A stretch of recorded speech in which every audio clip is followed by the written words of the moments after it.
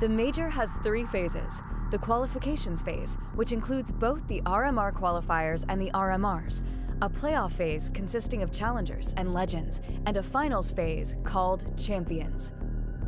The challengers and legends stages take place in May in France. For the challenger stage, 16 teams compete in a Swiss format across 4 days.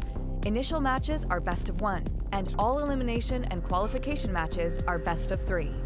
8 teams from the challengers advance to the legends stage.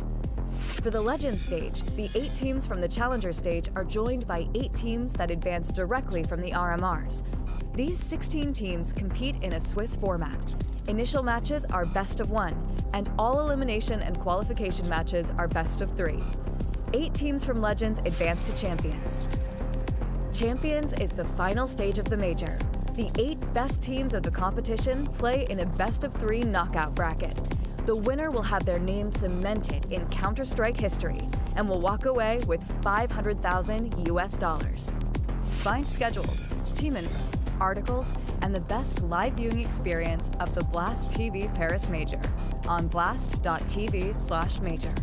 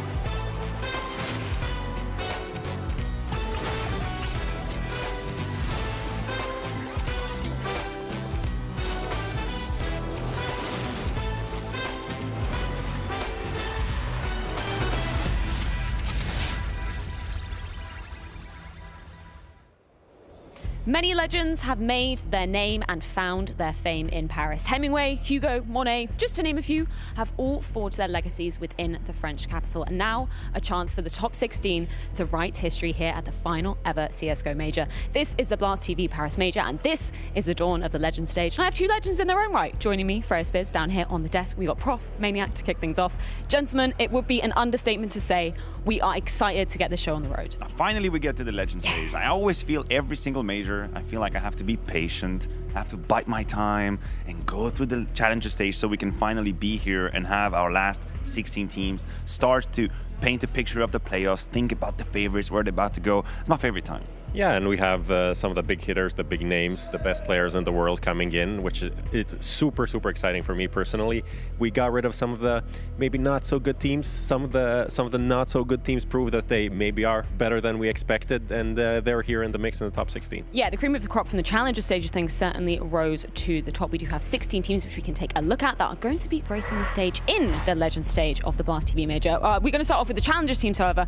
So, Prof, you can tell us which of the teams disappointed you coming out of Challengers. I mean, it's OG, Mouse, Fours. Those 3 come to the top of my list. Those are in my pickings. All 3 lost to GamerLegion, interestingly enough, and so GamerLegions are kind of the upset team, right, from the group stage.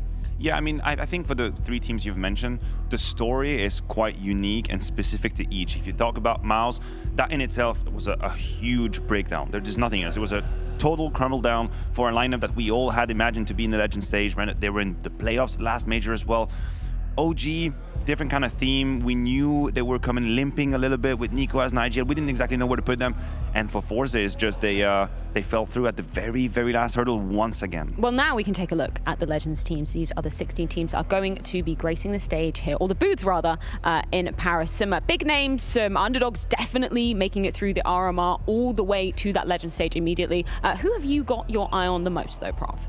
Oh, the big five, I think. Heroic, NAVI, G2, Vitality, FaZe. Those are the big five for me. These are the teams that I expect to see in the playoffs and challenging for the title. Then aside from that, I think it's ENCE, it's Liquid, FURIA, and then maybe a cheeky 9 up in there. Well, I think what's interesting is like who is going to ruin everybody's pick'ems and predictions and scenarios. Like who is it going to be? Who's going to ruin the party? That's what I'm looking for in this Legend stage. And Vitality, obviously, as well, on home soil. I'm so ready. The Frenchman, to be brokenhearted once again. You're ready to be French though, man, aren't you? I mean, today I'll be French for as long as I need to be, and then suddenly I'll be Swiss. Psych. Yeah, well, speaking of Swiss things, let's take a look at the Swiss group, because that is a format that we are going to be seeing here at the Blast TV Paris Major. Exactly the same as the Challenger stage going down on things. Of course, we've got best of ones to be opening up the day today. The teams are going to be playing 2 best of ones rather, which then if they go 2-0, they'll be playing a best of 3 tomorrow, Matthew. Listen, I know that the best of 3 is the pinnacle of Counter-Strike, and this is where we all have our eyes set on. But I just want to say for the viewers out there,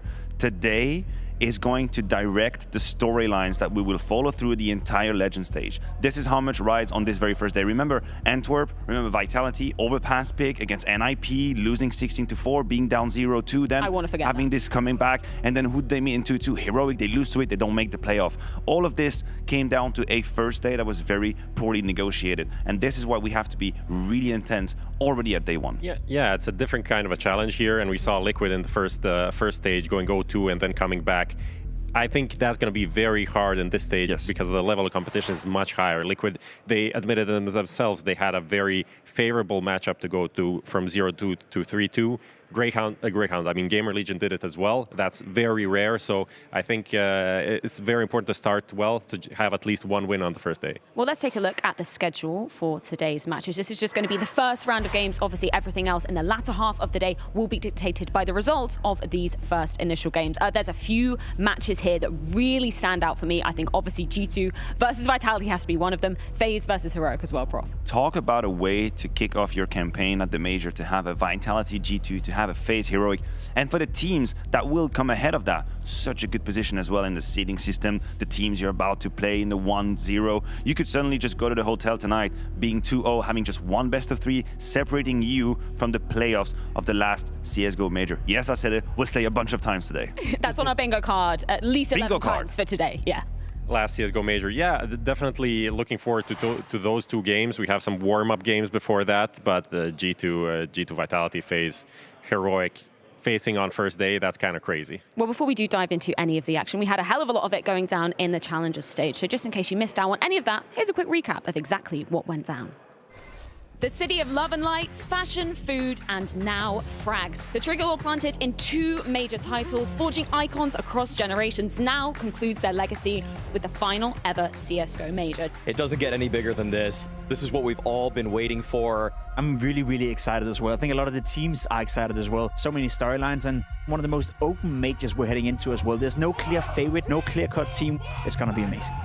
There's a lot to play for. There's a lot to lose. Challengers hungry to become legends and make it all the way to the Champions Arena at the Blast TV Paris Major.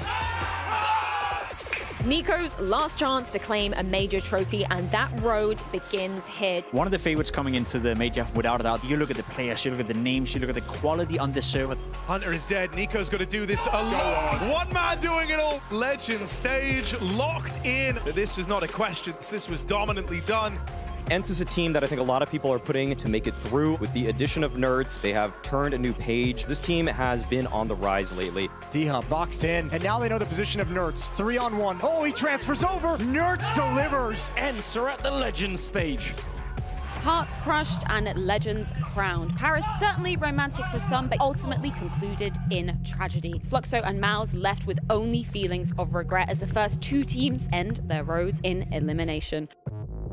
One last chance at survival and one more series to determine simply who will be keeping their heads above water. I'm going to need them to prove it to me. Kerrigan said himself, he doesn't know if he's going to get many more chances like this. But then the dinks come out from Rops. Brokey comes up to close this. Done. R4's in this one. Another set of legends steps forward in the top 16 of Paris. NIP, a team that is trending upwards. I think the level they showed us on the server was also decent. Config with the closer. The job's done for the Ninjas. With 3 wins into Legends, they've been sent. I think experience is kind of a theme that's behind Apeks. It's almost a story of redemption for these players to fight for the right to actually stay relevant at the very top. 3 more kills, make it 2. Apeks want that legend spot, and it's Stinko to take them there. Locked in. OG failing to make it through. So disappointing to see them crumbling. A valiant attempt for the Mongols. Their time in the sun is over. This is it for Hauserk's first major. It comes to a close, and the rest of Complexity as well. Do or die, fight or flight. No second chances today in Paris, as 6 teams will unfortunately become 3. None of them have ever made it to the Legend stage before. Today, that will change for one of these teams, and they will make history and become the first of either team to make to the Legends. GamerLegion, 2 kills away. Acor, his aim's got to be true, and he nails the shot. GamerLegion have done it. Legends, finally. Today is the test that I had been waiting for Monte. These guys are grinding online, and it's showing. But here he comes. Some Die Young flanks all the way as they will reach the Legend stage.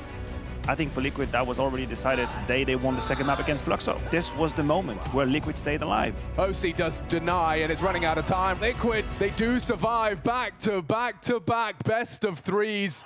Heartbreak for Forza, so close, and they let it slip, and it's going to hurt. Pain, devastation. I don't think Zevi ever left Nuke behind. I think it was part of the reason why Pain just couldn't do it. We say goodbye to Greyhound. They put their best foot forward in playing to win and not just playing it safe. We have all of the teams that are going through to the Legend stage. This will be the last teams to go through to a Legend stage in a CSGO major. The fact that some of the names that were already waiting make it quite an open situation. It's not a clear-cut case of who are the 8 teams we'll have in the playoffs. Holy hell, this is going to be one hell of a stage. The last CSGO major, I cannot wait. The Legend stage for the Blast TV Paris major commences. The road to glory began in that Challengers stage. 16 teams were cut in half. Some teams' dreams made, others unfortunately shattered. We can take a look at all of the teams that made it through that Challengers stage. As you were talking about, Prof, some upsets in their GamerLegion, namely the huge one managing to run it back after faltering in that first day, arguably in the best of ones. Yeah, that's a great recovery from them. And out of this mixture of international teams, Mouse, OG, they weren't really the one that people are picking to go through, right? So great from them, great performances for some individuals in the Force game, the deciding game, stepping up when it matters the most. Yeah, I think this was a story for GamerLegion, right? You could see the contrast between Force and GamerLegion during that last game, because on paper, I don't think anybody would argue you down that Force wasn't the favorite. Yeah. I mean, the players of the caliber of Zorti, for example, Shafi as well, but still, in that very moment, you could see that only one team was truly ready to put it all on the table and really grab the bull by the horn, and that's what GamerLegion did. Gentlemen, let's separate this into the good, the bad, and the hella ugly when we're talking about a recap of the Challenger stage. Let's start off with the good and, gas up some of the teams that we saw doing incredibly well during that stage. G2 has to be a name that's on our lips simply because some of the individuals looking amazing. Monte, for my money, looked absolutely incredible. Even Nico, with a bit of a slow start to day one, actually didn't end up mattering to them. Yeah, I mean, everyone is firing on G2. They did what they needed. 3-0, right? It's a perfect start. Literally nothing more that they could have asked for, and Monte delivering in such high fashion is a great sign for them moving on in this tournament. But it's just the start. I mean, G2 did exactly what they had to do, yes, and this is great. But you have to think of the teams they beat. Like, I don't want to be a Debbie Downer, but we're talking about Mongols, Complexity, Apeks. that at the list of teams that Apeks pushed them. got through at least. Yeah, I mean, they got through, indeed, but it's not exactly the highest of caliber. So I'm wondering how much of that total domination we're about to transfer into the Legend stage. Granted, this was the best way to kick off the campaign, but the level is just up one notch now. Yeah, they beat the teams that were in front of them, Absolutely. and they beat them handedly. So I don't think we can, have any negatives. No, I'm not holding it against them, but it's just a question of, hey, now in the Legend stage, let's kick it out a little bit. Yeah, definitely a step up. I think we should take a look at our Blast MVP, possible contender, because you've got 2 more hours left to vote for the Challenger stage MVP. And Monte, big man, apparently he's up, 76% of the vote. So if you want to rock the vote and maybe, I don't know, vote for Zorte, would he have more money? You're not really inspiring people to vote. If he's dominating, you should have left that on the side. We need all of you to go over there. That's exactly what everyone. I mean, right? If everyone that watches right now goes and votes for someone else, I think that could change the things. Are we really having a debate about who was the MVP of the challenge? Is that really up to debate? I mean, I love to include everybody, and your voice should be Everyone's heard. an MVP, though. But also, everyone gets an MVP. Is that like participation award and all of that? We're going to go into a deep philosophical debate early on. But Madden had such a great performance. Why can't he have MVP as well? But he's such a good IGL. Why can't he have You can go vote for Madden, because he's one of the 5 players that you could be choosing That is from. true. So get your phone out on the break and head on over to Blast TV. Just concluding the conversation about G2 as well. That was one of the most dominant T-sided performances I have seen from a team in such a long time. Granted, wasn't that many rounds, but they did what they needed to do. Yeah, and it is a lot of Inferno as well, but they have been the best T-sided team going into this. Like their win percentage on the T side is the best out of all teams.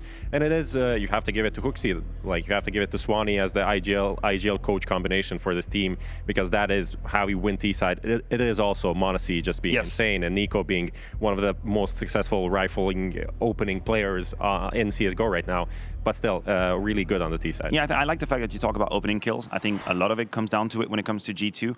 Most oppers, when you deep dive in the stats, struggle to find these opening kills on the T side. Most oppers don't even try it. Like a man like Brokey, for example, would have extremely low attempt on the T side, but Monte just doesn't care about it. Like he will keep up his rates even on the T side. Another team that we really do have to throw into the ring when we're talking about the good coming out of the Challenger stage is ENCE. And you mentioned Brokey, obviously ENCE managing to take down FaZe in that best-of-3 matchup. That was a really, really incredible series, and one that we say, is worthy of the playoffs, right? It's kind of crazy to see that happening in the Challenger stage. Yeah, that is pretty early on, but that also gives us something. Who knows, maybe they do meet in the playoffs later, and how does that reverse matchup end up going? I think I mentioned Madden. I think he was a key player for ENCE's victory here. He hasn't been really the standout player for ENCE for some time. He is the dedicated entry for the team, him combining with Snappy, and this series he was just not kicking heads, shooting heads, taking down FaZe, and just opening up rounds. So I think that helped a lot to make this upset possible. Yeah, this was a beautiful run and obviously an incredible upset against FaZe. Yeah.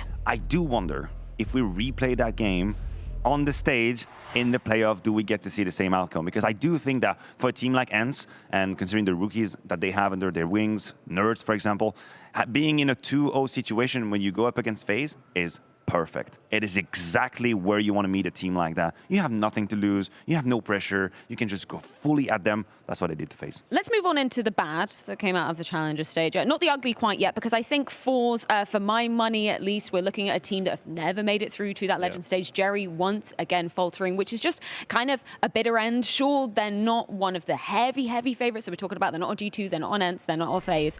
But the fact that Jerry doesn't make it through to a Legend stage, that's sad. It is very disappointing, but we also have to be realistic about this team. Yes, they have Zorte, who's now becoming a superstar potentially as an opper, but the rest of the team, they don't have the best, the strongest players, right? They don't even have some of the second tier, I would say, CIS fraggers. Like Aurora, I would say, has some of the better individuals in terms of rifling.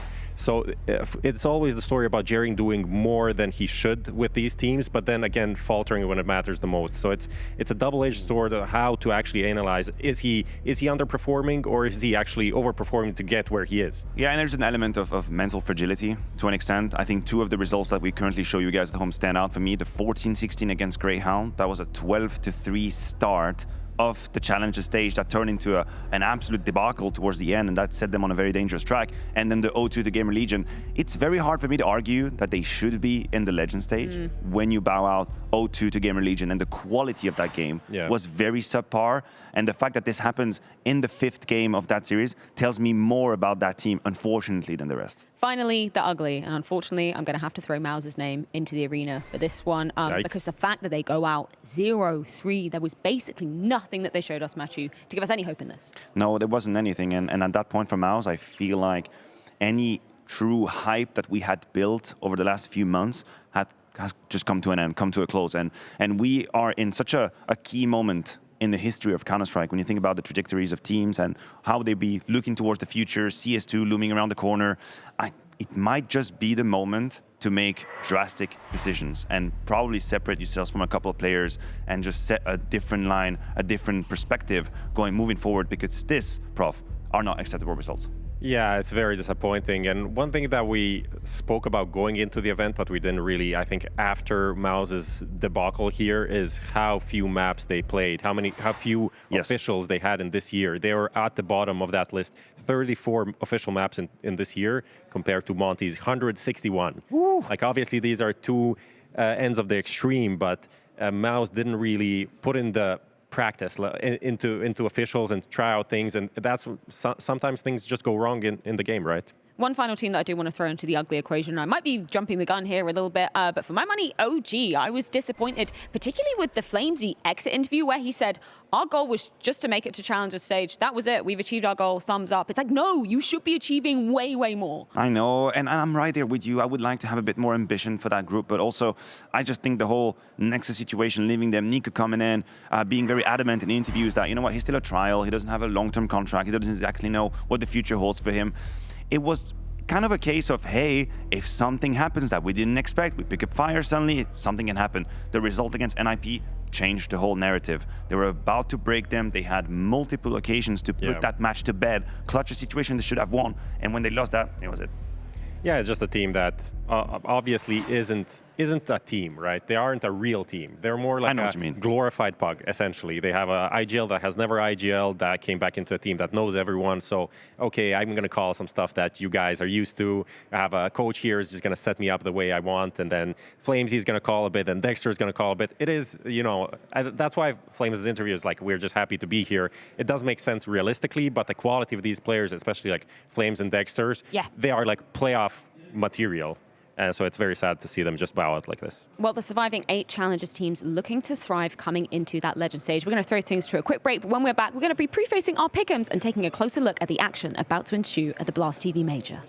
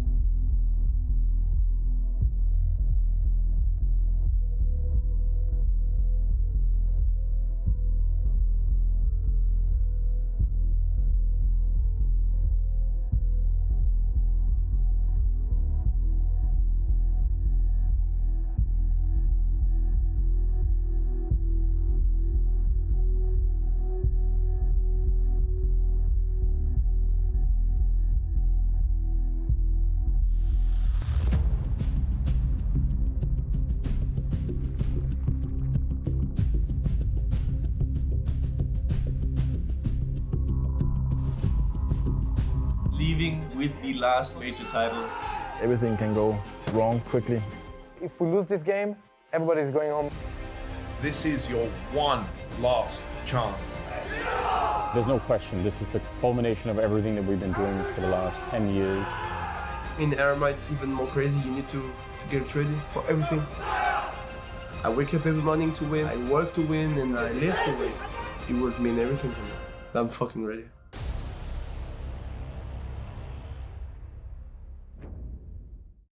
Our eyes firmly locked in on the Legend stage. 8 fresh FaZe teams are ready to be taking to the booths. All new 8 teams are earning their spots in that Legend stage and skipping over the debacle of the challengers by having an elite level performance back at the RMRs. And Prof, you were saying quite aptly that there are a lot of teams we expect to be here, the likes of NAVI, the likes of Vitality.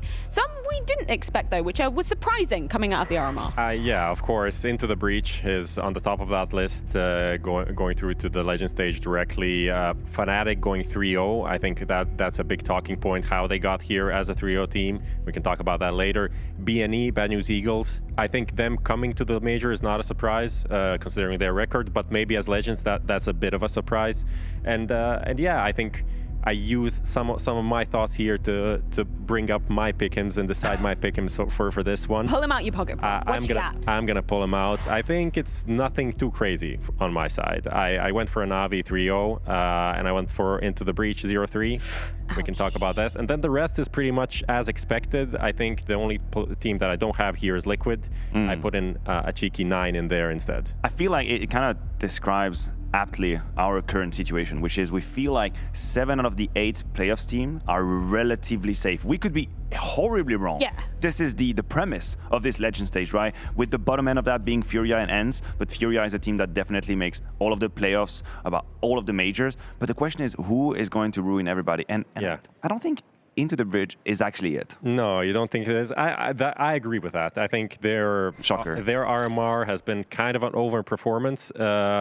Definitely Cypher, he was insane. He was a top 3 player at the RMR. I don't think that's going to repeat. Looking at his history, at most of the events this year, even them playing online tournaments, the CCTs, Cups and stuff like that, the Pineapple Cups as some like to call them, he was in the red most of the time. And then comes the RMR, he's top 3, and then he has a decent form now. So either he's something just transformed in him and he's now going to be a legit player, or that was a one-off kind of thing. And I'm banking on the first. And you really feel like today is the day where any hope for Into the Breach is actually being put on the table. Yes. It's literally an all-in. It's an all-in about 2 best of 1 where they can maybe surprise someone. Because in best of 3, who amongst the team that we have would I be ready to put ITB above in a best of 3? Really complicated. We just saw their RMR results on screen. How would you compare them to, say, a Fnatic, for example? We're looking at Fnatic and going, okay, that might have been one of the easiest routes. They didn't have to beat any team within the top 30. Yeah. Was there any impressive signs from Into the Breach there that, maybe they got something? For sure. Like they looked like a pretty decent team prepared on like a map like Vertigo. They had quite a few things, but I also think when Cypher is opening up bomb sites as well as he is, then everything becomes a lot more easy. And also Ralen was really good. Fnatic, on the other hand, yeah, definitely not impressed by their run at the RMR or online tournaments before or LAN tournaments before that. Like it's been quite a while since we had like a good Fnatic performance. Prof, what I'm hearing is that any team that has a UK player you just hate, apparently. I don't hate UKCS. Man. What's your problem with UKCS? You want to? Should more we address UK it? players than French players. There we go, Matthew. What do you make of let's that? have this conversation in playoffs, shall we? How many Swiss players? There's actually technically one. There But is I'm one. me. Yeah. I'm here as well. So basically, Vitality thrive. You're French. If they don't, you're Swiss. So you've got all your bases my double covered. passport. Let's pull up NAVI as a team to put under the microscope. Obviously, you put them through as 3-0. Why do you have so much confidence in them not dropping a series? Yeah, it's not like I think they're the best team here. I just think, considering they're playing GamerLegion first and the other 4 favorites are playing against each other in the first game, I think picking any of them as a 3-0 is kind of risky because those matchups are, I don't want to say 50-50, but definitely can go either way. And here we have NAVI against GamerLegion. That's a big favorite. I think GamerLegion is one of the worst teams in this stage. Yeah, that's kind of my banking. And they also have a high seed. So when they beat GamerLegion, they go into the second game, they're going to play the biggest underdog. Maybe someone makes an upset in the first round, they're going to play them. So that's why I'm kind of leaning towards NAVI. And listen, NAVI remains the pinnacle of consistency. Yes. That's just a fact. There are 2 teams across to 20 or 23 and even the end of 22 who have been always chronically at the very top is Heroic and NAVI. That is it. NAVI, what? Only semifinals finish at big events on LAN. Like, they don't fail. No. The limitations of NAVI, the ceiling of NAVI, don't come into play during the Legend stage. We're talking about a championship run, we're talking about playoffs, and this is where maybe we start to see cracks. And sometimes we see the best version of Simple as well, or the most consistent version of Simple when we come into majors. So, Prof, you are 9 out of 9 gang, firmly believing. Yeah, I mean, I was doing this before it was cool. Oh, well, we have to stop. Like, we have to stop. Before it was cool. We have to stop this whole, like, I'm going to hijack the broadcast. Like, this 9-9 thing, like, because you ego haven't trip, done that, Matthew, sort of have like, you? That's not your vibe. I'm sorry. You know what? Pull up my pick'ems. Let's have a real conversation. Let's all admit what we don't want to admit to ourselves, that we want the coin. People who say they played for the 9-9, it's just like a tricky way to let themselves off the hook. So if something goes wrong, they're like, oh, man, I played the 9-9, you know, I'm a lover of the game. Bull crap. You're lying to yourself. 3-0. I'm playing the coin. I'm playing the coin. 3-0. Bite me. Liquid 3-0. Because I'm going for the teams that will make it at the bottom 7. And if people are pretending like they're not doing it, oh man, I've heard some cognitive dissonance in my life, but that's one of them. I played a 9-9. But, okay, right, Liquid, I get the approach, I get it. I'm part of the 9-9 nation, didn't survive and thrive in Challenger stage. Worse. But Liquid, of all the teams, we're looking at a Challenger stage where they didn't have to be a single European team to make it here. How, so when G2 has to be Mongols and complexity to make it through, that's fine. But when Liquid does that, then that's a problem suddenly. Like we're just deciding on what foot we want to dance. Like when it's G2, it's okay. When it's Liquid, we have an issue. Like Fluxo, they had to be. Complexity makes This looks like a 3-0 team to me. I don't know what you're talking about, Freya. Y'all don't understand how it works. We're looking for the coin, okay? Stop lying to yourself. Okay, percentage hope that you might actually, you know, accidentally change allegiance and become 9 out of 9. My actual hope that I have 9-9 is about 2%. Right, okay. And I'm fine with it. Okay. I'm okay with that. Right, let's move on to your 0-3, because you did take that one seriously. Who yes, did I you did. put? I took GamerLegion as a 0-3 because I played some of the predictions in my head and I thought about the matchups that could happen in 0-2. And I thought GamerLegion, what are they going to be? You got a problem, brother? Ema's not happy about that decision. We had a GamerLegion behind us? Yeah, I just as you said, like, I took no him problem as with 0-3. He was walking here looking at you. He gave you the dirty what's it going to be? I'm going to be honest, you know? Yeah. You think I will mask my thoughts because we're on the desk? Yeah, they don't pay you for like Z-tier analysis. They pay you for the truth, They don't pay me at all. They pay you for the truth. Maybe they should. Maybe they should. You're doing one-on-one coaching if anyone's interested. Yeah, hit me up on Twitter. Shut up, Matthew. So no hope that they're going to actually make a series. You think it's an overperformance for GamerLegion to just make it here? Listen, no hope is obviously not the right way to put it. When you get down to 0-2 and you have a favorable matchup here, maps can come into play as well. There is a chance. But I just thought in terms of best of 3 and who I'm ready to give them a pull, and I thought GamerLegion would do that. And they're taking on NAVI first. That is not a pretty sight to be seeing. Yeah, it's definitely an unfavorable matchup right there. Like most of them are going to be, but NAVI, Simple, never missed one playoff in his career of a major, so it's going to be difficult. Can we bring up Matthew's pick'ems just one more time? Why? Because I believe, sorry, I'm going to keep on drilling this right home. I believe you didn't have 9 in your bottom row. Is that correct, or am I blind? That does sound correct. Yeah? Yes, that does sound correct. You had 9, yes. Correct? Cool. I didn't have 9. Fight. Tell me why you don't have them. I mean, okay, let's out of my 9, I have 9. Let me ask you a different question. Way, at least. Let me ask you a different question, Freya. Out of the 7 teams that I have making it through, now you, right here, right now, are going to tell me who I remove for 9. Go, come on, let's go. None, tick, because tock, I have tick, all of tock, them. Tick, tock. Who do I remove for 9? Let's go. None Time. None of them. No you don't one. put Liquid 3-0. That's my problem. That is my problem. But when I put Liquid 3-0, I give myself the mental comfort of knowing the 7 at the bottom. It's like, let's go, let's do it. I feel like I should have stepped in here just bullying Freya for no reason. No, because you try to put me on the spot. What are you going to do? What are you going to do? Put me on the spot. Like, 9 is not here. Well, okay, who do we remove? Who do you remove from mine? Remove FURIA. FURIA? You mean the team that's never not made playoffs since Major came back? What kind of these statistics? Blah, blah, blah, blah, blah. Doesn't matter. They played some, I don't know, easy teams last time. Did you have FURIA in your bottom row? Yeah, I did. Oh, you do have FURIA. I don't have Liquid. This is getting more and more interesting. I'm loving this whole conversation. This is looking great for me. These guys are, these guys are also looking great. I mean, they're looking pretty solid, not going to lie. FURIA, kind of a change up. For me, why I see them maybe faltering is this whole we changed our style thing. And how is that going to develop develop? Are they going to stick to it? Is it going to be like, oh, panic mode, two losses in, and we need to like, Nico IGL kind of mode. We need to go back to what worked before. And we saw some of that in Rio as well. I think in their matchup in the semifinal that they lost to Heroic, there was kind of defaulting back to like super fast plays. I mean, it will remain part of their game style, right? To have the fast play Counter-Strike. I do think we are overplaying this narrative of FURIA's change of playstyle because it happened before we noticed. I think the narrative took time to catch up with what FURIA was playing. Like we all kept with our, FURIA is just rushing with W Nation. And it's like, actually, they had already sort of put some water in the wine before that, and now we're catching up. And yes, it's the fast Counter-Strike is going to remain here, and they have to be able to use it as a weapon. But it's been a moment since they toned down a little bit the pace. Matthew, time for you to bully me even more, because I'm going to bring up my pick'ems. I've got the same 0-3. I put GamerLegion, unfortunately, in that spot. But I put Heroic 3-0. That's a good pick'em.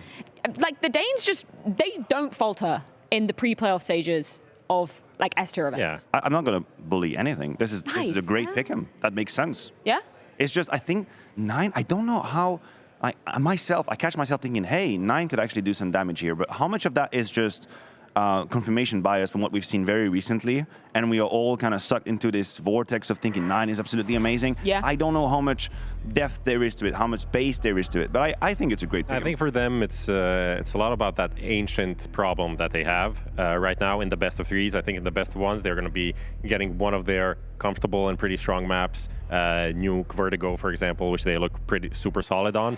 But then if they go in the best of 3 against the wrong opposition, the map pool is not going to align properly. Yeah. Maybe then after that they play, a G2 or a FaZe that goes into a 2-2 pool. Then things become complicated for them. But I think they can make it quite easily, but it can also get super complicated. Let's talk about the Deadly Danes that we just saw on our screen as well. Obviously making it to IM Rio, the grand final. They're faltering to Vitality with that too. But I don't think, for me, that bleeds any kind of warning signs, because Heroic have been consistently one of the top teams for quite some time now. Absolutely. They're extremely consistent. And again, the same conversation as with NAVI. Some of the ceiling and some of the flaws that we sometimes notice about Heroic aren't supposed to come to play today. They're supposed to come to play when we get to the arena, and very possibly in the grand final. We have to realize they're sitting at the top. They're currently on the throne that is debatable, but they are on the throne of Counter-Strike currently. And so the question is not whether it's going to happen today, it's more down the line. They have one of the most stacked and distributed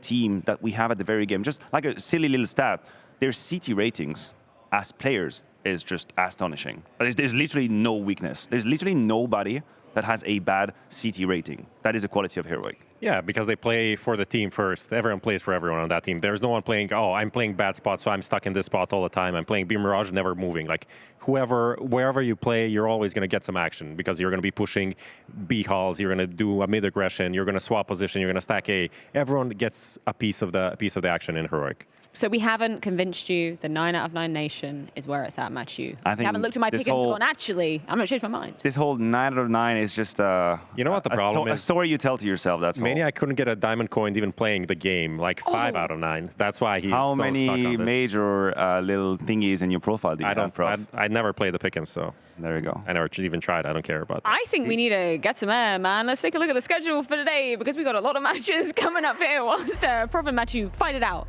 just behind this beautiful graphic. Of course, we're beginning with these best of 1s. We've got an A stream and a B stream going down simultaneously. But over on the A stream, we're going to be kicking things off with GamerLegion versus NAVI.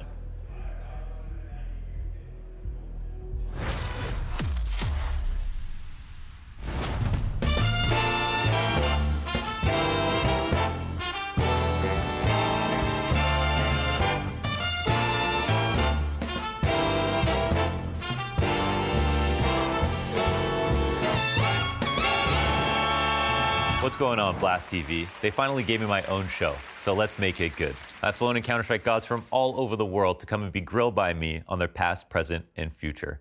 We've got interviews, great moments, and finally, all new gauntlet map made to test the skills of our upcoming guests. Welcome to your new favorite televised vacation. This is The Launder Show. So Dupree, amazing to talk to you so far, and I want to talk to you more, but first, I'd like to go and watch some clips, and then we can continue this conversation. I want to see if we can jog your memory here, so we get the clip from the demo itself, but you already recognize it, don't you? Yeah, I mean, from one thing is from the skin. One is that I'm playing the op right now, and on the T side, so it's me main opping and it's against SK. And the reason why I was playing op was that the device was sidelined because of personal reasons. Yeah, it was just crazy. I'm in a situation where I need to clutch you, and I start spamming the smoke, and I just remember the crowd going crazy. Cold Sure runs through, and I just like la la la la, and then everything just went crazy. You were kind of forced op, but then you continued opping, of course, and you had a great tournament. This tournament, I had a really good tournament here, and then I thought, so easy opping. We went to a major at once. We had a discussion within the team. Device actually felt like playing a little bit of rifle. I was like, sure, I've been doing pretty well on the op and this tournament, so I'm just going to continue.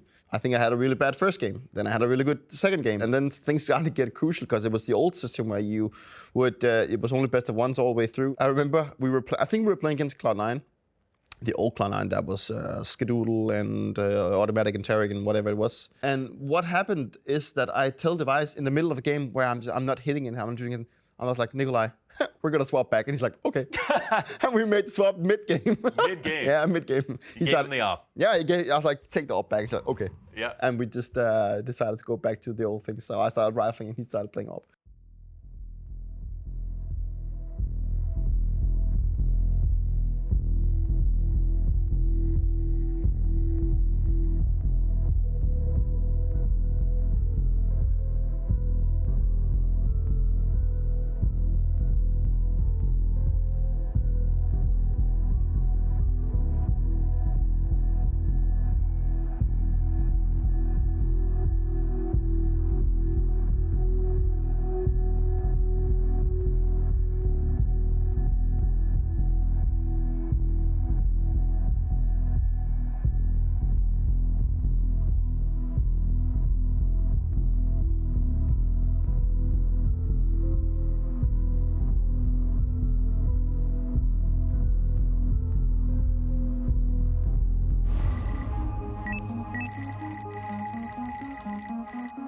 Rules are meant to be broken. Forget everything you thought you knew. This is where everything changes. New histories will be written. A major future redefined. The time has come for a major evolution.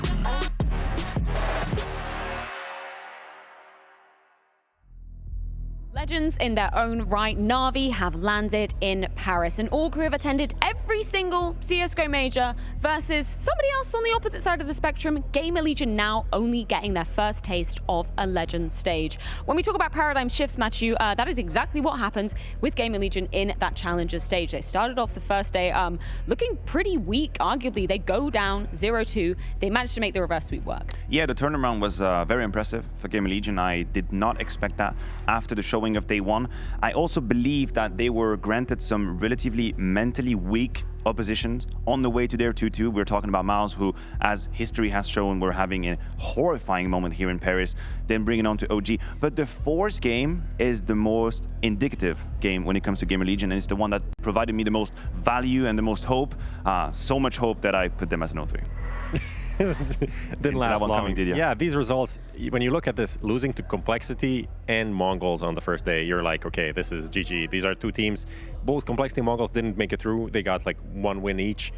Mongols, a lot of people picked them as 0-3. This is the one win that they get, and then GamerLegion went on to beat Mouse, G2, Force, like all three. Oh, definitely not G2, OG. OG, not G2. That would have been crazy. That would be crazy. And then we could talk about them being favorites here against NAVI, but that wasn't the actual case. I think Ime and Acor, classic like 2-star players for this lineup, but in that deciding Force game, it was Kiaz who was delivering insane numbers, holding down, anchoring, acing, doing whatever he needed.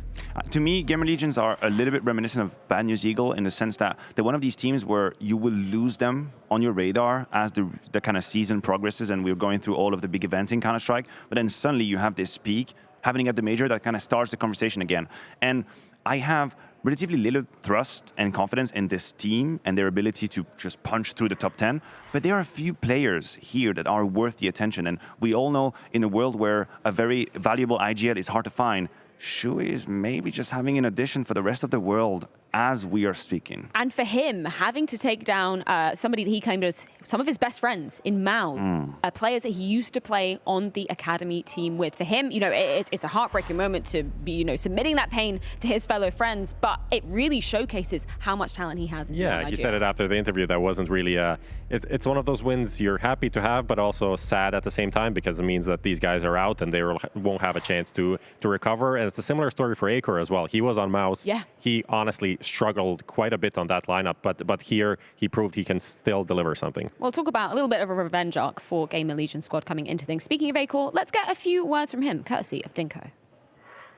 Good to have you here for the Legend stage, Acor. Good to see you guys in the second stage of the Major. I just want to talk to you about, you guys had maybe a little bit less time to prepare considering you had to go through in the last game. So you have NAVI in the opening game, not an easy opponent by any means, but what is sort of the discussion you guys have had in terms of how you want to approach NAVI? We've been trying to prepare for them for like the last, we only had one day to prepare for them, but yeah, we've done what we can, and yeah, we'll see where that brings us. Now, it's a unique problem trying to figure out how to go up against Simple. We've heard some operators talk about they look for AWPing patterns of their opponent. What have you kind of prepared for Simple? We have we had an idea of how he's playing, and yeah, I'll have to see if I can manage to find a way to beat him. Now, we have seen you play really well in comparison to the last 3 months. Your rating's much higher in the Challenger stage. What sort of allowed you to come back to form? I tried to focus a bit more on myself instead of the team, which might sound like a bit of ego, but I felt like I needed some change, and coming up to the Major, this is the time to change now, and I tried to change up my way of playing, and I think it showed a little bit that it definitely helped a bit. Now, we've seen you guys go down 0-2, lost to some teams you really shouldn't have in that Challenger stage. What sort of started to click and come together towards the end? Yeah, going down 0-2 was not that great for us. We came back and played really great games from that, and we just continued doing that. Yeah, what sort of was the reason for that? Did you notice any noticeable differences that allowed you to play better? I feel like the team as a whole kind of stepped it up, and everyone would take initiative, and it was more like in the game and not distracted, or how you can say it. So everyone being here and ready for the games is what made us happen. Doesn't sound pretty simple when it comes to it, but we've got to get some props to him. Yeah. And then decided to play better. And then we decided to kill some people, plant some bombs, defuse some bombs. Won some games. But for him, great individual form, alongside EMA as well. You were mentioning them as kind of, the 1-2 punch of GamerLegion. Yeah, definitely. They're looking great. Every team needs that kind of a good rifler, AWPer combo, right, to deliver. And going into this tournament, they weren't that hot, as Dinko was saying in that interview as well, right? And that's why a lot of people were kind of writing them off. And when the first 2 results came in, it was like, this is exactly what we expected. Like, Shui is a very promising in-game leader, wasting his time here. But then they managed to turn it around, which is pretty nice for them. Acor has got to be shaking a little bit in his boots, though, because he's coming up against none other than Simple. I feel like, he was just saying, yeah, I'm going to have to face him. That's something I'm going to have to deal with him. How is he going to deal with that, though, Matthew? Yeah, talk about a tough matchup to go up against Simple. And when we like to play these head-to-head little games, it's not a question of how many times they're actually going to face through the game, because depending on game plans, it might not happen too much. Yeah. It's in terms of contribution to the team that we compare these two, and obviously it's night and day. I will argue that Simple has looked mortal towards 2023 compared to his usual standards. You look at some of his ratings, like specifically the T-side rating of Simple has been 1 or 2 level below what he's supposed to output, but we know that we're here at the Major, and that famously this is a moment where he peaks, and it's not looking great. Yeah, I also think the eye test that I am Rio is also pretty positive on Simple. Like, it's looking better. The start of the year was pretty dire. It's like, this guy, this is Simple, but it's also not Simple. It's not the guy that we see delivering this unreal clutches and just getting openings here, left, right, and center. I think the form is in a right trajectory, so that's why I'm pretty keen on Simple on this event. Yeah, I think that's why we're looking at him, as you know, obviously the GOAT of CSGO. There's no doubt about that. But when we're looking at Navi as, I guess, a fuller frame, a bigger picture, that's where we wanted to see more improvements, right? What is your temperature check on Navi coming into the mid part of 23? Well, I would argue that the resurgence of Simple's exceptional form can also be related to Navi finding structure and finding the game that they want to play and where they feel comfortable in. I remember seeing Simple at the very beginning of the year when they were trying to implement MPL, struggling. And you could see that he didn't exactly know how to position himself, how to behave on the server, what risks to take, what risks not to take, because as exceptional as he is as an individual, just like Zywoo, just like Nico, you need to know the frame in which you are operating to make the best out of your talent. And this was definitely not the case of Simple at the very beginning of the year. And now I believe that they're ramping up, both as a team, structurally, but he as a player knows and feels again how to make the difference. The balance is needed for every great team, but also star players are players that will step up when things are going bad. It's like, okay, I'm gonna do the play that's gonna win us this round, and maybe he was overstepping that mark because he was trying to win unwinnable things, because he is used to his team winning, right? It wasn't okay what was happening. It was like, okay, I need to go for this insane play that has like 30% chance, but that's the only way we win this round. We've also got to throw Electronic's name into the ring too, obviously stepping up to the mantle, taking over that role of in-game leader in the mid-portion of last year. We heard Blade even saying he feels like now he's a better in-game leader than Boomage. That's very big props. That is a big prop. I mean, I wasn't like a fly on the wall when Boomage was IGLing, so I don't think I can really comment on like his quality. But what I am very happy about is that the sort of trend that we saw from Electronic after Lisbon, which was a very quick downward spiral, has stopped and has shifted in a different direction. And I am so happy for that, because I was one of the few people out there being completely heartbroken to see a player with the quality of Electronic, which is arguably one of the, let's say, 8 best players of CSGO of all time, very easily. And he had a moment where his individual form was so impacted by what he had to do on the server that I thought this Navi will never work. And now actually made a liar out of me. He's once again finding a huge impact as an individual. He's knowing how to activate himself on the T side. He has one of the best T side rating of Navi. And this is why they are deadly once again, because he is one of a kind as well. Yeah, the whole story around Navi for me changed at the RMR. That's when NPL top the scoreboard for Navi over Simple, over Electronic. And then it seemed like, okay, if this guy can do this even at the RMR, even at just one event, then there is promise. Like, until that point, it always felt like NPL is just a guy he's there. He was the guy that we brought from the academy because he was free, he's Ukrainian, but it didn't feel like he fits or that he belongs in this level. But that showed that there is promise. Well, you mentioned NPL's name. Let's get him on the mic, courtesy of Dinko. I'm here with Nipple ahead of their opening game here at the Major, and yeah, that's what I'm loving. I've loved the little secret nods to the Nipples we've had so far. But welcome to your first Major. How confident you feeling coming into this? I'm feeling pretty confident. I think my team also feeling pretty confident, and we'll show good CS, I think. Now, we've seen your best performance yet at the RMRs. It feels like you played really well. Do you think that's how you play in practice, or is there even more that we can see from you? I think there's still a lot of space to improve because I'm still making mistakes, and we just have to play and I don't know. We have to play and see what we will receive. Now, you started Navi very young, right? And you have to try and improve as quickly as possible at this level. So for you, what has been the biggest improvement you've seen in your game since joining Navi? I think I started to understand macro situation on maps better than it was before in NAVI Junior, for example, because I'm always working with Blade, and he always tried to teach me something. And at the RMR, what sort of clicked for your performance? How can we get that Nipple performance again? I don't know, just cheer for us, and maybe that's it. Some motivation from behind. And I just want to ask you about the practice leading into this event. How did the practice go for Navi? We had 2 weeks of boot camp, maybe 2.5. Yes. Did it go well? Yeah.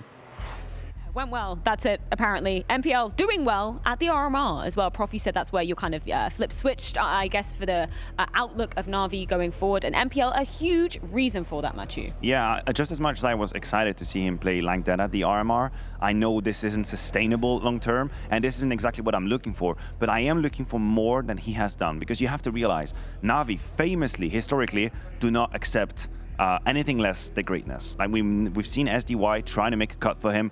That wasn't going to work. And now, as I said, we are finding ourselves in a very specific moment in the history of the game. If you're NPL and you aren't convincing, and CS2 is around the corner, you will be cut. That is it. They have seen something in him, but Navi is not going to give you a year and a half, or 2 years to come into fruition. So I do think we are finding ourselves in a very specific moment for MPL, and he has to fight for his spot. For sure.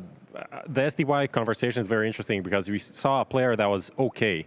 He was definitely okay in Navi, and he got replaced because of the whole situation and the description by Blade being like, okay, this is a guy that's okay now, but we need someone that's going to be great tomorrow. Better great tomorrow than just average and just like on a downturn. SDY, maybe he does have more in him, but Blade wasn't banking on that. He's going to go for a young guy. And when we talk about the MPL conversation too, we're looking at a moment in his career that he is going to be feeling the most pressure, right? You are in a server with major winners all around you. You weren't on the team when they lifted that trophy, right? He has got to be performing here. Oh, definitely. And this is where we, I guess as a community, we get to learn a bit more about MPL, because the major is a unique moment in the calendar. It's a unique moment in a career. Hell, we are here at the Legend stage now. You have to realize they're coming in cold. They haven't played before. It's, once again, a day where you can end up 2-0, you can up 0-2, and your trajectory is going to look much, much different. So I want to keep an eye on NPL. I want to see how he's behaving on the server. Is he taking risks? Is he assertive? Or is he, in a way, being, I guess, attacked by the game? And this is where you see the difference. Well, we can see the video. Oh, we got live pictures as well. Here we Come go. on in. Any expectations, any hopes, any dreams? I don't know. We're going to end up in the middle ground. It's going to be kind of a handshake. Probably. Maybe I an just Inferno, absolutely hate the conversation. maybe an Ancient. BO1 Vito is probably my most hated moment, if any broadcast. Like, oh, I think it's going to be somewhere in the middle. There's going to be gentleman's agreement. Now you ban Vertigo. Are you surprised? Ooh! The crowd goes mild. Okay, Navi removed Ancient, even though they've been looking like an Inferno. They've been pretty good on it, but I think they're just respecting GamerLegion also being pretty good on it. They don't want to go into their comfort and just want to flex their map pool, which, to be honest, that's the thing about Navi. We're not really sure what their map pool is. They've been playing a lot of like Inferno Ancient, but now we go to Mirage, so that's cool, I guess. See, I feel exactly the same way you feel about Vito in general. Because it doesn't matter in this kind of it's a best of one, and it's such a disparity between these two teams, and it's not like a super weakness for either, right? So it's just like, okay, who's going to perform? Who's going to show up? Who's going to be louder? GamerLegion, apparently. I was worried that Kios was going to lose his voice after the Challenger stage. No, he said he had decibels left. He should prove that. Apparently he has invincible, whatever it's vocal called. cords. Vocal cords. Yes. Man, he should be a singer or a talent. You can call me Matthew Maniac Thesaurus. Yeah, there we go. These are the matchups. Mirage, 40% win rate for GamerLegion and 83% for Navi. What does that mean to you? But the thing is, I do believe that Inferno might be a better map for GamerLegion, but they expect Navi to be worse on in Mirage. And that's my problem. I think the philosophy, the mindset going into the Vito is a bit complicated, because you play against a team like, you cannot afford to play your good map. You think that you have to play their worst map. And that in itself, I think, is a tricky kind of slope to be on. I don't think GamerLegion are going to be getting the advantage in the Veto anyway we're looking at it, right? That's not what they should be bringing to the table. Do you have, are there any potential win conditions for GamerLegion that you feel like they could pull out the bag, maybe hope? We were talking about like Navi being the big favorite, but why is the playoff arena called the A-Core Arena? Tell me about that. Man, truth. I wonder if you put that in your unicorn predictions, because we're going to take a look and see if you put your money where your mouth is, Prof. No, How you pick GamerLegion? No. So you think it's going to be the Navi arena?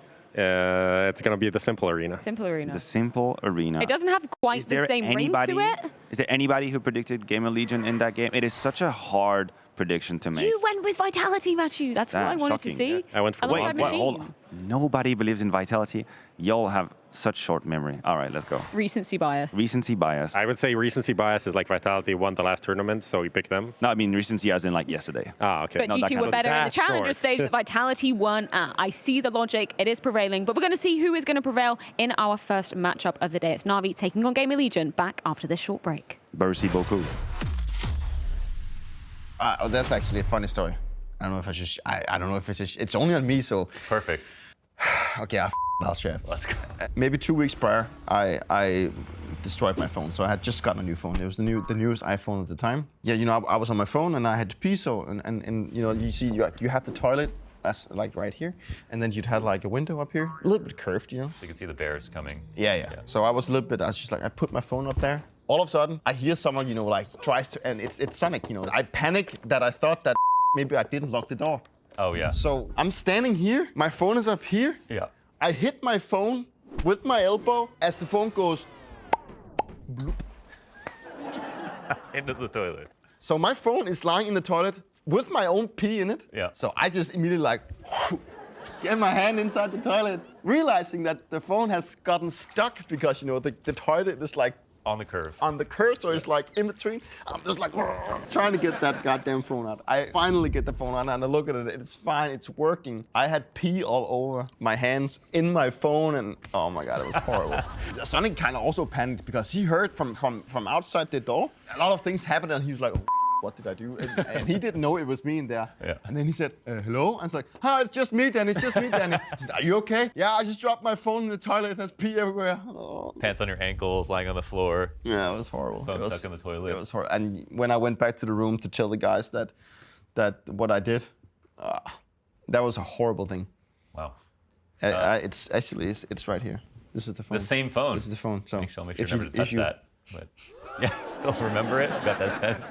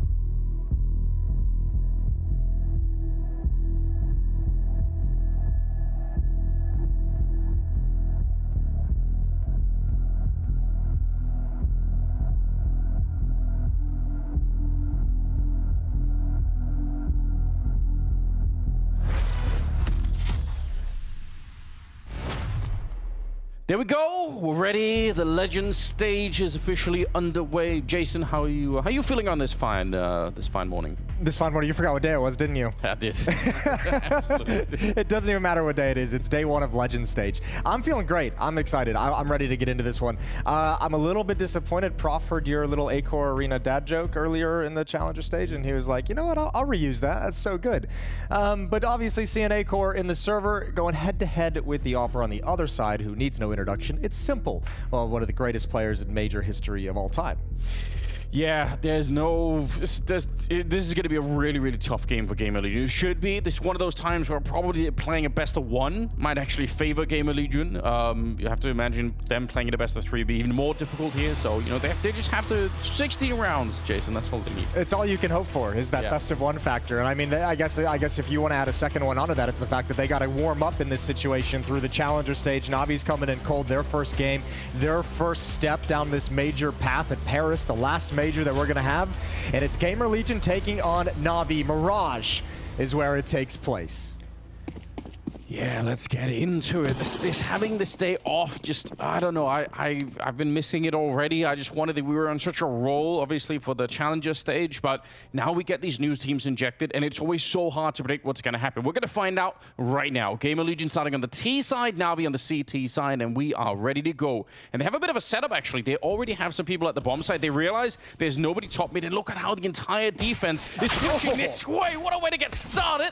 First kill of the Legend stage, and it goes to Electronic. Bit there to follow it up, and it's a 3 versus 4. Yeah, but he's got to get back up over towards CT spawn. Acor's already taking control. He knows Bit's tucked into the corner. There's Perfecto at range, but Bit is already gushed. He can't peek. And look at how far they're holding NAVI back. This is going to take so long. That's a critical kill. What a round so far from Bit. Acor and Isaac blocked into the bomb site. Yeah, they can't really escape. They have to try and fight their way out. They're grouping up to do that. This is really smart, but they just can't find them. Simple shows up, and that's going to be the end of the round. Look at both NBL and Bit. They're so low on health.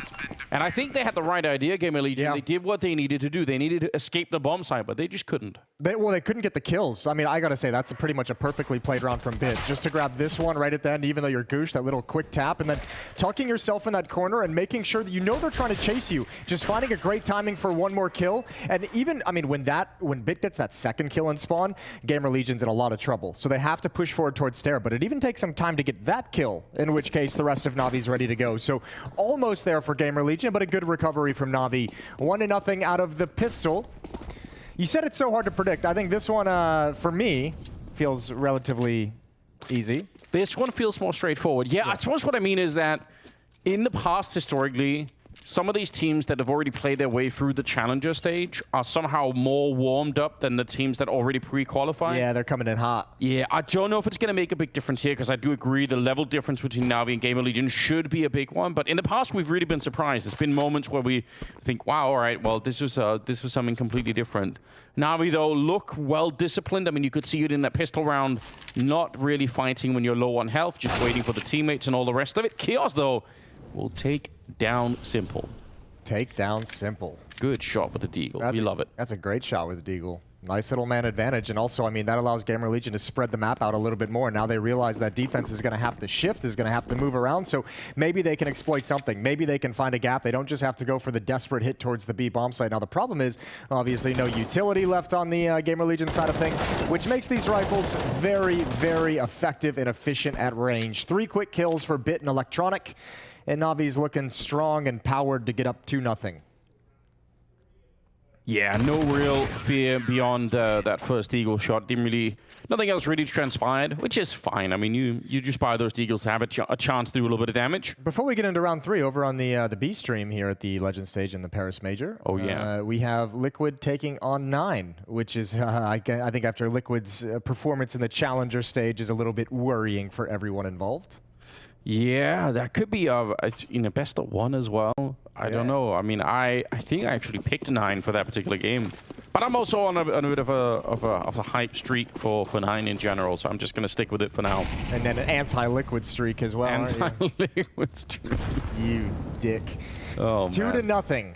Molotov holding this hit at bay, but here it comes right after the fact. GamerLegion going for a timing. Counter utility is out. Another opening kill for GamerLegion, but they've made no progress. They've moved forward not at all. Cut off by utility, and Navi respond with 3 very fast kills. Yeah, that really got shut down, and that's in spite of the fact that, again, Navi don't really have that much to work with in this round. It's a bit of a bonus round for them. Obviously, it's the 3rd one, so you know they're not going to have the best equipment going into it. Bomb is on the ground. And Isaac and Acor with 2 AKs.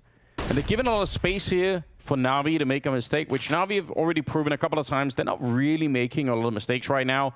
They're not that aggressive, trying to stay real far back. The bomb is on the bomb side as well, so they just know eventually these 2 players will have to show up. That is an impossible situation. GamerLegion used all their utility to get the execute out in the first place, so you have no real cover. Okay, I say impossible, but Isaac, that's 2 very nice headshots. Bit and Simple go down. Perfecto and NPL scratching their heads. Gotta pick up the pieces. Utility at hand. Isaac's brought very low. It's even more desperate at this point. Yeah, it is. He does actually make it out of the smoke, though, so maybe a chance still. about 27 seconds. He might be very, very low on health, but just needs the one headshot here, maybe for it to work out. Acor goes down now. I think, yeah, he's unfortunately too low to have any extended fight going into that one. So Perfecto will step it up and get a triple. Yeah, dangerous though. Very dangerous. You can see some of the skill, the individual skill. Isaac brings this right back into a winnable situation despite the initial calamity. So 3-0, and that bonus round doesn't give too much of a bonus with only 2 players surviving. But Perfecto with a triple kill in the round. And yeah, even though the opening kill comes out, I mean, with all the utility, the Molotov, the counter Molotov at the top of ramp, Simple's more than happy to jump up and peek and actually take fights. Multiple Navi players fighting at the same point, and they shut that down. Got our first Bliat of the day. First of many, no doubt. 3-0. Yeah, I mean, the fact that it even got close to being a bit of a comeback into that round is a little bit surprising, but well done on Isaac for getting some of those kills. Obviously, behind the spray up from the Palace, that's sort of what set it up and made the first player, I don't actually remember who it was, but walking out of shadow. A little bit of a nice trick. Sometimes you can trick people into peeking if you're just emptying an entire magazine into the air like that. But this round, Galil's, a Tech-9 and a Deagle, and really not that much to work with. No, the plan helped, so they're able to invest a little bit just to try and get some kills, try and keep Navi's money honest, try and keep it from growing as much as humanly possible. Again, though, it's utility. There's no smokes left for GamerLegion once this goes out, so it's going to be straight heads-up fight. They might just want to pop themselves through this smoke, utilize the Tech-9 to create some space, and that's exactly what's happened, but it's Suhi to lead the way, and he gets nothing done. Bit doing great work from Dark. Nobody else is able to gain any ground. A nice chime in from Electronic, and all of a sudden this hit is stopped cold. Yeah, very cold. Emma's going to pick up a couple of kills at the very least, again, just to make it expensive, and Isaac is there. Again, if he wasn't so low on health, it would be a more doable clutch. But, I mean, this is actually pretty important, right? If you're going to start to fall behind, at least do the damage to that CT side economy. At least make sure that you're keeping Navi a little bit honest. But I've got to say, that promise of being warmed up for the Challenger stage and coming into the Legend stage here, that already feels gone, right? We're not getting that power explosion from GamerLegion that you sometimes see when these two, different teams meet. That's not what, and Navi seem very, very focused and warmed up right now, so that's probably a really, really bad sign if you're GamerLegion. I felt like all the teams coming into the Legends stage that didn't play the Challenger stage, I had the most confidence that Navi was going to be ready to go right out of the gate. Simple with an opening kill with the off. Electronic chimes in as well. Simple goes a little bit too wide around the gap of the smoke. And now Kiaz tries to take advantage. You know the defense has got eyes elsewhere. Bit underneath. Nice shot. Headshot from below so quickly. But Isaac has been the one to provide a couple kills to recover things. Let's see if he's got it in him again here at A ramp. No. He's already walking away. Yeah, he bailed out. Another 2 versus 4, right? Yeah, and these are not the rounds that you are expecting to win if you're like, you would like a round where you start off in a 5 versus 4 of your GamerLegion here. You get to make some tactical decisions. Well, those tactical decisions that you feel like you're going to get to make and you've called out a spawn just get kind of taken away from you when Simple gets a pick in middle and Electronic adds in another pick onto that, and right out of the gate you're 3v5. Whatever tactic you wanted to run is not happening. It ain't happening. It's busted up. And this is a very difficult position to clear out. Yeah, it is. Even though everyone knows of it, but you have so many other angles to check typically when you're coming in here. Could see Isaac is even kind of crouching in for it, and even then, he's just not quite going to be ready. Suhei is on his own, and in a 1 versus 4. So it'd be a miracle if he could win this one with 30 seconds left, and not going to happen. MPL will take him down. It's a 5-0 lead for Navi to kick off the best of 1 with. Might be time for a timeout if you're GamerLegion. Talk things over at 0-5. No plant to have the full losing bonus, but not enough money to scramble together like a very strong buy. It would be a lower half buy, missing some utility, but a conversation certainly needs to be had. Navi's feeling very comfortable, and the most that you could say about GamerLegion is in a couple of rounds they've just been able to make it expensive, right? We haven't seen them yet really fighting for a round win quite yet. How far does Navi go into this tournament, Jason, in your opinion? Where do you have them? All the way to the grand final? You want me to tell you honestly, or you want me to lie to you? Lie to me, Jason. Okay. I have them getting knocked down in the semifinals. If I'm honest, I have them winning the whole thing. Damn. All right. I'm putting all my faith. I'm putting all my chips on Navi. I'm putting all my faith in Simple. It's not a bad thing to do. You know, there's just some I have just this weird gut feeling of faith in this Navi team. I have a lot of respect for Blade. I think obviously Perfecto and Bit are fantastic pieces. I think Simple and Electronic, probably one of the best 1-2 punches we've had in the entirety of CSGO. Simple, the greatest player we've had in CSGO. And I draw the parallel to going into Stockholm, where the rise of Bit kind of really kind of encapsulated the level that Navi was able to reach to win that major. There's been a rise in NPL since he's joined this roster leading into this major as well, where he's starting to feel more comfortable, and I'm looking at it very similarly, where I'm just like, this team is going to peak real hard in the playoffs. And we have seen Simple perform at a worse level than maybe what we're used to. So if that goes back to... Which is scary, because his worst performance we've seen in a while is still like, what, the second best player in the world? Sure. I mean, but that's what I mean. You know, like if he returns to sort of career high Simple, then... That could be really horrifying. And I must say they are playing really disciplined Counter-Strike right now. Well, and I remember one factor about Simple as well is like this guy lives for like the most pressure matches, the most stakes in the matches. Like I feel like Simple doesn't really show up until you get him into a major stage. Yeah, I don't think that's wrong either. I like it, Jason. You know, sometimes you can't explain. You just have this feeling, and you're like, this is it. You know. Could very well be. They're definitely one of the 3 teams I'm looking for as well. Bit with a great spray down. Even if they only have pistols, just a transfer between all 3 of them. He should be dead. Beautiful. I think 9 out of 10 times he's dead in that situation. The fact that he gets all 3 is actually pretty crazy, all things considered. I don't think it would have, even if he goes down, I don't think it turns the round for GamerLegion to actually win it out. But the fact that they don't even get into the bomb site, can't even challenge for a plant, is really, really well done from Bit. I think from my point of view, there was a moment in time. All right, Sue. Yeah, do some more damage at the very least. Again, don't shoot your teammates through. There was almost some collateral damage happening. Oh my god, okay. That's pretty cool. There was a point in time where they had Electronic and Bit and Simple all playing at this really high level that made Navi actually look undefeatable. Like, it just seemed like there's no one else in the world that had a trio that could work like that. So, I mean, if that's going to be back, I would say they're instantly a contender to at least make the grand final. Yeah, and I mean, Electronic is very individually impactful, even in the in-game leadership position, which is such a benefit to have. Yeah. Wow, how many more nice things can we say about Navi? Yeah, I know. That's we've really, really opened this up in a pro-Navi angle. Oh, well. Oh! That's it. There's the Dream's dead. Second Bliat of the day. You just feel like an idiot when you're jumping around like that. But you know what? Nothing really happened. And yes, that is the greatest player in the world. He's human like us. Feels good, doesn't it? Although, to be honest, Simple's, you know, ability's never really been about the movement or even the crosshair placement at times. Like, it's not what it's about, is it? There's some other X factor. And we can blame that on NPL too. Yeah, we can. It's good to have a scapegoat for the GOAT. Nice. I'm glad you've carried this over to the Legend stage. Missed shot from Simple. Isaac with another good headshot. Oh, there goes Perfecto.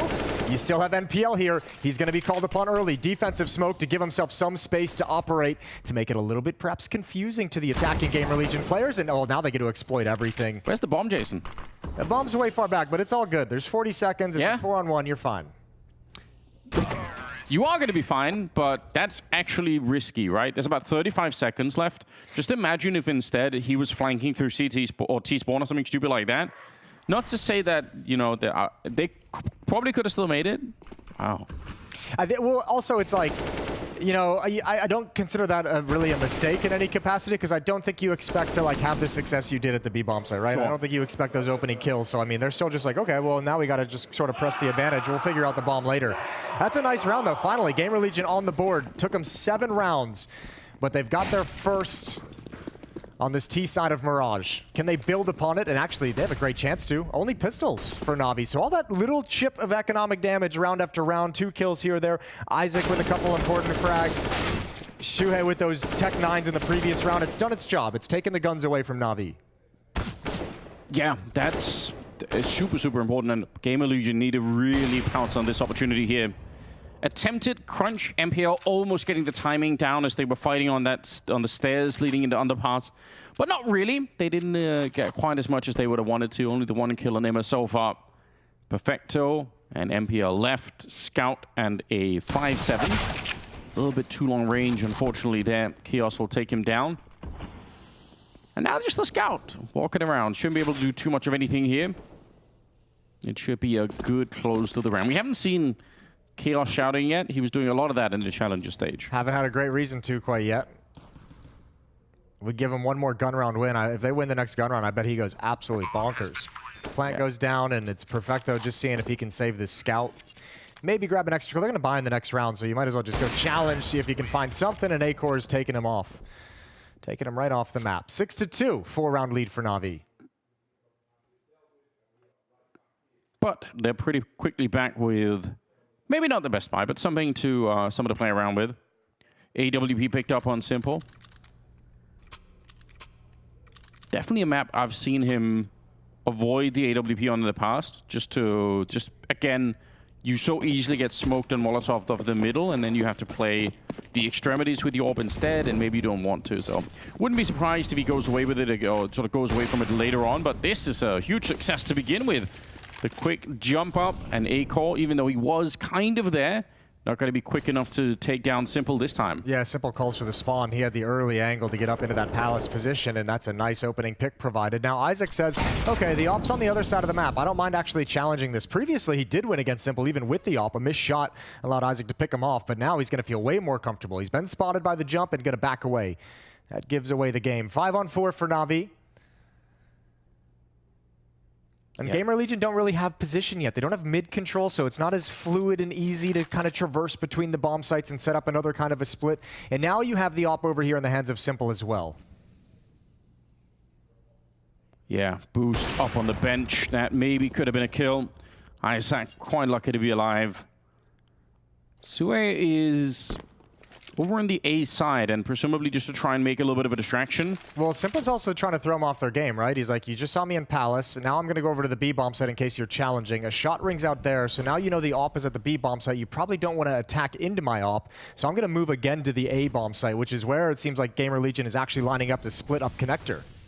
Yeah, that's a great thing to point out, isn't it, though? Because that is one of the things that makes Simple such a hard AWP to play against, is that dynamic style of just being all over the place. We're down to 22 seconds, and they're going to be setting up an attack towards the bomb site. Bit, again, in shadow. He's been playing there a lot, and it's working out. He's trying to relocate himself and making himself hard to find. And there's Simple again at CT spawn. A new position for him. 10 seconds on the bomb, and they're going to fake the bomb. Actually, Flick not quite connecting. 5 seconds left, and it's all on Immer.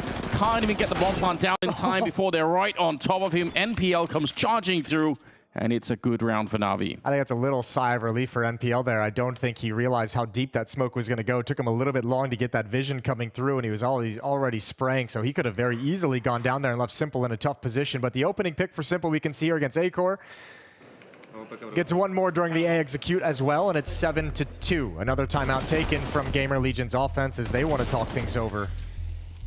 Yeah, this was a bit awkward coming through. Yeah, he's already starting to spray before he even lands, so very good of him to get that kill. Takes a dink in the process. A kind of a nightmare as well for GamerLegion. 7-2. Certainly. Well, at least with the bomb plant, and because they already had the round loss build up, they're going to have quite a bit of money to work with right off the bat. So that's good news. But some of these rounds, or almost all of these rounds so far, they start with NAVI getting at least 1 or 2 opening kills. It's GamerLegion having to fight back all the time into the round, which obviously makes it just a lot more difficult. Bit quite on top of the scoreboard. 13-5 right now. Yeah, for all the conversation we've had about Simple and Electronic, Bit's the one lighting things up. 13-5, as he said. He's had a couple very good rounds of that A bomb site. Doing a really good job as the site anchor. Not the easiest bomb site to anchor in the game. Deep utility. And GamerLegion's going to be held at bay, at least initially. Simple's off this time over at Ticket at the A bomb site. Starting the round pretty passively, looking for any kind of A ramp challenge.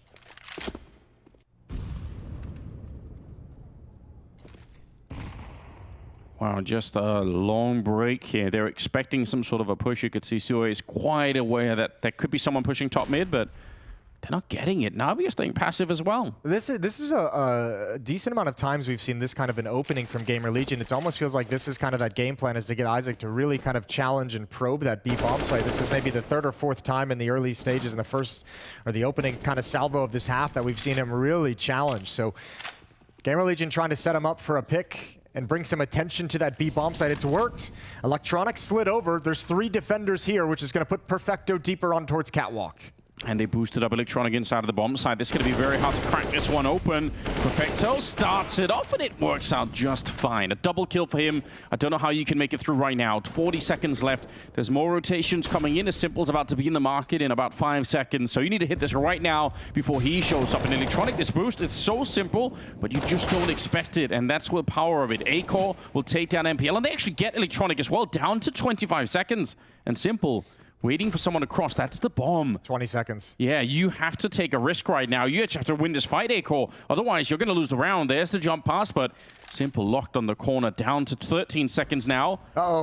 Oh, the spray. It should be good. And Emma, he'll pick them off. That is perfect. And there's the yelling coming out finally for GamerLegion. They were about to lose that round. Yeah, I'm actually amazed. I think that's maybe a miscue from Bit to, like, when he jumps over to not take control of market. Simple knows the bomb in the AWP is on Catwalk. He knows he can't cross into the bomb site. So the fact that nobody takes responsibility for that market allows EMA to make that play. And that's got to be a little bit frustrating for NAVI.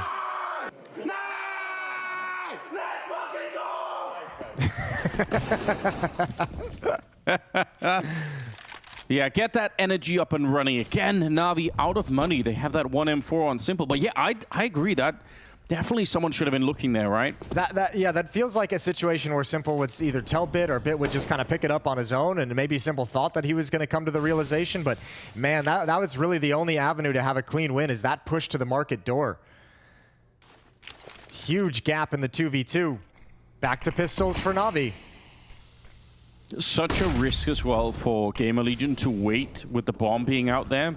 Because if that's just a 1-for-1 trade in the market, then A-Core still has to make the cross and try and plant the bomb with maybe 8 or 7 seconds left or something like that. Not necessarily easy. No connection through the smoke on that one. They're going to go quick on this one. They're going to be pouncing through. They're on the ramp as well on the other side. Why not try and crunch it right here and now? Simple's out in the open, and the smoke fades. He's going to be dead immediately. Good return. Just the pistols fighting back against GamerLegion. 4 versus 3 right here. And Bit throwing out the Molotov. It does just go straight into the smoke, unfortunately. And now let's see. 3 on 3. They picked up the single AK. Emma's sneaking on through, and that's a very important kill. Nice. Continuing the run. It's the pistol on MPL to find a kill on Emma, and it leaves A-Core in a 1 versus 2. Now, he has the right idea. Nearly gets a shot through. Is he going to give it another crack? Real scary. He wants a rifle. He wants to swap over to that AK-47. Surely, this is so unwieldy. Oh, he's going to make the run. Off towards market we go. Towards the B bomb site. 15 seconds. Catwalk jump. Ooh, up in towards the ladder room. 10 A-Core seconds. has insane movement. I think he's got plenty of time for this. Okay, interesting now. A-Core's found the escape route. 1v2. One of the few players I would always trust to make those jumps work. He's so sick at it. AK in hand. They're right there. They nearly lined up for the kill. That would have been something. And now he's going to slide on a little bit further back. They are coming for him. They do not have the defuse kit, but they should have enough time. Oh, what a clean shot. Bit just gets deleted. And A-Core, 1 bullet away from getting this. Want to be a huge clutch here to get GamerLegion back on track in the opening half. And he's got the right idea, and there's the spray down. You see the excitement immediately. Huge clutch coming out from A-Core. That's massive, because they got stopped cold. What a performance from Perfecto at the top of A ramp. So many angles to worry about, starting with a pistol as well. Huge trim to transfer it over to the AK-47. And Navi put a stop to this. Yeah, Bit does it wonder. Excuse me, it's Bit, not Perfecto at the top of A ramp. That's wonderful. But man, they just can't win the 1v2. Good escape route found by A-Core. Holy shit. He's done it again. He's doing that in the challenger stage. Minds being blown on the GamerLegion side. And now this is interesting because it started out so rough. It looked like Navi was coming into this so strong. 4 of the last 5 go to GamerLegion, and they're starting to put enough rounds on the board to make this second half dangerous. They're clawing this one back. Yeah, extremely well done. That's so important, right? This probably had to happen for GamerLegion to have a real crack at this first half.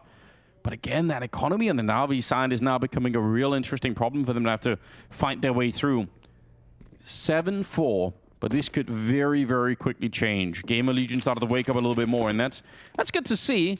Would have been a bit disappointing if it was just a Navi show the whole way through. So if you're Navi at this point too, you've seen a couple things multiple times from this GamerLegion offense, right? You've seen, as I touched on earlier, the Isaac challenge towards the B side of the map and the B halls really early on in rounds. They're putting him in that position. And also you've seen them kind of walk through quietly, contact through the con smoke, maybe like 3 or 4 times in this half as well. True. Those seem to be 2 elements of this T side that are getting repetitive.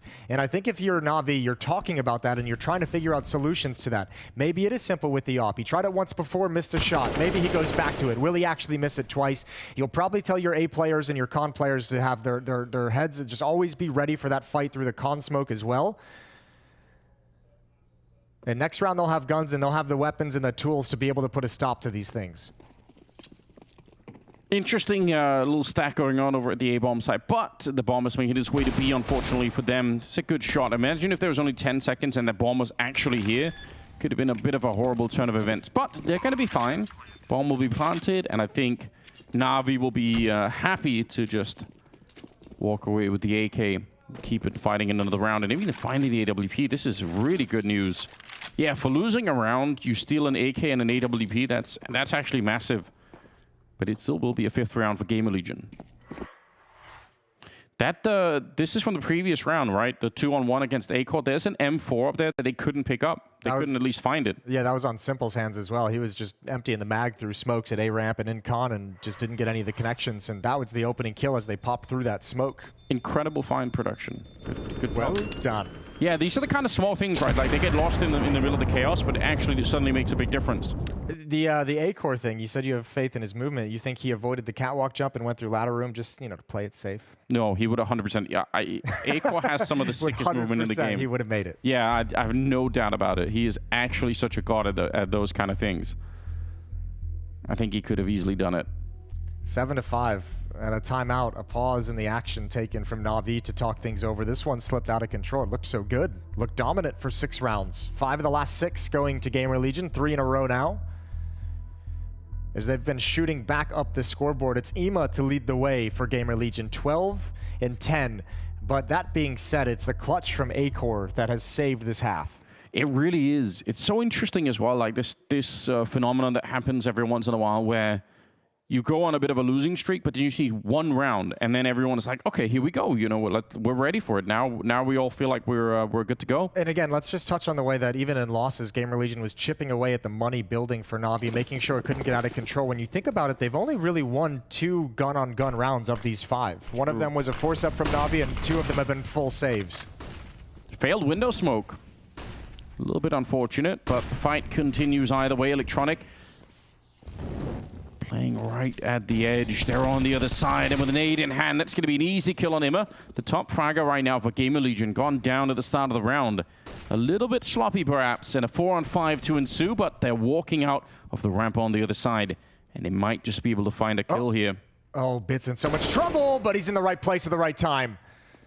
And now the alarm bells ring, and he calls it out. They were going for contact, and GamerLegion is just dry challenging everything on the map. I'm pretty sure NPL spotted this. Yeah, there's a flashbang. They're going to swing for this peek. Double peek towards Catwalk. Suhei gets himself into cover at the right moment, but he's got nowhere to go. He's the only one here. Headshot is the only way out, and he's eventually shut down. Another 2-on-4, which, again, very tricky for GamerLegion to try and win. Although they do have that AWP, and A-Core seems to be warmed up. Isaac down here would love the bomb plant. It's a big risk, and there's nobody to cover him. They just can't cover everything at once, unfortunately. So now it's A-Core 1 versus 4. It's not even getting close. Perfecta will take him down. Good triple in the round for him. And Navi going to be back up to 8. That round is a little bit more dangerous, I think, than it probably seems at the end of the day, right? If like Bit's not looking at the right direction, if he gets picked off, if one of those like dry lurks up A-ramp and up Catwalk actually pans out and gets a kill, that gets very, very difficult for Navi. Gotta say though, there hasn't been a whole lot of success for GamerLegion in middle.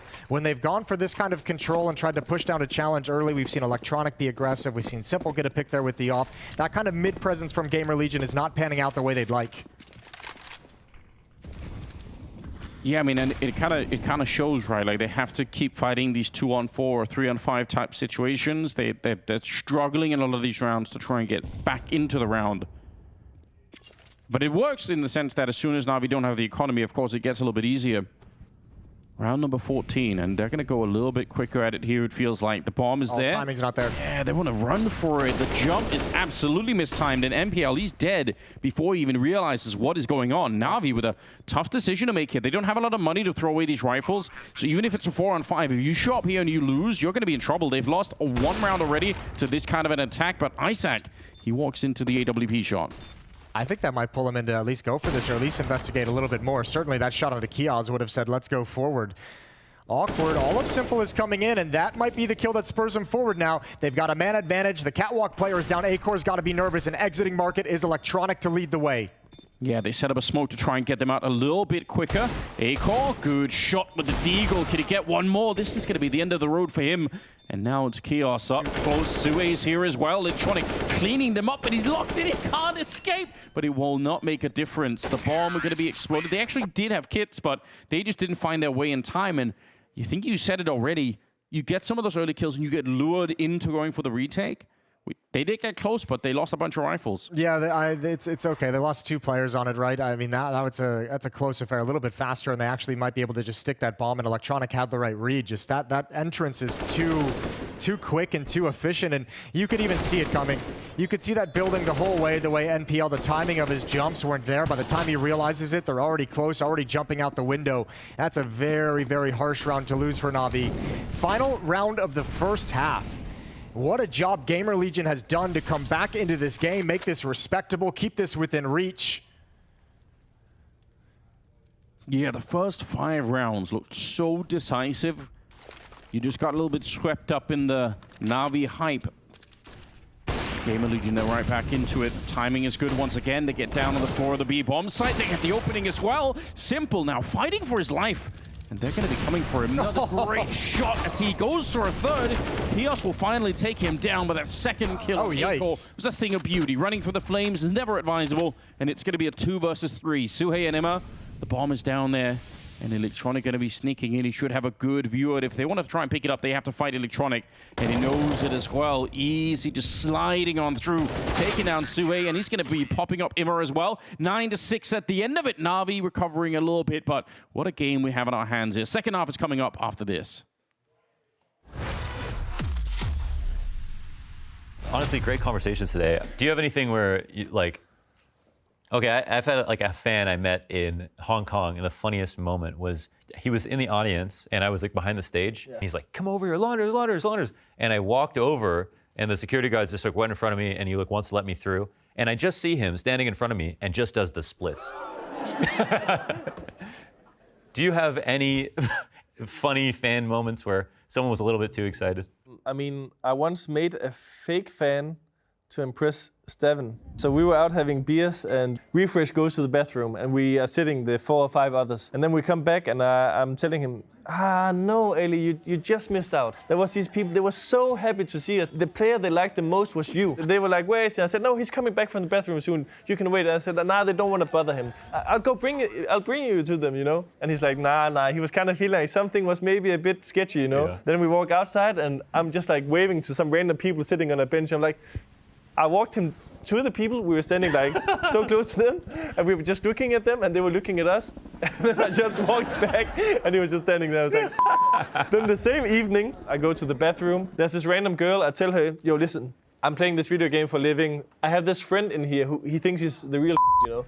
So if you could go to him and say, can I have a photo with you? Yeah. She was like, okay, I'll do it. We sat down, and we were already talking to some girls. Then she comes over and she's like, you're Stavn, right? Oh, no. And he's like, yes. Can I please have a photo with you? I'm a big fan. Yes, of course. And he was so happy. And then the girls who were sitting next to him like, is he famous? I want a photo too. So now everyone wanted a photo with Stavn. And he didn't realize until the night was over that it was all set up.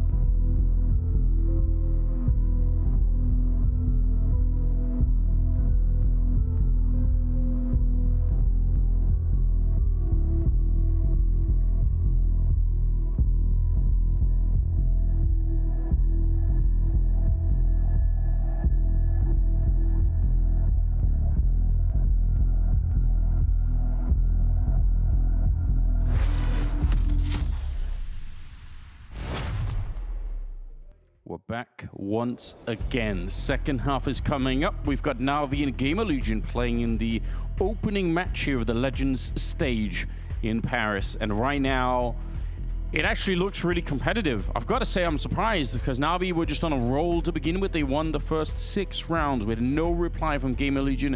It looked like it was going to be a really, really quick affair, but credit to GamerLegion, they woke up. Yeah, and also, I mean, they did a great job of keeping the economy in check. NAVI had to give away like 2 rounds of just full saving with just unarmored pistols, 1 kind of force up with pistols as well. So there were a few easy rounds in there, a few fluff rounds for GamerLegion to keep this gap as narrow as possible.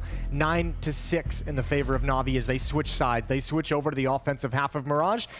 And let's see what they're going to look like. Let's see how in-game leader Electronic is going to work his team around the map to try and take their opening match of the Blast TV Paris Major.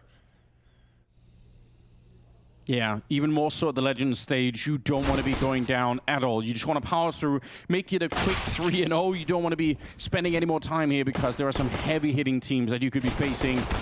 Oh, there we go. Electronic will pick up A-Core and starts out here a 4 versus 3. The bomb in the underpass and could end up a really powerful split with 3 of them coming up for the connector with the bomb. You got to give the credit over to Bit with that P250. That's an all-important trade to get on, I believe that was Ima who peeked out for the opening kill onto Perfecto. But Bit with that immediate trade allows Electronic the confidence to swing and take that one-on-one fight with A-Core. So they bust up the stack and underpass, and you're exactly right.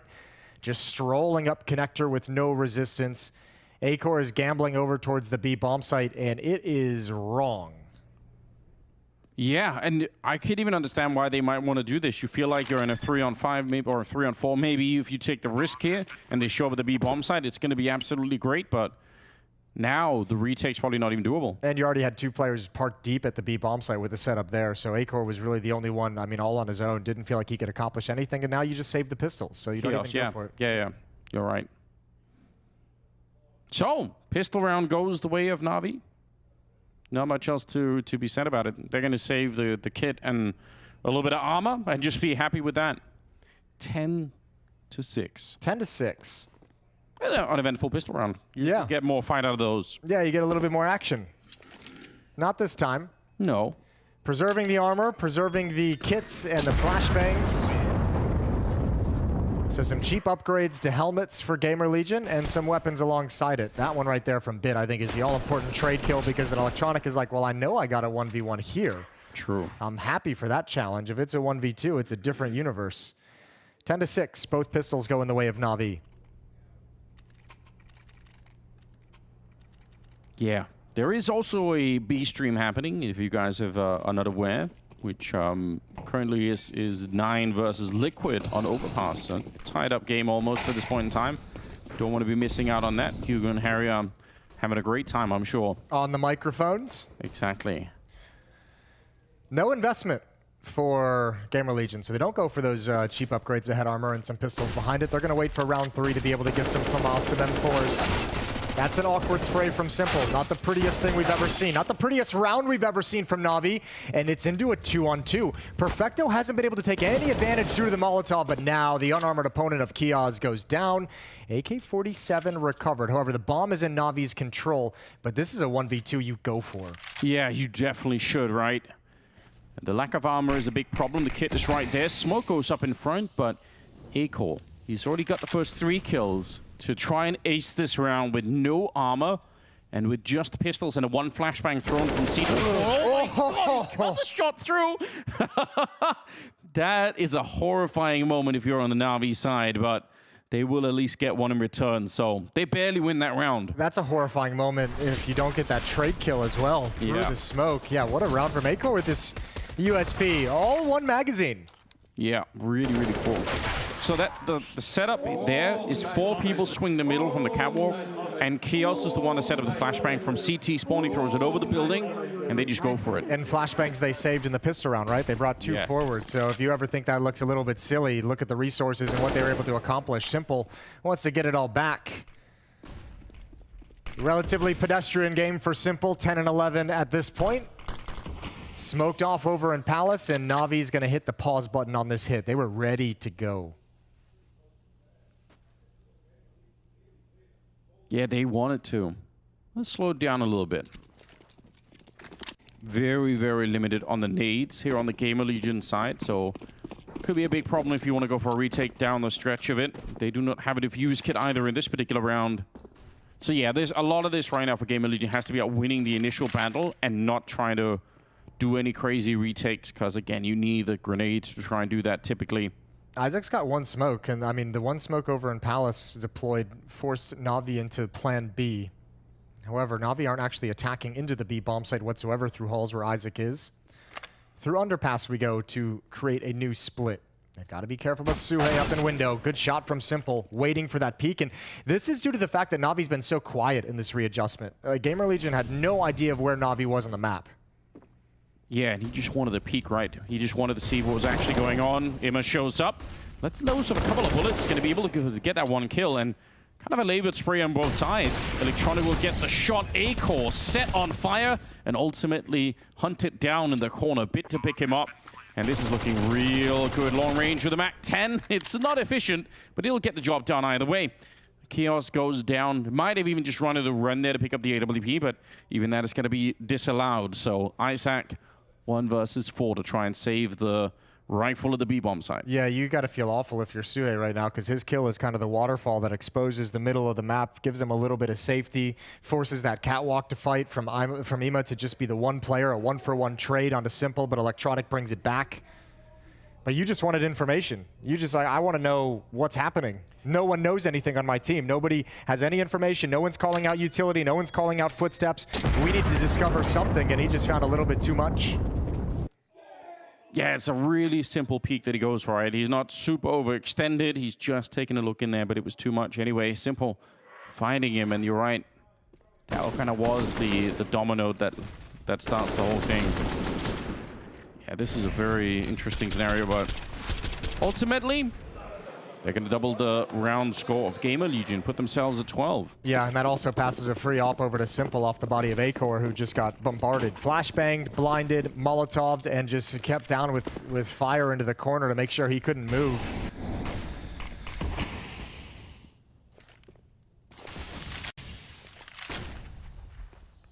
A little bit of utility around some of the pistols that GamerLegion has invested into, looking for a miracle and looking once again to pounce on any kind of mid-presence from Navi in the mid-round. 1 player catwalk, 1 in window room, 1 over towards Khan, that's Suhei.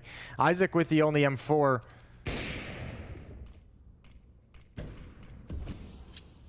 Boosting a teammate up at the A bomb site, or he is the one boosted up with the M4. And Kios does have another flashbang that he can throw into the middle here if they need it. Oh, another deep smoke. Right now he's boosting, so not going to be throwing any grenades at the moment. Is there a cap around that? Well, Electronic definitely going to find that one.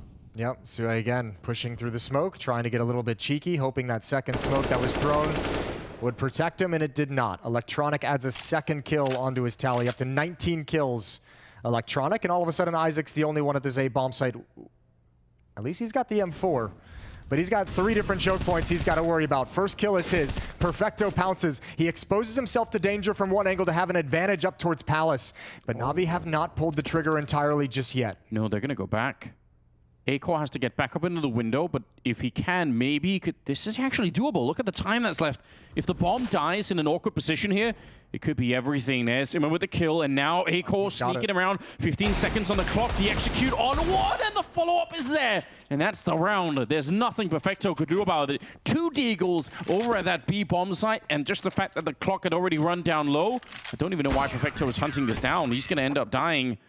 Wow. GamerLegion with a very unlikely round. Yeah, not a very convincing hit from Navi. It felt like they were just looking for a mistake up catwalk. They were looking for a peek, and they weren't getting it. There was no actual pressure applied, and yeah, that round slips out of control from Navi very quickly. What a great patience and positioning and decision-making from A-Core to come out of catwalk late. And GamerLegion, much like they did in the first half, just being a nuisance, sticking around and having some very nice rounds here and there, just keeping this within the realm of possibility for the moment. Nice. We deserve this. We deserve it. Yeah, they're making a good case for themselves right now. Back to the drawing board for Navi. Second timeout being used. Bit has got 20. Electronic has got 19. That That sounds like a game that Navi is supposed to win when you look at the scoreboard like that. Even if Simple is a little bit lower right now.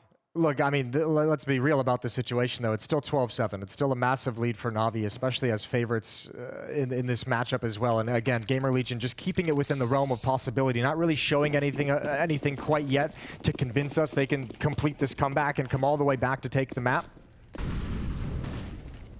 Yeah, you're definitely right. But I mean, it's still very early on in this second half. Let's see what the rest of these gun rounds are going to look like. This is a fake. Yeah. A lot of pressure being applied over towards A. It looks like they wanted to activate NPL to commit to cause more of a distraction, but he's blocked off by smoke. And again, that just pulls GamerLegion into an information play that Electronic's able to punish. That's happened quite a number of times, right? We've talked about it in the past of Sue getting picked up for at least a couple of rounds here. This time it's Emma going down. Mid control for Navi. And they can return to this bomb side. They have another smoke they can throw up towards that top connector position. NPL actually getting pushed, and he will stand up to the early fight, taking down Isaac. He's well aware there could be a second player, and he's not wrong about it, but unfortunately, Kios will get the kill on him, and Sue going to be picking up Electronic, so it's straight back into a 3 versus 3, and Kios inside of the A bomb side. They look like they've managed to stabilize, in spite of the fact that GamerLegion lost the 2 early fights in this round. Nice shot. That's just the Galil finding the face of Kios all the way back at that ticket booth. Yep, and even going to drop the bomb just to make sure it doesn't get lost, because you can see on the mini-map, Bit has already cleared out the B bomb site. I don't know if Navi's going to choose to fall back. Actually, yeah, Simple will now. He says, Bit's calling him over and saying, I have the B bomb set entirely. I'm pushing in towards market. So Simple's going to try and make the run. Suhei's, instead of going underpass, he's going to go in towards window room, because Perfecto is still applying so much pressure. Now I don't know how Suhei's still alive. That would be a huge kill. They're back to the A bomb site. Navi has gone through 3 different decisions, and it once again is falling apart. 1v2 for Simple. Yeah, all on him right now to try and recover this horrible round. 4 seconds left. He's run out of time. He has to try and hunt down Acorn. He can't find him in time. Navi playing too deep for their own good, and definitely they could have won this round. This was in the bag. If they would have kept on rotating, I think they would have had it.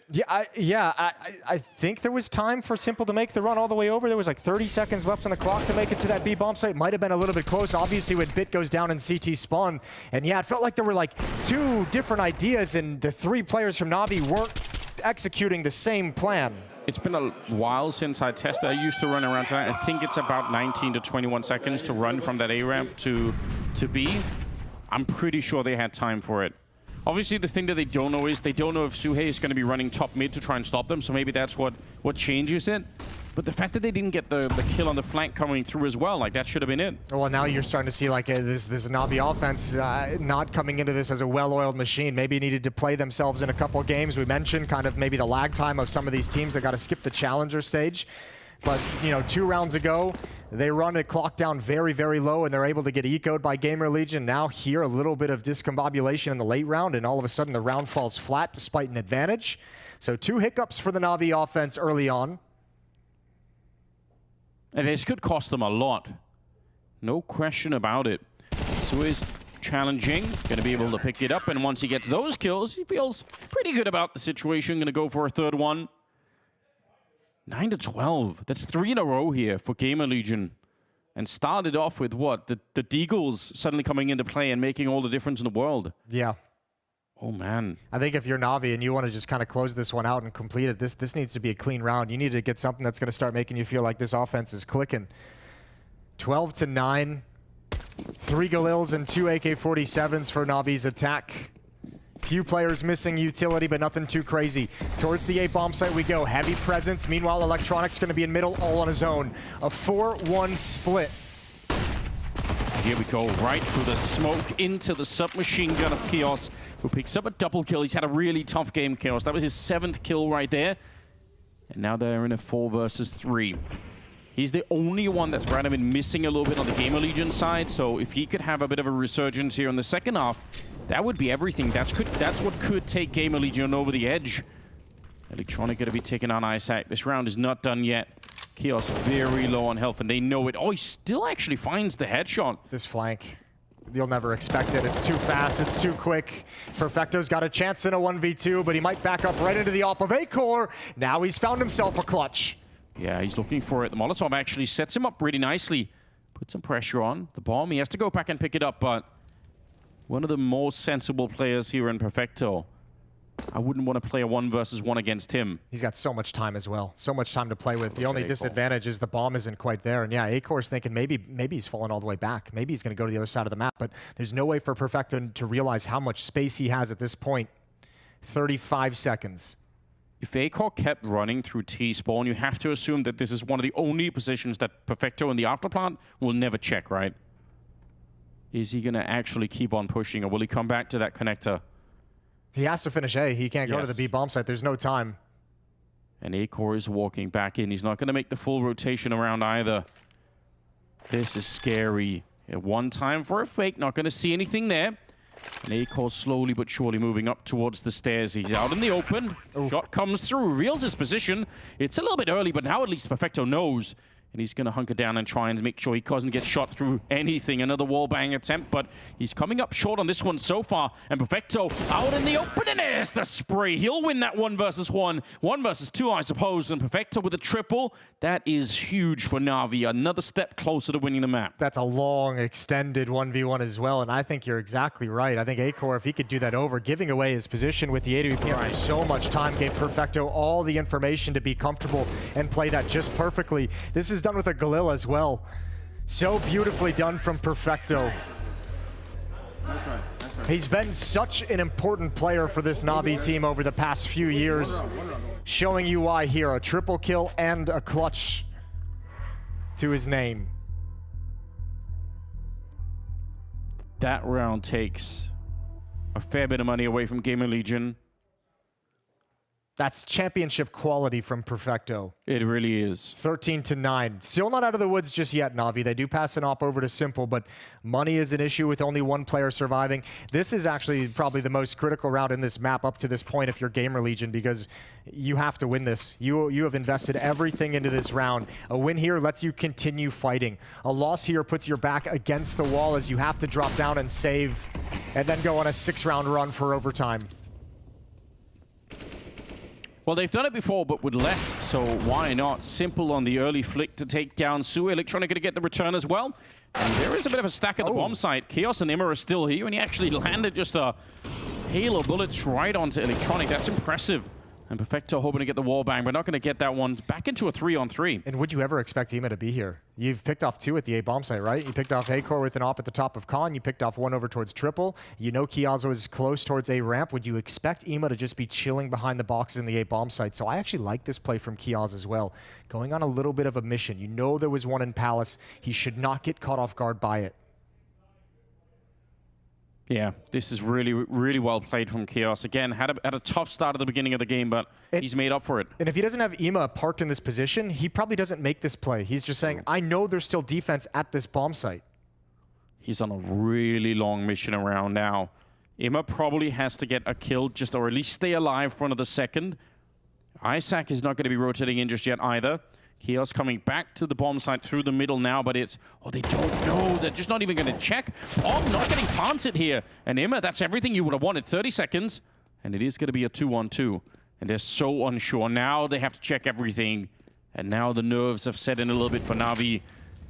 This is an important round. Looking for Kiaz, that Molotov to keep him in play. Now they found him. Now they realize that was the A player. So now we know Isaac rotating from the B bomb site as the anchor. Yep. Oh, and a straight shot down. Simple. He's had himself some good finds like that. Double for him, double for Perfecto, and Navi at 14. That got really, really close. Yeah, but it doesn't matter how close it is. This is disaster striking for GamerLegion. True. 2,000 on Isaac, on Suhei, on Imma. Right around there. Acor not too much further ahead. Kiaz the most at 3,200, the bonus money of the SMG, but they're out of cash to fight with. They have to concede potentially Navi getting to 15. They have to concede 6 map points.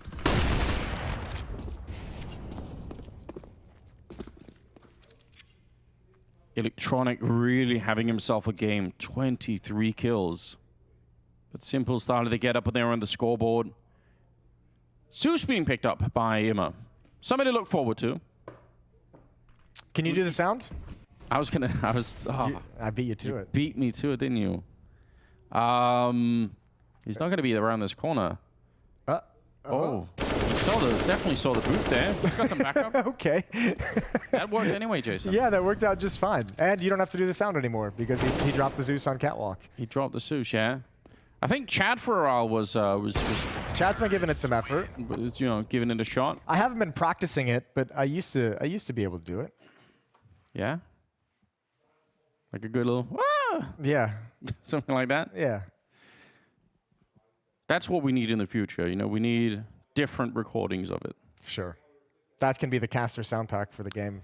I've offered all the different casters doing the Zeus sound. I've offered on a number of occasions to tase you and record it.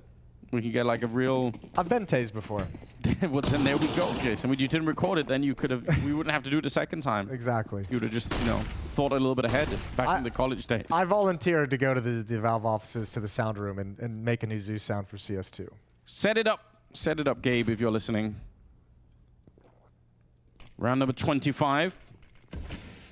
And GamerLegion, it's all on this. Like you sort of drew the picture for us earlier, right? They were going to be in this position, losing a couple of rounds ago. 6-round run to try and get back into this one. Otherwise, NAVI will walk away, I think, with a bit of a scare because GamerLegion actually look really good on this map. I think this is a slightly deceptive scoreline, but obviously NAVI helped by the fact that they were on that 6-round run to start the first half with. And this one, it all comes down to this for GamerLegion. Good shot on Imma, and Isaac will spin around. They see what's coming, an attempted crunch towards the B bomb site, and it is shut down. Yeah, this is one great way to get things started if you're going to go on a streak to come back and force this into overtime. If you consider a nice clean round where nobody's gone down quite yet, nobody's really taken too much damage. Imma down to 41. But if you keep all 5 players alive and money is not going to be an issue moving forward, that makes you feel much more comfortable about the prospect of making this happen. So Simple and Bit have to take a lot of risks coming up to this B-bomb site. Off-angled for Imma, another kill for him. And Simple can't take anything away. All 5 players survive. It's 10-5 now. Yeah, really, really impressive. 22, Imma. He was great in the challenger stage as well. Going to continue his form into this one. Yeah, that fall back, the spin around, the takedown perfecto, that's kind of what cemented the round. Okay, 1 out of 6 done. Yeah, that's the hard one. They all get easier from here. Timeout taken. This one's from NAVI to talk things over. It's their 3rd timeout of the game so far. Blade heavily involved in the conversation. Electronic liked something he was saying, shaking his head. Yeah, we can do that. Yes, boss. I like this call, Coach. Blade has such a commanding presence, doesn't he? Like he has obviously an insane history himself of building rosters. Like way before he got into NAVI. You have that resume. You do get the authority, not just building rosters, but part of some of the rise of some of the most prolific players we've had in Counter-Strike. He's plucked them out of obscurity and trained them up. Acor is going to disappear behind the Molotov, which is going to give mid presence over to Bit at the top mid boxes. And again, it denies a lot of information for GamerLegion, which is an area of the game they've really struggled in. Good double nade, but oh, it's Sui again. Electronic finds that through the smoke.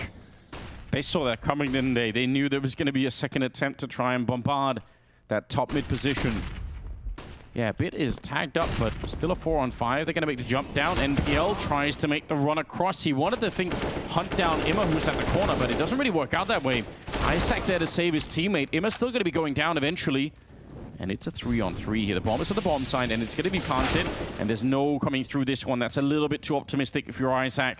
Bit was covering it, and a 2-on-3 now. They're both in the market, trying to get down. This might be almost impossible. Look at the crossfire that's been set up. Acor on his own, and I think this might be the end of the road here. Acor missing a shot that he needed to hit, and now there's no time. Simple with the last skull to be cracked there. 16-10 as they do make their way through. NAVI winning their opening games here at the Legends stage. Yeah, a couple miscues in this TF from NAVI that they're not going to be happy about, but they get the win at the end of the day. They're just way too deep of a roster, way too many plans that they could shift into, and that looked good. GamerLegion not able to do anything really but hang on for dear life and never able to turn the corner and actually bring this back to challenge for the map.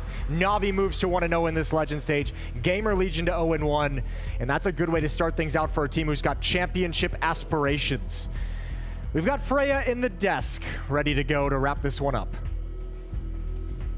Thank you very much, Jason. Yeah, by no means the cleanest debut for NAVI, but they do eventually get the job done. Mistakes certainly made, more than a handful of head-scratching moments throughout that map. But yeah, they do what they needed to do. They dispatch of GamerLegion to go 1-0. I mean, in the idea of having a great start to your major, I don't mind NAVI having some of these miscues now, because I actually believe that they're not going to be too satisfied. It doesn't matter that's a W, they were supposed to win, but I can see, you could even feel it physically, that they had frustration from some of these disjointed plays that they've made throughout this game. So it's good to get these alarm signs just from the get-go. I think you also gave themselves enough breathing space with winning both pistols, starting 6-0 on the CT side, because when you look at the rifle rounds and the later stage of that CT half and the T half as well, it wasn't really super convincing.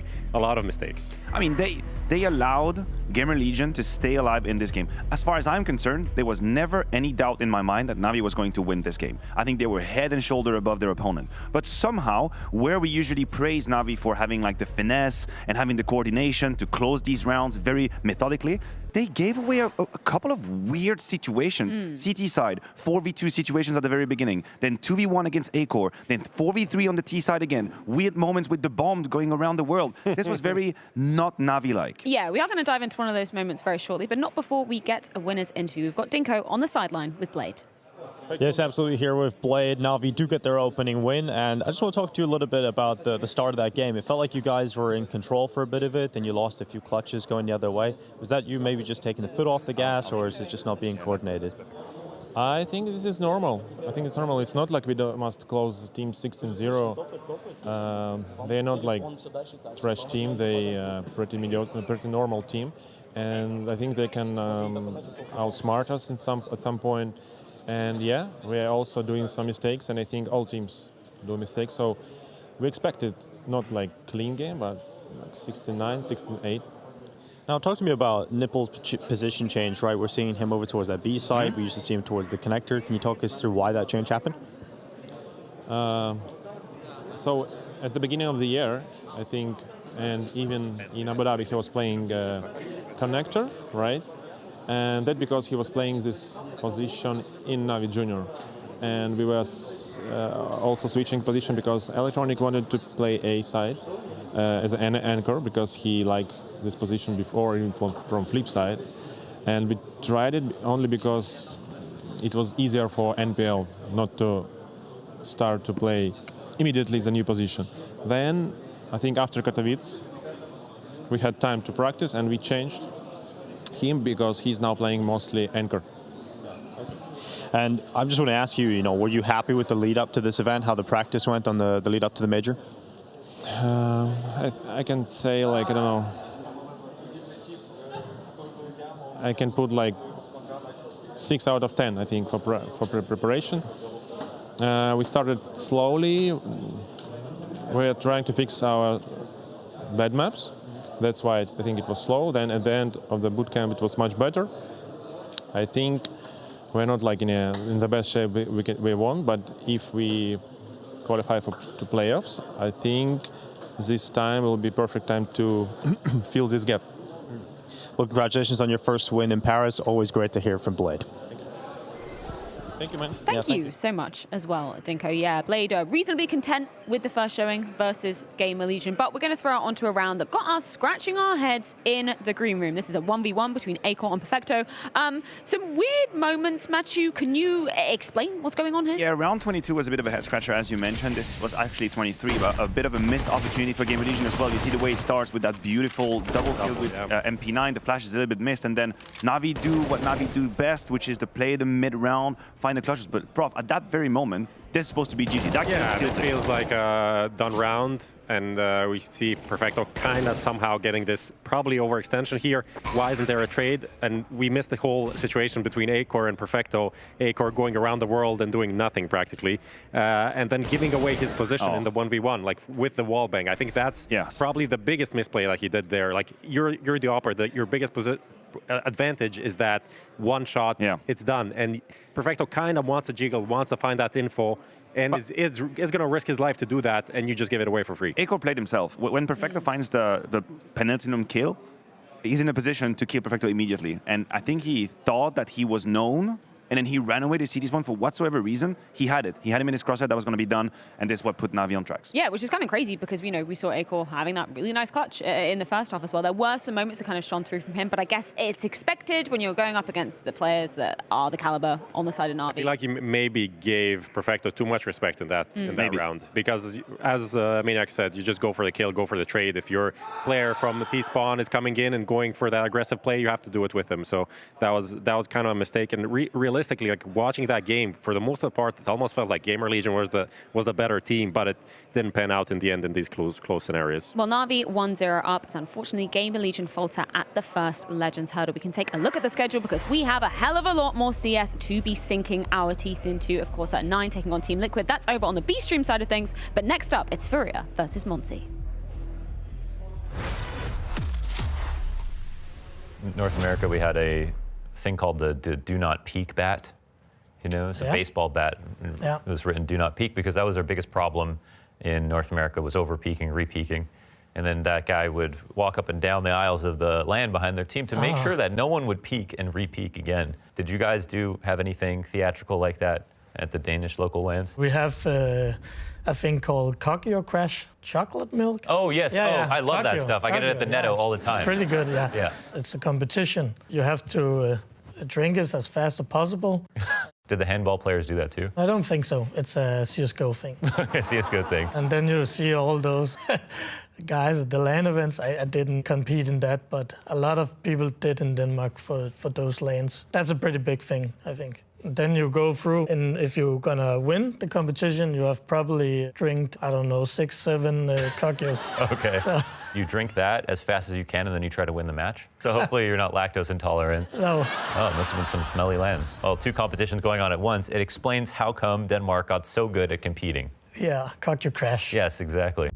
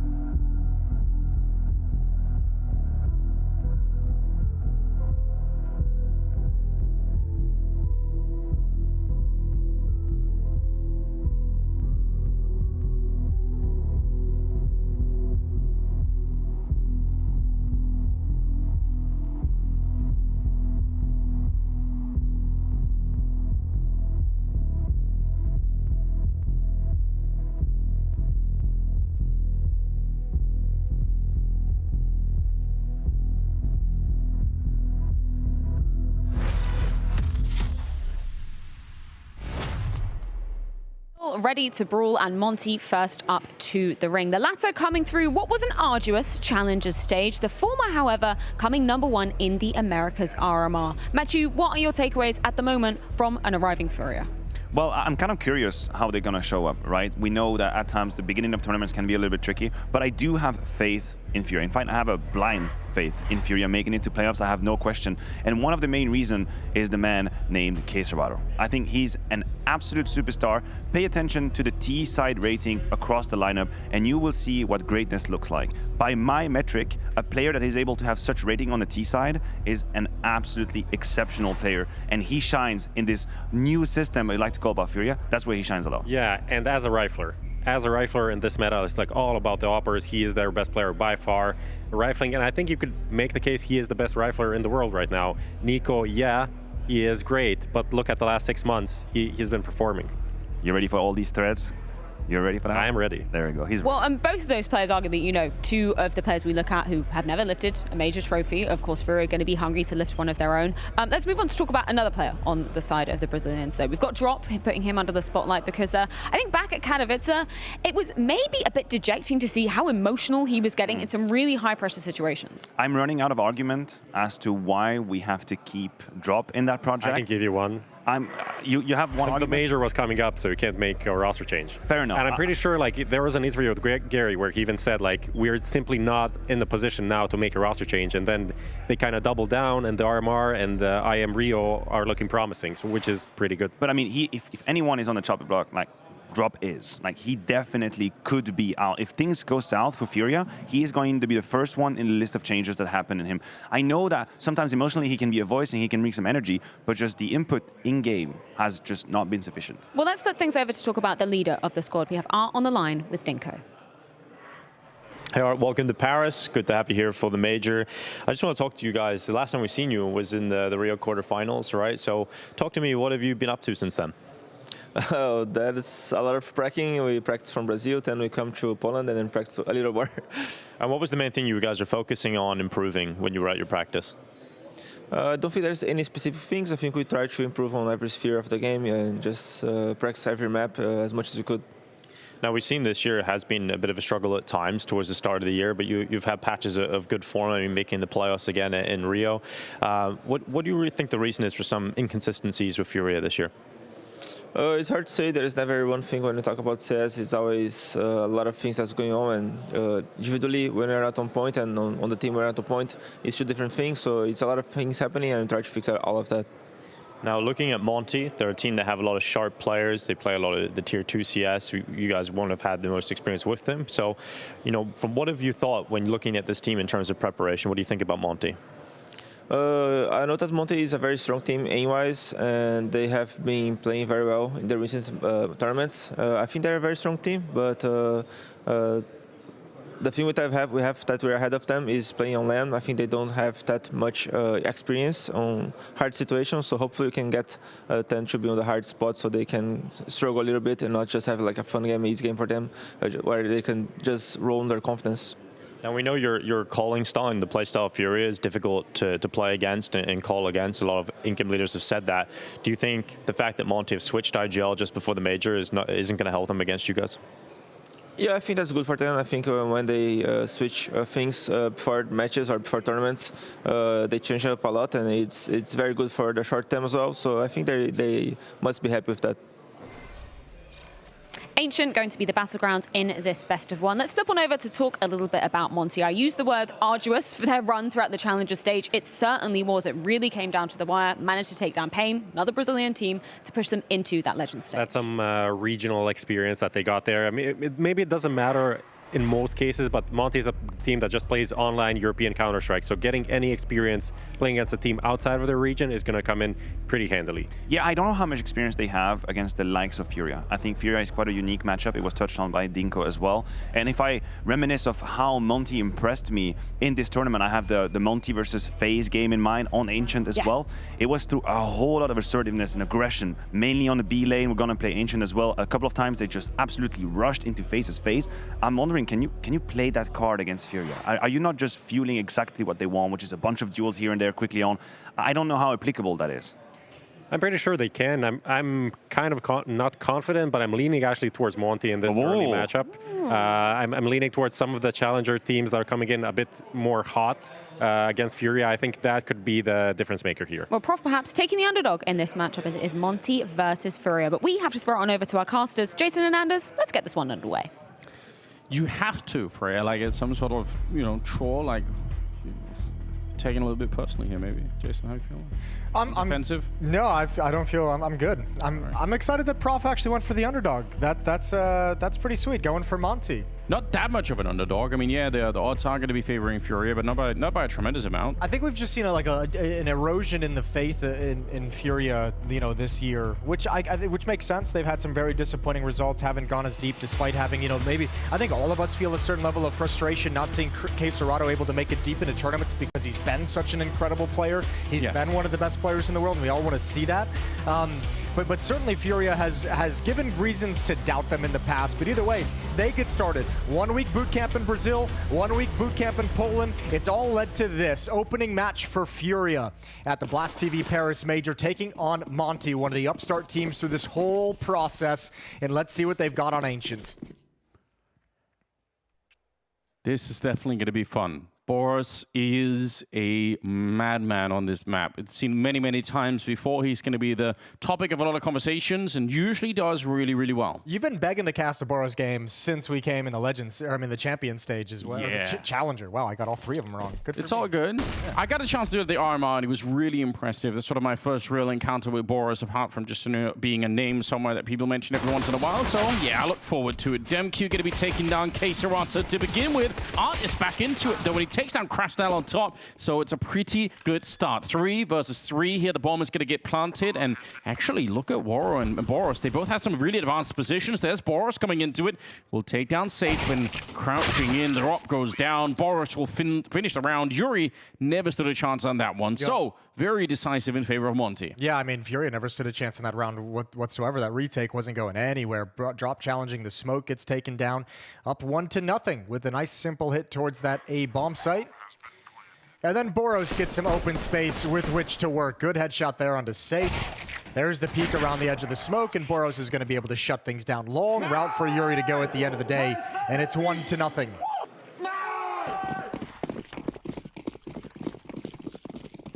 Yeah, they're going to get the rifles behind it. 2 AKs, 2 Galils, and 1 MAC-10. Some pistols on FURIA. Mac Daddy. That is what it is. It's not leading the way, though. It's actually very far back just watching a flank. It's an AK-47 for the initial challenge in towards Donut. That's going to force K-Serata out of position. Him and Art paired up at the A-bomb site on defense. Collapsed in the pistol round, but a chance for recovery here. Flashbang works very, very well, but K-Serata doesn't get any of the fights that he might have wanted.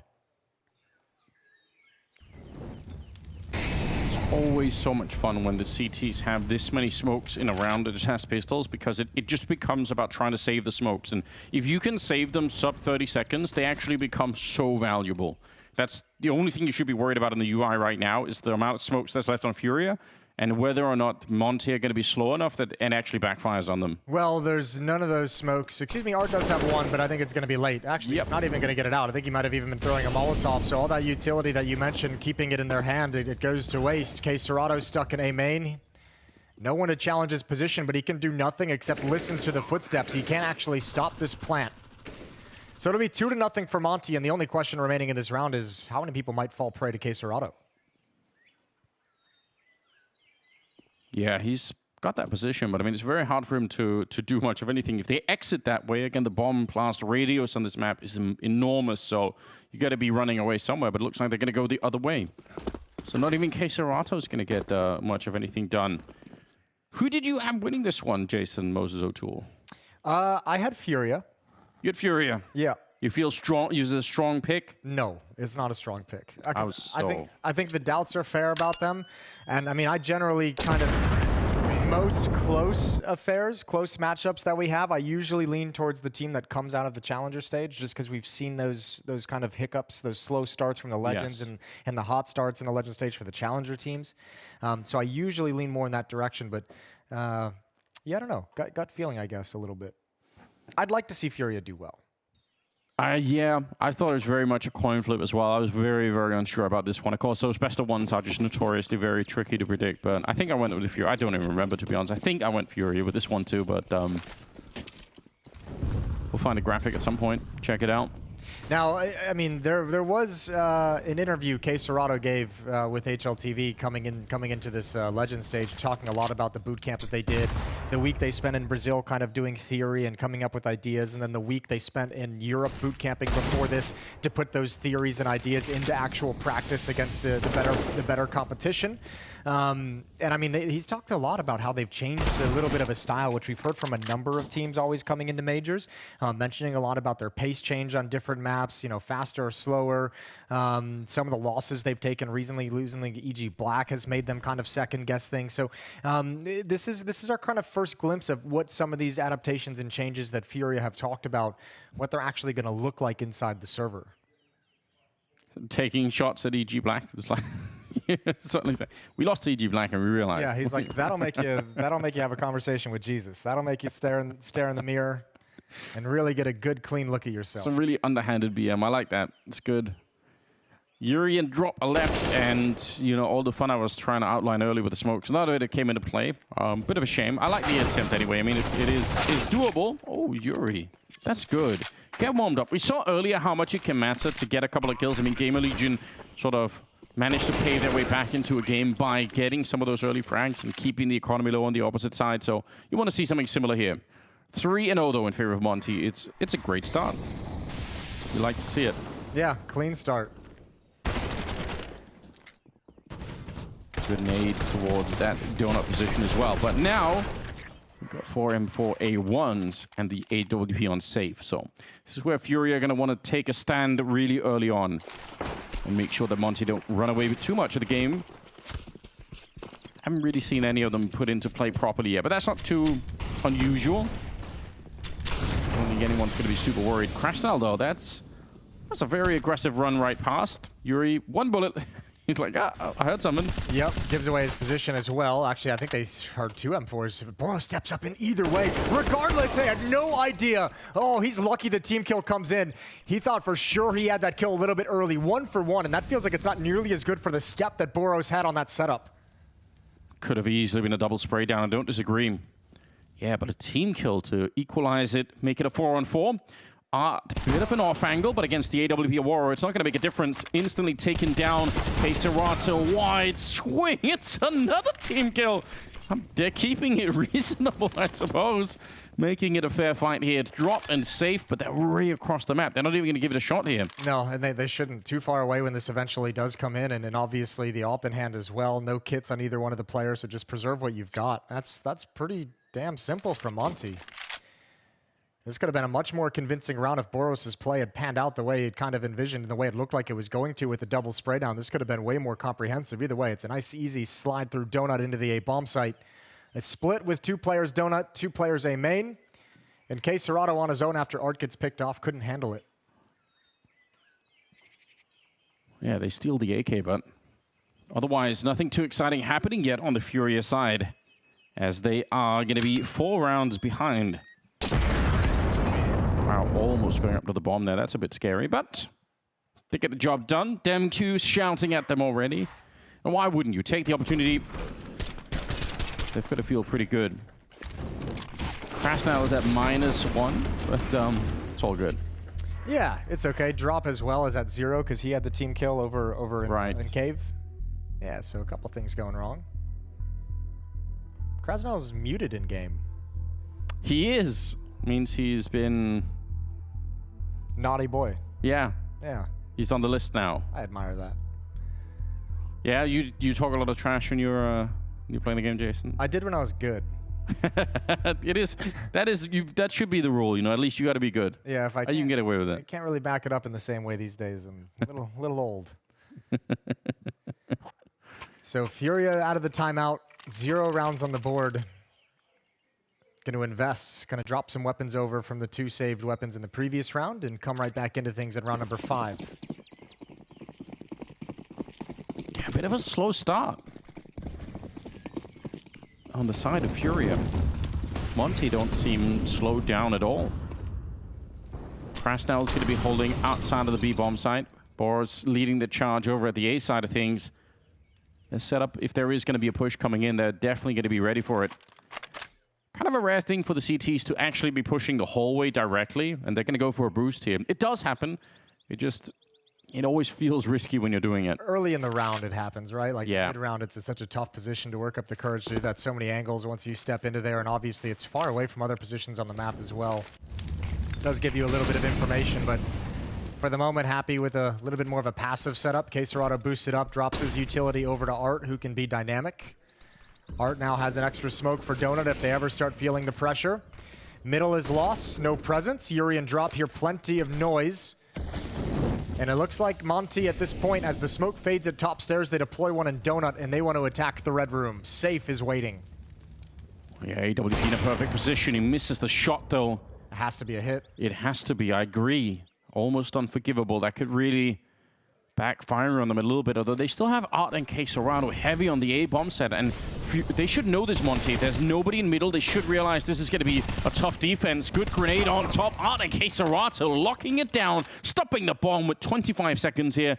And Boros and SDY, they should have no chance of getting into it. Another missed shot here from Safe. Just getting that AWP warmed up, hopefully soon. 15 seconds, and I don't think they can get this bomb in time. Quesorado's got it covered, and they're going to realize now. Boros is going to go down. There's the connection Safe was looking for at the start of it. And SDY might want to try and find a way to die here before. Well, now he gets the kill, maybe not. Could try and pick up the AWP. That would be something to work with. Yeah, and then thankfully, even though Safe goes down with the AWP and gives that away, Quesorado is able to pick up an AWP in A main, so they still have that weapon that they can pass over and keep that in hand. Third time's the charm for Safe.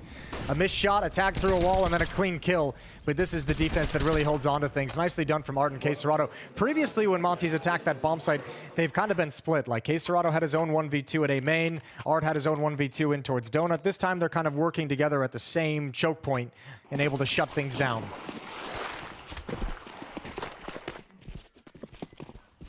Yeah, that's an important round. All the timing. It'll look like he was just... He had that image in his brain. He wanted that to work out. Almost going down. Krasnal putting on the pressure, but Quesorado will live through it. He's aware that someone could be peeking on the other side. And even though he's making a lot of noise, and actually might intentionally be making that noise because Art is in there with him. So he might be signaling that fallback and hoping that someone's going to overextend. They're just... Oh, there's the smoke to help him out. Art nearly in trouble, but he's aware. You kind of, okay, so I was going to say you kind of almost have to abandon him in this position, but Safe comes over to help out, and this is the problem, trying to overextend to help a teammate in a tough position.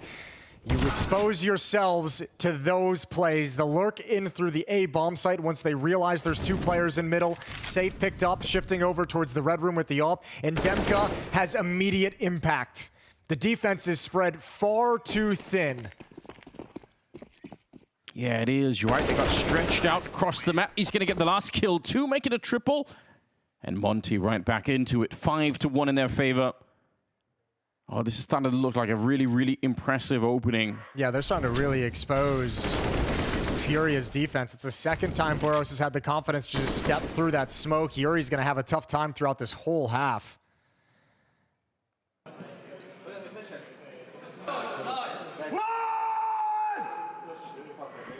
Yeah, some frustration showing on Safe there, I think. I mean, there's also the extra frustration of like when, okay, hold the thought there might be something aggressive. Nope, they've slowed it down. There's always going to be some frustration too in the conversation on FURIA, as we saw with Liquid in the Challenger stage as well. Of like we changed a lot. You know, we're going to have a different style. We're bringing new ideas in, and they're not going to be as well versed and as well polished as they were previously. So there's always going to be that little bit of frustration where you're trying to execute a new style and it's just not working. It's getting stopped. You're getting overrun. Maybe the plays your opponent is making isn't letting you feel comfortable in that new style. So this is going really well for Monte. 2-for-1 trade in the favor of Monte towards Jaguar and Cave, and now access to start knocking on the door of the B bomb site. What an HP to follow off on drop there. Yeah, they don't have a lot to work with on the defense anyway, but still. They slow it down. They want to see if there's going to be a reaction coming in from that CT side. Bomb is back there as well, so they have everything under control. Risky position to try and implement sort of a newer style into a major tournament. But again, if you feel like the old style maybe isn't working, and some of the results suggest that maybe they weren't. Yeah, and again, like as we mentioned at the start of this, FURIA has been getting beat up to start this year as well. True. Very disappointing loss in Katowice, not going as deep as they would have liked at Pro League. They've had some really rough events where things just haven't felt like they've clicked super well for this team, so you can understand why they would kind of pull the trigger on some more drastic changes to a play style, but certainly here, we're not seeing the results of it just yet. 6-1. Yeah, Monte's gone on a run to begin this one with. They're enjoying it. And a timeout called for FURIA, the second of the game. These things are starting to look just a little bit too real for them at the moment. They don't have that many kills to boast with. I mean, they got 4 on Quesorado, 3 on Art, 2 on Safe and Yuri, and drop, like you said, down to 0 because of an earlier team kill, but that's nothing compared to what's on the Monte side. So just in terms of the raw output right now, FURIA need to step it up a little bit more. preferably before it gets to be too late here. Yeah.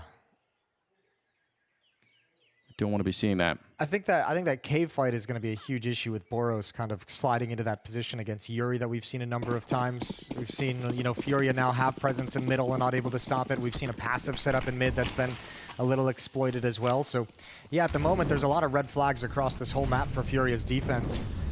This time, Monte, a call out of spawn. Not spreading into a default. It's K-Serrato who's going to have the full weight of this attack on his shoulders. That's a nice nade to start things off. Nice nade, defensive smoke as well. Sets up practically a one-way, and he just mows them down. Boros and Demke both going down. No chance at all. The bomb is going to get planted. That's a very, very fast bomb plant, and with SDY getting the kill, this round is back on again. They can still win it. 2 versus 4 now. There is 2 kits in play, so they should have time for it, and what a great Molotov. Waro put out of position now.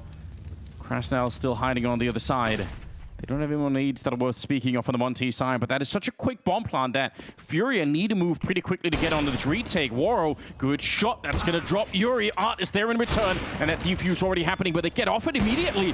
They're not sure about it. 3 seconds left, and no Waro, bullets. Yeah, he had to reload. The Glock would have been a better choice, and they're going to try and run him down. It will be the round for FURIA, and they finally, yes, they will. It's right at the end of the round, so there it is. Good retake. Yeah, that op nerf preventing any kind of a miracle through the smoke. Only 5 bullets and just gone to waste. Good start though from K-Serrato, the initial defense. The gap created by his own defensive smoke works wonders. Double kill and the defuse. FURIA chip into that lead just a little bit, 2-6, and hopefully that can be the round that spurs them forward onto a little bit of a streak. Yeah, they really needed that, didn't they? That was one of those rounds that was pivotal. And they need more. If they can win this next one, it's going to get real interesting. Yuri actually going very aggressive behind the Molotov that was thrown into a smoke, and they hold back 3 members of Monte down behind that door. Very, very aggressive. A different defensive setup from what we've seen so far. And Art and K-Serrato are over on the other side of middle. So yeah, they're going to be way light on the A defense. But on the other hand of it, they should have a good crack at defending middle. Look at where Safe is holding that A bomb site from. Back in CT spawn, just that deep angle. So passively. K-Serrato and Donut. Safe is going to transition more convincingly into the bomb site as Art has presence behind the smokes in middle. Spam through the smoke, not landing. But it has kept Monte at bay. 40 seconds on the clock, 1 smoke left for Monte, and they really haven't started encroaching on any position. Safe is now doubled up in Donut as well. Oh man, that's a great fight for Waro. Yeah, Boros going to be calling it in. He gets another one, taking out K-Serrato and Art. How much of a one-man army could he be in this position? He has to hold them all back, and that's a great start. Runs a little bit out of bullets and is out position in that fight. Drop is going to be on his own in the 1 versus 2. 14 seconds of the bomb being planted. Boros is miles away. If Drop wins this one right now, I don't think Boros could even get here in time. He's running up behind him now, but the FAMAS and no kit in hand, and this is taking a little bit too long now. Krasnal holding him back, just buying time for Boros to get there, and he'll get the job done himself. Good double kill. They actually saved 2 AWPs on the T side. For whatever reason, it's going to be a 7-2 scoreline, and Monte, they're right back in the driver's seat. Earlier in the half, we kind of touched on the initial look we had of Safe with the op was a couple of missed shots, but I mean, his op is not having the impact on the CT side it needs. He's been involved in a lot of those early engagements, and just some missed shots are really, really spelling his doom, and that's a lot of space over to Waro. Good shooting from him over in Donut to clear out 2 defenders. Nice. Nice kills. This FURIA defense isn't able to put a stop to any of the opening moves from Monte at the moment, not with any kind of consistency, which even though like K-Serrato's got a double, even though Art gets a double in that round kind of defending things, it's just, there's too much of the follow-up from Monte has just gone unchecked. They've got too many players because the opening engagements are so clean in their favor. FURIA's now got to drop down to pistols and SMG on K-Serrato, but nothing working for FURIA's defense on Ancient. Scout, MP9, and 3 Deagles. Yeah, this is such a flat start. And they definitely had the opportunity in some of those fights with the AWP on safe, right? There could have been a couple of moments there where maybe it could have gone the other way. Double op set up T side. Yeah, why not? They were fancy AWPs. You saw the skins at the start of it. You know, they look good. They just couldn't resist. Okay, Serato up here. Kind of, if you know the economy is going to be low, you're probably always going to be looking for this boost. And remember, had a great defense on that boost earlier when him and Art were doubled up in A main. They got all 3 kills with Serato taking contact, boosted up. Oh. Okay. Do it again. I was going to say, might have a chance, but that right eye peak is a little bit too powerful, and they're well aware of that boost. They know that it's up there. Boros making the AWP work. Not usually his weapon of choice, but whatever. We'll get the job done anyway. You realize where safe is. Good headshot. But again, it's just a little bit too little too late. Boros with the HE at the end of it. And another round for Monte. And the double op setup actually works to crack open that bomb site. You know, SDY picking it up off his teammate's body and finding a pick into the A site. Then Boros goes to work inside of A as well. That's a great initial shot, but so hard to duel consistently against those ops at that kind of a range. And obviously Boros got all the safety in the world. Even jiggling Serato out of position. Up to a 6-round lead, and money is good for Monte. They have not had to worry about cash flow whatsoever in this half. Molotov on top. It's not going to slow them down nearly enough, but HE there to follow it up would have really been something that could have worked out. Now they're going to be sneaking close to Art. Does he realize they might just pop their way through? They do have Waro, who could be throwing a flashbang for them if they really wanted to, but Safe is going to be good on that one. That's an early start, and he takes down Demq. And he set up Art perfectly. Set up Art just perfectly. Boros hears the footsteps leading away, thinks he's got space to work with, and it's not the case. Finally, FURIA's looking at having a clean round. All delivered by Safe, who's had some struggles, but this round the op looked good. Yeah, they've been waiting for that, haven't they, for a while? Waro now. Damage would be quite something. They could get a couple of kills here. That would make a difference.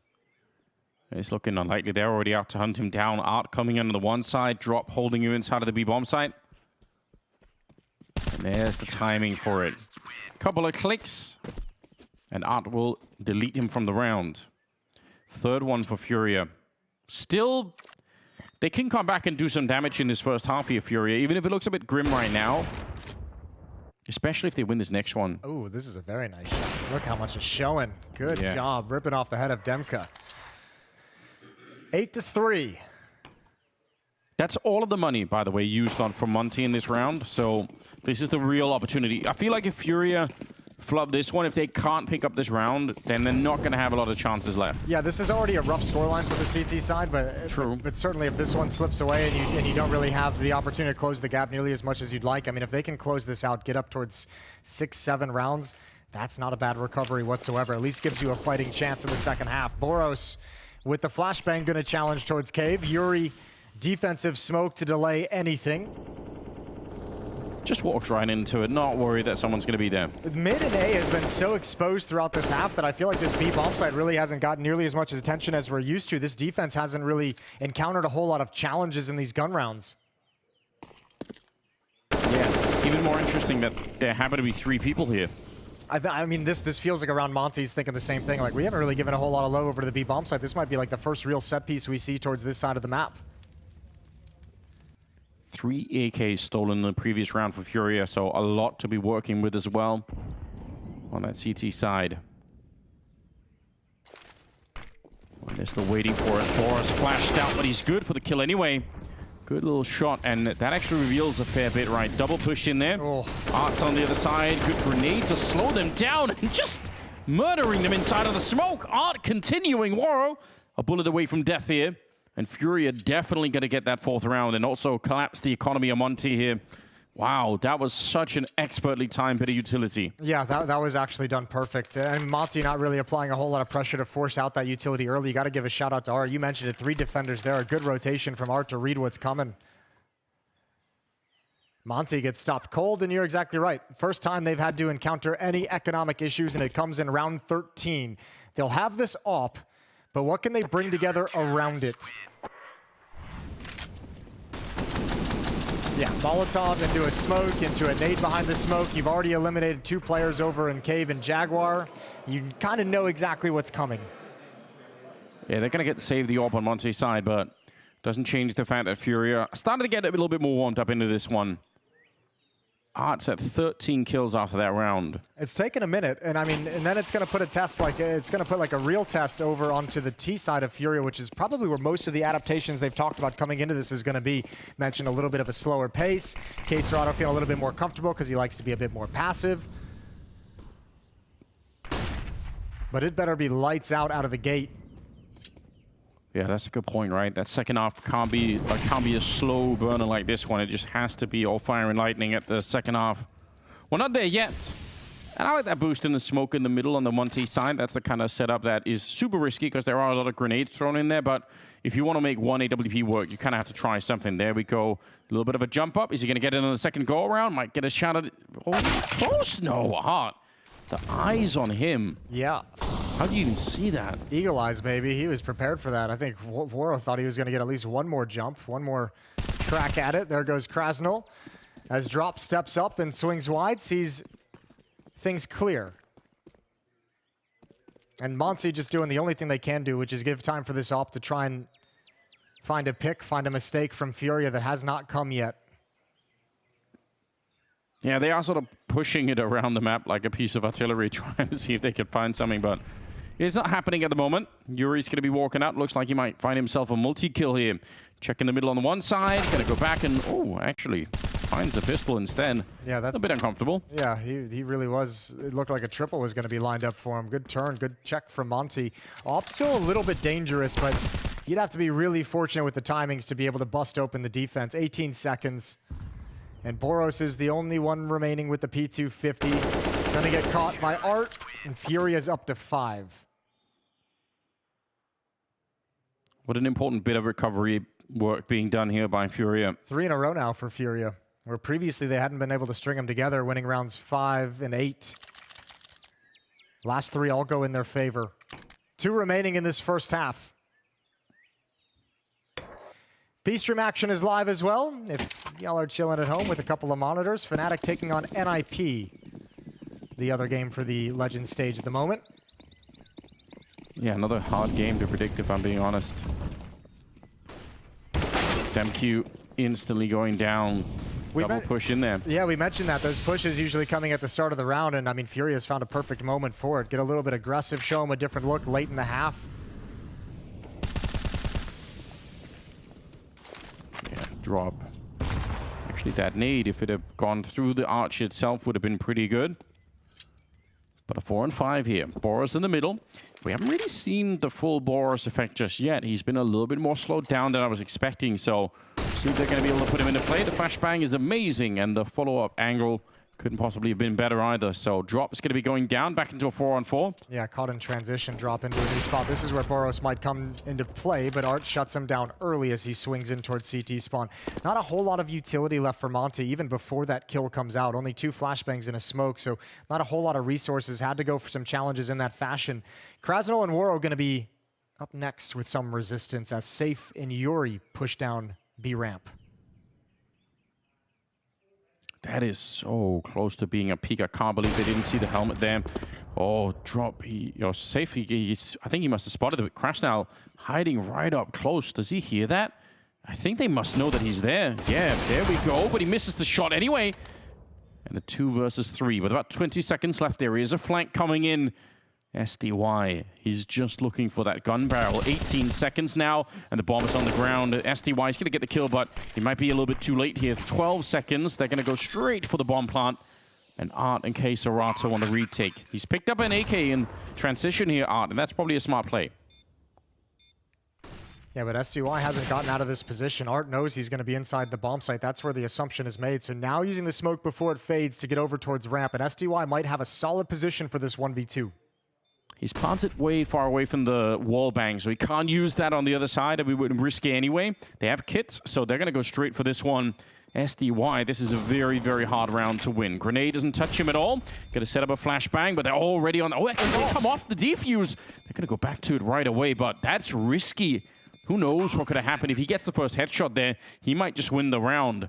Good retake, and FURIA, they're going to be a step closer, 6-8 now. Yeah, there's two different ways SDY could have played that, right? He could have been a little bit more aggressive to find a fight before the defuse, before the both players get inside the bomb site, thin it out into a 1v1, and then go for a clutch and use the bomb as a teammate. Chooses to play it passive, puts a lot of faith in that flashbang, but doesn't work out quite the way he would have liked. 8-6. I'm glad. I wanted FURIA to wake up a little bit. It was starting to feel a little bit depressing watching them kind of getting rolled over by Monte, but now we have a real game on our hands once again. The question now just becomes, is it too much of a hole to completely climb out of? True, yeah. It's been a battle just to keep this close for FURIA. 4 straight now, looking to close this half on a little bit of a run, looking to go on fire right at the end of the day. Failed Molotov in the middle, speaking of fire against Art. He gets to live through that one. He didn't have a smoke, so it could have been a bit risky. Krasnal going to be sneaking in, but yeah. You hear him running back like that. If you're on the T side, you're wondering, why is he running? Like, the fact that he's giving away the footsteps is so suspicious, and there was not waiting. Art just comes back in, and the spray is God tier. Going to be taking down Krasnal there. 4 versus 5 to start the round with. I can't help but feel, and I don't mean to just rag on him so much, but I feel like Safe has had so many opportunities to give FURIA 5-on-4 in this half, and this could be a completely different half if a few more of those shots connected. Regardless, the rest of FURIA has kind of come online to pick up the pieces, and more aggression downs the B ramp, and that means this is going to be a 7th round for FURIA. So what? Art ran back to pick up the AWP to go back and get another kill with it. It was in CT spawn. That's so sick. 8-7 at the end of it. Lead for Monte, but the second half is going to get rough. We'll be right back with it.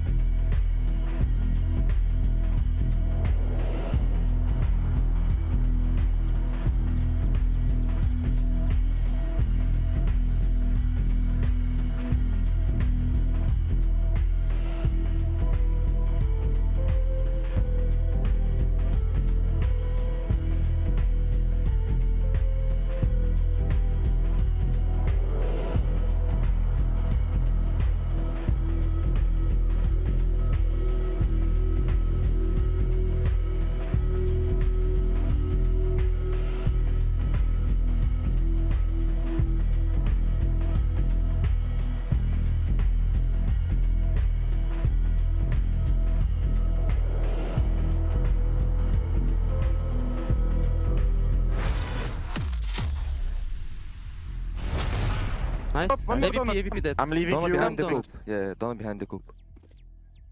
I'll try to nice. Come on. Nice. Should be. One more. Flashing over temple. He's alone. Maybe picking you Brocky. Wait, step cool. Strafe. Brocky, go, guys. 1 HP. Dead. One was B. Try to close. Nice, one more window. City. I plant. He's running city to B. To A. Okay, you're alone. Coming B.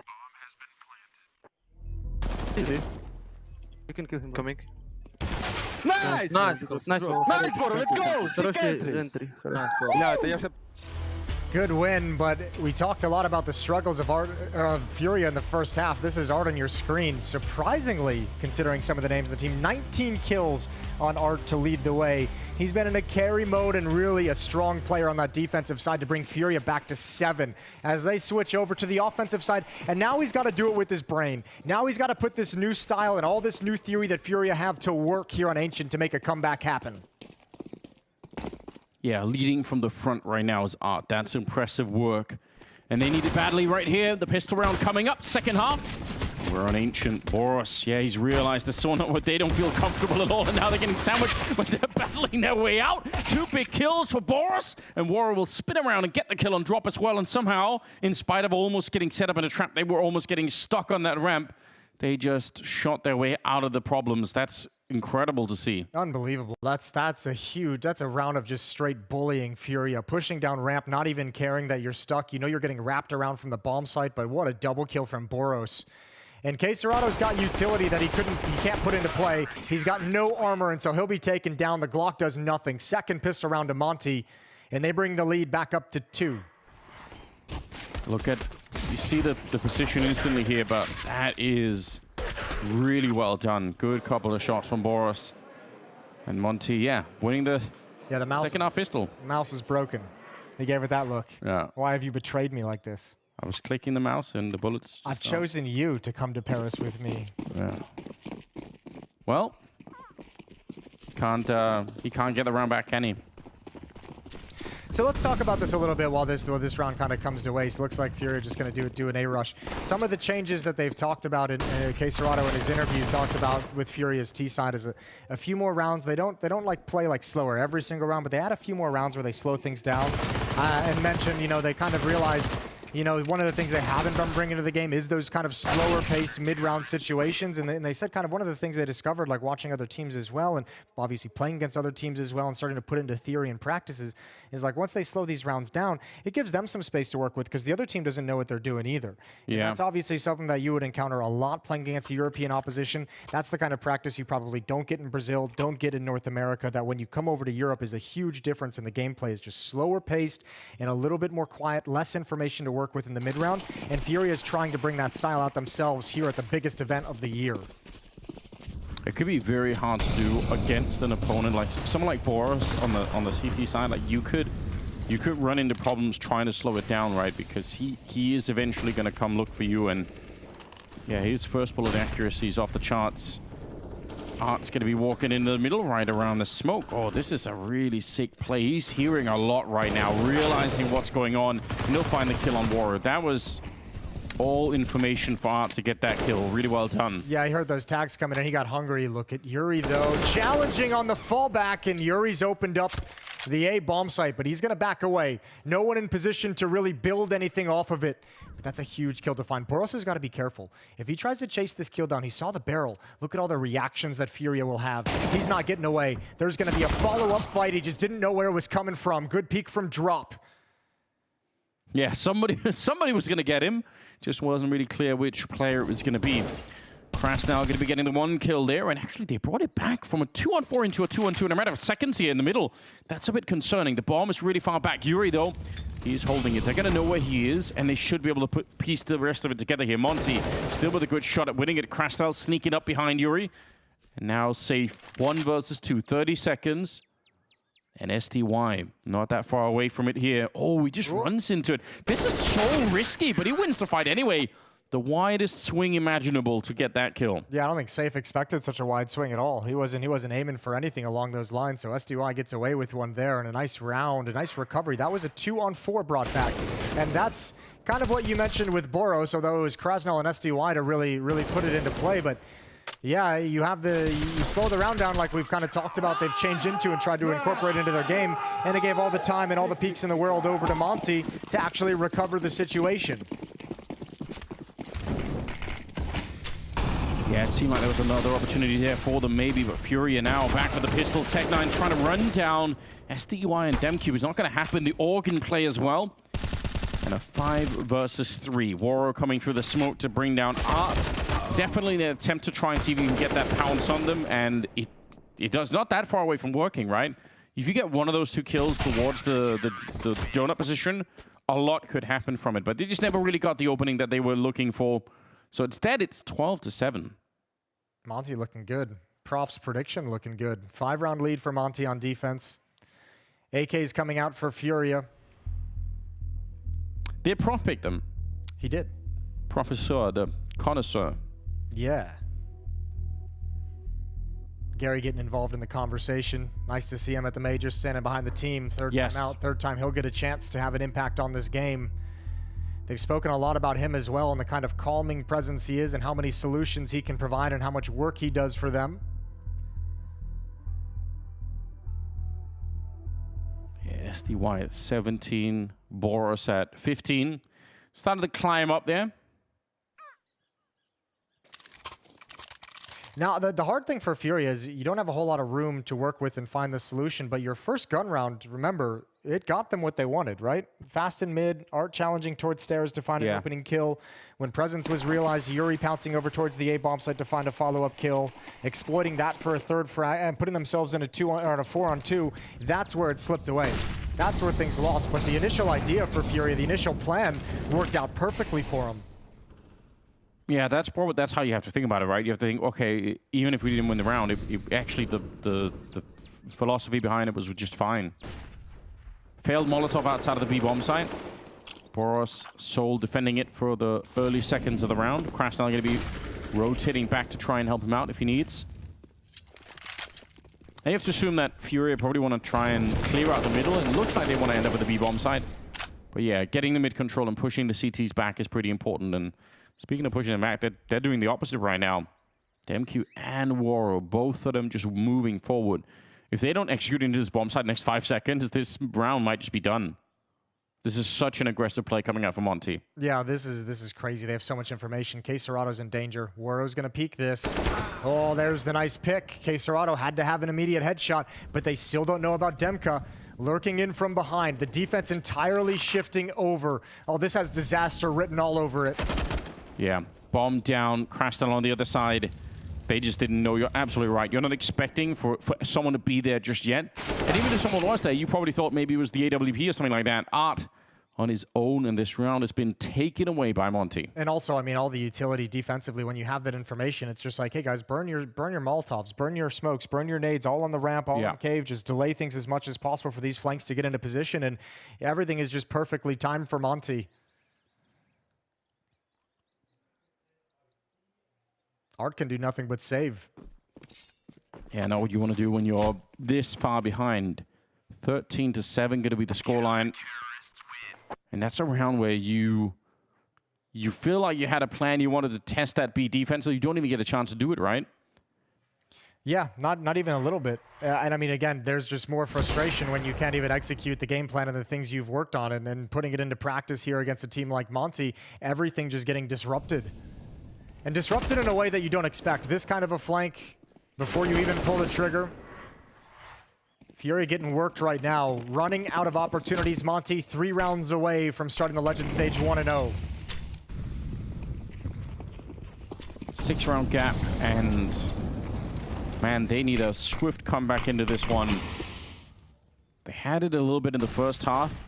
We question whether or not it was going to be enough, but they need a start even in the second half right now. Boros getting a kill there. Krasnal lining it up. And the AK spray way too efficient. He's going to come for the last one. Actually, Boros will be the one to pick that one up. 14-7 and a swift defense here for Monte at the B-bomb site. Not even close to losing it. This one feels done. It does. Look at the flash there. Yeah, this one feels over. Yeah, that's a lot of team flashing as well. K-Serato maybe just a little mistimed on the execute for FURIA. Final timeout burn from FURIA because why not? Gotta use them all. Gary, one last chance to spur his team forward. Very vocal, the only one talking, the only one having a conversation. Yeah, saying this is it. It's a best of one, boys, so not going to get many more chances here. Backs to the wall. And it's the fact that they haven't even got started in the second half that's a real big problem, you know? They've lost 6 in a row. And it feels like individually not comfortable, not kind of in here. Outside of Art, who we talked about, 19 kills at halftime. He's got 21 right now, but K Serato is such a heavy hitter, one of the best players at the first half of the year. True. Only 9 kills. Yuri, his kind of right-hand man who's been excellent as well, only overshadowed by K Serato's incredible performance. He's at 4 kills. No bomb plants in any of those 6 rounds either. They're not even getting any kind of an after plant going. Waro and Krasnal to start this round with 5 versus 3. They've taken over the whole map. You have to move in towards A if you're FURIA now, probably earlier than you would have liked. You wanted to establish mid control before this push, and oh my dear lord. God, yeah, just shows up with that stolen AK and shutting it all the way down. Yeah, it just looks silly. Monte is outclassing FURIA to a surprising degree in this opening game. Yeah, they really are. I mean, even at the end there, DamQ has been having a bit of a slower game for him, but 2 nice kills coming up at the end. Nice kills. What you might say if you were chatting up a fish in a bar, Jason.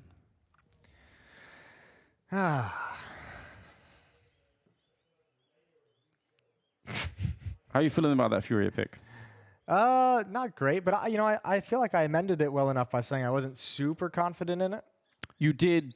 You know? You did hedge your bet. I gave myself a little bit of a way out. A little bit of an out. Good. Good on you. What did you pick for the other one, the Fnatic and NIP game that's going on? NIP. Yeah? Yeah, again, it goes back to that thing, I think, 50-50 game-ish in my mind, and NIP coming from the Challenger stage. Also, for some reason, I just haven't been able to build up confidence in Fnatic. Yeah. Despite a good run through the RMR, I still don't feel great about that team. That's going on over on the B stream. It's about to be 10-8 in the favor of Fnatic playing on Nuke. Oh, they're hunting down after the clock has run out. They find him. K Serato thought he was safe, but he wasn't. 15-7. And again, not a single round in the second half yet for FURIA. Not a single bomb plant. They've run out of time twice. This is just nasty. That little sequence from Demka. Flashbang as well to activate the first kill. And yeah, FURIA is just destroyed. And they look it. Yeah, they do look it. They're being cooked at the moment. 3 AKs, 1 Galil, 1 P250 here. Cooked like a fish you pick up in the bar. Wow, that took a dark turn. That makes me nervous, Jason. I'm not going to lie. Okay, well, Drops at least got something. He's got an opening kill, but now his team cut off by utility. He's dropped. Krasnal's been excellent, and look at the courage he's displaying, just kind of, throwing caution to the wind. He's parked in a little bit of a gap, so mid can't quite see him. Yeah, that smoke went down and segmented that early push from Drop. Otherwise, if it's a good attempt, you've got to say, Krasnal going to be sneaking in a kill on Safe, and Yuri, and they got Art on the A bomb side, right? That's completely open, but the bomb is miles away. How do you even get here? And he might just back up into it. Whoa, he's got the perfect crosshair placement there, and Art is dead before he even knew what hit him. K Serato was starting to move back, but not anymore. And there goes Yuri. 1v4, and he's not even going to get a chance to play. What a dominant victory from Monte. A statement win, 16-7 to start their Legend stage. And for FURIA, all that philosophy and theory probably feels a little bit horrible at the moment. Yeah, they needed something more than this. There's no question about it. But for Monte, this is a statement win right now. Well done. The desk is ready to talk us through all of it. Monte Rise as FURIA unfortunately fall completely silenced in that second half. That was not even competitive. 0 T rounds for the Brazilians, Machu. Yeah, it was sort of tough to watch in a way. I mean, Monte very much impressed me. Beautiful playstyle, beautiful plan, very well executed. We'll talk about it at extent, of course, in terms of entry kills they found, but just a lifeless performance from FURIA. Really felt out of it. powerless, helpless. That's tough. Yeah, trying to go for some early aggression. You spoke about it in the pregame, like it's going to be a lot of early brawls, and they were just going Monte's way. They were hot, FURIA was cold. I even saw Safe after the game. He was trying to warm up his hands. It's kind of chilly here in the studio. He wasn't hitting his shots either. No. That definitely didn't help in the whole scenario. No, Safe had I would say at the very least, 4 sitter, like 4 easy kills with the AWP. He just had to basically just click right cluster placement, right read of the game, and 3 of the 4 times he missed, he allowed some of the entries to be found, and I think he kind of put himself in a hole in that first half. We literally saw him picking up his mouse, having a disgruntled Yeah. look at it and going, why? Why are you not hitting? But it goes to say, you know, a lot of the individuals on the side of FURIA, right, it was only really Art that was stepping up to the mantle. Cerrado was cold, Yuri as well. Even early on, we saw that play from Boros just walking through the smoke and cave, even though he heard 2 players there, dropping Yuri, he gets a kill there. Actually, it was a team kill, but doesn't matter. He got some space, he got a trade, and then things, were rolling so well on the T side. Later on in the, actually it was a great comeback from FURIA on the CT side to make it a game, but there was, again, nothing in the second half. Well, we do have some winning words courtesy of Monte, so let's go to Dingo with Warrior 2K. Thank you very much, Freya. That was great, Freya. But we're here with Monte's Moro. What a performance coming in over FURIA. You know, looking at a game like this with such a comprehensive victory over a team like FURIA, what does that do for your confidence winning so comfortably? It's nothing yet for us. It was a very good game. We win. We was understanding we can win this game. We was very confident, and right now we have one more map today, and we need to be focused on this. Yeah, getting in that 2-0 position. But you know, we're talking about Monte, and a lot of people's perception of the team is it's usually Boros who's kind of the carry player, right? A lot of big performances, but this felt like more of a team effort. Is this something that you guys get a lot in practices, or is this more of a rare thing to have everybody come out on top? Sometimes some guy can do 30 kills, sometimes all team can play very good. It's like, I don't know how to say. But overall, I think we're not yet on our level what we can be. So there's more for Monte? Yes. We can play individually for sure better, and we're trying now to keep it and to go through. Would you say that's the same for you as an individual? We can see more of Waro, because we see you online, you have these massive performances too. You're capable of these big carries. Do you think there's more to come from you as well? Now I'm comfortable, but how to say, some games I can have space for kills, some I'm not. Sometimes I play individually bad, sometimes I can play good. Now I'm trying to be like my maximum, and now it's working. Today, at least first map, it was good. Well, congratulations once again on the win. Thank you very much, Waro. Back to you, Freya.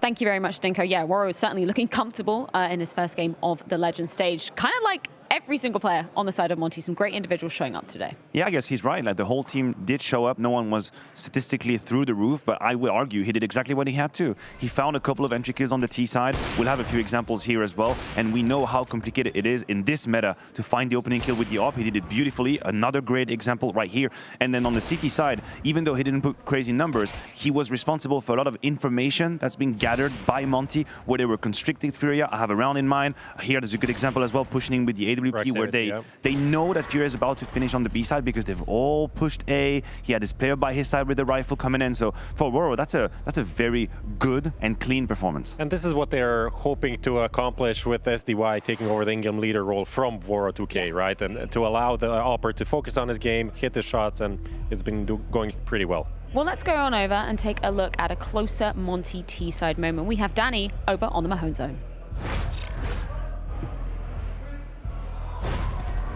That's correct. So what I want to talk about is I really want to highlight how they were able to essentially find openings on the T side, and it's ultimately what made their T side so successful. So this round here, round 6, it first starts off with a bit of mid control, and FURIA, they try to get aggressive here. Krezno actually dies to Cerrado here at the bottom of middle, but what we want to pay attention to is DemQ, who's over here towards outside A main. Now he makes some pretty critical decisions here off of this information. So the first thing is that as Cerrado gets that kill onto Krezno, this actually provides him a bit more space, because typically towards A, Cerrado is the A player.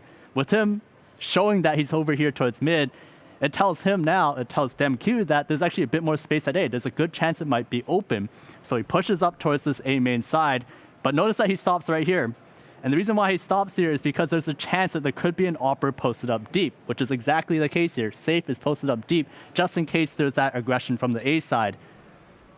However, what Monte will do is that as they progress up towards mid, they're going to continue to pressure. They're going to continue to pressure by throwing utility. They throw a Molotov here towards the cubby to pressure Art. At the same time, they smoke Donut. And what that does is it pulls Safe off of this angle from A and leads them over towards mid. This allows SDY to hit a pretty nice shot onto Safe. And as soon as he gets that kill, DemQ now knows with Safe out of the picture, it's a very good chance that this A side is open and he's able to take it. At the same time, K-Serrado finds a kill onto Boros, which lets him know that K-Serrado has to be coming from this Donut side. This whole left side of the A site, he doesn't have to worry about.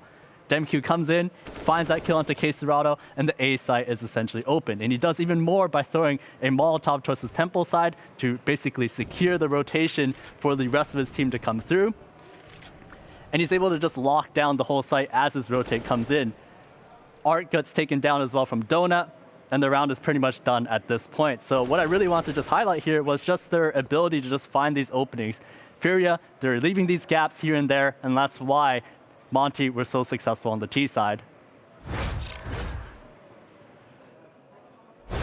Thank you so much for the excellent breakdown once again, Danny. And Prophet kind of goes to what you were saying in the pregame for this. The aggression that you were hoping to see come out of Monte really paid off versus FURIA. Yeah, definitely. There's also in the second half a very good 2v4 that they recovered in a similar manner, really poking and prodding to definitely find out where things are happening, where they can find the kill. And even this whole new FURIA slow approach shows that just playing slow isn't always great. No. That also gives a possibility, gives time, gives space for the other team to react. Space is the key word, and I think Danny highlighted it perfectly. Monte knew how to use the space, analyze the space, and make the most out of it, whereas FURIA looked a little lost on the map. Yeah, FURIA unfortunately choked out of their debut here at the Legend stages. Monte go 1-0 up, but now it's time to head to a quick break before two big guns collide in FaZe versus Heroic.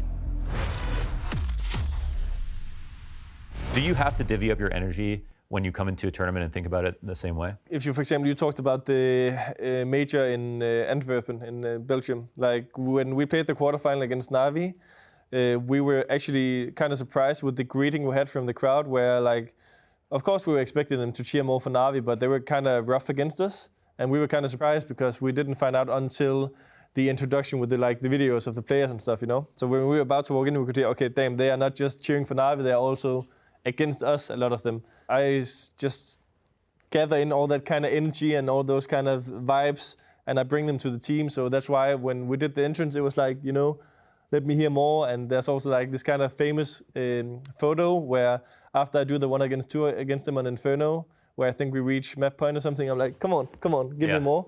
But that's not like maybe what you would always associate as a Cadian celebration, or, you know, maybe you would expect to stand up and scream and go crazy.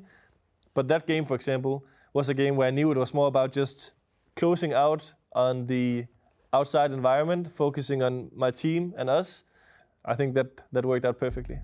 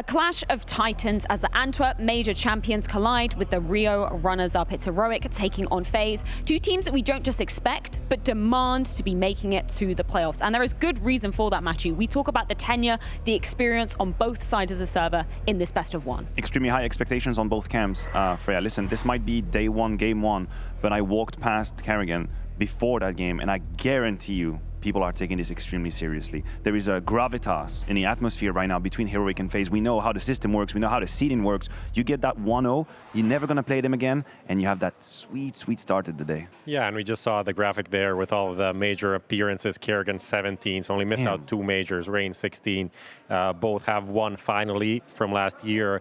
On the Heroic side, not as many. Kadian definitely has been there, has been at the first major, is here now, and this is his probably maybe best chance to win. This is arguably the only time he's ever been a favorite to win a major, even though it's very close between the top 5. Yeah, and despite making it to the grand finals last time around in Rio as well, but yeah, departing that tournament without the trophy in his hands, we know that he's hungry to be lifting it here. Yeah, of course this was disappointing, I'm sure, for them, but after all, Heroic is a journey of a long, lengthy progression and improvement. And whenever they picked Yabi, we had a couple of doubts. He himself struggled massively at the very beginning, but now we can see the Bears, the fruits coming in. They are playing much better, and they are our contenders for deep runs every time. Well, when we speak of the in-game leaders, let's get a few words from him, courtesy of Dinko.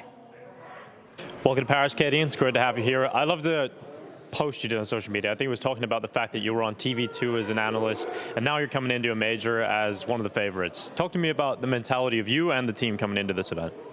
Yeah, I think it's definitely been an interesting journey for me, and lately it's been a very good journey for us as a team as well. We've just steadily been progressing and currently ranked #1 in the world. It's not the first time, but obviously with how the fight is at the moment with FaZe, G2, Vitality, NAVI, so many teams buying in, I think we can be really proud of having that first place. Obviously, there's still things to work at, especially talking about the mentality in the finals and such, but I think we're in a super good place. Well, talk to me a little bit more about that, because last time we seen you guys was in the final of Rio. You get to that final hurdle a lot of the time, but don't ever clear it, it feels like, apart from the fall finals. So talk to me about what you've discussed that'll allow you to get over that final hurdle. I think it's about, for me personally, it's about myself and people in the team admitting, you know, the difference that they have when playing in the final, the extra nerves, stuff like this. I think for a long time it's been a little bit about like denying it and no, I don't feel extra nervous and stuff like this, but now at least we're talking about it, we're open about it, and one of the biggest strengths in our team is being able to be vulnerable, being able to be honest with your feelings and such stuff like this. So I think that we are already one step ahead of that. I have some extra tricks up my sleeves as well that I want to try before playing the next final, but one of the main goals for this tournament is actually to take one step at a time, because right now what is everyone talking about? Oh, Heroic, what they just need is to fix their mentality for the final. Well, there's a long way to the final from this stage. Well, one team you did beat in the final was FaZe, right? The last time you guys played was in that final at Blast. I want to know from an IGL's perspective how difficult a team like FaZe is to anti-strat.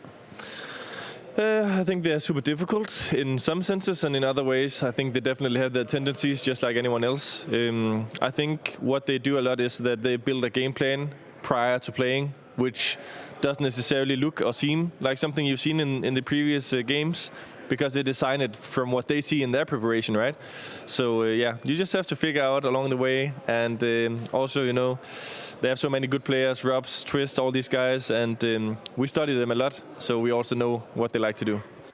Inferno to be the battleground in this best-of-1 series between Heroic and FaZe. We were talking about some of the individuals from the Deadly Danes. We have to throw Yabi's name back into the ring, Matthew, because we're talking about a player that is integrated incredibly well into such a well-oiled machine that is Heroic, but also grown exponentially. Oh, totally. I think he's blown our expectations out of the water. He replaced Refresh to be slightly better. I thought he would just be a slight upgrade to the lineup, but no, he's actually very slowly pushing Stone away from the mantle of best player of this team. You look at his ratings, T side spectacular, CT side as well. He's aggressive, great headshot percentage as well. This man has become such a complete package. And I think the last step is not even here. The last step is the big stages, the moments, the trophies. But from that point here in the tournament, beautiful.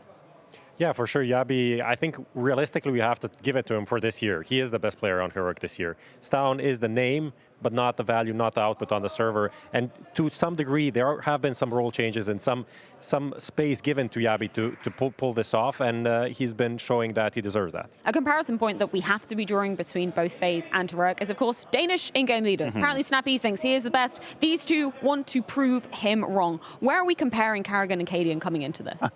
I think the mind game that's about to happen in this game is beautiful. Cadian talked about it with Dinko. He said how he prepared for FaZe, how he thought they were progressing, how they were playing. Well, let me tell you this. Inferno has been played in their last 4 best-of-3s. Like, they know each other. You have to imagine the degree of second-guessing, third-guessing yourself when you think you know exactly what your opponent can do, and you have to be careful to kind of walk that line with balance. This could also be a very weird game for that exact reason. Like, you might be watching at home, it's like, why is this happening? It's happening because they are expecting something that someone else is expecting, that someone else is expecting, that someone did 3 games ago. So that's going to be very interesting. And at the end of the day, they're amazing, 10 amazing players on the server, so fireworks incoming. Well, Karrigan versus Cadian, FaZe versus Heroic. Let's get this series underway to begin off Heroic's Legend stage with Jason and Anders. What a game this will be. I can't wait for it. How lucky are we to get this right off the bat? It's a best of 1, of course, but still the odds are predictably somewhat even a little bit favored for Heroic. I guess that makes sense, but I mean, I wouldn't want to come down on the other side. Can I just abstain from voting on this one? No, you're required to put something out there into the world. I think you already did. I think you went for Heroic, didn't you? You did go for Heroic. I have FaZe in this one. It doesn't even matter. It doesn't matter who wins. This is going to be an exciting game. This is an exciting way to start the Legend stage. As Matthew said, that these guys have played each other plenty of times. Inferno is a mainstay in this matchup as well. Last time they played, they have not actually faced each other this year in 2023. They played at the Blast Premier Fall Finals in Copenhagen at the Royal Arena. That was the grand final game that Heroic took the trophy at the end of the day in that series against FaZe. Inferno was won, however, in that series by FaZe, 16-12. So yeah, this is just spicy for so many reasons all across the board. The players, both teams having championship aspirations, both teams being teams that are kind of picked widely by the community to make deep runs in this tournament. And I guess the best thing to a certain degree in this matchup is the fact that this is a 1-0 game. It's a best of 1. These teams can't face each other for elimination down the stretch in those series play. Neither one of these teams is going to be able to send the other one home if anyone's in that position at a 2 losses mark in the Swiss system. Yeah, that's definitely something to think about too. Once we get to those games a little bit later on in the Legends stage. This is on the B stream with Fnatic around the way from taking on NIP on Nuke, which is that'd be a great run for them, just a great start. I had Fnatic as my 0-3 pick for about, what, 36, 48 hours from when they got released, and I changed it in the last minute before the games went live this morning. Just had a feeling. I took them out. I lost confidence in the 0-3 Fnatic pick. Okay, well, that might be good for you, Jason. Might be very good for me. Getting in the right direction here. Wow, yeah, that's it's close enough that it could go overtime, obviously, with NIP playing the way that they are right now. I don't know, NIP really a much improved team from what we saw just a couple of months ago, even, I would say. Certainly. But I mean, look, the CT side, they can make this comeback happen. Still going to be very tough. Obviously, good to see Fnatic knocking on the door here and coming into the Legend stage looking good. They had a great run through the RMR as well. So also an interesting matchup, and the B stream is going to have great. I mean, man, now that we're in the Legend stage with all these different teams, like everyone is a dangerous team to face up against in these early best of 1s. Yeah, that best of 1 format is it's where you can really do some surprising things. Where do you fall as a Dane on the Danish in-game leader conversation? Man, that is such a hard question to solve, isn't it, from the outside? I mean, for me, I guess if we're asking like total career, like Karrigan is unquestionably going to win that conversation. Sure. But right now, today, man, I don't know, Jason. A different question. I really don't know. Well, this has been set up beautifully. Cadian saying he's got a couple tricks up his sleeve that he wants to bust out into this game. FaZe and Heroic. And right out of the gate, there's a stack at top middle. Cadian on one side, Stout on the other. Shush all the way back in pit, and FaZe starting to work themselves across the map. And it looks like they want to execute a little bit of a Halls pop for the moment, but not quite convinced yet to fall into it permanently. Yeah, they could easily end up there. They have all the grenades for it. Going to be setting up a little bit of pressure towards the arch side of things. Cadian on the other side, he's thinking about it. He's hearing the steps, and now they have that double pit position as well. Getting tested, but they're just running straight on that. They're ignoring the pit, saying, you can stay down there if you want to. We are going to plant the bomb instead. 5-on-5 for the after plant, but quickly dispatched off. Brokey and Rops coming in with a couple of great kills here and tilting the advantage towards FaZe. Cadian trying to get his team back into the game, but it's a 1 versus 4 for him, and he's taken out one player. That's not going to be enough. We'll hang around, look for one more kill here, but Brokey will shut him straight down. Good triple on him, and FaZe to win the opening pistol here on Inferno. Yeah, that's wonderful. And I mean, that was even a little bit risky. I was getting a little bit nervous about leaving Pit in the control of Heroic. We've seen so many times, if you don't have Pit control, if there's defenders in Pit and you're boxed into the bomb site, but man, does FaZe handle business. Great round. Nice and simple. And you got to say as well, Rops, as the attacker towards that pit position, has such a deep playbook. I feel like he's got to be one of the best T-sided players at attacking off balcony into pit. And that's going to be a fun matchup to watch throughout this entire half.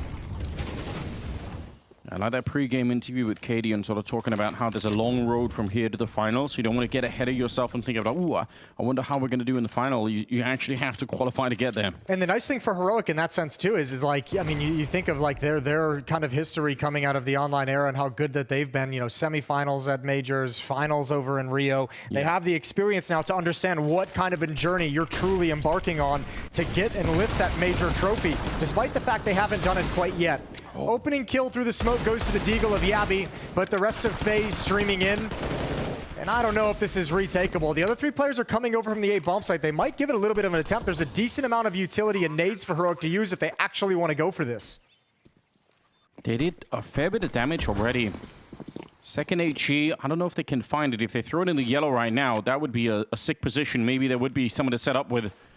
Flashes are going to be going over the wall, and yeah, they want to put the pressure on. They want to try and see if they could do this. It's a good flashbang. There's the HE. It blows up Twist to begin with, but Rain coming right back into the round, and that should shut it all the way down. No problems here. Rops with a double, and Rain with a double, and FaZe. They will live through the round, but that got a bit dicey. Yeah, but that bomb site is so nice to hold on to for the T's in the post-plant position. You could see even a man disadvantage, even in a 4-on-5, even with the first kill of that retake going to an HE grenade from Heroic and essentially turning it into a 3v5, still able to recover. There's still so much work to do for Heroic on that retake, and really nicely held from FaZe to get things started 2-0. Yeah, upgrade into some P250s on the Heroic side. And they're going to be running all of them into the middle. Only one of them making his way past, so trying to sell the idea that it's just sort of a lone player. And then they're going to commit to it. Block on the corner, so no fear of your Rain. He's actually just picking him up anyway. It doesn't really matter. The MAC-10 going to get a kill, and that's very smooth. 3 kills for Rain with the Glock, and could upgrade into the, well, USP if you wanted to. I guess P250 was there as well, but yeah, 3-0 for FaZe. I think that he was just setting up for like an information play up middle to get activated when the push comes in. He didn't even buy a weapon in that round, so plenty of money for Rain moving forward. Brokey's going to invest in the AWP in the first gun round. Cadian's going to have his on the other side. And now we get into the action. Rifle rounds at hand. 3-0 start for FaZe off the pistol round victory. Yeah, we're going to get a crack at it now. Finally with the rifles. Let's see what they're about here. Getting started early. It's already been proven today. And we know it in these best of ones. You need to get something on the board a little bit early on. Twist getting down low outside of the B-bomb site. Shush in the middle. It's a good recovery on that second kill. And Stown going to just be sending a couple of bullets into the middle to pick off the shot on the Rops.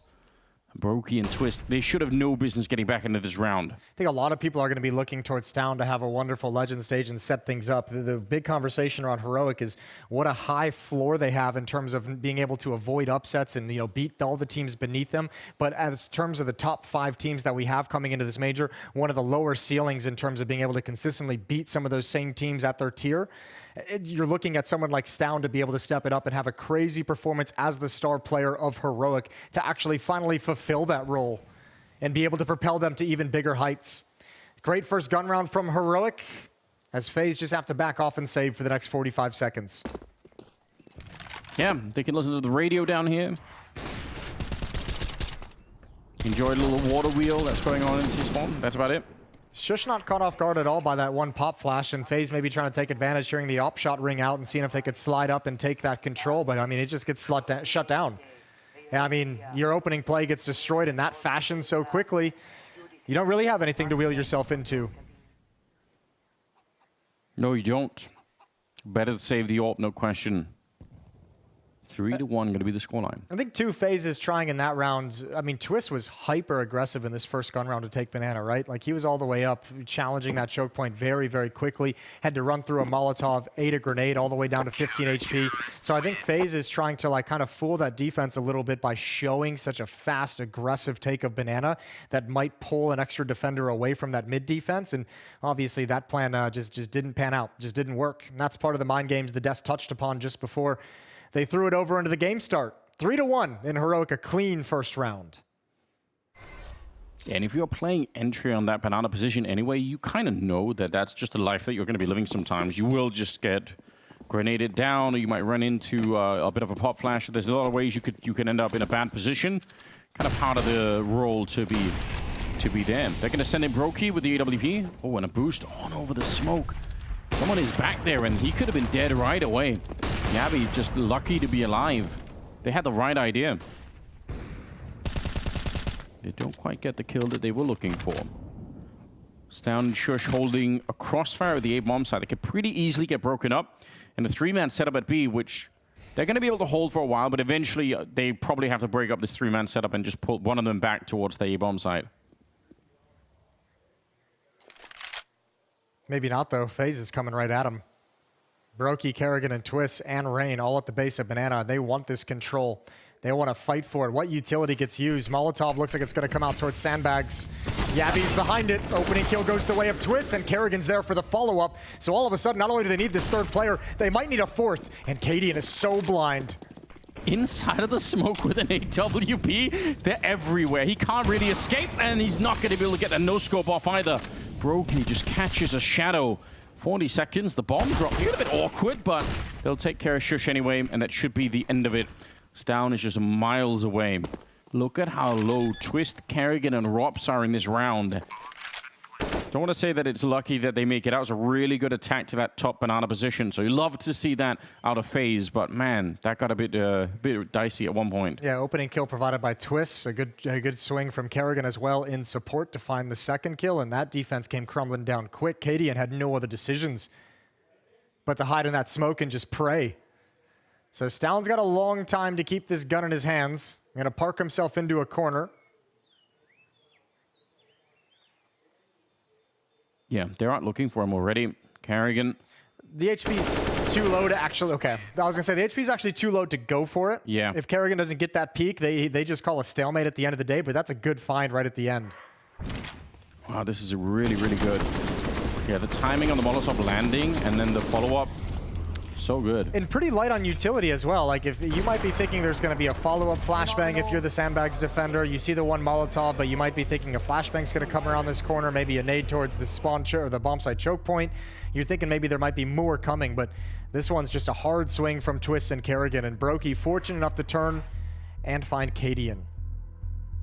Timeout taken early from Heroic on the defense. They want to talk about money. This is not a panic timeout. This is about the cash that they have to work with and how they want to play the next rounds of their buys. It's interesting to see FaZe go as hard as they did on Banana in this round without showing anything at all at top mid, right? Normally, you would at least throw a smoke towards the art side of things, but again, I mean, those could be the kind of mind games that this we're talking about too, where, you know, you're trying not to play the traditional style and sort of go through the... Because these teams know each other so well that any little detail like that could at least signal what might be coming. Oh, good aggression. This time, Twist is the one who's beat by Tesses, pushing down Banana, and Twist occupied to extinguish the Molotov. That's an important opening kill to find when you consider it's pistols on the rest of Heroic. There's 2 M4s, 3 5.7s, and Heroic is running out of nades. And they're taking an additional risk now beyond just the run down Banana. 1 person holding that, and 4 at the A-bomb site. It's been done many a times.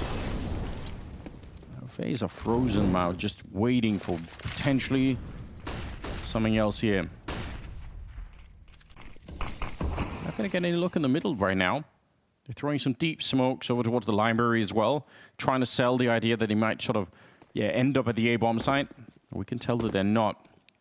And TeSeS is down to the feel the pressure. He's going to drop a smoke right in front, but surely they're going to be coming through. Why wouldn't they? They don't have any more choices at the moment. That is so much damage. Oh god, Broki's practically dead already, and they might just have to cancel this round. Yeah, I think that was really the only plan, was to follow Kerrigan up through the smoke, but the spacing just wasn't there. Kerrigan so much faster. What a perfectly played round. The defensive smoke shuts down this entire hit. Heroic's going to get away with one. A low buy round with 3 pistols and 2 M4s and light on nades, and they're going to win it again, clean. All 5 players surviving. Double kill from TeSeS, and that seals it. You had 1 smoke at the end of it for last 40, 50 seconds of the round, and it just happens to be put down perfectly. What a masterclass by TeSeS as well. He could have chosen to drop that smoke at half wall, right? He spots it initially, and you can choose to do it there.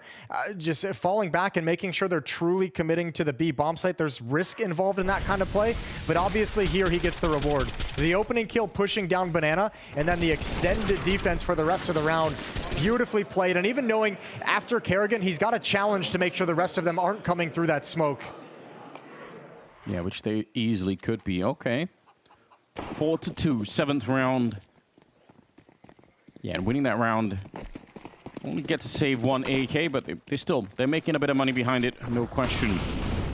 Twist again, trying to see if he can get up close. Actually, Kerrigan leading the charge this time. Twist right behind him. Not finding anyone. Heroic, they saw the challenge. They don't really want to stick around for it, but they are rotating 4 people. That seems like a massive over-rotation for Heroic. Very curious about this kind of a call. Just making sure they've got Shush, who was pushed up in middle, who had a good track of the information at mid. But yeah, a little bit risky. You have to imagine they're setting up for an aggressive play, and here it is. Here it comes. TeSeS with the support flash. Oh, Brokey rips off Yabi's head. But now they have at least control of top Banana. The problem is losing a player. They haven't shifted anyone back, so it's all on Shush. Yeah, by the hay card. TeSeS started to get there, but even that's probably not going to be enough. It shouldn't be. An isolated 2 versus 4 at the A-bomb site here. If FaZe can win this round, they're in prime position to do so. Look at that smoke. It's just going to be segmenting off TeSeS. He's actually running straight through it. That is a good call. He's trying to be here to help out Shush. They have a little bit of a crossfire, but it's going to get broken up instantly. Kerrigan, that 1 kill was all they needed. And the rest of them, I don't think they should be going for this one, Heroic. It's down already, slowly backing on out of there. Great calling out of FaZe right now. And the kill from Brokey doesn't allow Heroic to shift that 3rd player over on the defense, right? Doesn't allow him to get that extra body. It can only be the 1 player in support. Blinded as well, I believe. Yeah, completely blinded. We'll take that all day. Here's the opening from Kerrigan. Shush turning from flashbangs. Couldn't get set and comfortable for the follow-up fight as they enter in. And FaZe is going to be up to 5. Yeah, that's a hugely important shot for Kerrigan. Because there was, a chance for the crossfire to work a little bit better. If it turns into a 2-1-2, then maybe Stown wants to go for it a little bit more, but... Yeah, really well read. Kerrigan doing work in terms of figuring out what this defense is like at the moment. And these have been very tactical wins from both teams, right? Like, yes. I mean, even especially like FaZe, when you think like their tactics have either worked or they've had to save. The 2 rounds that Heroic wins are just like immediate save calls right out of the gate. These are just won and lost at the moment on the initial setups that both teams are running. Round number 8. SMG MP9 on Yabi. Op still in the hands of Cadian, which hasn't really had to do too much work yet. Now he's going to put himself in position to make a play to get things started for Heroic, but he's held back by utility. Yeah, different style once again for FaZe. They've shown their hand a couple of times, going for that all-out rush and the aggressive pressure on there. This time, they wait a little bit, and Heroic, they dump a bunch of grenades onto Banana, none of which do anything at all to FaZe. So FaZe are happy. They're just listening in, saying, oh, wow, that's a lot of nades. You can tell on the HUD as well. Not that many left on the Heroic side after that. TeSeS is holding B alone. So similar 4-1 setup that we saw in one of the previous rounds. And this is where Kerrigan can be put into work, right? You start to clear out parts of the map. You start to get a little bit of information. The hard part right now for Kerrigan is realizing we don't have any kind of banana controller presence. Like they can have one defender here. This one can be stacked up, which is exactly what's happening. Stown has shifted over to spawn arch. Cadian's got the op angle in towards quad. Yabby in the bomb site, Shush over in pit. So a very strong A defense that FaZe is attacking into. Oh, nice pick off mid-air. That is the bomb on the ground as well. So now there aren't that many mind games left. This has been signaled. And Cadian, instead of falling back into it, kind of a classic move from him. He's just pushing forward instead. Twist going to get the wide swing against him. We're down to 15 seconds. They should be losing this round. And they definitely will now that Jabby's picked up that double kill with the SMG. 10 seconds on the clock here. Shush, he's going to be good for the kill. Bomb actually being attempted in the corner, but he came off it. Brokey goes down at the end. Wow, that was a good hold. That MP9 doing so much work. And all based off the fact, you know, oddly enough, no kills come out there. But as we know on Inferno, Banana is so important. And all based off the fact that Heroic is able to stack up 4 defenders here. Even though Kerrigan remains aggressive and goes down, there's still so many bodies to go against. Nice double kill in the corner of the bomb site. A 3rd round for Heroic as they hang on. It's FaZe who are starting to run out of money without that plant. 2 MAC-10s on Twist and Kerrigan. Which is, from a viewership point of view, probably good news. We want a close game. I wish this was a best of 3. I think everyone does, but we'll take Inferno if we can't get anything else. 2 MAC-10s. Still some grenades to play around with here. And again, they don't really want to fight for Banana early on. In spite of the fact that they've won it a couple of times, FaZe, they're not really feeling it. You want to throw different looks at them, right? And Banana is one of the parts on the map that, you know, despite even with pace changes of how you can do it, different sets of utility to take it. There's like 20 different ways of taking Banana. This time, a lot of emphasis towards hulls. Stown with a 2nd kill. Reloading, finds safety. Safety enough for Yabby to come in and add 1 on top. And now it's just Brokey remaining in pit, but he's got a triple kill. And Shush secures the bomb site. It's all on Twist. Wow, that's shocking. They really, I thought as well, Brokey's surely dead. They just kept throwing bodies at him and he kept taking him down. Twist here. Is it doable? No helmet on Cadian, but it's Shush who's in the corner. He's going to go back look for it. Let's see if the lack of helmet here is going to be a factor. Walking up close with the AWP. Oh, and there we go. Just popping his head right away. And he does have a chance here. He could pick up another weapon, but he's going to stick with the MAC-10. 30 seconds left. Has to go into the pit to pick up the bomb. It's all the way in that back corner. He's trying to figure out, where is he? Guessed a couple of angles already. No clue he's in the corner. He's going to go check it, and Shush will take him right down. That's some great accuracy on him. What a close round. Brokey almost brought it back. Yeah, that's actually a crazy triple kill for Brokey to bring that back within reach. However, a costly victory for Heroic, including the op on the ground. Nicely done from Brokey inside of pit, clearing out everything. Good transfer over, but that 4th player coming through was just too much. And Twist, an underrated clutch. An underrated clutcher almost had a chance at it.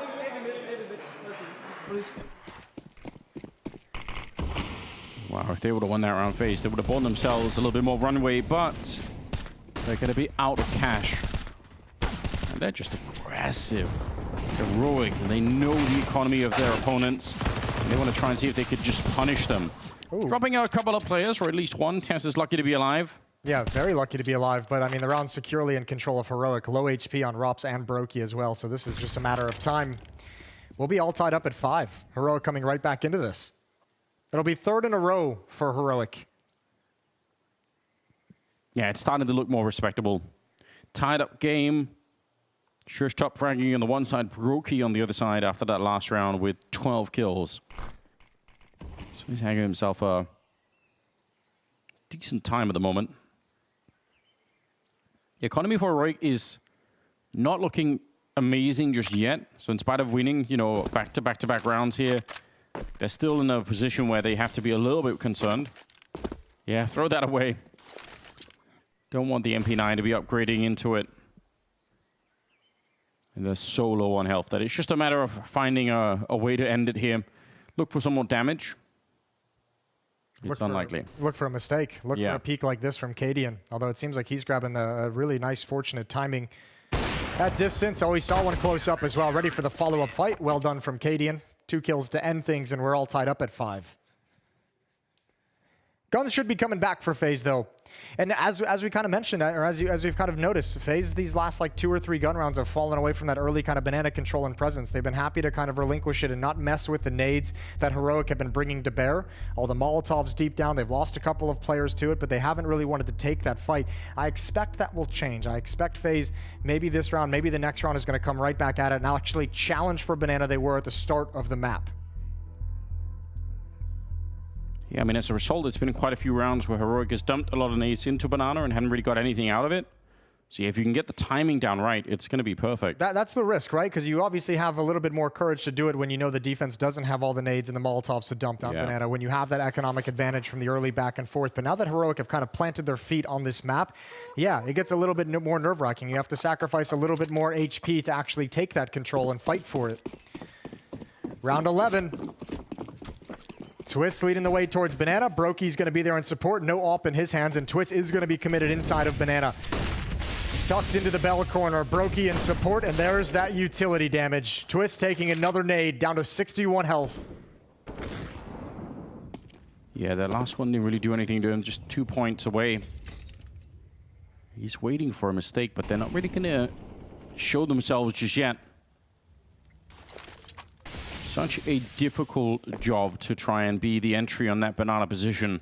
And Heroic, by extinguishing that Molotov at the half wall, are showing that they have presence at top Banana, showing maybe that they want to play in the position of sandbags. They want to play someone aggressive at the corner to be able to double fight that as FaZe take more control. So that might burn a few more pieces of utility off of FaZe. A couple flashbangs to get around the corner, but the defense has shifted into more passive, a boost up towards spawn. And there's the Molotov and the 2 flashbangs spent to take this control due to the defense that was shown and faked.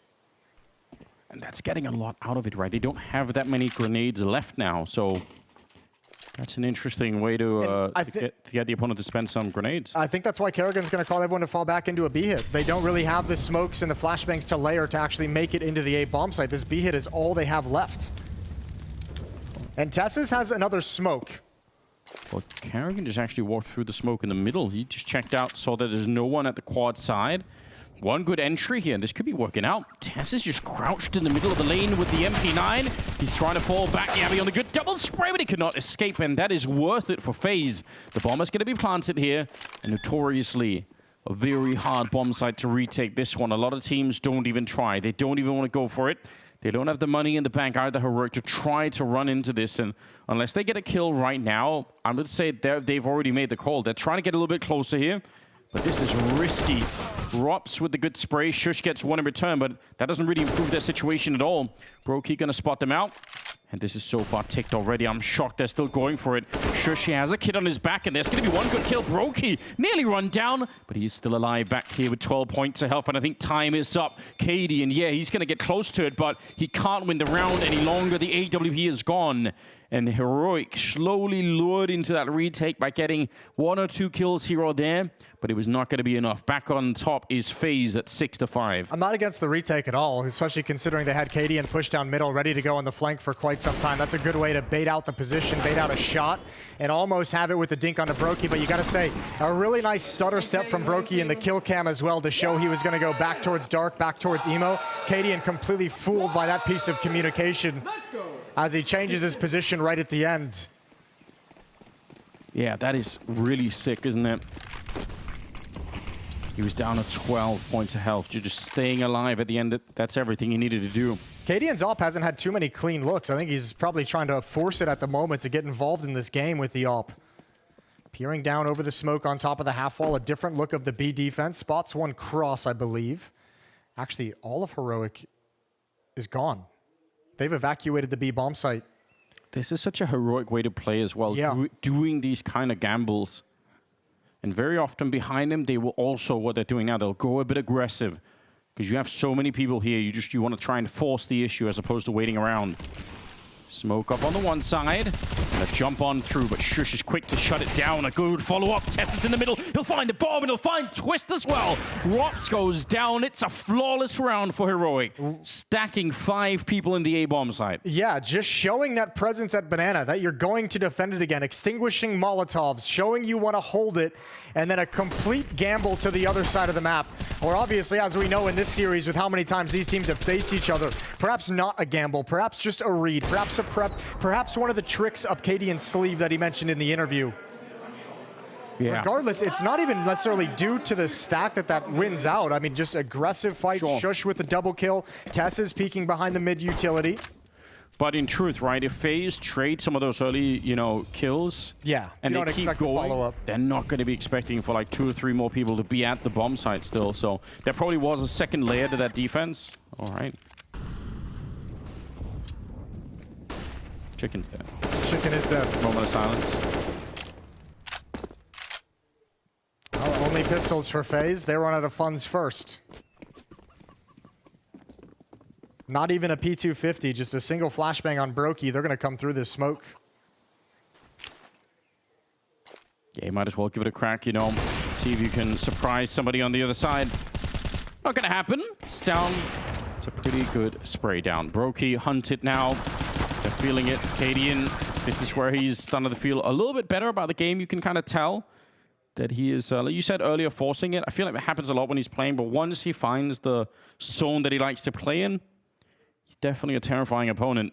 7-6. Nobody's really getting away with too much right here. But the economy is slowly starting to favor Heroic here. I mean, you got to say, too, as close as it is, it's due to a really strong start, a 5-2 run in the early stages of this game, and now it's been a 5-1 run for Heroic as their defense has clamped down. And in the last 6 rounds, there's been no bomb plants, right? Yeah. Heroic have just been running it all the way down. Pretty aggressive defense overall at most of these situations. Nice peek down middle from Cadian. Man advantage provided by the op from Heroic. And look at that. That duo is going to go into the hallways. They're ready for it. Got to be careful you don't stack on top of each other because Rain can spray you down. That is a bit clumsy. No reason that had to happen. Stal was flashed, but he's still getting the kill. Comes back for more, and Robs is there to save his teammate. Twist is on 2 health, and, well, only for a second. 2-on-2. You go for this, you got money. Yeah, 100%. And the 15th round is coming up next, so there's absolutely no reason to be saving what you got here. How do you make it through the smoke, though? They have a lot of grenades on the Heroic side. They can continue to try and throw a couple of them into the bomb site. Tessis and Yabi, and that's exactly what they're going to do. They're going to set up a wall to try and see if they can make their way down. That's a really good smoke to know. Counter nades come out again, and the clock running very low now. Rain just in the graveyard, an excellent one tap onto Yabi. He's just gone, and Rain even flashed. He's still able to get the job done. Quad kill on him, and they tied the scoreline once again. 7-7 going into the 15th round. Yeah, that's a really well done job from FaZe, and obviously a bit of a mistake on the 5-on-4. So lined up. You could actually see that building as well. You could see Cadian trying to get the angle and kept getting stepped in front of. That was just awkward the whole way through, and I think Heroic's going to be frustrated they let that slip away. Final round of the first half, round 15. All comes down to who's going to take the lead going into halftime. Both teams with full buys. You could just tell that these teams have such a good understanding of each other. I mean, obviously the scoreline kind of suggests that as well, but nobody's being allowed to get away with very much at the moment. A bit of more of a standard round here. A little bit of early Halls aggression, it looks like, from FaZe. Yeah, they want to try and see if they could go for it. Jumping on out, but Shush is ready to catch them in the middle. It's down, just locked down. Not even a fight here. And you can understand why FaZe and Kerrigan want to bring that call out, because Heroic's defense at the start of these rounds has been so aggressive on mid. If you can actually get that standing, if you can get that first kill and wrap around towards that defense, it's such a checkmate play, and obviously this time it's just handled so well. Double kill on Shush, who I feel like every time they've come up mid and he's been in that position has been good for a double kill. Same from Stown as well. So Heroic is going to take an 8-7 lead into the second half. Also because, I mean, the meta still on Inferno very much is going, 3 or 4 people to be early on and then rotating people back in the first 20 seconds. So it even makes sense that you would try and hit that A-bomb site a little bit early just in case you could find that little bit of a weakness. Rob's walking into the middle and Cadian will drop him 8-7 like you said at the end of the half. Second half is coming up.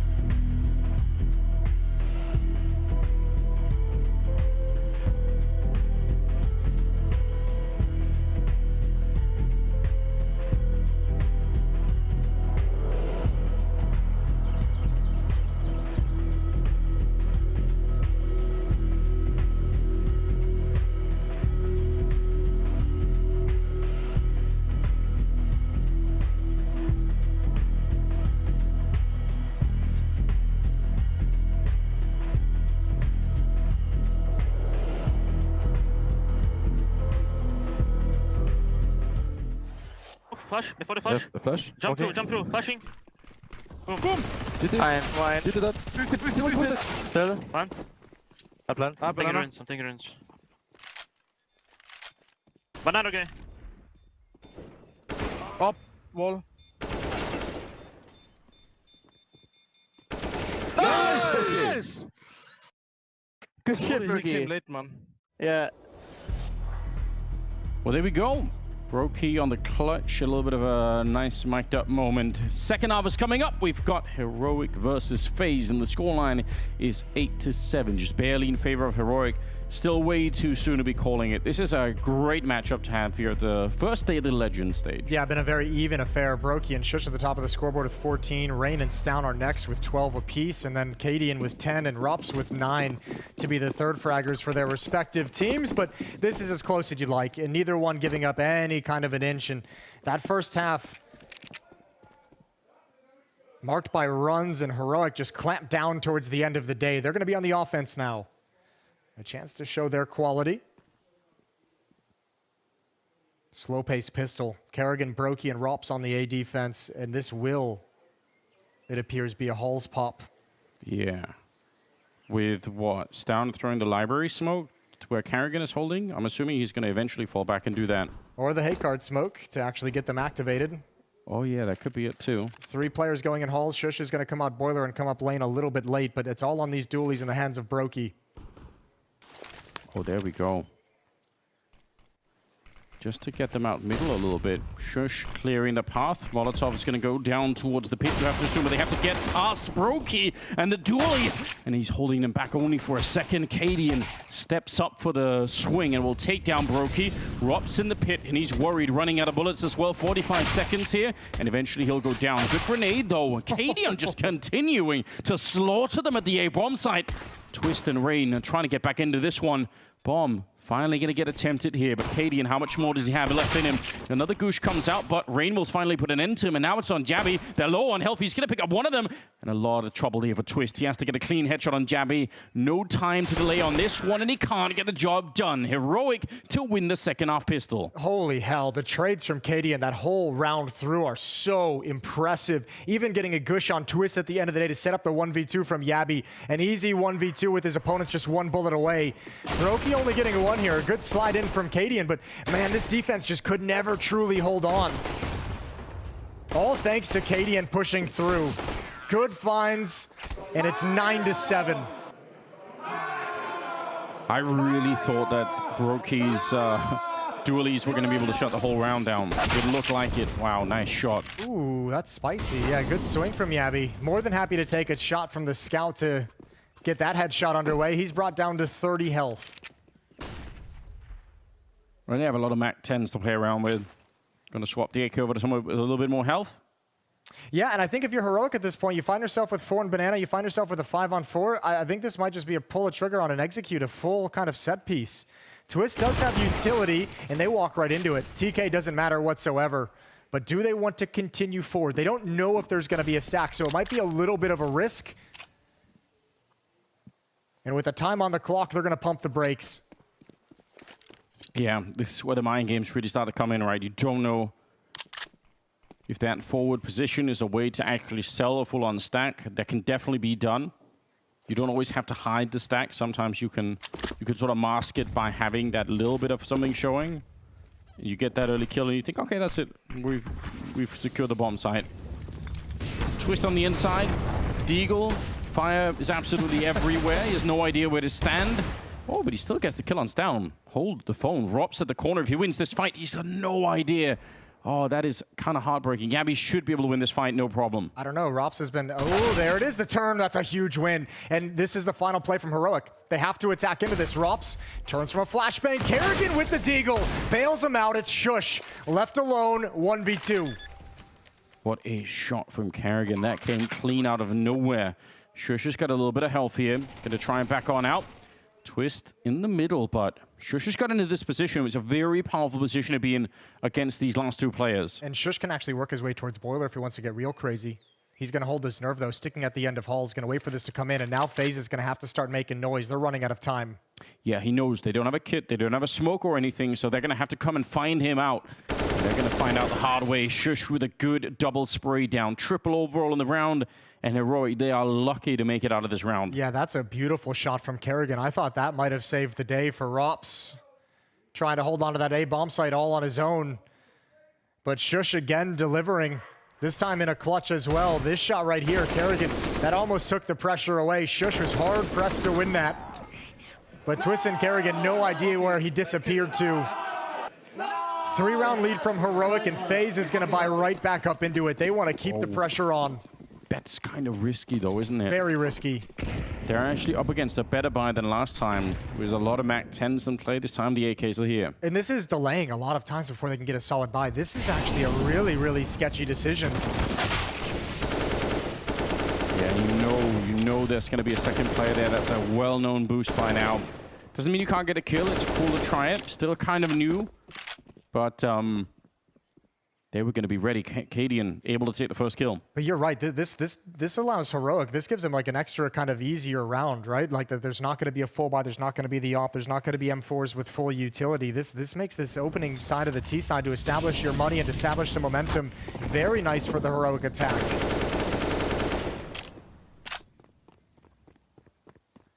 Yeah, it's interesting. I mean, that was a close round, but almost selling out their own CT side a little bit here is what it feels like for FaZe.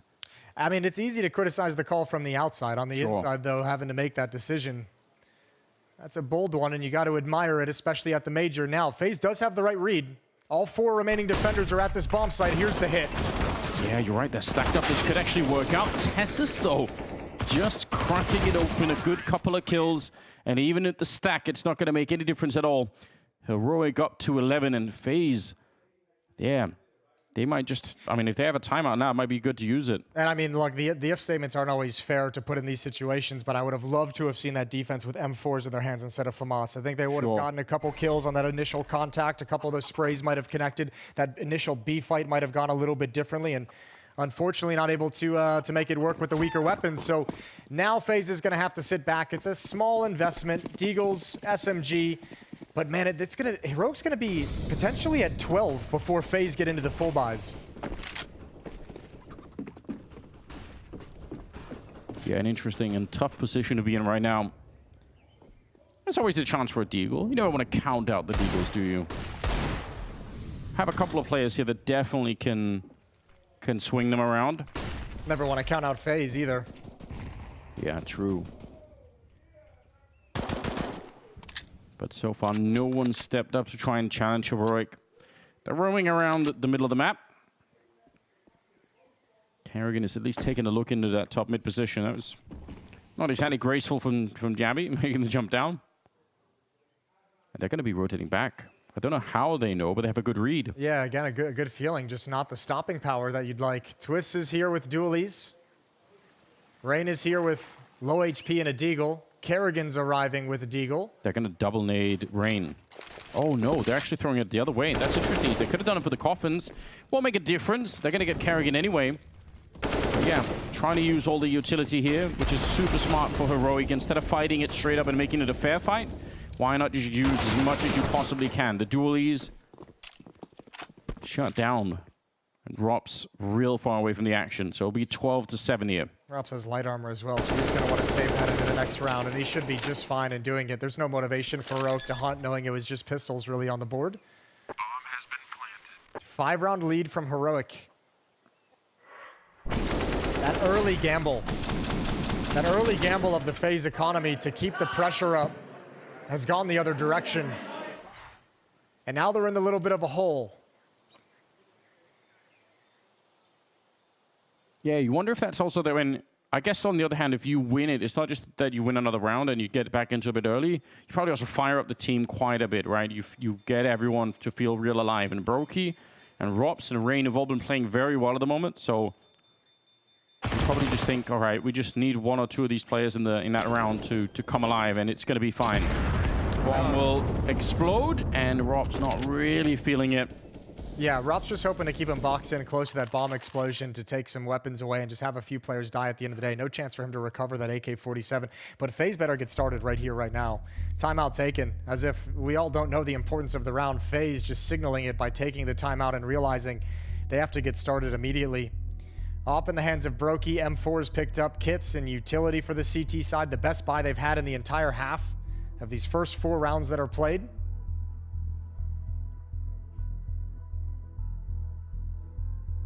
Yeah, Heroic can feel the end of the map coming. They only have to win a couple of important rounds that are these rifle rounds, and they're almost there. They definitely know it. It's a 10-2 run for Heroic right now, going back to the first half when they really took control of this game. They have not looked back. Once they kind of caught fire, once their CT side planted its feet, got some money built up, got some economy and some utility, they haven't had any real issues. Yeah, that's when you put it like that, it's become a pretty one-sided game here at the end of it for Heroic. 3-man stack at the top of Banana. As FaZe are looking to try and defend that in case Heroic would try something really fast. But it's just Stown who's kind of throwing some nades up there to hold them back. Rops in the pit and Kerrigan over at the arch, so that A defense is paper thin at the moment. Yeah, and they're going to rotate back behind it. Ooh. That's a bit risky, though. Falling back while reloading. And he gets caught by Cadian. That couldn't have worked out any better. Yeah, that's a really unique timing that I don't think Rain was obviously not ready for. And that's step 1 done for Heroic in this round. What a great T-side being called at the moment. Back to A we go. You mentioned it was paper thin. It hasn't gotten any stronger. Kerrigan on Rap gonna come through the smoke, caught by Stown. And what's up, Rops? What you got, baby? It's nothing. Tessus takes him as well. And Heroic easily finds their way to 13. Yeah, instant shutdown. The timing there at top Banana definitely...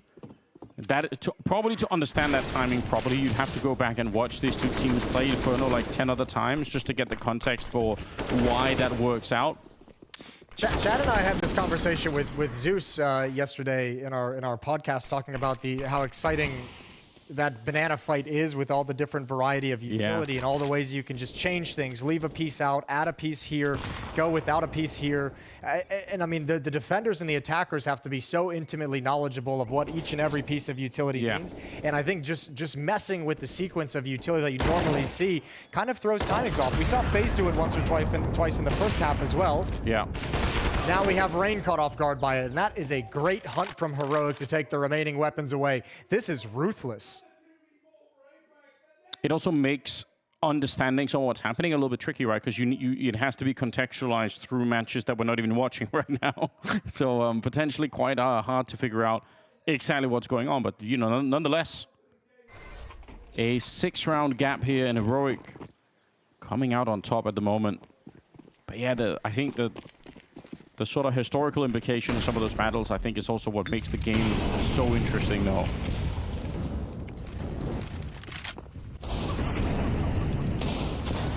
Putting some pressure on here. Only casualty so far is the chicken that ran into the line of fire. And again, that same lean towards the B-bomb side early on. It's going to get exploited again. Coming through the smoke, or just as it fades, utility being spent. Shush was a little bit ahead of the action. Still just Rops and Kerrigan. Rain just cleared out top Banana, so all 3 B defenders are going to start shifting over. Rain actually sticks around. Twist and Brokey are here, but you better hope and pray these Deagles hit some shots. And with those smokes being deployed, I don't think they're going to get the chance. Oh, but Robs starts out, gets the 1 kill. He had the AK picked up, but Tessus just doesn't care at all. Oh my god. He's just going to open up the bomb site, whether they were ready or not. And Cadian holding the back line here. Yeah, they can come with the smoke, but it's not really going to make a difference here. They're already dug in Heroic. They're so deep on this defense now that the bomb is planted. I don't think there's anything left to really be accomplished. So 14 rounds on the side of Heroic. Tess is making quick work of that A defense. Yeah, those were some filthy little shots. Predicting Rops was going to have the angle. And I mean, you know, Rops has to take that fight. That's the only chance of holding onto that bomb site, is him recovering that AK-47 and having more of an impact. So he really had no other option but just to sit in that crack and hold the angle and see if he can get one more. But Tess is just so on point. Heroic so on point. 14-7. First half was close, but this has turned into a beatdown.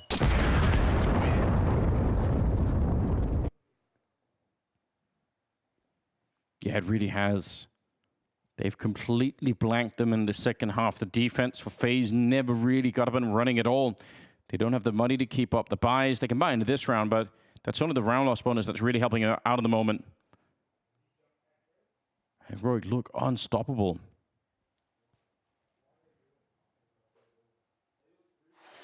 The 22nd round. Let's see how this plays out. Again, that same 3-2 lean. Not that I'm criticizing it or anything, it's pretty standard stuff. But you saw Heroic, some of the risks they took, right? Pushing almost 4 or 5 people at the B-bomb side, then switching it back to A and just like, you know, trying to roll the dice a little bit harder. And at least one of those times they were right about it and it kind of worked out for them. FaZe now back to a more traditional setup. Kerrigan holding over at the arch position. And Robson Brokey going to start to fall a little bit back. Didn't really want to play that forward in the middle.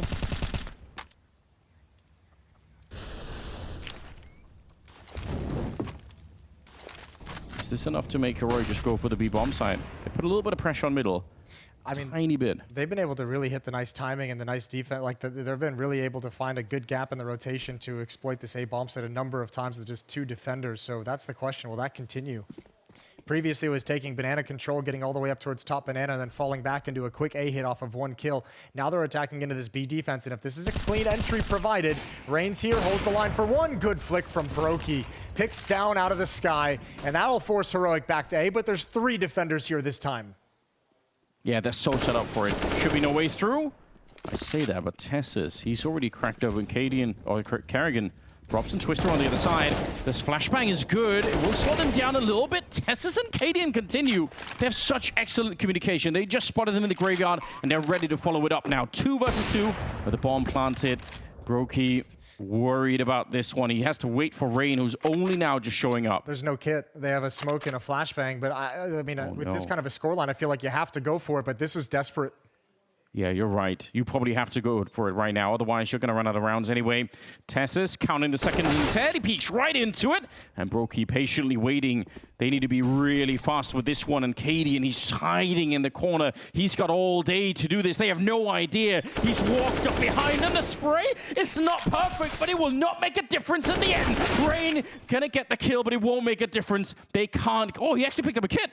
No, it doesn't matter. There was one on the ground somewhere. They're still going to lose the round, Jason, and it will be another one for Heroic. Yeah, Heroic is working them across the map at this point. This is wonderful. This is a 3-on-5 conversion, falling back into a full A defense. But, I mean, I think this might speak to some of the issues that FaZe have talked about having. Communication not as clean, things not clicking nearly as well as it could have. That defense could have been way stronger with that graveyard position. Kerrigan picked off, isolated and alone in middle in the cubby position. This just not able to hold back Heroic in any sense in this second half. Oh, man. Painful way to lose a round. The retake was looking good when they took down Tessus, and now they're going to be crisping Rain at the top of Banana. Blown up between Stown and Shush, and flashed as well, just couldn't see anything. 3 for Mars and 1 M4 left here. FaZe. No answers in the second half. They have won 0 rounds on the CT side. They didn't really have any answers in the first half, let's be honest. They got out to a good start. But when Heroic showed up and clamped down that defense, FaZe could not find a consistent solution. This is going to end on a 14-2 run if Heroic win this round. Yeah, it's looking good right now. Robs is alone, and Jappy's going to be able to jump out on the other side. Kerrigan is running to try and help out his teammate, but it will just be too late. And now that he's running in there, lucky to still be alive. If there was a rifle out there in the hallway, he would have been dead. 3 versus 2. Twist and Brokey. Oh, actually, good shot. Jammy's going to be going down. But Stown taking up a very powerful... This graveyard position is just always so good. And this has been an easy formula for Heroic. Take banana control, put some presence there, back to the A bomb site. It's worked this entire half. Rinse and repeat over and over again. Oh, they've got to be real careful. Smoke's fading, and Stown's able to see it. Twist is on his own, and it's going to be the end of the line. Heroic They look very strong at the moment. Cadian will take him down, and it's a clean victory. Flawless second half coming out from Heroic as they take down FaZe to begin their major run. Yeah, no issues. Look at the confidence seen on Heroic. Look at the crestfallen face on FaZe, because they never had a true fight in this game. They just got trounced. And that is a tough message to have to swallow to start your Legend stage bid. They didn't have any two real hiccups in the Challenger stage, but now in the Legends, the competition has stepped up, and Heroic looking good. We've got the deaths to wrap up this game, and we've got one more in the opening stage of the Legend stage. FaZe down at the hands of Heroic, and man, the Danes looking fired up, making their Legends stage debut. We're talking about a T-side where they didn't drop a single round. We are talking about incredibly well-drilled machine, just firmly in control throughout. Where's the boxing fight we were supposed to get? Yeah. Where's the absolute apotheosis of Counter-Strike we were supposed to get? Back and forth, clutches, key moments. None of that. Heroic cruised through that game from the point was 5-2 in favor of FaZe. It was set at the cast 14-2 then after that for Heroic. Massive. We had a bit of it in the first half. That was that Brokey 2v2 that turned into a 1v2, and he closed it out against Cadian. But other than that, it was like very one-sided. Some of the changes came in on the CT side for FaZe. We saw Twist playing towards B, Kerrigan towards A.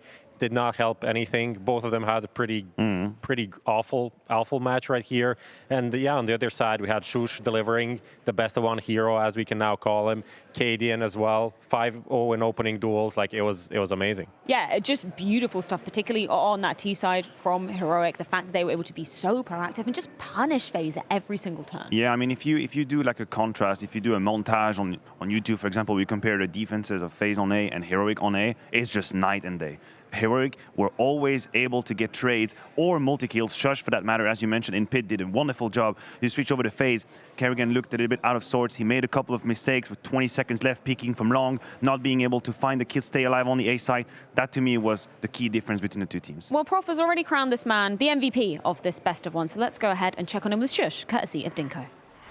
It was a massive victory for Heroic over FaZe, one of the more difficult opening matchups here on the Legend stage. But you guys made it look pretty easy in the end. It was close in the first half. Second half became dominant. What was something that you were taking advantage of that allowed you to have such a one-sided scoreline? I think we were a little bit more hyped after the first few rounds. We noticed they were more hyped than us, so we said, okay, we need to out-yell them a little bit and keep the momentum going. But also, we won a lot of clutches, like 1-2, 1v2s, which we probably shouldn't have won, but it went great for us at least.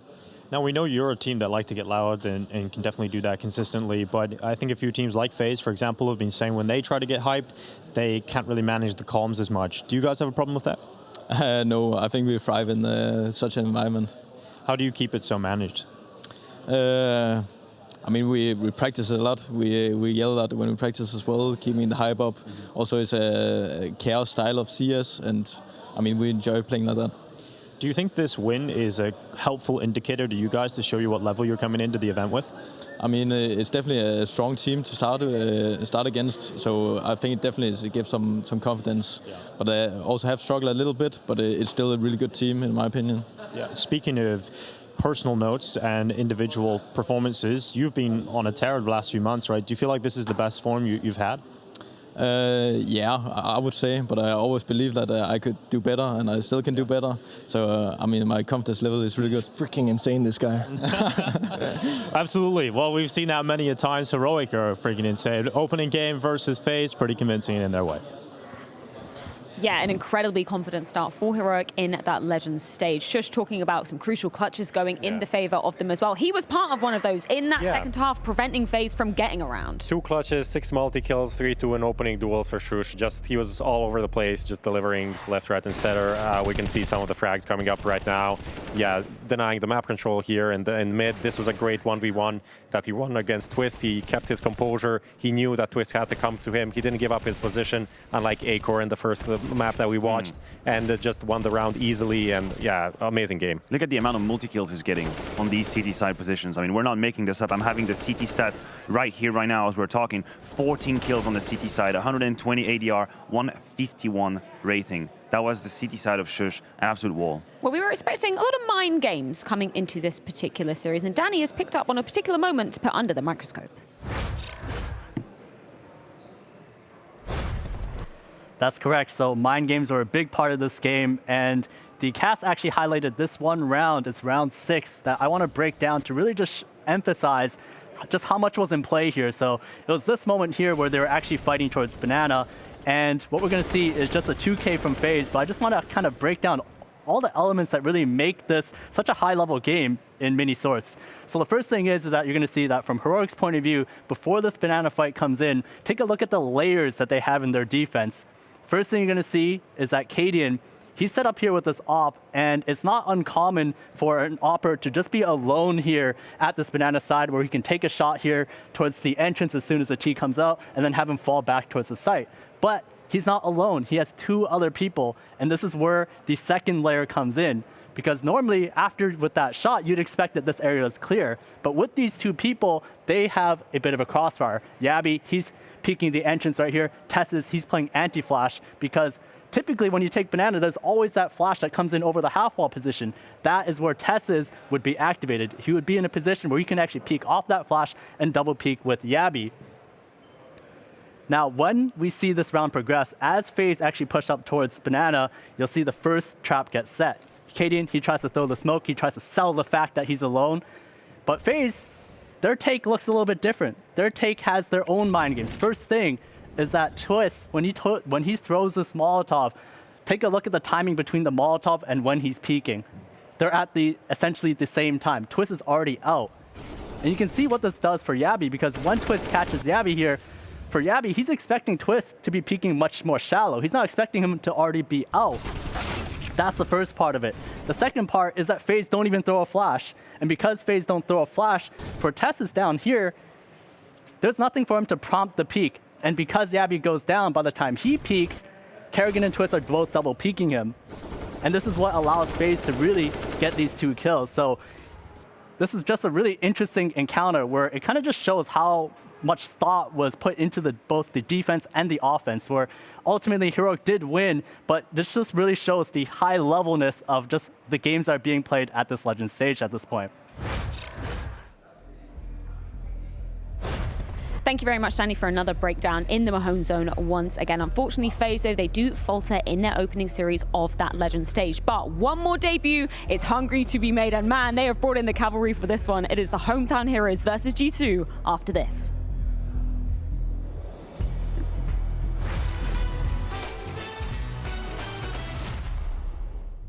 Okay, so I have 5 rounds, and if I nail someone in the first shot, I'm gonna walk out the door. Flusher is the first guy I'm gonna get. No, it was not Flusher. Let's start with Simple as the first guess. Let's try. Okay, let's start Monte, okay? Let's start with him. I heard he's a really good player. Okay. So he's from Europe. And he's young, it seems like. Let's try. I'm gonna go further down south. I'm going to say Kenny S, because I'm gonna try and see if I can hit an Arbor. I guess I can go for Saibu, since that fits.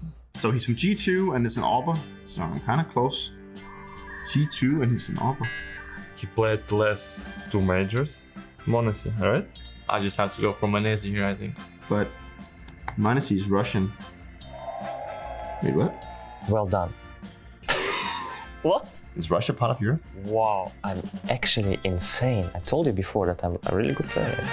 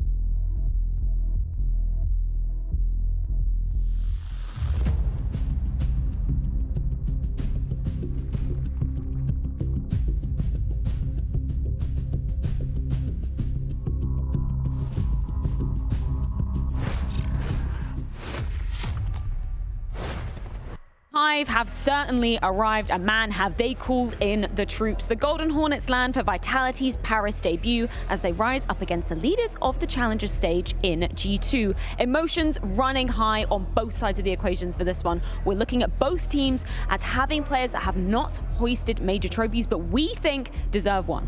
Absolutely. The history of greatness between ZywOo and Nico, of course. Neither of them putting their hands on a major trophy. And if you're a Vitality fan, why would you not be allowed to dream right now? Why would you not dream? And I think Apeks and the gang now have to live with these expectations, not only from the fans, but themselves. Hoisting the trophy in Rio, arguably the best preparation as well, moving into Paris. But you know how it is. If you see yourself already too far in the tournament, you might lose track of what's in front of you. So you have to take it game by game, and you have to kind of yield that pressure to your advantage. That's the big thing that we are looking for in Vitality today on the first day. They are coming in cold compared to like G2 and a lot of other teams from the Challenger stage, and these like hopes and dreams are not going to make it any more easy. It's just going to be, I think they need to deal with, and the weaker they start, the harder it's going to be. Look at dupreeh. You have to imagine, dupreeh in Paris could become the only player to ever win 5 majors. He would create a category on his own. He's Nobody already done that, right? The fact that he's the only player to attend all majors, imagine how sweet that would be on top to be lifting the trophy for the 5th time. Yeah, there I go. I got my heart all excited now. There we go. That is definitely a thing, but I have to also just go back to the RMR, and dupreeh there was not the player that, in a way, his 19th major is him being carried to the major more than him carrying his team. He was just more in the right place at the right time, and then he showed at Rio he still can deliver. What kind of dupreeh are we going to get here? Definitely, if he wants to be a 5-time major winner, he needs to play like he did in Rio. I mean, there are win conditions that are needed for Vitality. Yes. We can go down them quite quickly. You have to have the best player in the world. Check, that's done. ZywOo is at the very top right now. There is no debate. His numbers, his performances, his input has been unmatched in 2023. And then you have Spinks coming into his own, kind of the promise, the lie that we were given in 2022 is actually coming into fruition. He's been that secondary star. You look at the numbers, he's tailing ZywOo by not a huge margin. And then Majesk is being a little bit more solid on the CT side. He's having moments where he can be a shush impression in the pit, if you allow me the comparison. So all of these pieces are coming in and coming together because G2 is also a big bite. And when we talk about Spinks, it comes off the back of, Apeks saying to him, hey, we brought you onto the team for a reason. You need to take more control. You need to have more confidence and not give the players on your team as much respect and as much space, right? Yeah, you need to ask for your own. You need to get your own position. You need to get your own plays done. And it's been showing off. I really feel these Apeks talks kind of work in a weird way. There was a couple of majors ago when he said, like, ZywOo, we need you to perform, otherwise we're going home. And he performs. Now he tells the Spinks, you need to perform or you're going home. Spinks performs. I don't know how it works, but it works. So one of the best IGLs of all time just based on these pep talks he has. The horse whisperer of Counter-Strike. Yeah. Talk to them, talk to the carries. I mean, don't forget, Apeks hoisted a major trophy way back in the depths of 2015, inclusion and poker. But yeah, he's a major winner within his own right. That was Obviously, a completely different time when the French scene was on top, when we had like 10, 15 French players at the major. Now it's only 2, so all of the expectations and all of these people are looking at them. Maybe all we need is 2, Prof. Maybe all we need is 2. We don't need more of them if these were. We have Nuke here coming in as the veto is in front of our eyes, and I know it has been a point of focus for Vitality as well. Specifically their T side, I think they wanted to build a much stronger basis, a much stronger foundation for some of the T sides that they've had. We've witnessed them struggle on Overpass T side. We've witnessed them struggle on Nuke as well. There has been a lot of work, and I can see it working. I can see there's more depth to the play, and that makes me quite happy. Yeah, looking at the recent nukes, you could almost make an argument that they are the best nuke team right now. And I know G2 has been great, especially in their run late last year and early this year, but Vitality recently has been looking super strong, and I think this match is going to show like where we stand with these 2 teams on nuke. Tell you something else we can see, the Battle of the Orpas right on our screen here. Obviously, Monte claiming that Blast MVP trophy over on Blast TV for the Challengers portion by a country mile, and holy hell, he deserves it because he is absolutely phenomenal. I'm excited to see if he's going to continue at that form coming into this best of 1 series versus Vitality in their debut. So let's get this match underway. Yes, let's get this match underway. We just had Heroic and FaZe, now into G2 and Vitality. A blessed day for Counter-Strike. Yeah, it really is. And I mean, we saw the two names just pop up on the screen there, Monte and ZywOo. Like, what more could you ask for? Two of the best offers we have and two of the most exciting offers we have in the scene. And a lot was talked about with ZywOo not putting his hands on the major trophy. They mentioned NiKo as well, another guy who's just been one of the best throughout the history of CSGO. Not yet to lift one. He's had his chances. He's gotten close. He's been in the finals, but not able to kind of lift it. So, man, this is another just excitingly awesome battle between these two teams, and a good measure of where they're both going to be at, because much like FaZe, I mean, G2 didn't even have a single stumble in the challenger stage, right? They got through 3-0, they breezed through. Now they get their first biggest obstacle. Vitality just coming straight in here. Are they going to be ready to go? Are they going to be just, is this all going to come into the Legend stage right out of the gate, much like we saw Heroic just do? A lot of the questions get answered right here on Nuke. First map for both of these teams in the Legend stage. Vitality, G2, two of the hopefuls to win the trophy at the end of the day, at the end of the Paris Major. Yeah, either story would be incredible to think about. There's no question about it. And NiKo starting off crouching out here. P250 hand, he's looking for one opening. And getting none of them at the moment. Pixel gap being held by Apeks. Gonna call it in, and actually, even though they're kind of right around him, no one's really gone to look for him yet. Aggressive play comes out, and Apeks will start it off very well done. Finding JKS and making it a 4-on-5. Yeah, that's a really nice early pick to have, especially because you know what's coming. Dupree just kind of tucked behind a box in the upper bomb site. He's gonna peek off Spinx's contact who's playing over at the vents. That's if the G2 hit ends up at this A bomb site. NiKo looking for any mistake. There's a crossfire here. ZywOo can pounce at any moment with these dualies.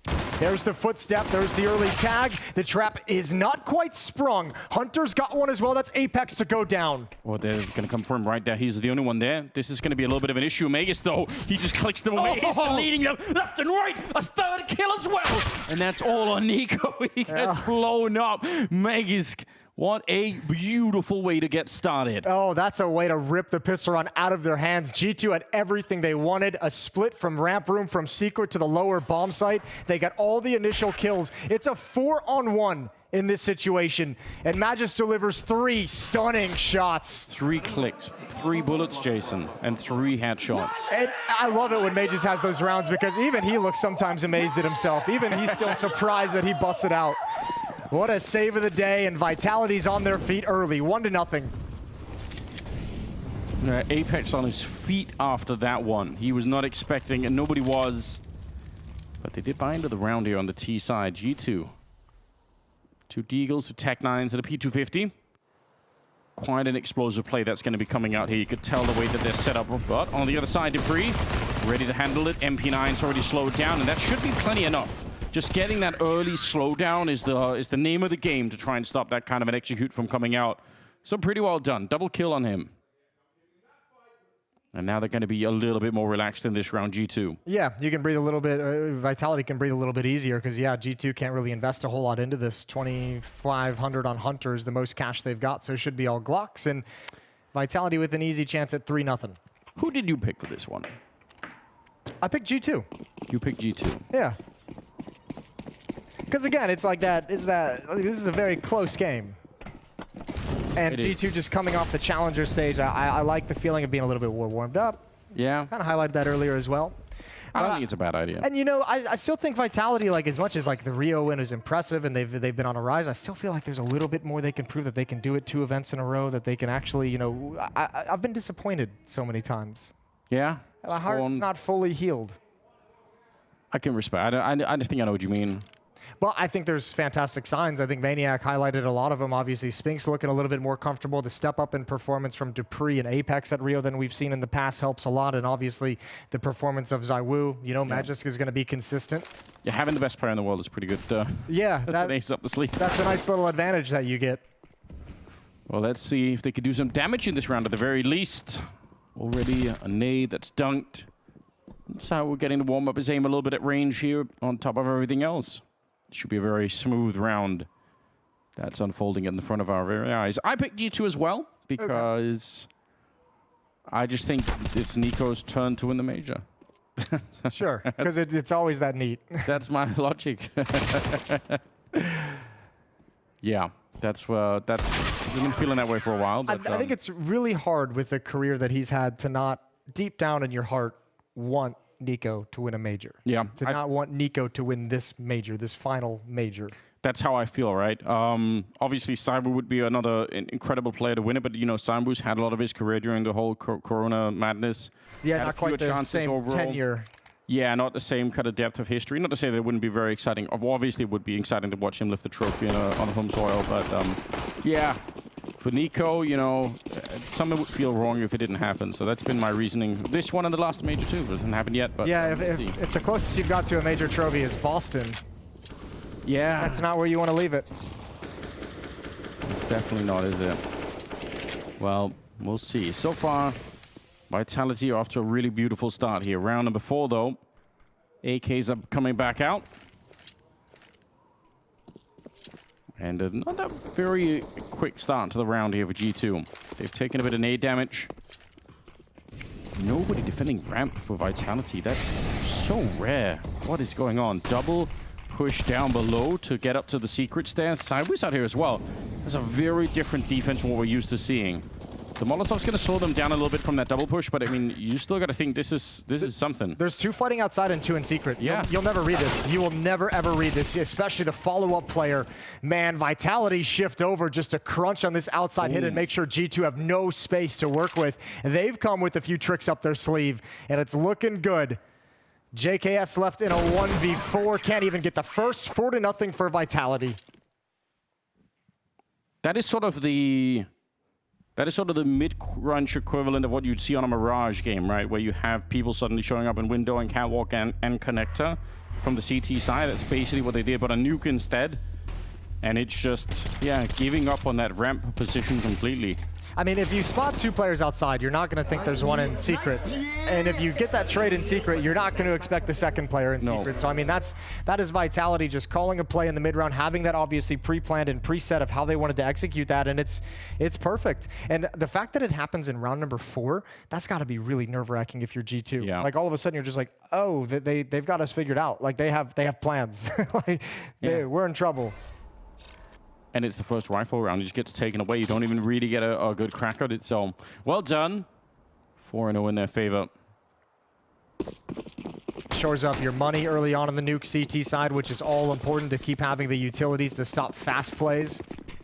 They blow up the door. They want to go quick with the Tech-9s. Up on the hut with the AK. Got to be a little bit careful here, but they're doing fine. In fact, better than fine. The bomb even dropping up on top of the hut. That's hilarious. But either way, they were not going to win the round. It's a flawless victory for Vitality. Nobody even takes a point of damage. Nothing from a nade, nothing from utility, nothing from dropping off the rafters. That's clean. Yeah, 5 straight with very, very convincing rounds coming out here for the Vitality side. Of course, as most people, I guess, already kind of know the storyline, but, you know, there could be a lot of new players watching.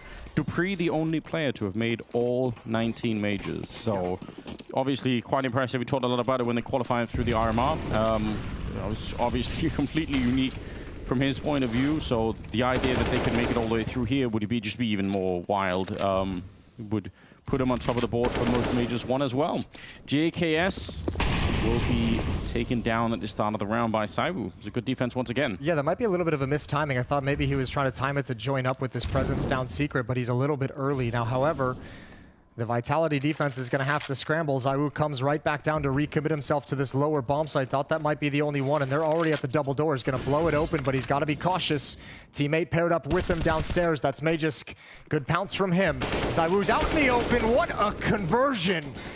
Destroys Monte and transfers over to Nico, and this defense is looking so strong. Yeah, you get a sense of it there. Quad kill for Saiwu, but those 2 kills, the back-to-back ones where he spins around towards Decon, that's everything you wanted here. Good pick off on the first one, but 6-0 in their favor. No bomb plant and no money for G2. And I love the attitude in this kind of a play from Zaiwu to keep pressing forward. You've obviously you've got the backup of Magisk there in the ramp room with you, but one of the few criticisms you could have of Zaiwu through much of his career, while he's been either the best player or the second best player, depending on who you ask, is sometimes a lack of a willingness to take over games and exert his influence to the degree that Vitality need him to. And that kind of a step forward to just say, I'm going to fight everything. I'm going to challenge this. I'm in a position where I can stand tall and just see what I get. I really like seeing that early on in the Legend stage.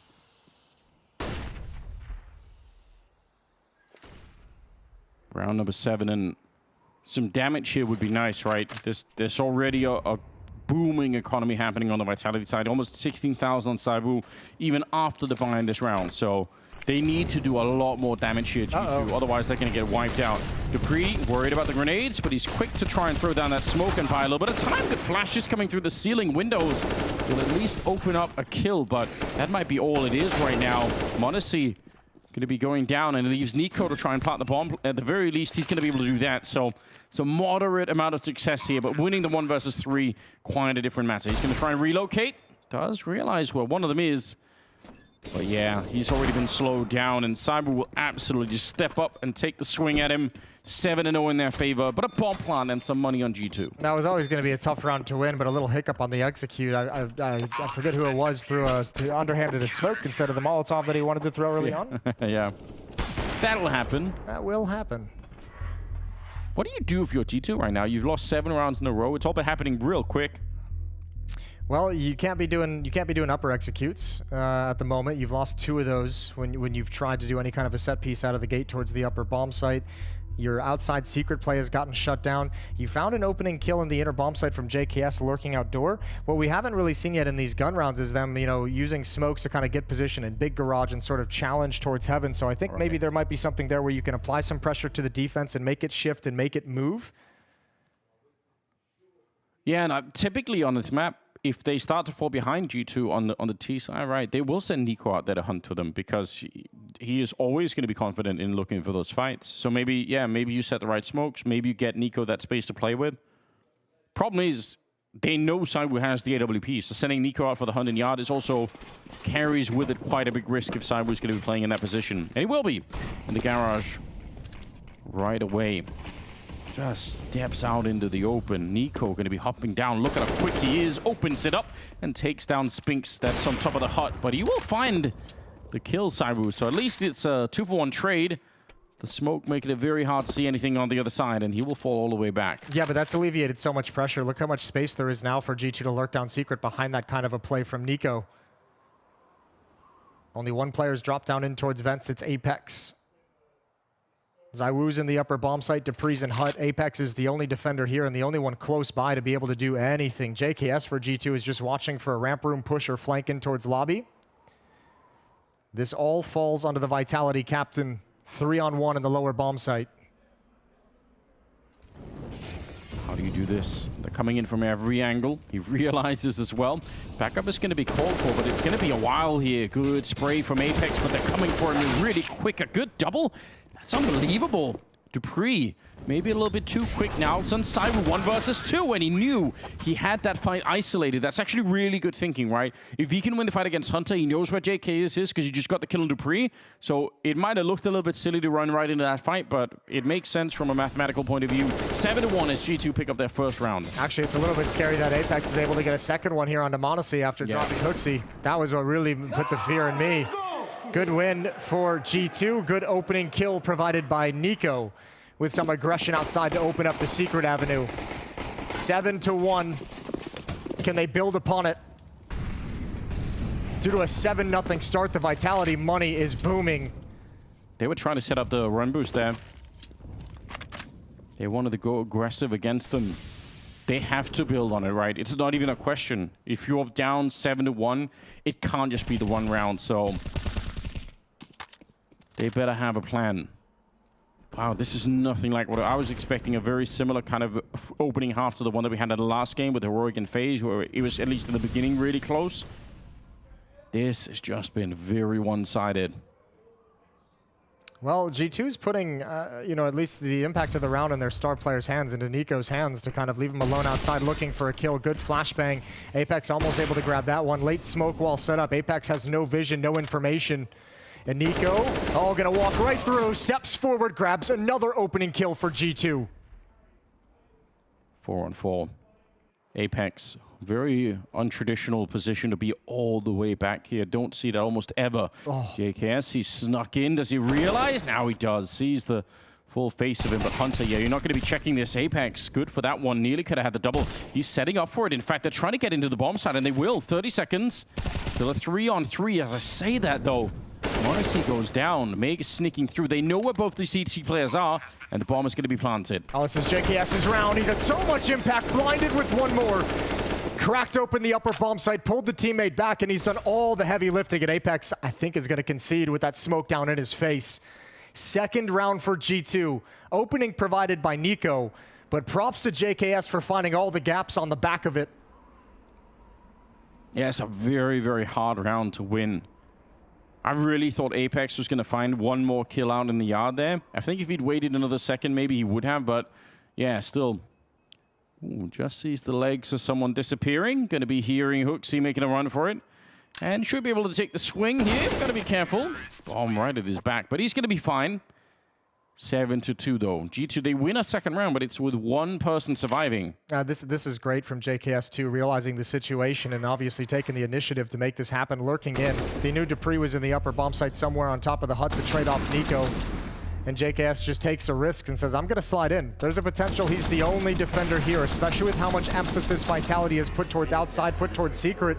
And JKS is able to get a freebie. And from there holds off the retake. Triple kill. It's cut into a 5-round lead. Yeah, small beginnings right here for G2, but they need it. They need every single thing they can get right now. Got to keep building on what they've done here. But the Vitality economy is taking a pretty big nosedive at the moment. They're still able to buy in this next one. And, I mean, probably the one after the Apeks is 8,200. Dupree is 6,000. Yeah, it's been chewed into because Spinks and Magisk and Zywoo aren't sitting anywhere pretty. But the fact that Apeks and Dupree are so rich is very nice for Vitality. So depending on how these rounds play out, if they're able to keep saving 1 or 2 rifles here or there, they've got a few more buys left in them. G2's coming back into this map the hard way. Yeah. Oh, JKS, he's going to try and do it again, see if he can make the opening. He runs past the smoke, but he's already been dinked, and he will eventually go down. Dupree able to find it. It's a nice attempt to try and throw him in there to find the opening, but there was no battle for him to have. He was just stuck there. Unfortunately, he got dinked right when that play was actually being made. We see that, oh, not silent. Hunter's dropped into vent, so that's going to be passed over to Vitality. They know lower is susceptible. Hunter causing a distraction, but Zywoo is still parked in ramp room. They don't have to attack this if he gets this plant. Monte opens it up. Hunter's the only one here to get that bomb down. This is actually pretty incredible. Yeah, he just went straight forward with the rest of his team all the way over at the ramp. That's a rare sight. You don't normally see that. Seems risky. How do you check this, though, if you're coming through? This is going to be so hard to read. Nico, not normally a place you'd find a T-side player at all. Dupree, he goes down, but Spinks is going to be there straight on the return, and it's into a 2 versus 2. Apeks is almost dead already, and they are starting to shrink away. They don't want to go for this. They realize it's not worth it any longer. A 3rd round for G2 off the back of a smoke play from Hunter, planting the bomb inside alone with the rest of the team real far away from him. And this is cool. These aren't like great like set pieces and executes and everything from G2 to just clean win. They're really allowing some of their stars to have some individual impact. We've seen Nico with a couple of isolated opening kills and exploit the gaps from there. Now it's JKS that you try and activate through Squeak Door to find you something to open, but it's Hunter who actually makes it down that causes the distraction, pulls Zywoo into a peak. So you know someone's gotten down secret, and the question is, where's the second prong of the attack coming from to join up with that lower presence? Zywoo was right. He just didn't realize they were going to be parked and waiting for that peak. Yeah. What a time to pull off that boost as well. Okay, well, we might have a little bit of a game in our hands. They're going to try and see if they can make their way through again. JKS making a dive down. Didn't want to try an entry like he did the other round. And he turns around because he wants to make sure that nobody is following him. Smoke going down inside, we're able to pick off Nico. It's one of the threats we outlined earlier. Nico, he's usually a really dominant player in this yard position, but up against the AWP of Zywoo, that's a different matter. And remember, G2's won 3 rounds in a row. I mean, Nico might not take that risk in a different situation, you know, knowing the AWP is going to be on the board, but you win 3 rounds in a row and you might think their money is starting to dwindle and they might not have that resource and that weapon. There are no CT players down below. They could actually walk in and get the bomb plant here, and it would be a tough retake for Vitality, even in a 4-on-5. don't even, I mean, they might guess that something is going on, but they don't have confirmation yet. They're about to find out when the doors open. Now there's 3 Molotovs for G2 to use. And if you're G2 as well, I mean, it's not as kind of cut and dry as we can see with nobody down here. If you're G2, you're expecting there to be some kind of resistance, some kind of presence. Yeah. And that's why they're taking this long, deep breath. Finally, Mega's going to go take a look at the ramp. He's going to start to realize, yeah, summoning up the Molotov, but it pushes him forward and they weren't ready for it. That could have been a kill, and that could have been as well. Hunter just barely stays alive. Still no bomb planted, in spite of the fact that they've had this bomb site open for quite a while. Monte, slight gap shot to take down Apeks, and it's right back into a 3-on-3. The bomb is now finally being planted after a minute of waiting. Nade going to be going down, and that's lucky it's not on Hunter. He would have been dead behind that one. Monte instead. Need to see him step it up here. Going to be swapping out, in fact. No, just going to pick up the AWP again. And time is ticking away on this bomb, slowly but surely. More flashes make their way through. Dupree trying to get the opening, but he'll get a bullet to the face instead. JK has to take him down. Saibu and Spinks, do they want to risk it here? Like you said, they have a fair bit of bank, so saving some rifles could be important. And yeah, they're going to decide it isn't worth it. G2 coming right back into this game. 4 in a row as Monte no-scopes Spinks out of the round. But man, they're not giving up easily here. No, this is some wonderful calling from Hooksy and G2 to make this work. This time finding their way into the lower bomb site. And you got to say, give a shout out to Monte. Open space with that AWP. Getting all the impact kills to secure the bomb site. And Vitality hasn't even really felt like they could go for too many of these rounds. And at this point, while G2's rattled off 4 in a row, they're also thinking in the back of their minds, conserve the economy. JKS has had some super impactful rounds. That's a lot of faith from Monte when he gets blinded, tuck himself in towards dark and allow his teammate to cover him and take that fight from doors. This is a brilliant recovery from G2's T side. Yeah, Hooksy's getting loud as well. Everyone is feeling it. From going on a 7-round loss streak into picking up a little bit here. But look at the aggression coming out towards the lobby. Vitality, they are tired of waiting around to see what G2 are going to be doing. This is a really sick position for Spinks to be in. This is a checkmate as well. Like, he can clear lobby pretty much whenever he wants to. He's expecting there maybe to be more than just one body, but as soon as he like kind of peeks and goes for something and realizes it's just JKS, the game is up. They know where G2's going. Oh, ZywOo ripped straight off the roof. What a shot from Hunter. But now the rest of these advanced positions come into play, and now G2's heart sinks, because they know they don't have lobby control. They know that Vitality has all the information. Yeah, you've been relegated to this tiny part of the map. They should know everything almost behind this. Spinks going to be moving up aggressively. Nobody sees it coming. Couple of bullets, even shooting their feet right now. Wow, what a beautiful round from Spinks. He's won it on his own at this point. 3 kills, and Hunter just alone. Yeah, you could try and do something, but it's not going to make a difference. 8 on the board for Vitality after a long break. On some level, that kind of sucks, too. You get a shot like that on ZywOo as the opening kill, dueling your heads up against the AWP, and you can't build anything off of it. You don't get that kind of a gift too many times. And they actually don't have that much money to work with either, G2, in spite of that little streak here. I mean, that's a testament, too, to Vitality just playing it very smart in terms of economy. Through that 4-round streak, they've never been in danger of losing money, and they've done just enough work to keep G2 very low. So, yeah, G2 can't really fight in this round.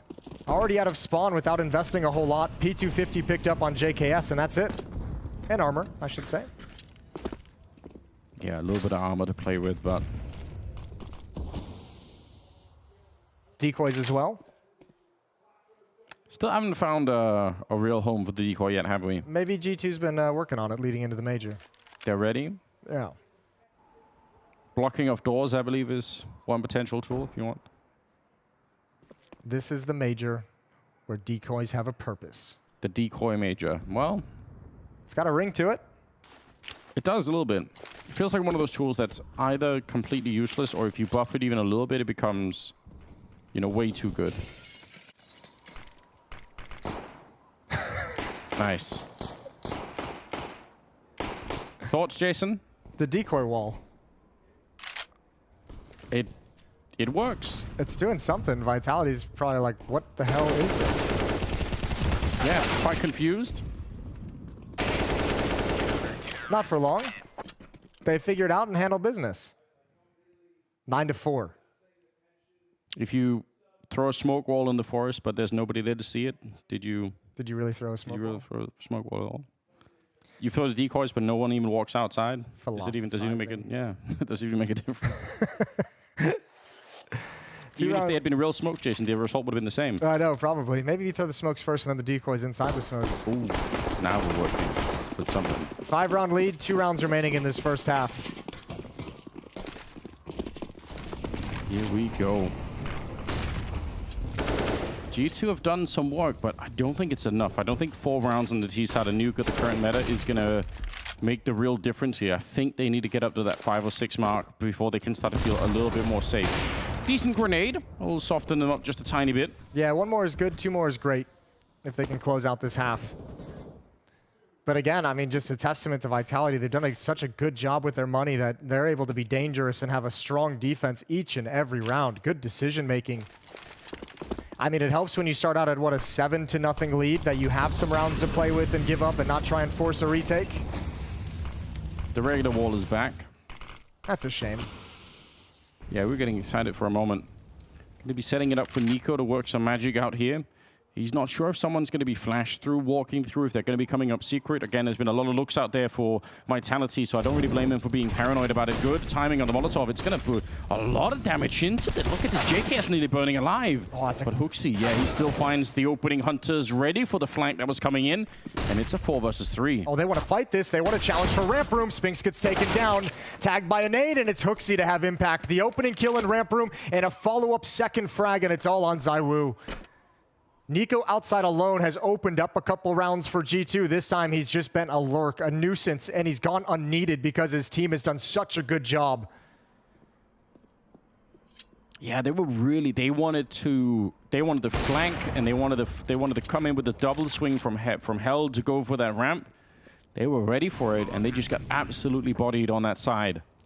5 on G2. I think this is super significant right now. They're out hunting for Sideward. They want to see if they could steal away that AWP. It won't matter even if they do get it. There's so much money on the Vitality side. Sure, true. But obviously it feels good. Nico should have the advantage, and he will. Headshot onto ZywOo. 5th round on the board. This is such an important kill. With the Molotov damage that was done as well, as you kind of highlighted on JKS, took like 60 damage, and yeah, Dupree a little bit frustrated. Still in ramp due to the Molotov of his teammate as well. Yeah, I know that feeling. Why is he even there? We all know that feeling. It's 9-5, Jason. 15th round is rolling in, the last of the half here. Either way, Vitality have done a really, really good job. G2, though, they're looking to recover a little bit of hope into the second half. That's going to be coming up real soon. Hunter on the run, and it's actually Nico, his cousin, on the other side, taking down Apeks. And I don't know if Apeks would have spotted Hunter. This is so fast. There's 1 minute and 30 seconds on the clock. Oh, you are so knocked out if you're Vitality. What an opening. What a cover. And look at the way it's all crumbling. You have no protocols to react to a ladder flank that fast. And it just got absolutely blown up. That's such a ridiculous round. ZywOo now in a 1 versus 4. And why not? Why not? You know, try and see if you can clutch it at the end. That would certainly crush G2. He's down below. They have no idea. It is the final drop. Oh my god. JKS and Monte on the other side. He's going to tap the bomb once. No kit, so this is going to be even more difficult. It's nearly a 2-for-1 shot. Oh my god. He's going to put up the smoke and try and tap it again. He's no clue where Monte is. He just doesn't know. But now he does. He finds the shot. And it is a ridiculous world-class clutch coming in from ZywOo. That's why he's the best player in the world right now, and that's why Vitality is dangerous in Paris. Unbelievable clutch to close out the half.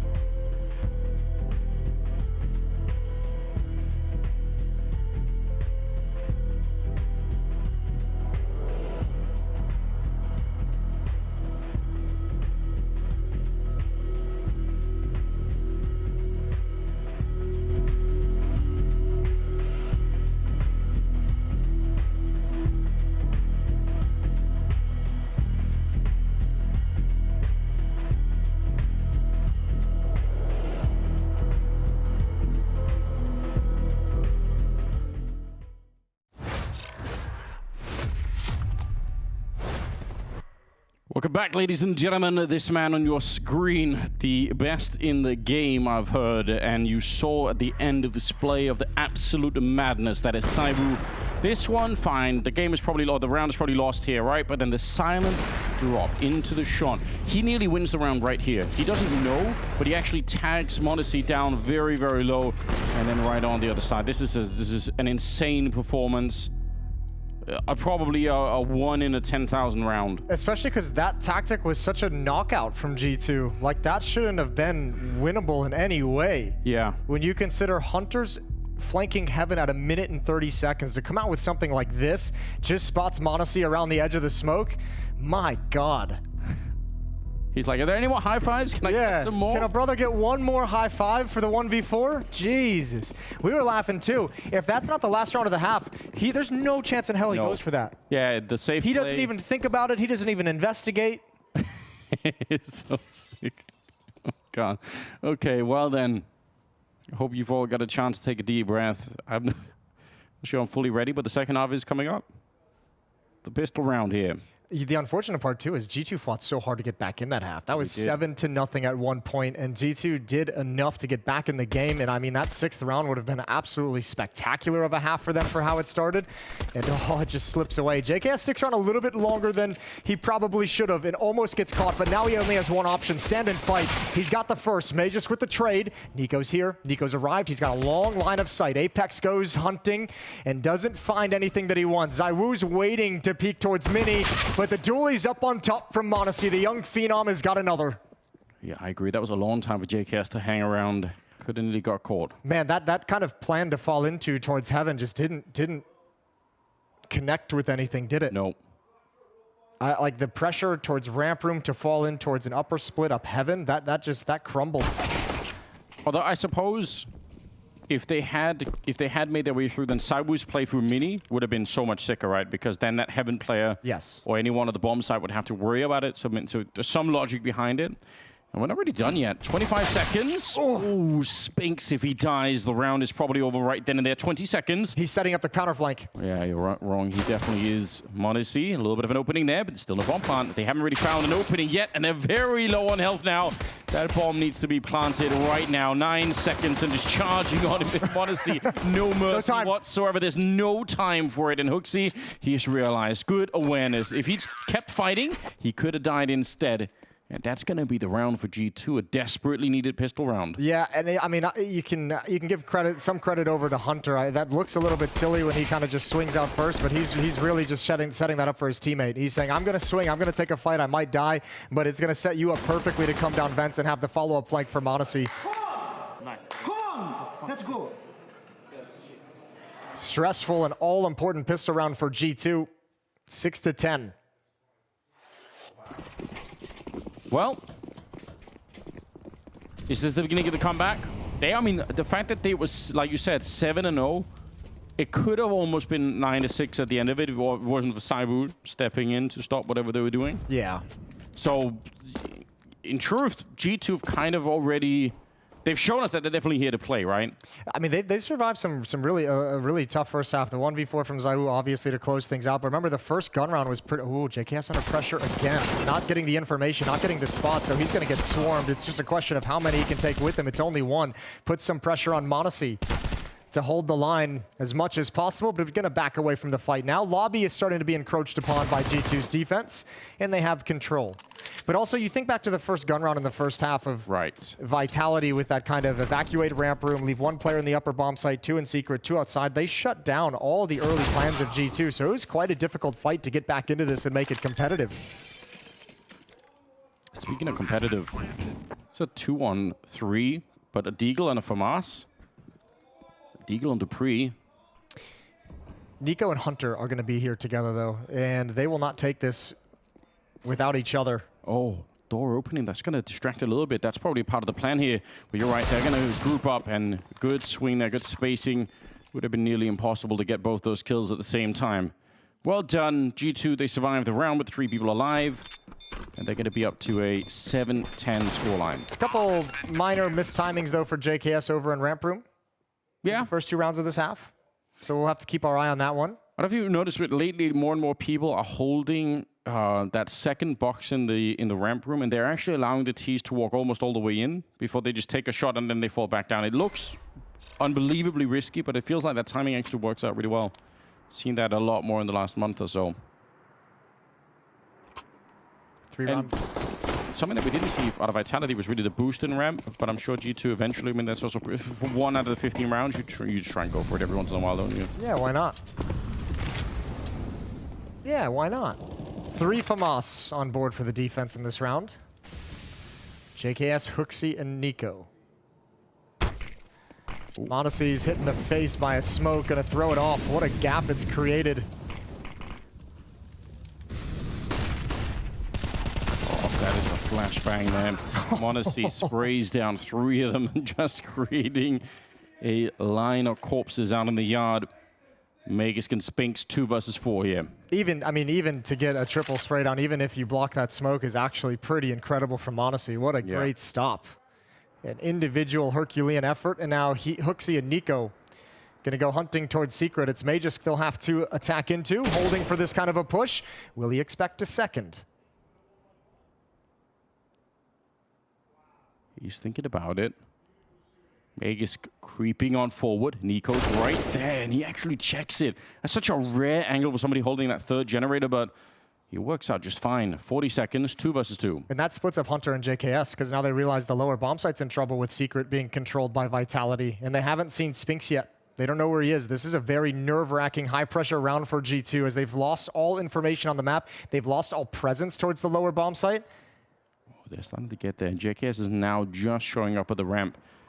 Yeah, defuse kit there, and there's one down below. They don't have anyone, and anyone still alive here. Smoke is up, JKS. Trusting that no one's coming through, but actually they did. He's going to be getting the kill on Magus now. Quick on the Spinks, and 8 seconds left. 1 versus 1. Hunter's walking in right behind him, and the smoke is fading. Spinks has got the perfect read. He trusts himself to get that second kill. Magus with the triple, Spinks with the double. And Vitality picking up a round here at the second half. That's a 2v4 victory, all thanks to Magus over in Secret. Grabs Hooksy and is prepared for Nico at the off angle. That's a 1v4 and a 2v4 you've now lost in, the past 4 rounds of play? Yeah. That's heartbreaking. That's a tough pill to swallow and a tough one to recover from. Shouldn't be happening.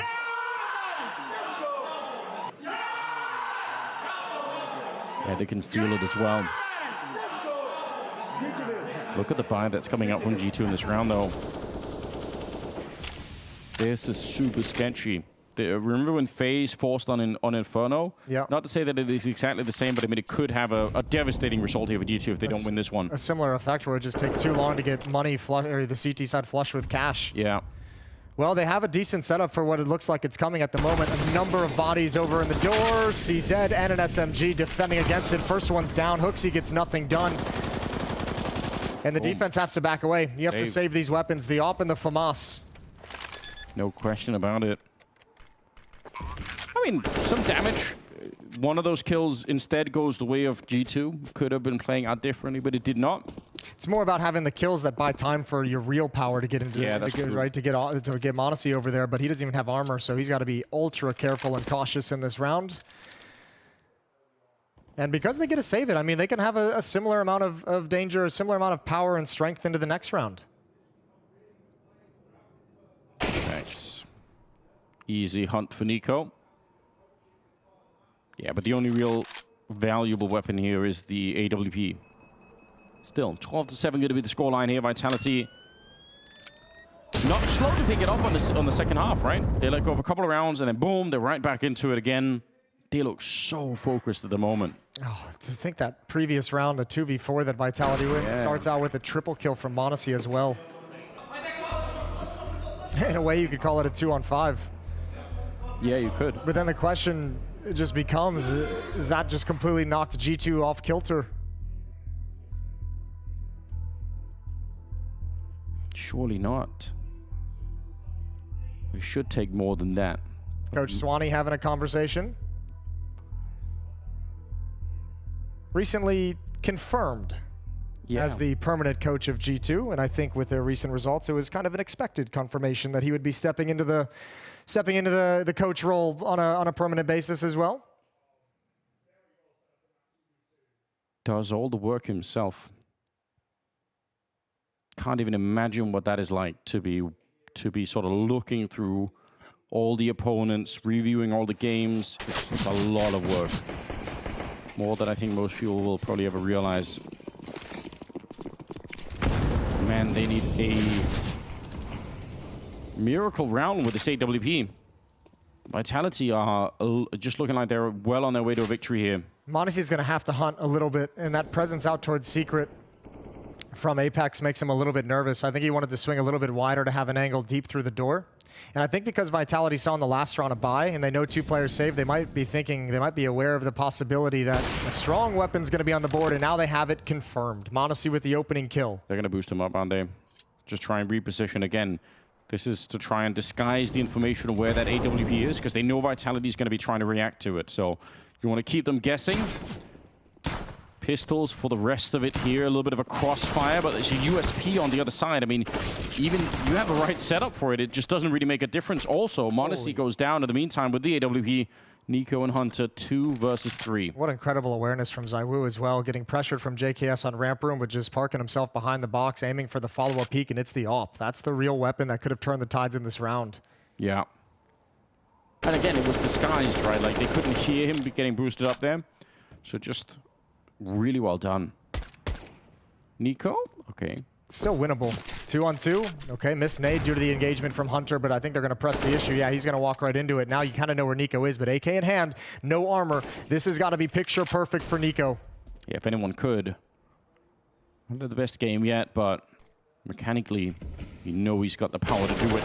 Dupree swings out, and the aim punch will just completely offset any chance Nico had to do that. It had to be flawless. ZywOo with the quad kill. He is racking them up once again. 13-7. It's a 6-round lead, and ZywOo's clocking in at 24 kills. Yeah, a high-impact quad kill as well when you think he got all 3 kills to bust up that 3-man stack over in ramp room. Yeah. If that second player in ramp room, I think it was Hooksy with the USP with JKS causing the distraction. Yeah. If that's anything but a USP, they kill ZywOo. Yeah, that's they a different get it. round. Here we go. Due to the early buy and the saved AWP, they can't have the AWP in this round. Monte doesn't have the money, so Nico's going to step up and get aggressive, try and put a stop to any kind of outside play. He's at least made him nervous, at least made him think about the situation. I like this from Monte, though, pushing in front of the smoke, trying to help out Nico. He had to do something, otherwise Nico was going to be alone out here, and look at the stopping power behind them. 2 kills for Nico, 1 for Monte. Spinks and Meg left, and now just save what you can here on the G2 side. Try and make sure you don't lose too many rifles. And maybe there is a way back into this game. I think you're just thinking at this point, just close it out. You've lost rounds like this before, a 1v4, a 2v4. Don't let another one slip away. This would be the dagger. Listen, at least ZywOo's not alive anymore. True, but Megas and Spinks won the 2v4. Yeah, true. That is a little bit of an issue.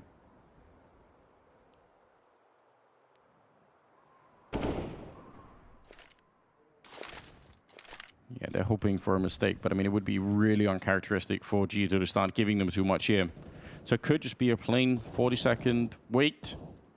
Good time to remind everybody that there is a B stream happening where Bad News Eagles are playing ENCE in a best-of-1.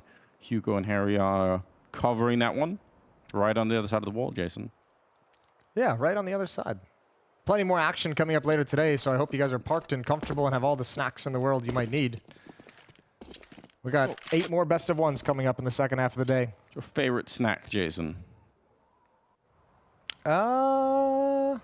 Frozen grapes. Frozen grape. That's what I'm going to pick in this very moment. Okay. Yeah.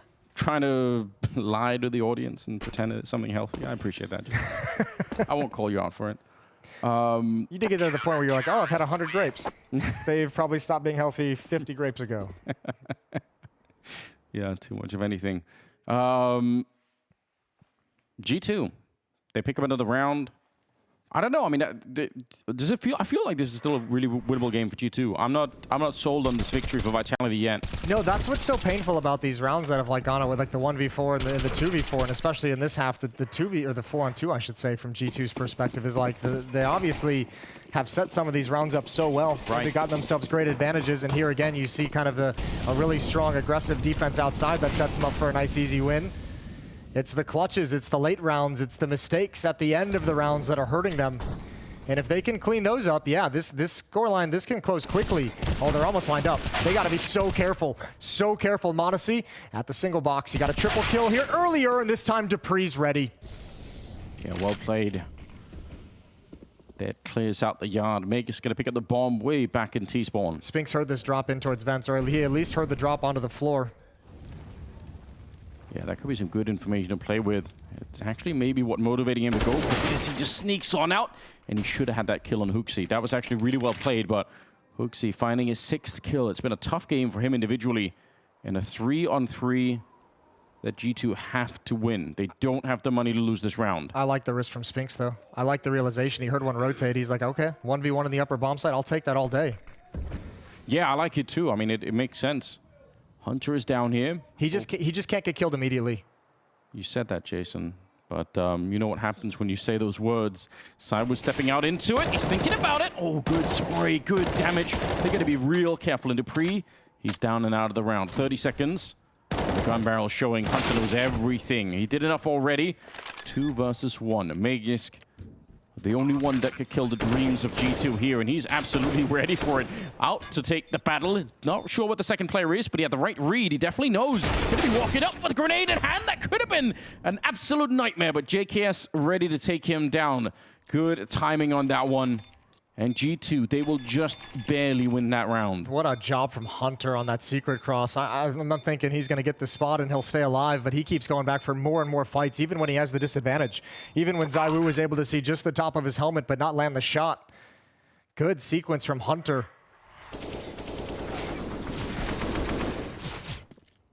dupreeh opened this round, but they just couldn't quite close it. Yeah, this is definitely a deciding difference here. Down below again. 4-round gap right here. Now with the bomb plant, Vitality are still able to buy. Again, for any new viewers, it's an $800 bonus if you plant the bomb on the T side, even if you lose the round. Obviously, most people recognize that, but it's a major. There are always new viewers coming in. Plenty of utility now for G2. Money's not pretty behind this buy for both teams, obviously, as you just highlighted. Yeah, looking real grim. This is quite a swing round. If G2 want to keep this comeback going, this is a must-win round. Monte is the only one with extra cash built up behind him, 2,800. They've got a heavy lean towards the upper bomb site for the moment, and it looks like Vitality at a spawn call for that upper hit. 2 players on roof to chuck in utility. Someone's getting blind from this G2 defense. Ooh, hold on.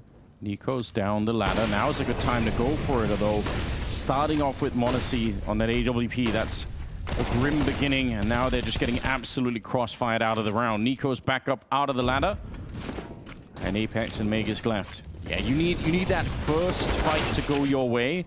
The stopping power on the AWP just way too much. A flawless round.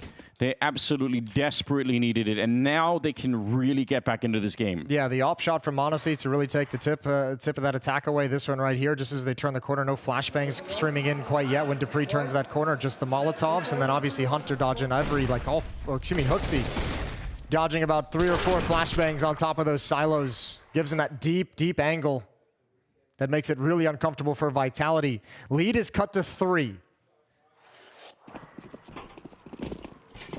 Oh, this is getting real interesting. Monte and Nico both at 16 kills. JKS and Hunter are not that far behind at 12 and 13. Yeah, HooXi's a bit further behind, but they have the firepower in the lineup. They don't even necessarily need him to step it up to that level, so curious how this will play out. ZywOo's stuck at 24 for the minute, which is still very impressive. And they bought an AK to throw onto him. Just looking for economic damage. Yeah. Just looking to turn money into a win condition that they can lean on. Looks like JKS is going to get tested. We highlighted earlier in this half, he had a couple of missed timings where they were able to creep up pretty close on him before he realized what was coming. Let's see if it happens again here. He can't get away. He's stuck in a fight. I was going to say, economic damage is one thing, but when it's ZywOo that's wielding the AK, you never really know. Anything can happen. Monte, yeah, I wouldn't want to re-challenge that either. Why walk into the AK shot? They're going to be down below, and they should at least be able to get the bomb plant. Yeah, no one's here. Oh, my lord. dupreeh chimes in with a deagle. That's onto Nico, and he was going to be the next shift over. Monte needs to find this, but dupreeh can slow play it. He can actually burn so much time. They can't stop this plant. No, they can't. On the other side of the silo, Oh, this is getting really awkward. Pyro wants to step up into it. I think he got tagged by the nade, and that might offset him just a little bit. Magisk alone, 1 versus 3. This should be a very hard round to win this one, but he does have armor. They don't know where he is just yet. Trying to see if he can relocate himself. This might be a really good move, but he's got to be careful about his back as well. There is one more player back there underneath him. He swings wide, but just can't find the shot. HooXi will take him down instead. And that round got way closer than it should have been. Yeah, that second AK-47 recovered as well, made it really nerve-wracking. HooXi's going to get the defuse, 11-13, but I mean, look, mission accomplished for Vitality. 3 kills off the back of this one AK-47 they invested in, a bomb plant on top of everything. They love that. You've taken economy away from G2, you've built up some of your own. That's not a bad round to have. Nice! Let's go! Down to 2 rounds. Again, this was a 7-round run at the start of the half, of the first half. Vitality up 7-0, and then G2 slowly getting back into it, ending up with 5 rounds in the first half. And now we're at 11-13. Money starting to look a little bit better for the CT side. Vitality, what have they got to show us now? They've lost 4 in a row. Now they have had bomb plants in 2 out of those 4 rounds, so it's not like they're not getting close. They are, but they need to power through and end this game before G2 really start to get woken up. Might be a little late for that. They've woken up. ZywOo outside with the ult. Monte on the defensive side of things. Ooh. Tags Apeks through the box. Sees nothing. Unconfirmed damage for Monte. And ZywOo with the cover of the smoke wall is going to step up. Hold cover for the rest of his team. At least for Magisk as he crosses over with the bomb.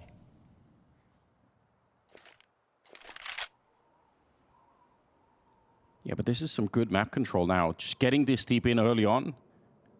And as a result, they're going to wait around. They're going to say, you know what, I bet someone is going to get curious. Somebody from the CT side will want to know. And if they take a step too far, they might get shut down. You can see Nico worried that someone's already down there, and he's not wrong. They are getting kind of close. It's a little bit risky as well. ZywOo's got the bomb already crossed over, so he could be very split off.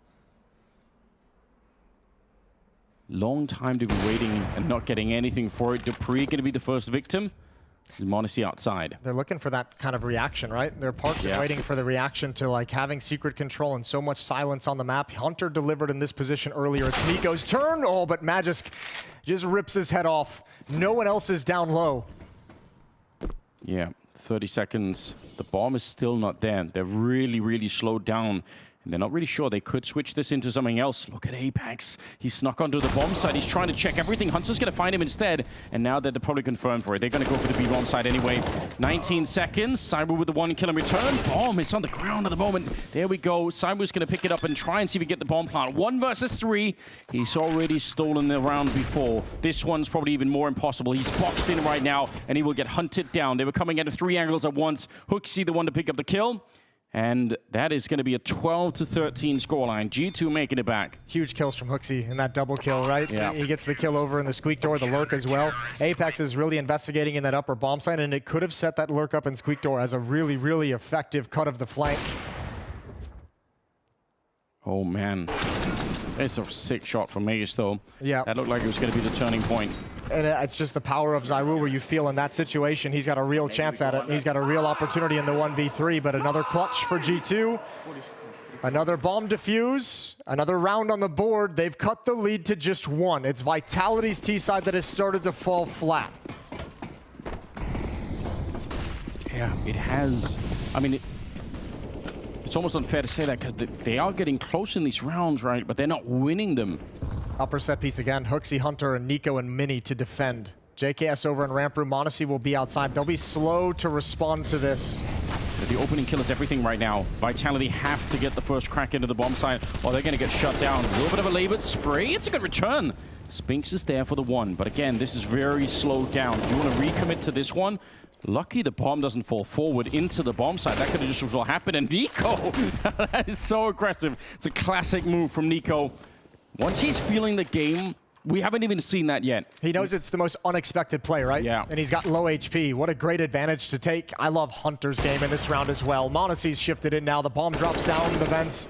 Hunter falls, but Nico's got it. You could see Hunter's responsibility is over towards Squeakdoor during that hit and also supporting the boost up player. Yeah. But when Nico's his only teammate that's left, when Hooksy's gone down, instead of watching Squeakdoor, like Hunter takes the risks and realizes Nico has to fall back due to low HP, and he's actually watching for the hut swing before coming back for this kill. And here's Nico just pressing the advantage he knows he has against Spinks.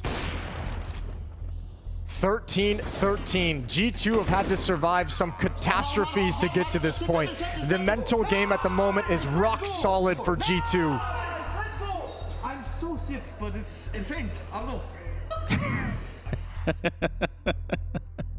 13-13, we're all tied up. You know, you could probably try and you can break it down what Nico is doing. Like you said, he knows it's the least likely play, so he goes for it. And you could tell that to a lot of players, but feeling it in the moment in a major and having the courage to do it is a very different thing, right? Like there are not many players in the world. Yeah, 17 HP.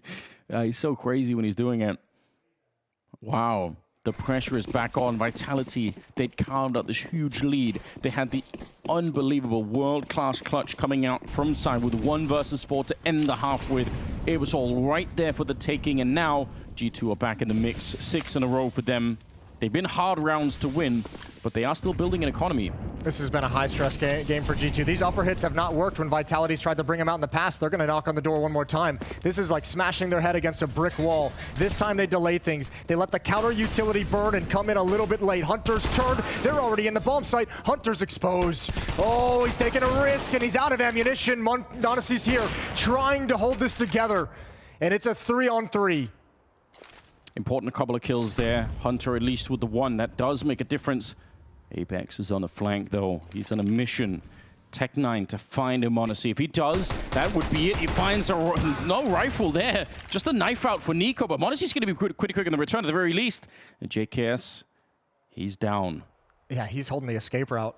He knows when you get into an upper bomb site and you don't feel comfortable and you need to alleviate some of that pressure, oftentimes you'll just drop down vents, call the audible, and try and get into the lower bomb site as quick as you can, but Vitality's not falling for it. They would love to win this round. Losing 6 in a row, but this is slowed down. Like you said, they don't feel comfortable. They don't really want to be doing this. Bomb is going to be planted finally. It is being held. Spinks is right there. JKS just comes flying out. Explosive play, but it will not work. And Magus on the other side finds the headshot onto Monte. 14-13. Vitality finally back in action. And this time it's the little change of timing. It's Vitality throwing the upper execute utility and then waiting and pausing and not running into the ready arms of G2's defense, waiting a couple extra seconds before swinging out wide, and that's when the defense got a little bit disorganized and a little discombobulated. Yeah, it doesn't take a lot, does it? 4th timeout for G2, their final one. It all comes down to this.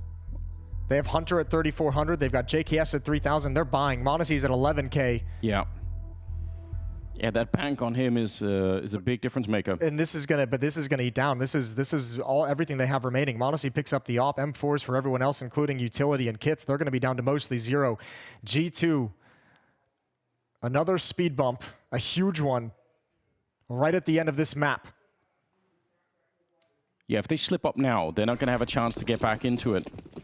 They've spent almost all of their money in this round, so they could end up losing 16-13 if they lose this round. They just won't have the funds to really fight back easily. And look at the speed behind this flash as well. Apeks, this is the right move. He jumps down, but Nico is ready. He turns around a second earlier, and he probably still would have been blind behind that one. Ooh. Shot for the smoke, though. Spinks will find him clean. Had no idea what he was shooting at, but just the timing was perfect. 4 versus 4, and a little bit of an aggressive move. Yeah, both teams throwing a mix in right here towards the end of the game. We haven't seen Apeks or anyone from Vitality go for that kind of a mini drop. This time, G2 aggressively sets up JKS and ramp. He can have a fast flank towards the upper bomb site if they need it. If the hit comes in, if they try and go ramp room, they might not clear that position. Yeah, Hunter in the upper bomb site. Hooksy looking outside. He's setting up Monte for a deep angle with the op. Hooksy likely to come up heaven and support Hunter. Monte could have stuck around with him, but he didn't. He decided to go back inside, and that might be for the best. If they go on vent, G2's in trouble. Yeah, that's true.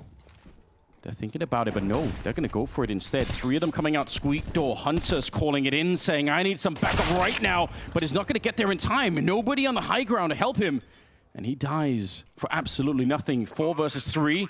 Bomb planted. JKS, he's on a quick flank. Hoopsy trying to get the jump down. This is going to be on JKS to try and hold on to it, and he can't even get the entry. Magisk is just tearing them apart. And Monte, we've already seen 1 clutch, but this is too much. They know that he's up here somewhere. And now they definitely do the scope, giving it away. It's going to be 15-13, with this AWP being the only tool that they're really going to have to fight with in the next round. Vitality, they found their way onto map point here. They've really been attacking into this upper bomb site. This is a game plan they've come in with a number of times, and it took a long time for it to really kick into action, but now that it has, they're cracking it open. I think that round, more than anything, just felt like Hunter alone in the bomb site. Hooksy and Monte are kind of the players moving around the map, but neither of them were really committed. Both of them stuck up in heaven, so no one could provide support. And what a way to find an opening kill if you're Vitality. Threw the smoke off of his initial kill onto Apeks. It's very clean, that second kill. There's no timeouts for G2 as well. Remember, they used their 4th one leading into this round, so here they are. Here's the buy that they're working with. AWP in the hands of Monte. No utility, just a kit. The only kit they have. 5-7 and Deagle on Hooksy and Nico. M4 on Hunter. What a stressful game. Here we go, Jason. They're not going to slow it down. Exploding out of that squeak door. Cywu on the opening. Monte, this is the rifle that's going to save them if ever. Apeks and Dupree both go down, but they're instantly down the vent. They're trying to back on out. Monte, he won't let them escape. Magisk gets blown up as well. 3 kills for the young sniper. And now it's on Cywu and Spinks here. They're going to get the bomb plant. Another 4-on-2. And Monte's got the only kit. Keep your eye on where he falls. Yeah. That's essential. They are going to need that piece of utility. Cywu just a shoulder, but he will take all of Hooksy down. Closes up the door again. And the pressure is on. They made their way so far back into this game, but they need this round desperately. Nice smoke towards the window. That's really going to push them down towards this side. Spinks and Cywu both playing on the same side, and that in itself might be a bit of a mind game. They don't have any more smokes. That's disastrous. Molotov right on top of the bomb to slow them down even further. And now Cywu's playing at the edge. He's going to come right through the smoke. They're not ready for it. He gets the kill, and it's a cleanup. Vitality taking down G2 in a tremendous 2 versus 4 clutch. They've done it again. Another, and that's going to be the story of this. That's the conversation for G2 in a disappointing loss. A 1v4 to Cywu that he wins. A 4-on-2 early in the second half. A 4-on-2 late in the second half to close out the game. Vitality just had all the answers, and you saw the prowess of Cywu, the best in the game. Yeah, right you are, Jason. That was one hell of a way to get started here. We're only halfway through the first day of the Legend stage, and already we've been blessed with some truly amazing Counter-Strike. You love to see it. Now, I believe that the desk is going to be ready to talk everything through. There's a lot to talk about here, too. You are certainly right, Anders, man. Deadly venom from Vitality as they sting G2 where it hurts. It was a game of individuals. It was a game of clutches. It was a game of heroics at some points. But man, Vitality, they managed to do it on home soil. And the kings of the Challenger stage, they crumble in the final moments, Prof. Yeah, we finally got the banger game that we expected maybe from FaZe against Heroic. What a great game. What amazing performance for Cywu. 30 frags, those huge clutches. Coming in with a smart play as well, like knowing that the kit's probably not in the game, throwing in the molly, and it's just kind of securing it in the end. Games like these remind me why I love Counter-Strike, to the core. In my heart, deepest in my blood. The last half is a great Hollywood movie in itself. It has everything that we talk about when we decipher Counter-Strike. It has clutches, it has a lot of timeouts, when Vitality is trying to figure out. It's got G2 with the rage coming in, fighting back, not letting go.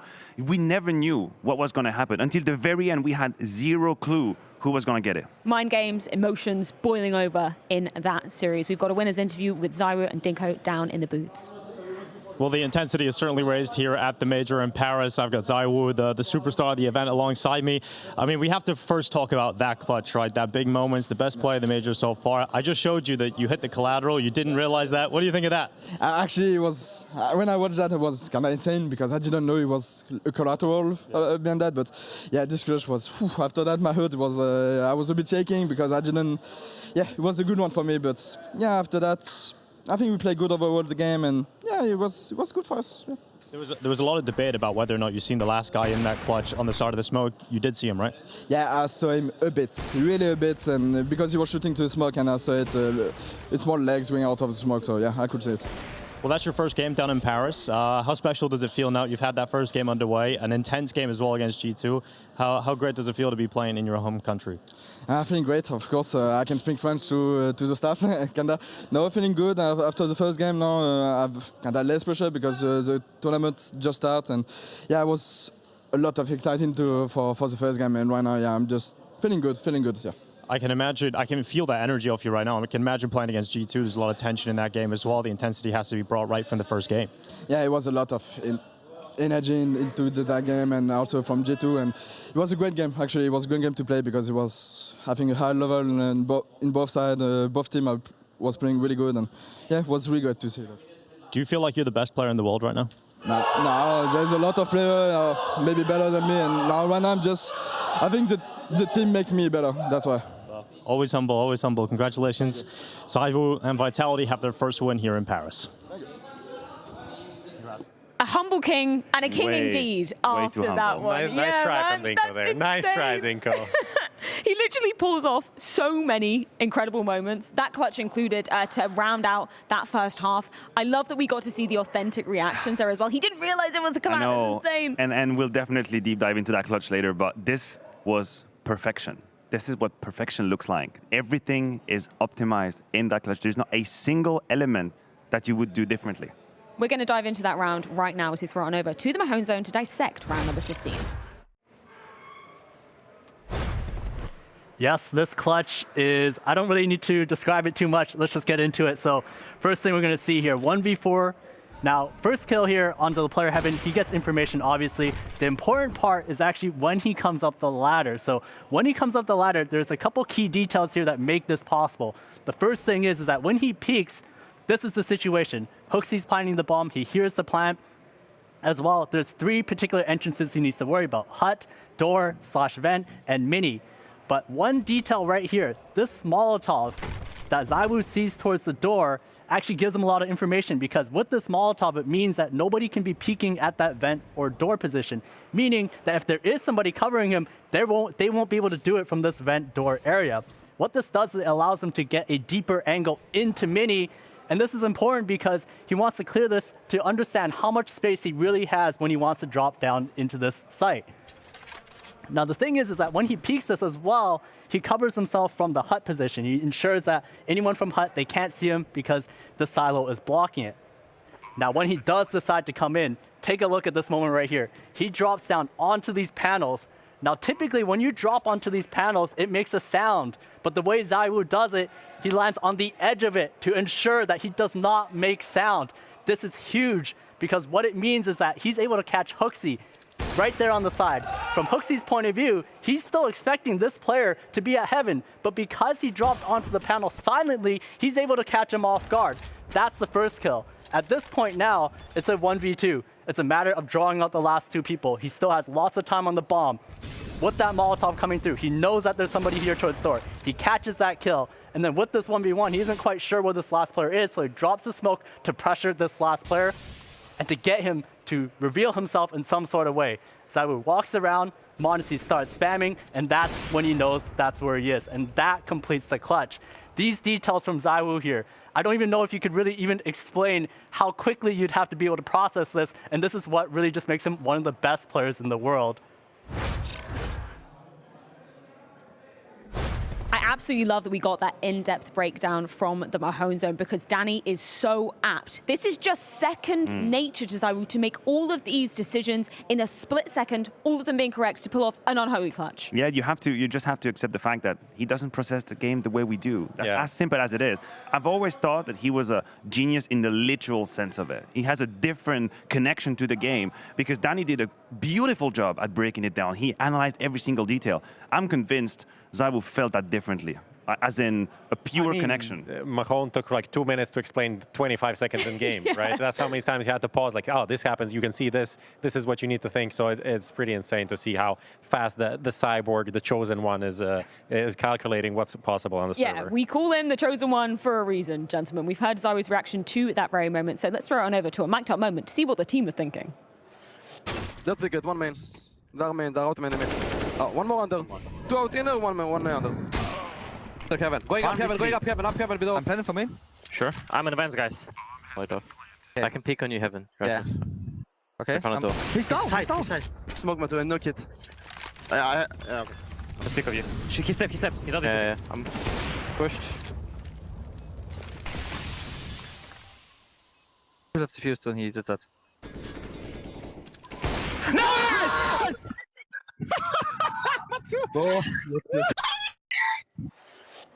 I absolutely love that we get that insight because we hear it from Hooksy in that moment. Yeah. He is surprised that Zywo's managed to make it down silently. He is, and something that we should also mention about this clutch, aside from the details Danny put out, it's the timing of it. Yeah. It's the pace of the clutch. Zywo knows the fastest he plays, the fastest he can get down to that bomb site and get the trade, then he will have the time playing for him, and that's why he can pressure them. You can hear, like in G2's comms, how they don't have enough time to organize anything. It's like, oh, he's pushing it, and it's already a 1v1, just like that, in a couple of seconds. So that's how he puts the pressure on Monte, and that to react faster than he probably should have, right? He can play maybe the time a bit more. He goes wide, and then, yeah, the Zywo, honestly, that last kill as well, you don't see anything. He's like, I saw him, like, you don't see anything. We watched the replay 5 times. There's nothing there, just like one bullet, and he hits. Apparently he saw him. I feel like we've only focused on one narrative strand of this absolute epic game. This is obviously just a best of one. It was just going down on Nuke. But the fact that after this, we saw G2 actually trying to pull off that comeback. They got so many CT rounds in a row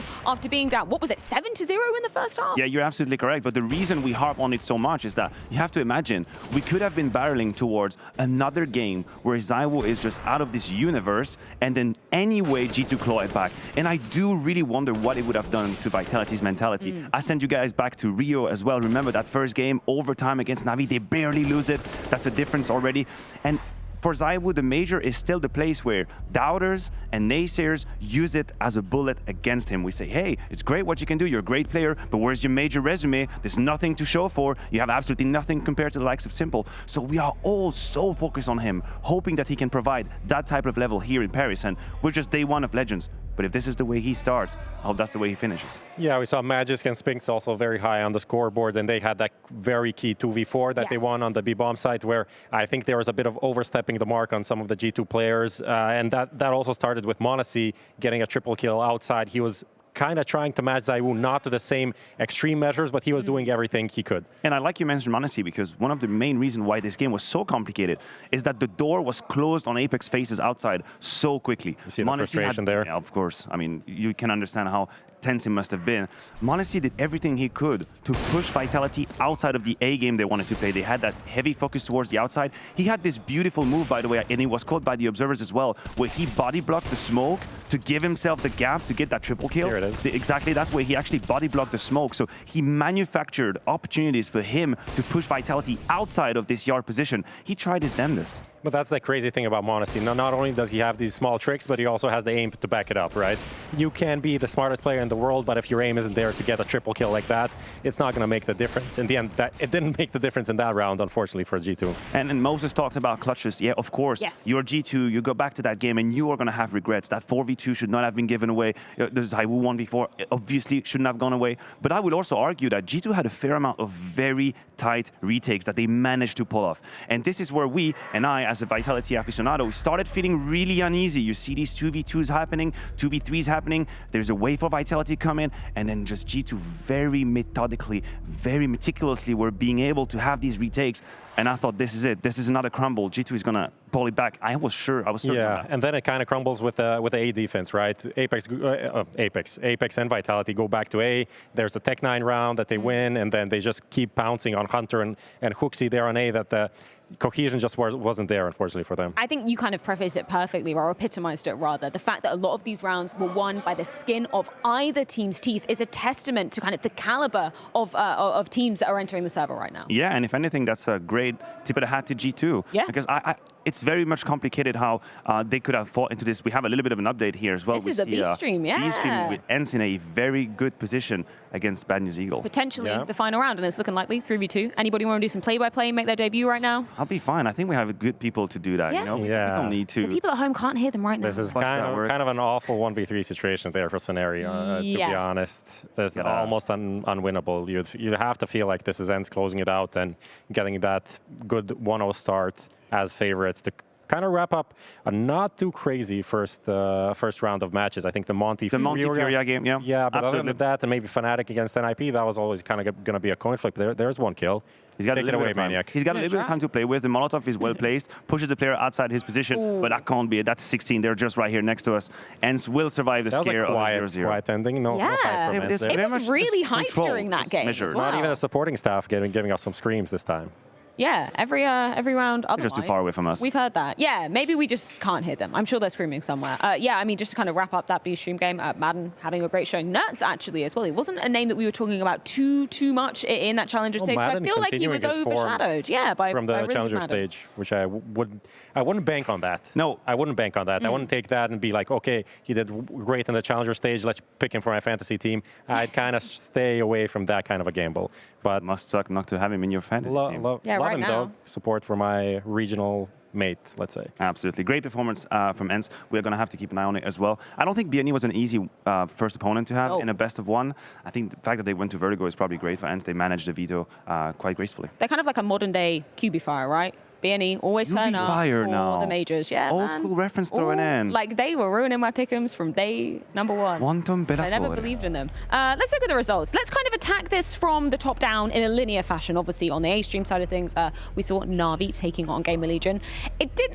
I'm not going to say it got tight. I think we were expecting maybe a more dominant NAVI victory. They got it over the line. Saw some sort of good things from GamerLegion, but they were the underdog. The job was done for NAVI, of course, and I think it's a great sign to have a little bit of an alarm here and there just to keep them in check. Well, you don't want to get complacent. You don't want to think like life is going to be just easy river into the playoffs. Absolutely not. GamerLegion reminded them that if they were going to play a situation in a silly way, they were going to get punished, and that happened in a few of these. Yeah, if they played like 10% worse, that would be a super close game. That would be a sweaty game for NAVI, but it wasn't. They managed to win both pistols, which also helped. And we had the Liquid 9 game, which we didn't catch on the mainstream, but that was a pretty great game from Nitro and a good T side. Yes, it was. So kind of running over I think the hipster analyst pick of the lot is 9 here in this one. I know I'm hot on them, Maui as well. Me too. Does that make it hipster? Doesn't that have to mean, that you're unique in that pick? I think everybody's put them through in that pick. I don't know. I don't know about that one. Do you mean 9?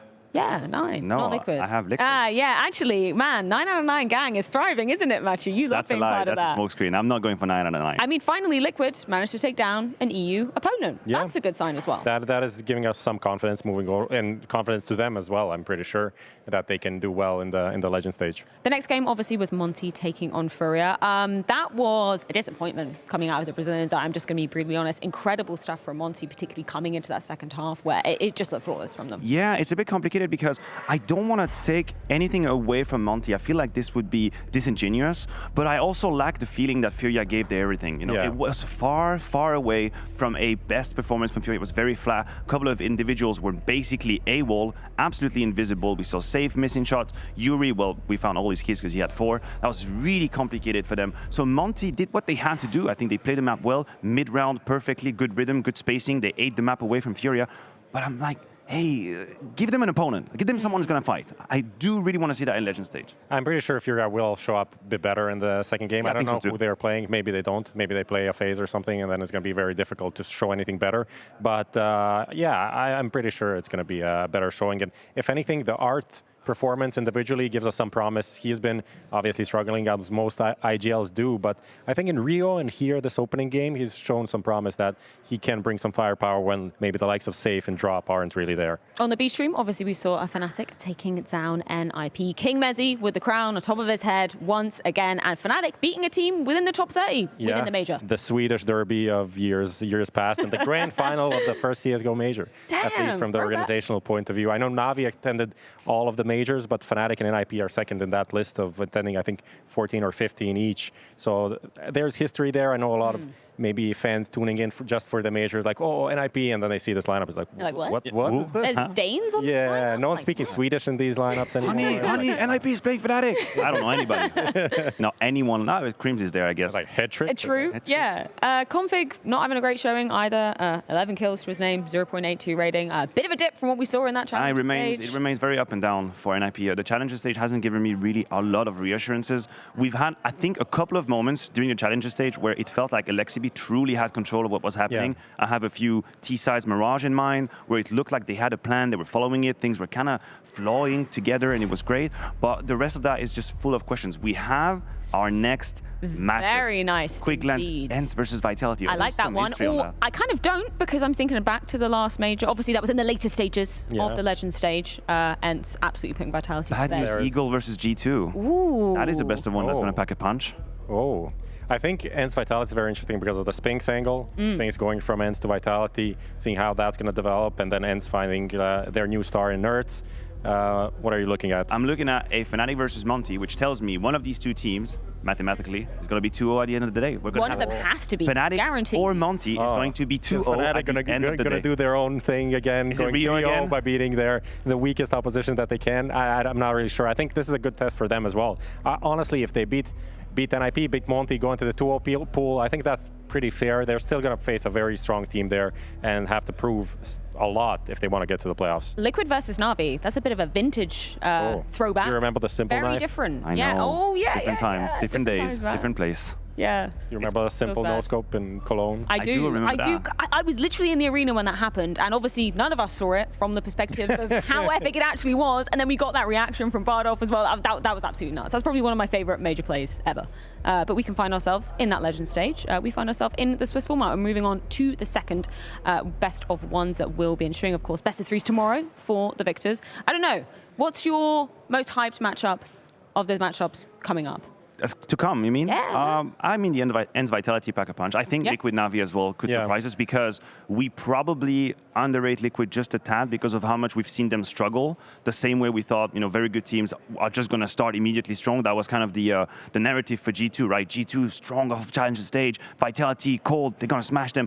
I don't think it applies that one-to-one. It can have an effect, but it's not a one-to-one correlation. So I'm looking at that Liquid Navi game. We'll see if that pays off. I'm looking towards BNE G2 as well, because I think for G2 is a very important match to win. Yes. Just to see them bounce back and not go 0-2 on the first day. I don't think BNE are a team you can write off completely. They're definitely going to test you on an individual level, so you have to be hot, have to be on point to get that W. Well, we have plenty more Counter-Strike on the cards, but not before we head to a bit of an extended break. So go grab some drinks, grab some snacks, get yourself comfortable, because it's been Liquid taking on NAVI to see who is going to be going 2-0 in just a few.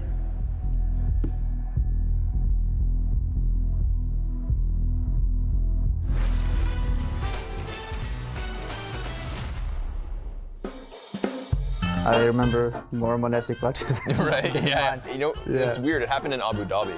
Obviously, last year, he starts with that MIBR clutch. Yeah. But in Abu Dhabi, he had a similar clutch from the same position and nearly the exact same kills versus outsiders. Right, yeah. Yeah, I thought that was so weird. Where I was I've seen this exact moment before, right? He had one good clutch against FaZe as well. For me, that one is the best because he played it out the best. Okay. I think it was last Lisbon groups. I'm also thinking of the Inferno clutch as well, when he stole bomb from outside of apartments. That was against outsiders as well. Yeah, right. Okay, two clutches, same maps. He's just crazy in clutches. Even practice what he pulls off, I don't know how, but he just somehow makes it work. You can't talk G2 clutch without bringing up Monte.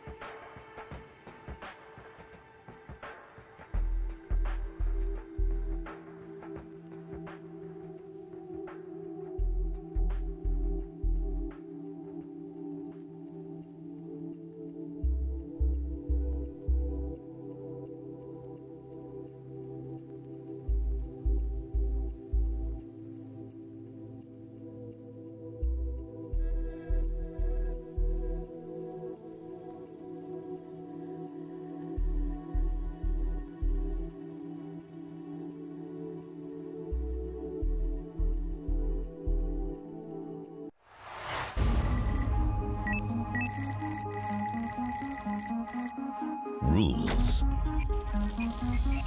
are meant to be broken. Forget everything you thought you knew. This is where everything changes. New histories will be written. A major future redefined. The time has come for a major evolution.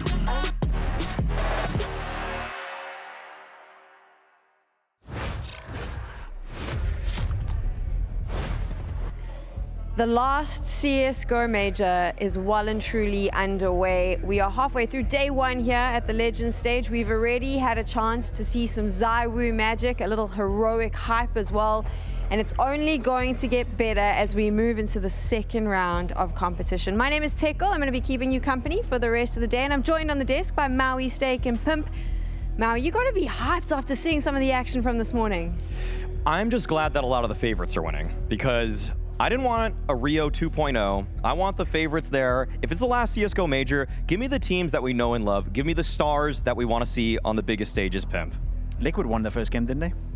That's the team I want to see. That's the Don't team you want to see No, them? I'm just saying you wanted the stars, you wanted the good teams to win. You want to see Elysian Nath there playing? I would like that. I would like to see Liquid playing well go into the playoff. But yeah, it's been very shaky. I would agree with you. Most of the favorites won. I think the only one that stood out to me was FURIA. You know, not performing well at all. Absolutely got smacked by Monte. That was a bit of a surprise. But apart from that, good start to the round. It is kind of Furia's style, right? They always start off a little bit slow and then they get super aggressive. So maybe it'll get better. There's the results on your screen right now. I'm excited about the Fnatic win. I'm not going to lie.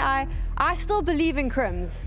I would say that was a good win for them, because coming into this stage, a lot of people looked at Fnatic's run in the RMR and were saying, did they really actually qualify through a legitimate means, or was it a bit fraudulent? And now they're proving at least some doubters wrong. Still a long way to go to get to the playoffs. But yeah, looking at the 1-0 and 0-1 matchups, for the most part, there are more or less the teams you'd want to see in 1-0. But in 0-1, like Pimp already said, FURIA falling down, that's a bit concerning, because NIP, they're going to be no slouches. There's one game, you know, in the bottom of the screen you have to be a little bit curious about. That is Bad News Eagles taking on G2. We know that matchup have been played out before. We know that there's some internal history, and in an 0-1 scenario for G2 against BNE in a best of one, that is definitely a game that I look forward to see later on today. These are all the games, of course, that you are going to see during the course of this afternoon. And is there a specific one, Pimp, that you're quite hyped about, other than the one you just mentioned? Yeah, I think I want to see FaZe bounce back as well. I know they're playing Into the Breach, and we kind of didn't know what to put into the Breach coming into the tournament. Them being here in the first place at the Legend stage was a big surprise.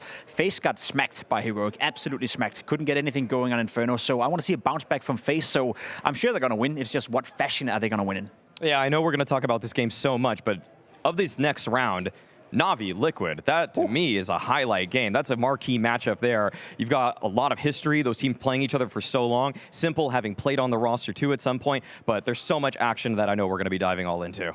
I want to go back to what you said right at the beginning, Maui, about this not being the Rio 2.0. I am so hyped by seeing how these teams are playing, because we do have the Fab Five joining us now. They're all there in the mix. Liquid, I don't know how they did it, but they got on through. This is starting to look like a very competitive Legend stage, and we've only seen one game from the teams. Yeah, I would agree. I think the level of Counter-Strike we've seen so far in the tournament has been very, very high. It's always shaky in the starters, especially the Challenger stage. Some teams were not as competitive as we would have liked them to be, let's put it that way. But I feel like when you're coming into a Legend stage like this, you have 8 teams who are already warmed up, and then you have some of the big dogs coming into the mix. You're prone to get good quality Counter-Strike, and I think that's what we saw in the first round as well. Sure, certain teams not showing up, FaZe losing to Heroic big time, but we know they all possesses a certain amount of quality. So I think, for my money, it's shaping up to be a legendary Legend stage.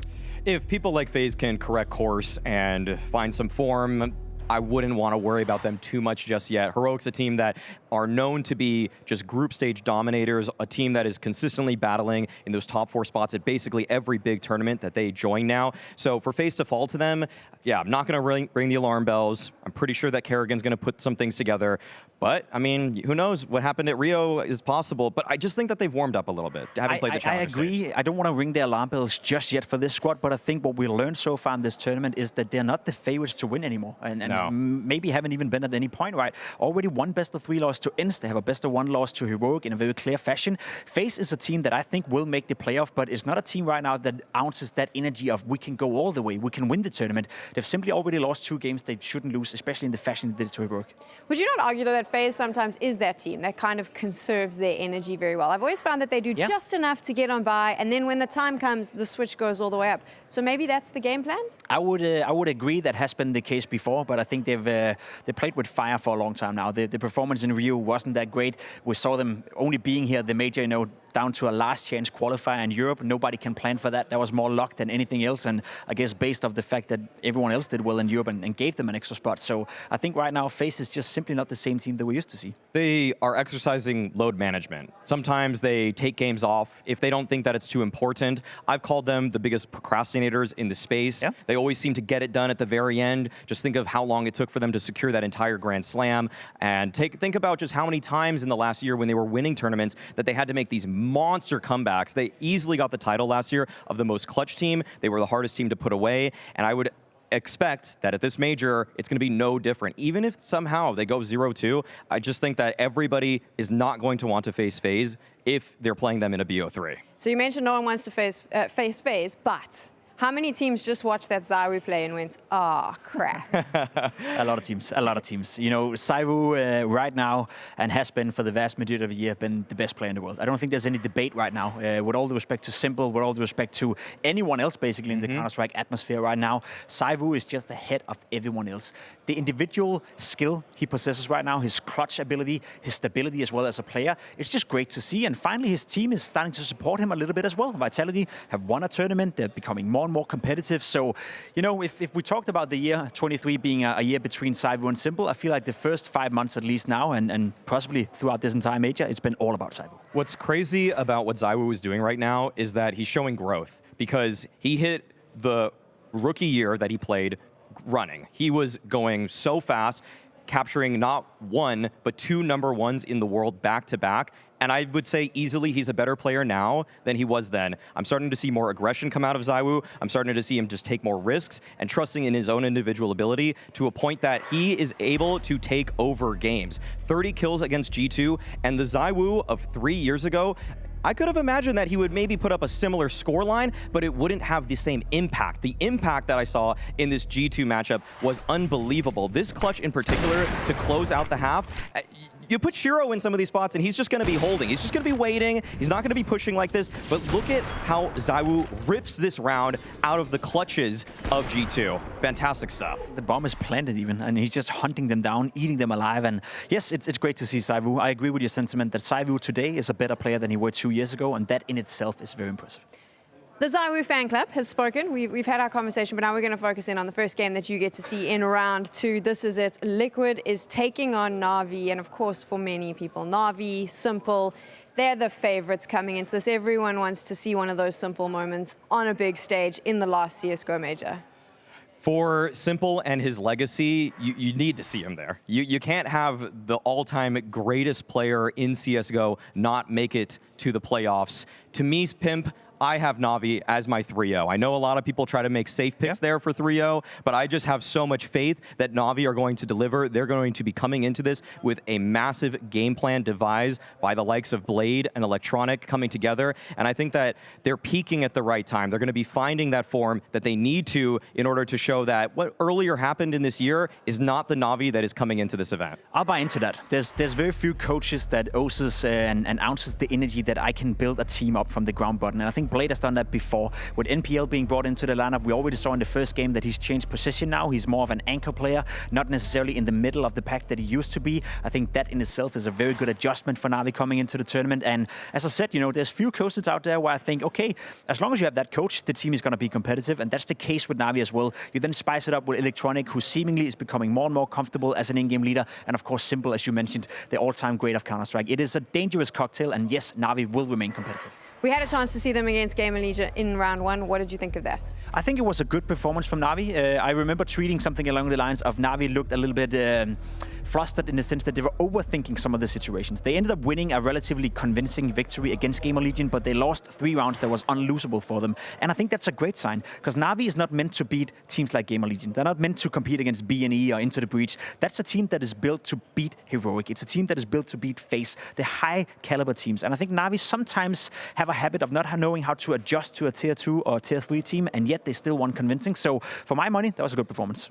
Yeah, winning 16-10 is still impressive. You would have wanted it to be a complete slaughter, but I actually completely agree with what Pimp's saying along the lines that they're actually playing to a level that's almost just unnecessarily complex. And against the best teams in the world, you do need to do that. You need to throw a little bit more misdirection in their way. If you're playing FaZe, if you're playing Heroic, those extra layers are going to win you rounds. And against a team like GamerLegion, who maybe don't have the most well thought out, well ironed out protocols, actually it'll play into their hands because they're just not playing at the same level. They're playing 2 different games, whereas NAVI is playing chess. To me, GamerLegion, they're playing checkers. And sometimes if you're playing checkers, you're just going to come out on top, and it's a little bit fortunate, but it was never going to be a full win for GamerLegion, so NAVI got the job done.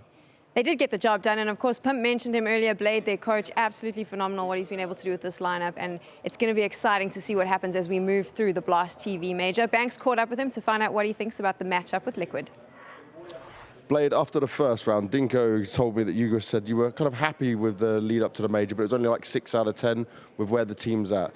You before have said to me many times that NAVI, as the games go, as things get better, you guys improve. Do you feel like you're in a position where there's big mistakes that are going to be harder to fix this time? Where would you say it's at? I don't know. Last match, I don't see like huge mistakes, something like you cannot fix. I think it's normal mistakes. Okay.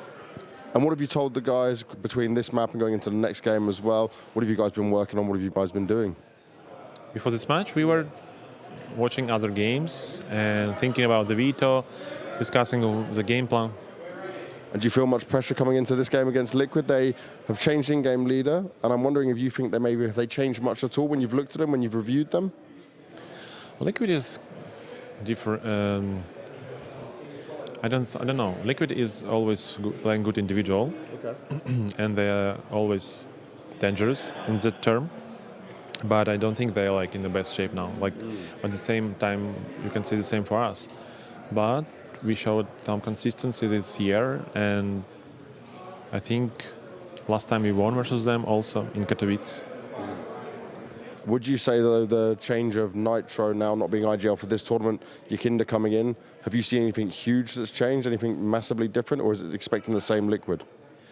I don't know. We must to analyze like really deeply like which map. I don't think like he is calling on all maps. As far as I understood, it's like some maps. I think Anubis, maybe Nuke. So you're just waiting to see how it goes? Obviously, man. Lovely, Blade. Thank you very much.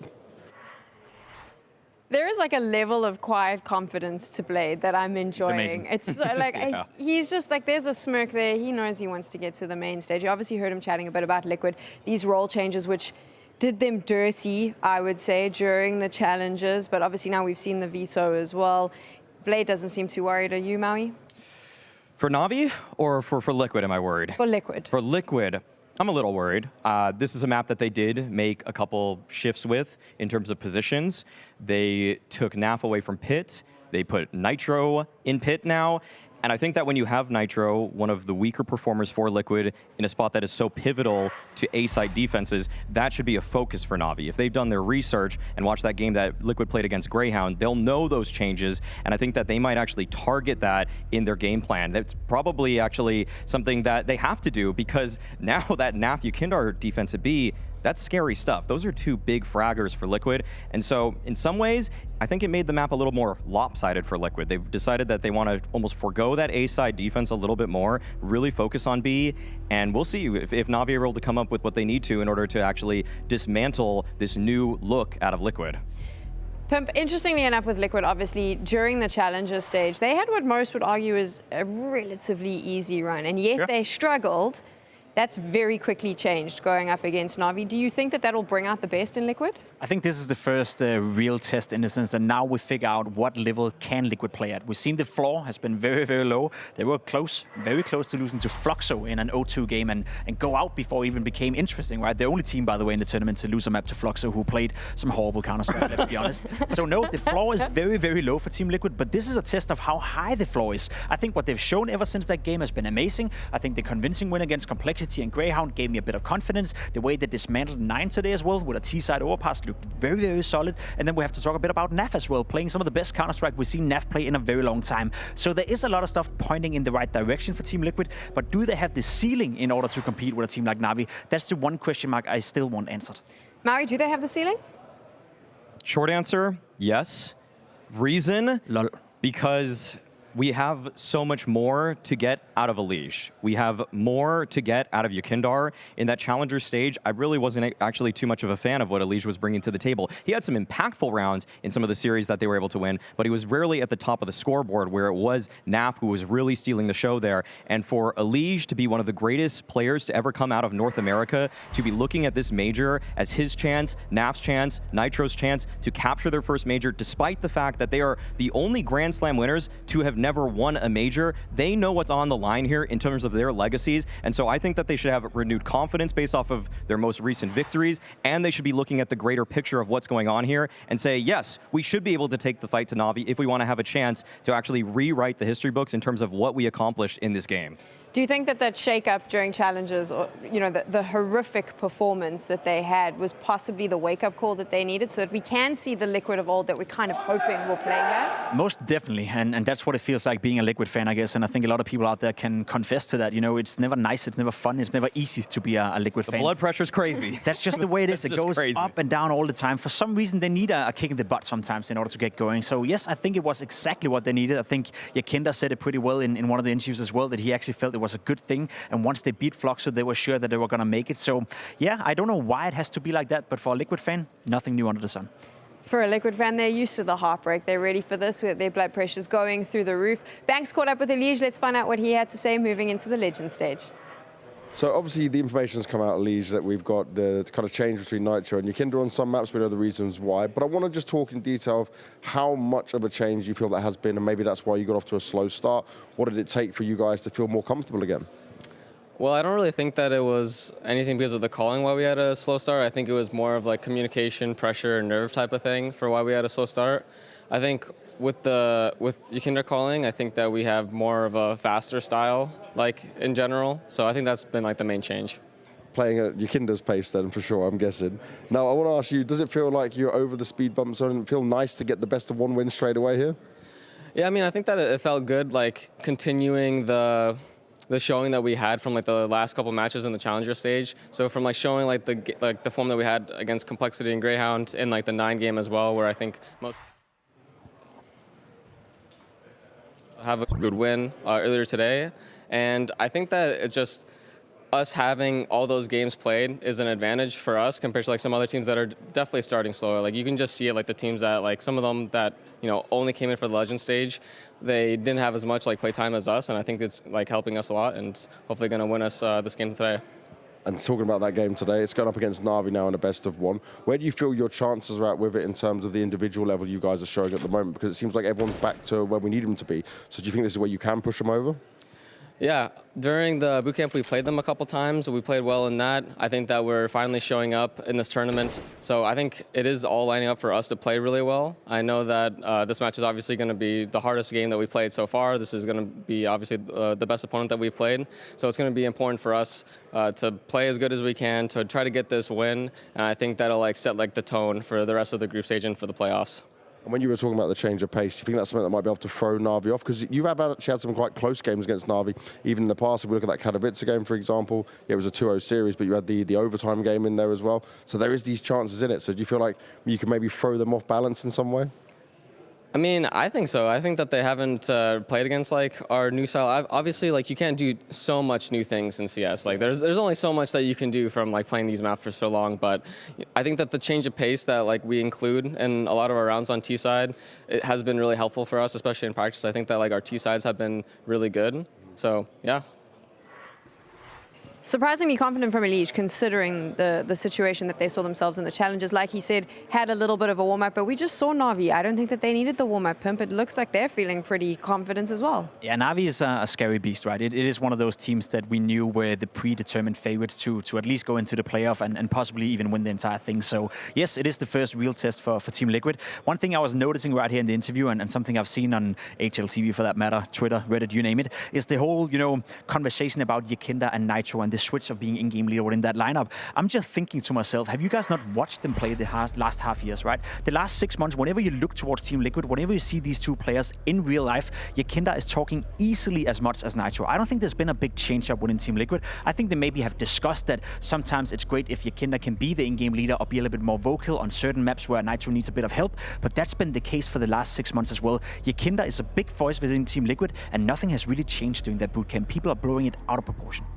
I think that's actually how I'm reading the situation too, Pimp. I think that the team has been working with Yekinda as the in-game leader for some time in certain matchups. What's changed now, from at least what I've read and heard, is that it's more just kind of map to map with Yekinda. But I know for sure that versus teams like, say, Cloud9 or teams like Outsiders, it was Yekinda that was calling for Liquid before, and this was basically the closest we have to any tier 1 team where it's dual IGL roles, where it's split depending on map, depending on feeling, and they've also said something along the lines of just that whoever's feeling it is going to make the call. And I think that kind of lead by committee is probably actually hindering Liquid in some ways, but the fact that they can actually just crowdsource the ideas a little bit more means that people are willing to speak up, and sometimes that actually can help communication out too. If you can actually just work together, put together a joint plan, then you actually have a higher ceiling in terms of tactical depth, but it's just like, who are you going to follow on round 15, 14? That's where, to me, it's a little bit scary for Liquid. If this game comes incredibly close,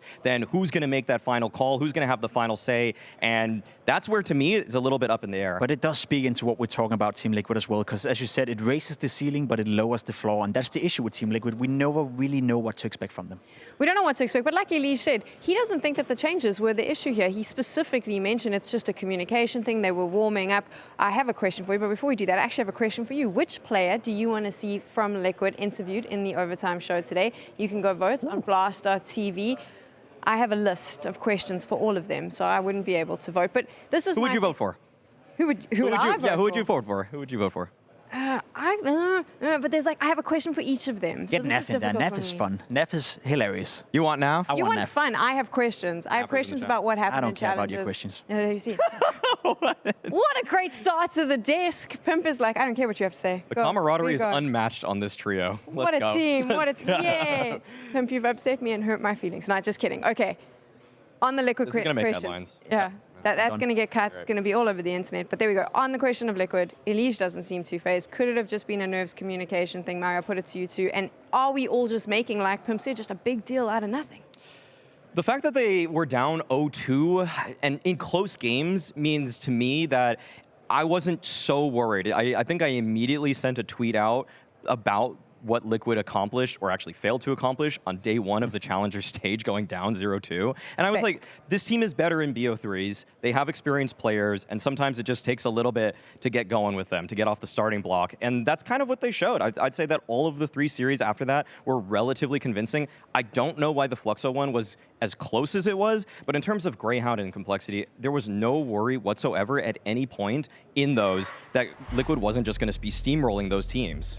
The Fluxo argument, Pimp, I mean, could it have just been that they were feeling very down, the results hadn't gone their way? You know how it goes sometimes, momentum, emotion in the team, because they fixed it very quickly after the Fluxo game. I think it is a lack of confidence. It's a lack of self-belief, and it is that, downward spiral that you sometimes get into as a Counter-Strike player. They've lost 2 games. You said it yourself, they were close, both the games they were losing. I'd argue the Apeks one wasn't that close, but at least the Force one got down to the nitty-gritty. So, yeah, sometimes as a player, you lose a bit of that belief, you lose a bit of self-confidence as well. But once you get it back, you see what's happening to this lineup. You saw what happened to Nav as well as an individual. Right now, he's probably the one player standing out of everyone to be an MVP contender, out of all the players who's just from start to finish, apart from that very first game against Apeks, has been delivering at a very high level. But it still begs the question, and I think that's the counter-argument. They haven't done it against any of the best team of the tournament, and we need to see that now. That's exactly what I wanted to say. We've hyped up Liquid lots and lots, but the truth is, can they actually beat NAVI in this Maui? If I'm giving you the skinny on this one,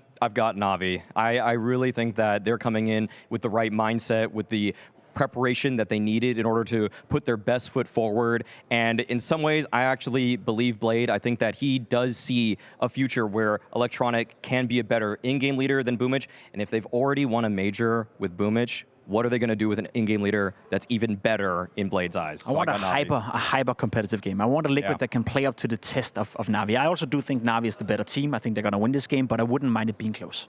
Do you think that Liquid can do it, though? Because I'm concerned after seeing them on the Challenger stage. I think Liquid, if they continue the progress they've shown so far, and if NAVI makes some of the same uncharacteristical mistakes they did against GamerLegion, then yes, I think there's a world where Liquid wins this game, but I don't think it's going to be today.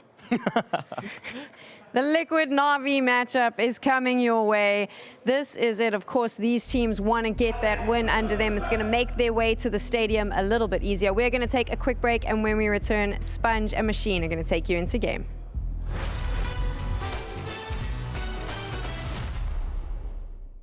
Round 2.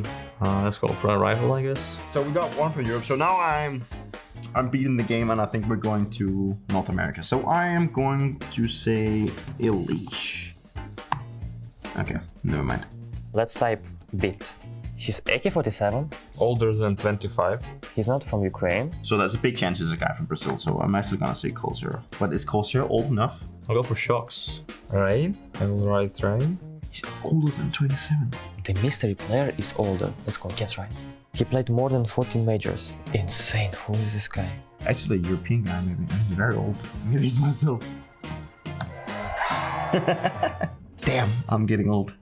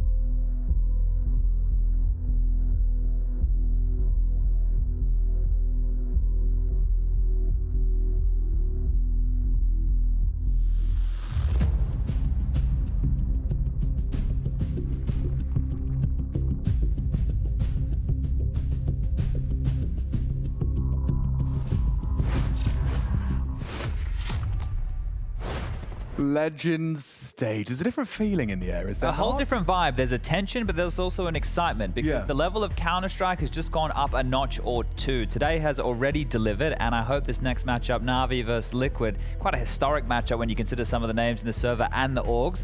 I cannot wait to get this one underway, and we've got the Unicorn odds on screen favoring NAVI. I don't think there's too many surprises there considering Liquid's run so far. Yeah, I mean, winning 4 of the last 5 in the head-to-head, better world ranking, they've got Simple. I mean, it's not hard to see why the bookmakers are leaning towards NAVI. But, you know, there's perhaps a case and a conversation to be made. Elige and the boys from Liquid do seem to be rising in their confidence and in their performance. Yeah, the change, I think, is the biggest conversation around Liquid in the desk. Maui and Pip were just covering it, saying this is the way it's been since Yakinda has joined the team. He's been the one who's maybe shadow calling the shots. We know he's come in and helped them get a better grip on the macro and the way that the game's been approached in Europe, especially from the school of Jame. On the other side, Electronic, the man that they just touted from Blade as potentially being able to be better than Boomage, the in-game leader. And I don't know if there's too much argument from my side there. I think Electronic has more than enough potential to be able to do that, and he's still delivering in the number department. What I loved about Electronic was that his goals have changed. You know, he used to want to be that just individual vying for GOAT alongside Simple, as he was, you know, back in the day, a young teen looking to body bag and toe tag. Now, he's been given this opportunity to be the best in-game leader. It's a new goal, a new set of circumstances, and it gives him a new list of objectives. You know, it's no longer about just hitting the headies. He is going to be the puppet master, pulling the strings of this black and yellow behemoth. NAVI, an absolute titan of competitive Counter-Strike, taking on Liquid. Certainly a rise in form, but let's find out what happens when you lock him in Inferno and say fight. We're kicking things off here. Team Liquid will be on the attack, NAVI on the defense of this one, and Liquid's pistol already starting somewhat spicy. 3 sets of utility here. We'll call that 3 smokes, 2 mollies, and 2 flashes. So an awful lot of util. If there was an aggressive move like this from NAVI, they find a pick here, they drop a bag of utility. That's a great way to kick things off. And oh, he gets one. Naf goes down with a bunch of nades there. So a decent exchange. The strat will have to change for Liquid now. It seems, yeah. I mean, this is always interesting. Both teams obviously analyzing what to expect on their opponent's pistol, but you could see their hesitance. They didn't need to throw the nade until Electronic struck and called for aid, but he's down now. Naf the same, loss of nades. MPL has a HE here on the site. He's floating back towards Speedway. Perfecto's going to tuck into the site, and that CT smoke will limit NPL's contributions. Nade doesn't do too much. They are committing here. Perfecto needed a headshot, still brings Nitro low and 6 feet lower. Yakinda in response, keeping it level, keeping that equilibrium strong. OC gets down the bomb. Simples are coming, and those dual Berettas should be set to the task, but Yakinda, he builds another. That's a triple out of Yakinda. Can they close? OC needs to get one here from that dark position. Elige can finish. It's planted for him. He's actually pushing forward. Elige trying to keep the distraction as OC does strike, and now just the one. NPL does get whittled down, and OC, he doubles up for Liquid to start as they mean to go on. I don't know where to point the credit there. Do we have to look at Yakinda? I mean, the amount of space that man found on the way in, triple in total. We'll see it here. Yeah, massive trade, like instantaneous. Like those 2 kills, you blink and you miss it. So that was some quick stuff, but some tidy shooting from Yakinda here. Lovely. I think that is the most important frag there onto Simple, right? Because at that point, the entire round changes. MPL left a little bit scratching. And Elige, good thinking on his toes. He has one of those picked up flashes from Nafa's corpse, uses the flash, comes on in, sets up OC for the double. And NAVI want to battle back here with the force by their own. Simple's AWP trained as he spots a chicken. Half-wall banana smoke will hold Yakinda at bay for now, and the changes in the CT side of Liquid have been a big conversation here. We saw in the Fluxo and Greyhound matches how their CT side rocks and rolls, but have to wait 14 more rounds before we get there. The UMP is becoming more and more of a trend these days. Some players liking that armor penetration. There's 4 players on the site here currently for NAVI, so let's see how much map control Liquid want to take before they make a true decision. The bomb over towards Chicken Pit with OC still. So no rush about this. And NAVI are the type of team with these smokes who are going to hold on to them for as long as they can. Electronic and Bit with those currently. And you can see that they aren't going to give too much away. Even if you fight for brackets, you're only going to see Perfecto with the Deagle. You're not going to immediately assume there's 4 here. It's been very quiet on Banana. Electronic has nothing to report. And, oh, yeah, I guess Nade's looking for something extra as well as actually coming over to Electronic's site. I think that last half-wall smoke has just faded, so they thought that they needed to help out this Banana play right now without any pressure elsewhere, but now the wrap coming in, it will be the A finish. Bit. It's a strong pistol for this kind of range, and he demonstrates straight to the head of Nitro. Elige desperate for a response, and he's put straight on the floor. 2 from the 5-7. Can Yakinda stabilize? It's a great one back. But the damage done. That $500 pistol, it bangs, it slaps. Just have to deal with MPL here and they're in. And he's made a meal of that one. Couldn't find the head. Smokes are down. Bomb should follow. Oh, Wow, that's not too shabby on the nade department. But now it's a 3-on-3 retake, right? So this is a problem. The bomb goes down. There's no defuse kit in play here. MPL needed one to have a conversation of going for this. Unless they can find a frag onto the low Yakinda or OC in the next few seconds, they might just want to hold on to these goodies right now. Yeah, they're flirting with it, but it doesn't seem beneficial. Electronic crawling in those apartments. Maybe Nav's going to be distracted by Simple and Perfecto. Halfway gone now. Yeah, surely. Yeah, and you don't have the kit. This is just to contain. Perhaps maybe Electronic can catch Nav. He's been spotted out now. But Liquid, a nice reaction to that bit double. You'd think that could be the start of the end, and it's actually, yeah, all the frags coming their way. Perfecto, he could get away with an AK. OC needed that one, and not bad as all He's going to go down with the bomb. Ends well. The AK does not fall into enemy hands after all of that. Yeah, so a good start from Bit there, but you could just see how isolated on the site MPL was. So well handled from Liquid. Sure, they take a lot of casualties there, but a difficult round, right? A difficult round considering those two opening exchanges. A really good shooting from Bit, and good to see he's continuing the form from map number 1, right? They've only played a best of 1 so far against GamerLegion, and they took care of business over there on Mirage. There was a couple of clutches that went against them, but they're a team who's come straight in towards the Legend stage, right? Still getting acclimatized with the environment here, as you see the frustrations from Perfecto knowing he had to give that one up. Whoa, take a look at that complexion. Take a look at a reinvestment into a scout again from Simple here, so... I mean, he can kind of do what he wants, can't he? He can, but this is the thing. You don't want to dig yourself too deep of a hole here. In Simple's mind, the decision has been made. A scout putting him down to just $800 and looking to just maybe chip further away. He knows it's limited resources. Something to be said, though, about these SMGs. Very favorable engagements against unarmored pistols. Like, it'd be very hard for Liquid to mess this one up. It's just more about where Na'Vi forced them again. It's the same conversation in the last round. And it was Na'Vi with the heavy rotation to try and help out that B bomb site. Looking good for Liquid here. Again, it's going to be Bit and MPO over towards A. A minute on the clock. Floating back over is Perfecto. Won't really be able to contribute too much. It's these two who are going to have to multi-frag again, and it might be another wrap. Crosshair placement's not bad for Bit when he releases that crouch key, and Nav spots him out. So information on the one, and wow, he still hits one. So nice headshot out of Bit, but it will fall into Liquid's domain. They do have the A site. The bomb will be planted. Simple has to save this as well. Most definitely. Yeah, it's curious that he wants to operate in the first gun round with a scout. So curious there. But it is going to be 3-0 and quite a clean 3-0 for Liquid. So a couple of problems in each of these rounds, but really dealt with quite handily. So have to be happy with that if you're a North American fan tuning in, considering the circumstances of how we got the two best-of-1 losses to the likes of FaZe and Apeks, and then the easiest best-of-3 run I think you could possibly have hoped for. Fluxo into Complexity, into Greyhound. That's a dream. Yeah. What is your, do you sympathize with Liquid fans? Trying to be a fan of Liquid when it's so volatile and unpredictable? I think because the team is such a mystery. Like, they're a team who says a lot in interviews, but it always is like, well, was that really what's going on? And if that's the case, well, why aren't we getting the results that we think we should? And you consider the experience of this team. I was taking a quick look at some of the numbers before we got into this matchup in terms of combined majors. Okay. You look at the Liquid side of things. In total, they have 41 major appearances between the 5 players. And so that's 12 apiece for the likes of Nitro and Liege, 10 for NAF, 4 for Yakinda, and 3 for OC. On the other side, it's Na'Vi, Simple leading the charge, 13. 10 for Electronic, 5 for Perfecto, 4 for Bit, and MPL's first. Oh. He's only 17, so that's 33 major appearances for this team, but they have a major win under their belt. Stockholm, once we return from the pandemic, and this team will be looking to notch another for the fabled organization. But here we go, into the gun rounds, exchanging utility and banana, softened up and ahead of this. I like that from Electronic. He definitely wants to play this forward angle. And oh, you geek, Yakinda, just with a jump, gets info off that from Electronic. He's stubborn. Oh, whoa! They line up for him, a 2-for-1 deal. Buy one, get one free. And maybe a free bomb site too. Wow, that has to be the round already. Already done and dusted. That is huge from Yakinda. How often does that happen? But you're going to get a lot of this in this game. If they're going to be stubborn with their banana controller here on the Liquid side, it'll be Yakinda taking on the likes of Electronic. So we have to really keep an eye on that battle.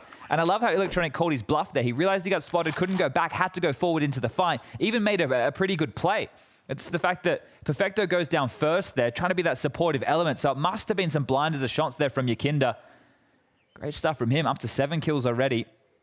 And now a 4-0 conversion here for Liquid. This is the best start you could have hoped for on a map where last time round, you heard Blade mention it in the interview there, they played in Kato on this very map, and they beat them, he said. Yeah, I think we beat them. Yeah, you beat them 16-5. Ooh. Well, maybe there's some more lessons for Liquid to learn than NAVI would from the same demo. Well, then you contrast that with Alicia's interview saying, yeah, they haven't played against our style, so they don't really know what to expect. But at the same time, I could isolate some issues with their style in the fact that it is Nitro playing that pit anchor position, and he did a good job against teams like Greyhound, but it was Greyhounds, right, who weren't trading. He was getting away with 3 kills in the pit, one after one after one. Here it is. So there's Perfecto's spot. Oh, my Lord. All right, didn't have to do a lot there, did he? I didn't even process that it was actually Perfecto that dies first. Ooh, yep, Yakinda happened, and face to the palm. Yakinda, if you could move your face a little bit further from the screen, that over-the-shoulder cam, we might be able to see more than just your sideburns, mate. I never want my parents to tune in when Liquid are playing, because the whole eyes are going to turn square thing. They feel like they're making a point when they see Yakinda. I mean, that man can smell the pixels. Again, with the double nades top banana instantly with the molly as well here from Liquid, so we'll keep an eye on how they want to continue to thwart the aggression of Electronic. They have got now another buy here with the saved rifles and the aggression behind the smoke. If he gets him again, he's going to start getting under Electronic's skin. I mean, how diligent? Not diligent enough. Oh, Electronic. He restrains himself and waits for more. He can win the round here. And yeah, Yakinda does force the fight. A cursory glance behind him. I think he was just looking for his teammates. Yeah, you're frustrated there. And with Yakinda doing some of the calling, it's going to be a classic in-game leader trope where you're turning around, seeing where your teammates are, checking the utility above their head. I know it's still quite early on in the round, and that's caught Electronic off there. So the fact that he did grab one. Works out all right? Yeah, sure. He was hoping for a whole lot more. Still very much a round up for debate then. As Simple still on that scout. Still yet to frag, by the way, as well. Kept keeping the GOAT quiet. This scout will feel the feed for his first. Perfecto even cheating away. And there's the scout connection. Now, does that encourage them forward? Elige is on the way, looking for trouble, looking for action. Flash is caught by Simple. No support on the cross back. And yeah, another tag. 2 from Simple. Nothing lethal. Nav has slipped behind enemy lines. A freebie. And Simple scout, whoa, slaps Nav away, swatting one, but that fly is gone. OC's the one to stabilize for the plant. Now, do they want to consider this? We know how difficult the site to retake is. It's a bit of a cliche these days. And a number disadvantage, low HP diffuse kit there, util all for naught. A very, very difficult round to win here. They could have gotten off over towards Ruins. They could have pushed out towards Tree. They have no information of what's going on in CT spawn or that site crossfire, so they will think the better of it. And Liquid continue their winning ways here. This is really a fantastic start. Here's the opener. The moment in which he decided to turn around and ruin Electronic's plans. And here it is. You can see the jump scare. Yeah, the jump scare for Yakinda right there, and the smile on the face of Electronic. But just taking a look at how these 5 rounds have opened up, the opening kill advantage is massively with NAVI. We're talking 4-1. So they've only given up 1 opening exchange, but they're yet to be able to convert a round here. So being out-positioned in a lot of these scenarios, that's the key, being out-maneuvered. Sure, you get the opening pick, maybe it gets traded back, but when they're out of position and they're stacking the wrong sides, Inferno is a very gambly map, and Navi are one who love to go for those reads. Right now, might be reading from right to left or upside down. Wow, I think, yeah, their world is turning upside down with every passing round. The fact that Liquid have 5 in the bank on T's side, and this being a best of 1, you can't help but feel that this is the dream start for Liquid, in quite the contrast or contrary to NAVI. Blades on the mic. Yeah, and we have been having a conversation throughout this year with the stats leaning towards Inferno being a T-sided map. One of the keys for the CTs, I would say, and we say it on all maps, but I think maps that are T-sided, especially so that CT pistol and conversion is great guns to help you maybe get up to a half win. Right. NAVI now need to try and piece this back together, and one of the keys is going to be util. So you can see Famus's in lieu of M4s. Utility to boot here to try and get some of this map control. And first AWP for Simple. Has to find impact on this here. Start with a 3-2 split. Lots of action's been going down here on Banana early. And Yakinda will be battling for it. Bit of a Molly extinguish and charge into Electronic. Wow, 1 out the duel. FAMAS v AK. That's a huge win for Navi.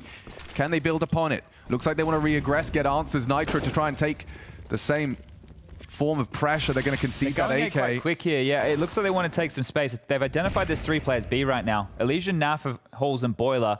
But without the rest of the team, they can't press the issue too much. MPL's been able to rotate back over to his responsibilities of Arch side. And it's Simple's AWP who's now having to worry about Shaw and Apartments.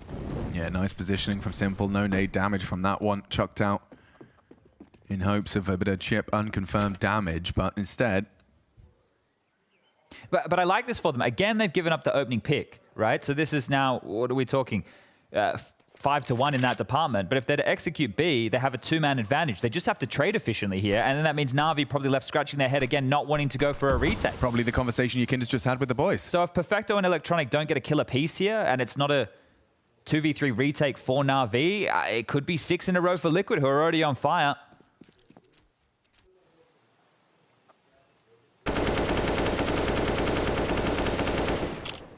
Well, that was about 30. The gap in that smoke, massive gap. NPL should have a very profitable angle if they try and cross pool. Here's Perfecto for the one, gets it done. OC responds, a nice from Naf, and look at that. Naf has gotten them into the site. A 2-on-2 emerges. Do Navi have a go? Notice how everybody didn't get a kill right there for Navi. Otherwise, they would have been able to lock this one down. Now, Bit and Simple left coming in blind. Bomb down, 2 to find. More from Naf, maybe. First game was great from Naf here in the Legend stage. Rising in form as the stakes get higher. Elige, good for the first, and not quite the second. Simple on for the clutch. If he could just get onto that bomb, force the fight. He's light on time. And he's going for the whole one. Pros don't fake. Pros don't fake. Oh! Apparently the GOAT does. Changed his mind. How has Naf gotten away with that one? How does that happen? It didn't look like Simple was doubting himself, but all there goes is Naf. He's a cerebral player. Someone who's probably going to try and play out this clutch. Well, he was running the opposite way. He definitely made a step, but it was away from the fight, not into it. And this is 3 players over towards the site here to level out this 4v3 situation over towards B. Simple grabs one back onto Elige, 1-on-2 Shaw.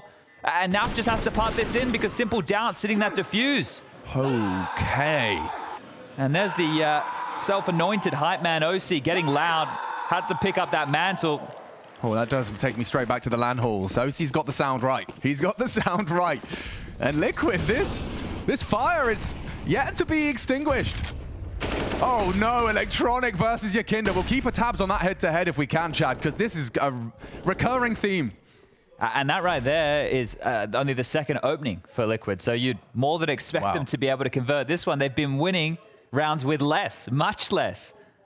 So surely, sorry, I need to stop doing that. That's the curse word. So likely, should, Alex, stop. Limited weaponry. Potentially. Potentially, thank you, yes. More than likely. More than likely. In this universe. Oh, NPL's dead as a doorknob. Peace. That's an awkward death. When you still got your smoke grenade in your hand, you have, you've made a misjudgment there. It's feeling like an awkward game right now. This is just running away with things from Liquid, isn't it? The fact we're up to 7-0, it's been a very quick game. I'm just going back and looking at the scoreboard to see the head-to-heads between Electronic and Yakinda. So we heard from Elige in the interview talking about how they feel like they're playing their best game and have their hardest game now, but in terms of them rising to form, and he was attributing some of that to that Challenger stage. He mentioned it himself. By playing through the Challenger stage, they've kind of gotten the kinks out of their system. As someone that's participated in the major circuit, that's done that qualifier into the main event, you know, do you feel that that is an undisputed advantage? So unfortunately, back in my day, they were very disjointed. But looking at the flow of that in these days, I think that it should be a positive for the upper echelon teams. Right. I think if you're a G2, or a Liquid, or a FaZe, and 2 of those names I've just mentioned lost their opening games, you should come in here with a comfort, a big sense of comfort that you already know what it's like to be playing on that setup, right? So sure, you don't have to worry about getting like the little details. Oh, you know, this table's like this, or there's little details when you come into a LAN environment. Familiarity, even just where the bathroom is. Yeah, sure. You know, it's the little things. What kind of snacks they have. I mean, we joke, but we don't. It is everything. We all know as Counter-Strike players ourselves, albeit not perhaps to this degree, that it is those little things. You know, my chair's a different height. Anyone that's gone and tried to play at a different desk and it's all just a little bit higgledy-piggledy, it takes you a while to acclimatize. And that's not me making excuses for Na'Vi, more so just pointing at this upswing from Liquid. They are comfortable right now. And the fact that they're winning rounds, as you've been highlighting, while losing the opening duels, it's certainly promising. I mean, that bit, second round force with a double 5-7, that was an opening and a half, and it still didn't translate. Again, they've had opportunities, but they just haven't had the people in the right places. So if someone gets a multi, but the stack of Na'Vis on the other side, especially on a low buy, that's going to be really difficult to convert. And look at this buy round for Na'Vi now. We're carrying a couple of MP9s across here. 3 in total and 2 M4s. You wouldn't think we're at round 8 of the game. No, it's very peculiar. But it needs to start now for Na'Vi. Just some fire in the belly here, because a lack of frags is a huge conversation for everybody on the Na'Vi side of the server.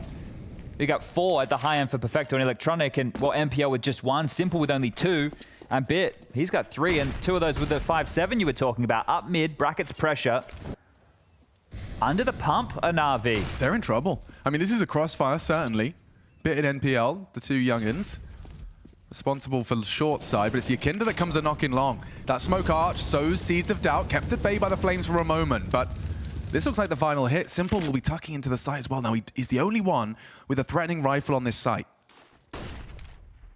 So in terms of that M4, it does have to be Simple. Alongside these SMGs who take first contact, a conversion of the first. That doesn't seem like it's enough, but maybe they overlook it. OC, a clear, but straight into Simple. Holding firm on the site, looking for Na'Vi to awaken from their slumber. Simple, aware of the duel, but cleared nicely. Nitro should have facilitated a plant and around as Yakinda catches Electronic.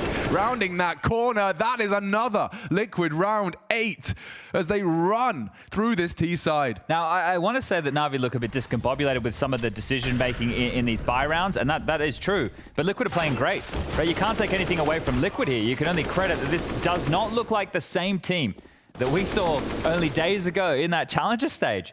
8-0 against Na'Vi out the gates going gangbusters right now. And I've been looking at that head-to-head. Yakinda's on top of Electronic here, 4-2 so far in those duel exchanges. Not all of them in Banana, but here we go. Another buy round with a question mark for Na'Vi. Simple's AWP, sure. Electronic with another SMG. Rifles out to play, but the half has already been won. Yeah, this ablaze for Liquid, and that Yakinda Electronic head-to-head feels imminent. He wants info. He's been heard. Yakinda already setting his sights on it. Will extinguish and retreat. Flame stop the hunt from Electronic. He'll have to be a bit more humble on the B site. They've maintained a little bit of mid-info here with this AWP on the fade of the smoke. So Simple posted up. We'll need to hit this first shot. They're going to go dry, so the elbow has been spotted. Shot missed. MPL on notice, but Simple with the reaggress. That's nice in terms of the information, right? I think the information's gone the other way. Liquid have more than enough to know, hey, we don't want to go towards that AWP right now. Let's go knock on the door of the B bomb site once more. What's Perfecto lining up for? He's way back towards Coffin's side with something in his hands. Just the HE. So this is actually for when they cross to pool. Yeah, so I guess Electronic gonna hope that he can get something done. They are returning to Simple on this mid-brackets area, but the bomb B, so they're going for this double pump. And that's successful from Simple. They needed the trade. He builds a second instead, puts Nitro down in the dumps, in the dirt. Okay, Yakinda's made a round out of it. They can get the bomb down. This should be a Na'Vi retake, but Yakinda, he's on one right now. A double so far, pushing up for more fights. Does he really push the issue into Simple's scope? They both go towards the ruined side. Still very winnable round right now, considering the form Yakinda's in, and OC to either set him up or trade off. It looks like OC is going to be the bait in this one. Oh, do they fall for it? He has to be active on this jiggle. Now would be great. One's already crossed the line, and that's another duel for Yakinda. Bomb's already half gone. It has to be a save. The round is done. There's no way back in. They're too far away, and they might even lose the AWP. Yakinda steps out. Simple gets something. They accelerate. They're going for this. NPL's on it. He's got a kit, and Simple has secured it.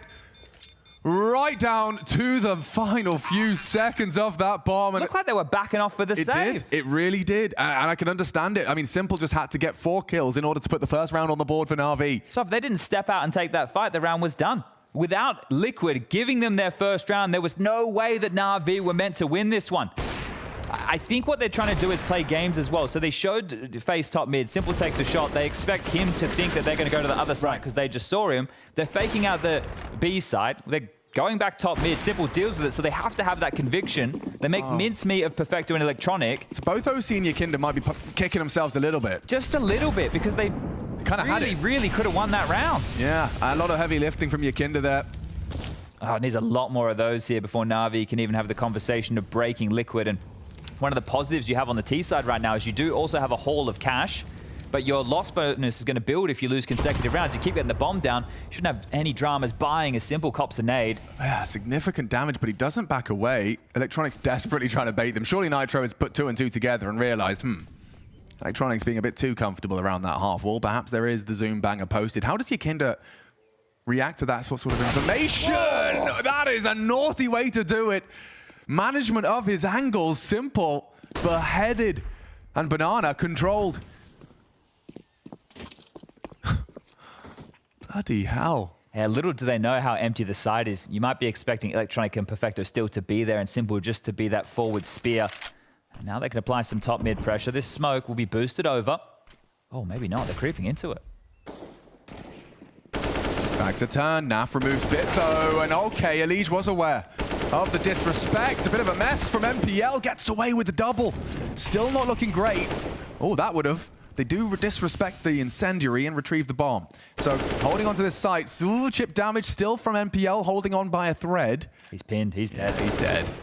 And Yakinda puts his 16th frag in the feed. Yakinda's having a great game. And one of the keys that we noted when Liquid was doing well was Yakinda and Elige both coming online simultaneously. We got the scores on the doors for you right here. Isn't this one perfect? Ooh. 16 for 6, almost 150 ADR for Yakinda so far. Nobody on the other side of the server even close. And the only round that Na'Vi have to boast is when Simple got 4K on the AWP. So that's a single man winning them a round. And this is a little boost. I love the way they've done that. Look at the detail there. Notice how the angle that they've come from. It's not just, you would expect it standard more on Simple's left, right? They've come from the right side. But that's, that's the details of peeking. But also, all of that information was based off of Electronic being a bit too loud. Like they knew there was probably an AWP there as a product of someone being a little more loud than they normally are.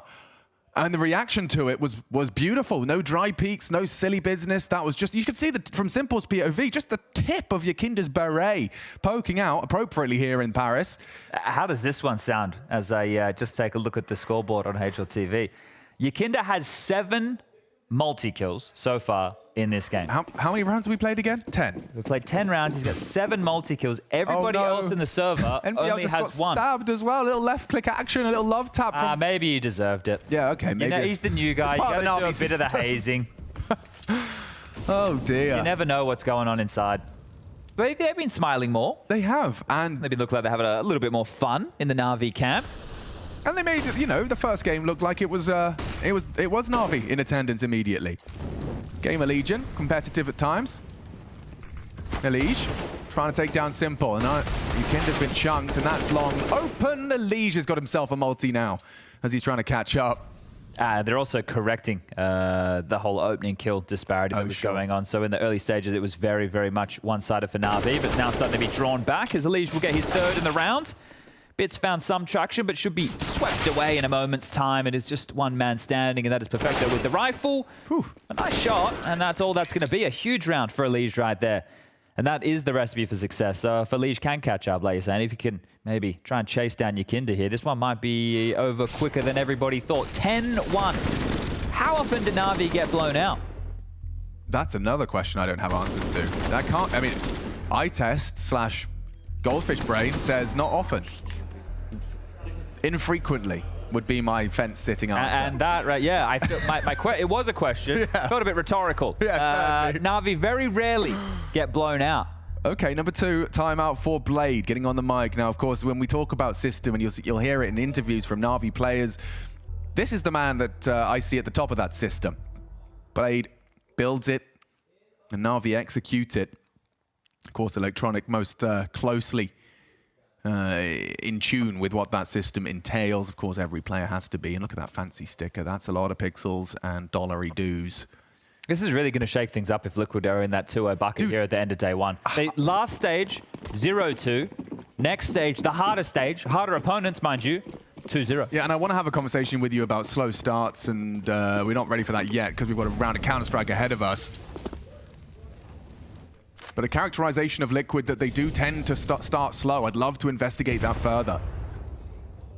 What could that possibly mean as someone, you know, that thinks and breathes Counter-Strike? Well, how do you explain that? In their interview, before they got into the Challenger stage, they said they didn't think they were going to start slow. So Well, let's stop giving interviews.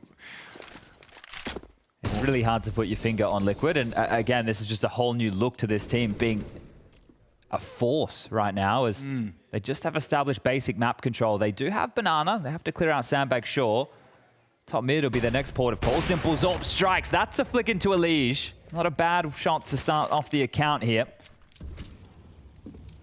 You need every round from this point out, Na'Vi, and they're the type of team who could salvage 5. 4 consecutive required going into the halftime break. And then it's back on as business as usual. The normal Na'Vi can resume.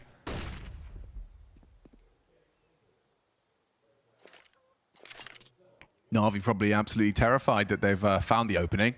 Admittedly, as we've discussed, it's been leveled out. Yeah, I don't think it even matters what Na'Vi do at this point, does it? No, if they could just not over-rotate, that would be key. So will they be faked out again? BU2, up and over, no steps behind it, but Simple's still coming. He's still coming.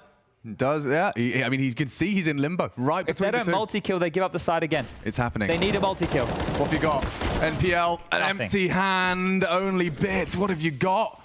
What can you do? Simple smoked off. They know likely bit around here somewhere. Hard clear, easy frags, sight lost. Pwned. They are getting pwned with a P as an 11th is on its way. It's just, this is it. They are owning their rotation so much. Like in that scenario right there, if MPO and Bit, if they don't get a kill each, we need it better than that. They really need a multi-kill from at least one of them and the other guy to grab a frag to try and make this possible here. It's another round with the opener, and they just can't do anything about it because they're being outmaneuvered this entire game, from start to finish, outmaneuvered and outshot by Yakinda. And can we talk about the fact that Yakinda's calling? I'm loving it here, right? And they're starting to hunt. And calling. As a product of Nitro not being able to be there for that first week of boot camp, a temporary change they claim, but if Liquid can have Yakinda at the top of the scoreboard and make Na'Vi look like a, well, like a shadow of what we expected. A minnow right now in a sea of big fish. But I like the way that Maui summarized that whole situation. Pim was also chipping on this, but it was kind of, he didn't say vibe, but by committee, I think was the vernacular that Maui was using. Because, yeah, it is key to point out that, hey, maybe Yakinda is the point man at the moment, but if somebody else is feeling it and is going to be calling those shots, it'd be out of the two of them. So maybe Nitro will be making the calls if Yakinda's not hitting his shots, because as a player like Yakinda, who is in a lot of forward places, it is nice to be able to call around what you want to do, especially if you're hitting when it's working. Exactly, yeah, and when it doesn't, then yeah, okay, Nitro, I need some help. What can we do? What does the rest of the team have? Okay, I like that framing a lot.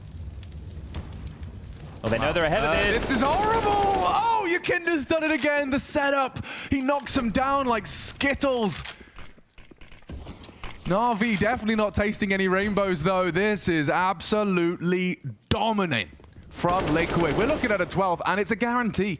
Yeah, Simple and NPL already just going to have a little mothers meeting over towards the pit side because this round is in the bank. I was talking about salvaging a 10-5 half. This is now just maybe salvaging a little bit of pride and seeing if they're able to get 3 rounds in total on the CT side. But that molly was burning. They knew they were there, which means he's so much more certain calling for that flash, and both ahead. You can see how blind they were. It wasn't a wombo combo setup with someone top banana. They're both committed because of the util usage, and Liquid, they're just owning them here. It's more impressive because of what they're forcing of the rotations from a macro game standpoint here. Like individually, we've seen some nice shots out of Yakinda, who's just continuing to dominate. There's nobody. Yeah, he can't miss. 19 and 6 right now. Give him another one. Simple, definitely still Simple. Simple's kills mean nothing. The 4 kills he got to win 1 round, sure, but everything else, there's no other impact from anybody. Right? Maybe it's a little bit flashy, maybe it's a little bit exciting, sure. But you don't want to count these stats for anything. It's all for naught. Well, as you were discussing, you know, for you, the main and most impressive part of it, sheesh.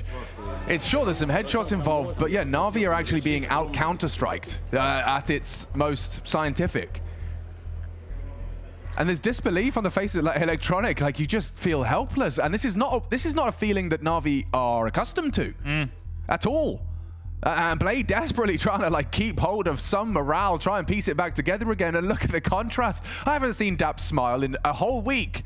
That Challenger stage, I think he had an extra 10 years onto his aging process. But yeah, look at this. This is a change in vibe. OC doesn't even need to be shouting. No, you know, he's just chilling. Conserve your voice, mate. You're going to be in the 2-0 column tomorrow. One best of 3 from the playoffs. Only the Sith speak in absolutes, Chad. They most likely.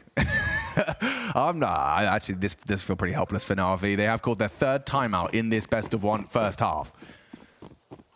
Look at that round recap. It is brutal. And one oopsie from Liquid, by the way, in terms of that round from NAVI.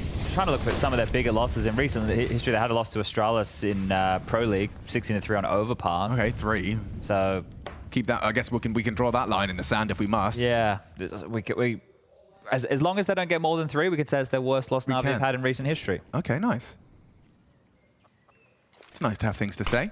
They even won that series, so it was only a map lost against Astralis. It wasn't even the series. So Apps pop. Not the end of the world. Simple's here, though.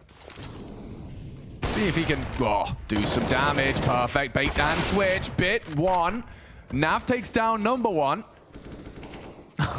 And NPL, was that a wallbang headshot? Oh, gross. Puts Bit on notice as well. They're into the site. The bomb doesn't commit it. It's still in the apartments. It doesn't even have to. There's so much time. They could still go elsewhere. They've drawn the rotation of both B defenders here. Yeah, enough time has passed. You've got OC on the site. Perhaps he can find an angle. He hears them coming. Oh my God, OC! OC! Beautiful catch. Electronic stampeding through the smoke. Bit will catch him. They know where they are. And Yakinda's coming for you. That smoke will be up. No FaZe as he rounds the corner. Yeah, thinks better of it. Okay, mission is set for NAF. He knows B site likely open. And Yakinda has their rotations. NAF, this is a timing. Bits accelerating. Spotted. Saw him. Okay, now the race is on. Do they opt for Banana? Yeah, they don't know about Yakinda. They don't know whether a CT is safe. And so they will chase him. Hightailing it to Banana. A plant for CT. Smart about it. And they left the kit. They have a smoke. I know they responded to this so quickly, the kit can be slightly negated here. I know it's still going to be an issue, but not as big as it would have been if they were still in pit. So NAF needs 1. And as long as he can survive, Yakinda can finish the round. As long as he can rock that clock. Half gone now, NAVI on the clears. Smoke on the bomb makes it uncomfortable, but Yakinda's the first to strike. And that now enables a reposition information. It goes both ways. Perfecto known to clutch, and he's only got the 10-seconder. Okay, Yakinda will eventually tap away, and on fire indeed. They've done it twice now as they ignite a second time. 5 in a row, 5 on the trot, and NAVI just looking to save some face in our final round of this first half. This was a great catch. And Electronic again, these steps come back to haunt him. OC just building a perfect picture as to where he needed to be. It's another Yakinda multi-kill here. He's up to 9 multi-kills in total, 4 and 3 in opening exchanges. Right, what can we, if we can we check the ADR? He was at like 150. I wonder how he ends. He's got 21 kills at the moment, 4 assists, 7 deaths. His ADR is probably about 140. Bloody hell, for a half of Counter-Strike against NAVI, that is someone at their A game. Screw A, this is S tier. He's even got 194 utility damage. He's doing everything right now, and Yakinda. Yeah, potentially calling the shots. We might get another Yakinda Electronic head-to-head here as well. Some IGL on IGL action, my favorite. Different context here, though. As Yakinda the headhunter does once again best Electronic. He is going to be pulling his hair out as another win in that head-to-head. It's going to be 14-1. 22 frags, Chad, in 15 rounds of play, and there could be more. NPL and Bit, this duo about to be exploited. A barrage of utility forcing their hand, their flash, they're staring at flames, they're helpless. And to rotate through, Simple has to get through the whole Liquid squad. This is a duel. Hinging on Bit and taken down. OC's rifle been filling the feed consistently. Something for the NPL there. A double, no less. There's high impact in pursuit of the second. Simple does go down to the spray as Yakinda does manage to pull a second out of the hat. It's OC as well with the double up. Forced back. Winnable for Perfecto. Little gap to work with as he flashes himself through, or at least wants to suggest as such. Bomb now planted. NAF's position is so strong here. It's not a comfortable clear, and you have to be directly putting your back to OC if you want to clear it. OC should have it. Nice position for this close. Liquid, got no idea. They got 14. Right here, right now, 14-1. And one of the many definitions of Liquid is clear, pure, and flowing. And it certainly is right here, right now in Paris.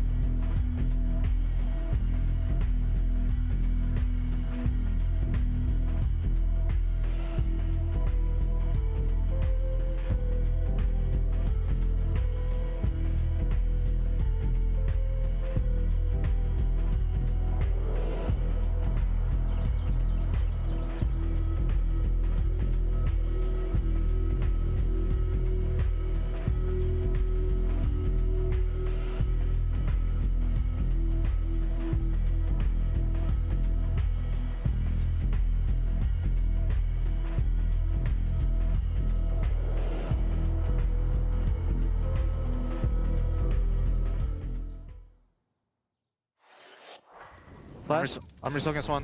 Flashing. First, top first. Nice, nice.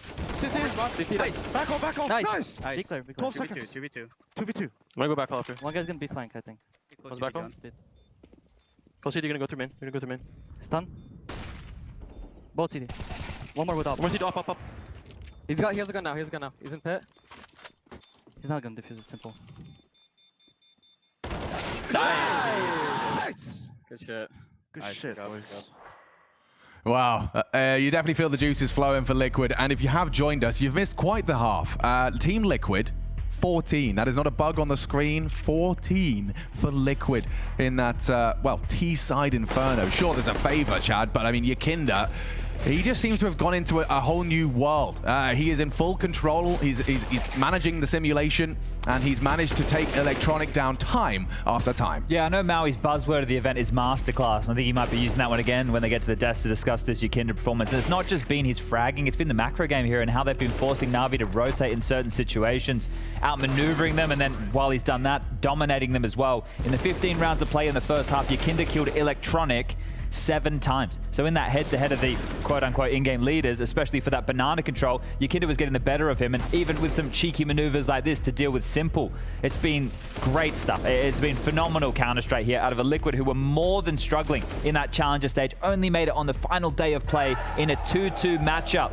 And the conversation has been, it's only been easy beats, easy teams that they've thrown around, Fluxo, Complexity, Greyhound. This is Na'Vi. And this is a quote from Nitro's interview with HLTV. I'd like you to just see how it lands on your eardrums. It feels like we play better versus the better teams, and we tend to make a lot more mistakes versus the weaker. I don't know why it's a thing. We're trying to figure things out. Now, we just finishes off with, I'm super excited to play against better teams in the next stage and show what we've got. Against the top 5 teams in the world, I feel like we actually play a lot better as a team. Okay, well, case in point right here, and an interview that isn't thrown back in their face. Oh, so for what? 2 Ws today for Liquid. Oh my God! Unicorn really have, they've put the pedal to the metal. I don't see 20 often, but Na'Vi, understandably, with 1 round to boast on the first half, it's gone gangbusters. It's gone off the charts, and I mean, this pistol is for the map. Yeah, the game already feels over, doesn't it? Yeah. You can see Perfecto there, lobbing out that decoy. See if they can hit anybody behind the half wall, as well as turn out a little bit of a fake. You can get that sound cue if an 8 hits you, so it's a cheeky little use case for it. But they are sitting back up to hit this A site, and Elige with some dual Berettas. Plenty of bullets to deal with the onslaught. And Simple Didn't need any of them. 1. Yeah. Okay, Nitro's turn. Nitro's so dead and alone. It's already Na'Vi into the site and looking to post their second. Save. Yeah, makes sense. Hold on to the Kevlar on the likes of NAF and OC. Yakinda has a full belt of utility here. The bomb will go down. This round will be secure, and now it'll be the conversation of the greatest comeback in Navi's history. 14-1 down on their CT side of Inferno with the head-to-head. Last time they schooled Liquid just a few months ago in Cato, 16-5. And they've done it again here at the Blast TV Paris Major. But no, okay. You really cracked that out of the chest. The next matchup, ENCE versus Vitality, FURIA versus NIP, and BNE versus G2 as the final game on the mainstream here. Over on the secondary stream, we've got Launders and Scrawny bringing you Fnatic versus Monte right now. You can go check that out, blast.tv. You've got the 4K, you've got the replays, you've got Counter-Strike, you've got the Launders show, you got all that good stuff. Apeks versus Heroic will follow that, 9 versus GamerLegion, and FaZe versus Into the Breach. So that's the matchups in the best of ones remaining for day 1 of the Legend stage. But this is definitely not the start of something. This is like a prequel, that pistol round. We'll see if the company wants to invest, and we'll make a franchise out of this. But Liquid want to try and get it everyone done as quick as you like. Going to get into some FAMI. And this is what happens when you save on the pistol round. You can have a few drops across and make it a little bit tidier of a purchase. I mean, and yeah, it becomes a new puzzle for Na'Vi to solve. What have they invested? We know that there's going to be some extra bits and bobs. Or biblies, as I believe you like to call them. So, most definitely. Well, their first foray into trying to open up Banana doesn't get too much done. Yakinda's still playing this angle, albeit a bit more actively as we've seen from Na'Vi. And there's info off of a little elbow. Confirms. Perfecto logs. NPL out the brackets. Oh, despite the flash, Elige and his partner in crime are about to be tested. A clean one from Electronic. Takes down one of the two, or rather three, FAMAS. 2 remaining. It's drawn a big rotation here. They've completely given up over with that. Well, yeah, it looks like it. So this is going to be very difficult to break. If they wrap, more chances, but still the stack. Yeah, I mean, NPL should use that MAC-10. You've got very good, favorable duels bounding around. Bit does not want to be taking that first contact from that balcony position. A second or a third component, sure. Simple working with the squad into the site. It's Yakinda that does reveal his FAMAS on default. Playing around it for a second. Electronic cut down to size and still bullets in the mag. Simple, confirmed, located, bit. Oh, God! It's Yakinda all over the place. Still a winnable one. There's only one-on-one. Bit, okay! Hits the headshot. It had to be the headshot because chip damage came through. He gets away with 18 HP. As they managed to make that, Yakinda manages to make that incredibly competitive. Yeah, massive stuff right there, and you can see you get caught between multiple fights. Bloody hell. Give him a few more bullets. I'm sure he could have taken them all down here. MPL was easy. The second one coming through for the trade. Electronic has multiple positions to have to worry about here. The third was great. This is where he gets in a bit of the strife, and, well, Bit staying true to his aim, able to pull them out of this one only just. Poor OC stuck with the cold box there as they will humble Liquid for a moment. NAVI have fully reinvested here. MPL with a pesky MAC-10 once more as he swiftly gets himself up in towards that window room. Now, we did see rounds like this from Liquid on Anubis, where they would do a 4-man stack and Elige would be on his own. This is the same again. Elige playing A, the other 4 over towards B. MPL being thrown out as the lamb to the slaughter to grab that mid control, and has done so with great success. And I like this here. So if it was to be a B execute, just to talk about that little boost, the front player would get spotted and probably die as they make that initial exchange through, right? And then the second player deeper, you wouldn't be ready from him immediately, so might be able to come up and cheekily grab a kill or deny that plant going down. So if a round was to go late, you could see a little eco strat like that. You got to be more creative when you only have a handful of pistols like this. Yeah, and check this one out for creative. Electronic is about to take himself at least 2. That's some Yakinda revenge. Yeah, still manages to add one for his name in that head-to-head. To be fair, I did stop keeping track in the second half, so maybe I'll have to open back up the notepad here. And yeah. I do appreciate the grunt work you're putting in here, Chad, for this. Doing it old school as well. Yeah. We're not digitalized. We've got out the paperwork. And there's like a little that OC will not be able to retreat with, so everything going hunky-dory for Na'Vi here on 18. I feel like the Blast TV poll should say, will Na'Vi get more or less than 5 rounds, right? Because at this point, we're about to move into the gun rounds with the scoreline 14-4. If they win the first gun round, then yeah, I think they definitely can get over 5 at that point. Maybe even 7. 7.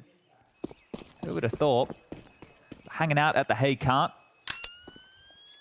As the bomb goes off, and there it is confirmed. So Na'Vi trying to find themselves here. So an average damage per round of 140 still held by Yakinda.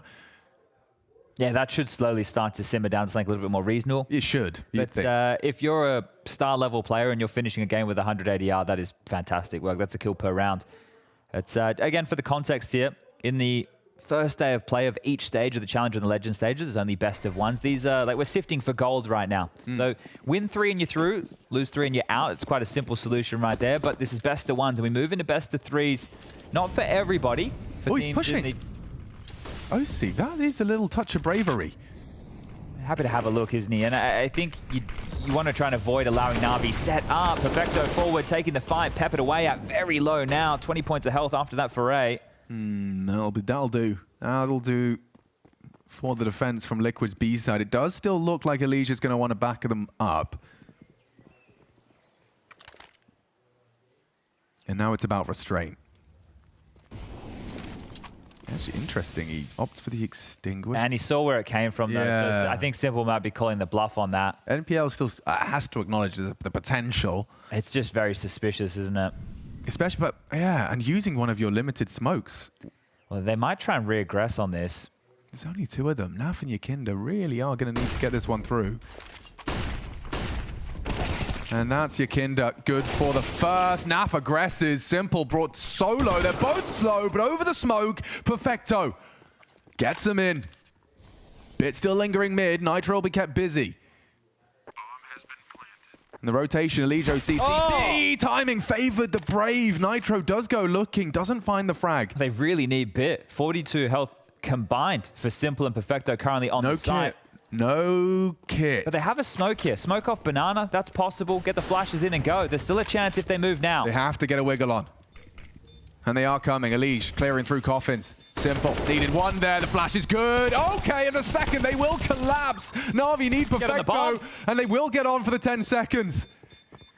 Oh, wow. Liquid up against the odds there, up against the ropes. But Na'Vi, they were just chipped away at everyone contributing. And look how close that round gets. Just in time, 15 in the bank. And yeah, you saw the poll, people thinking Na'Vi can get more than 5. I think it's an easy. Easy. How's that taste? Oy, oy, oy. Nitro, good finds from them.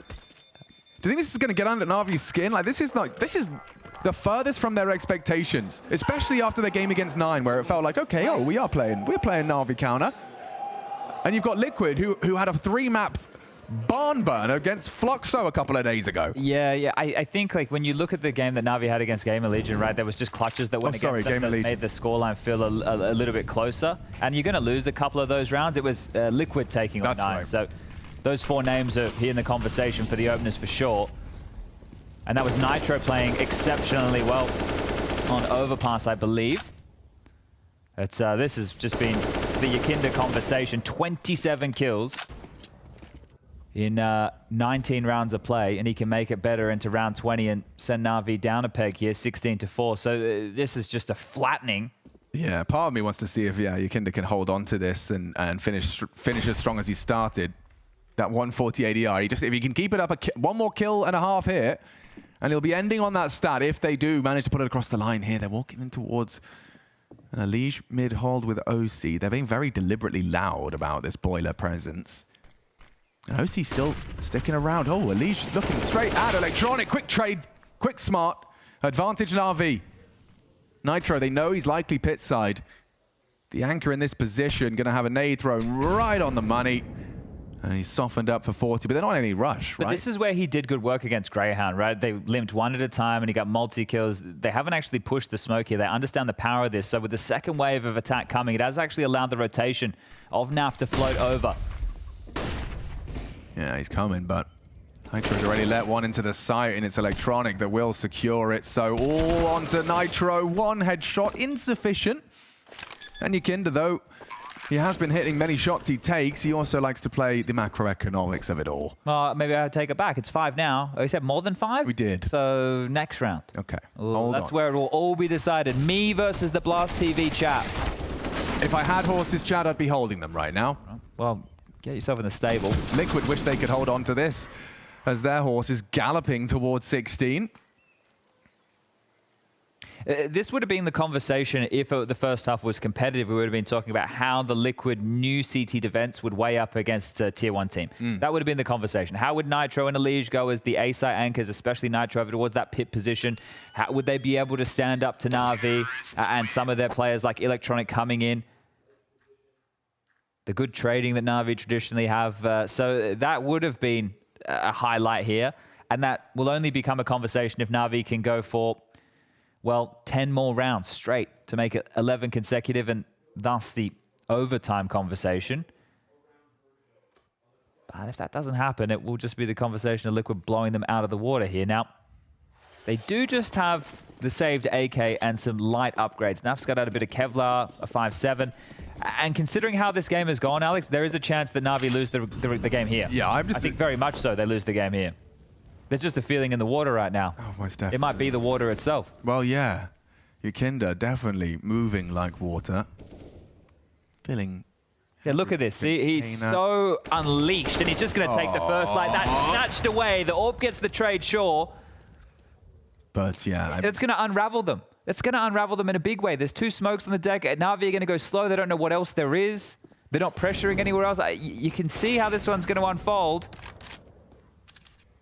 Yeah, furrowed brow and a very tall task. 10 rounds in a row from here. Well, they know that they still have that AK under their remit to Na'Vi, so those guns can't be snatched away as they do block top banana. Now, if they gamble rotate quickly, they can get there in time because Na'Vi are coming up short silently. Okay. Yeah, so OC's going to go from nothing to report to I've lost the sight. I say that. There's the trade. He does deliver the headshot. He'd love more. Dancing around with Simple, unable to put it on his head, and now into the site, calls it clear, and will go for a wide plant for Pit. That's one of those rounds that I wonder if it's a tendency for Na'Vi. They know, okay, so Liquid on a round where they have one safe gun. If they put Yikinda aggressive, they've likely stacked elsewhere, and we should call the bluff because he'll tell them not to. I wonder if those are one of those little like layers of study from Blade and the team. Yeah, I mean, some teams even have players dedicated to that. You know, the analyst role in terms of counters, in terms of team tendencies and identifying exactly what they're going for. I think Blade likes to do all of it himself. But yeah, that particular branch of thinking is sometimes even covered by a whole role in some of these organizations. Well, there it is, everybody. You were correct at home, or at least the majority of you. There it is, easy. They got 6, just like that. It will be a buy round for Liquid now, so that was just 1 AK in play and a couple of light upgrades, but here we go. It should be the bells and whistles that they're hoping for, all the goodies. It is crazy, like, how much further ahead of the rest of the team Yikinda is, right? He has 28 kills. The next closest on his team is OC and NAV, who both have 12.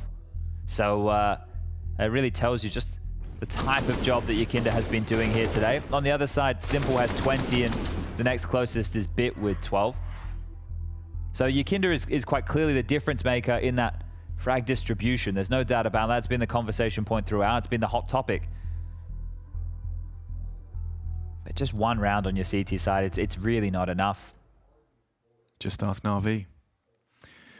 Well, at the moment, Liquid only have 1 CT round to boast.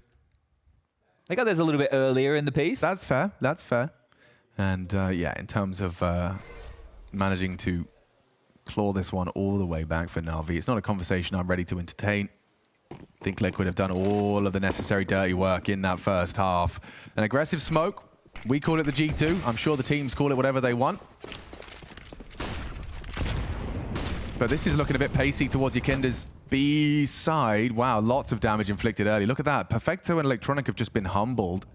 Yikinda won back from this nade exchange, and they're going for an app setup. Now, Bit has been tasked with taking it. Look at this. Yeah, not going to be an easy clear. Look at the placement of the crosshairs. One's playing that jiggle close, one's playing the wide swing. But this was something they did even through the challenger stage with some of these more forward setups. Bit's about to get the surprise of a lifetime here. Who's doing the jiggle? Or is he going wide? I think he suspects he wants a flash. So many bodies here. What, you underhanded? You just go, oh, perfect placement of the crosshair, and it's NPL and Bit that get through it. Oh, beautiful from the young gun. A double takes down OC, close quarters. That combat AWPing falls flat. And a 7th. Yeah, just too many bodies in apartments. Ready for that 3rd, wasn't he? I wonder if they want to hunt here. They don't really have the cash to do so. Na'Vi might want to hold on to a few of their pennies and allow Yikinda and NAV to hold on to what they have. Now, when you said Inferno was T-sided, you weren't talking 14. No. Come on now. That would be something, wouldn't it? It'd be a story for the ages here if Na'Vi can bring this one back. Look, with every round they step ever closer, and not only us, I think the people at home may start to believe, but this is the thing. You have to play perfect Counter-Strike from here on out. You can't make a single footfall. Here's the trades from MPL. First was good. Second was great. Littered corpses in the apartments, so a bit of a banger right there. Understandable frustrations, but also wow, when you want round away, yeah. Not necessary. Reel it in. Yeah, chili beans. Calm down a bit. It's all good. Unlucky, guys. We tried to move. It didn't work. Yeah. We have plenty more moves we can make over the rest of this game. And these other 5 human beings holding the mouse and keyboard on the other side of the room, they are also humans too. They might make a mistake and we might be able to punish it. And in this matchup, they're under a lot more pressure than we are because we only need one more. Yep. So, you know, everything is against Na'Vi and everything's going well for Liquid. So make sure you can keep your lid on it, Liquid, as they will be able to, off the back of those save guns, get out a very tidy looking purchase here. Just an MP9 emission for Nitro. The rest of them with all the goodies, even an OC. Big green out to play. Yikinda wants to go for blood. Immediately goes looking and finds only frag damage. 3-man B start here as well. So Navi are putting a lot more pressure again. Maybe this was part of the game. They thought, okay, well, if it is going to be Nitro and Elige playing over to A, towards A, it was the conversation that I didn't even really start having before. Maybe it's a weakness that we can exploit here. Because to be a good pit holder, right, that's a position that you can get a lot out of if you're a very good player. So Nitro about to be tested here. Yeah, a lot for him to do already down in the mini pit, and he's got so much on his plate. Down goes Nav. Elige does contribute with Nitro's help. Both of them find their frag. Number advantage here. Could close it right. Something to be said as through the wall, through the smoke, and through it all. Simple has caught another. Just as we were talking about the advantage, and Electronic and Simple, they didn't get the memo. No advantage for their opponent whatsoever. And just falling into place beautifully. Simple hit him twice there, right? Simple was the damage that was done first to Nitro when we're on his POV, and then he hit that shot again through the wall. So double wall bangs there from Simple to finish that one off.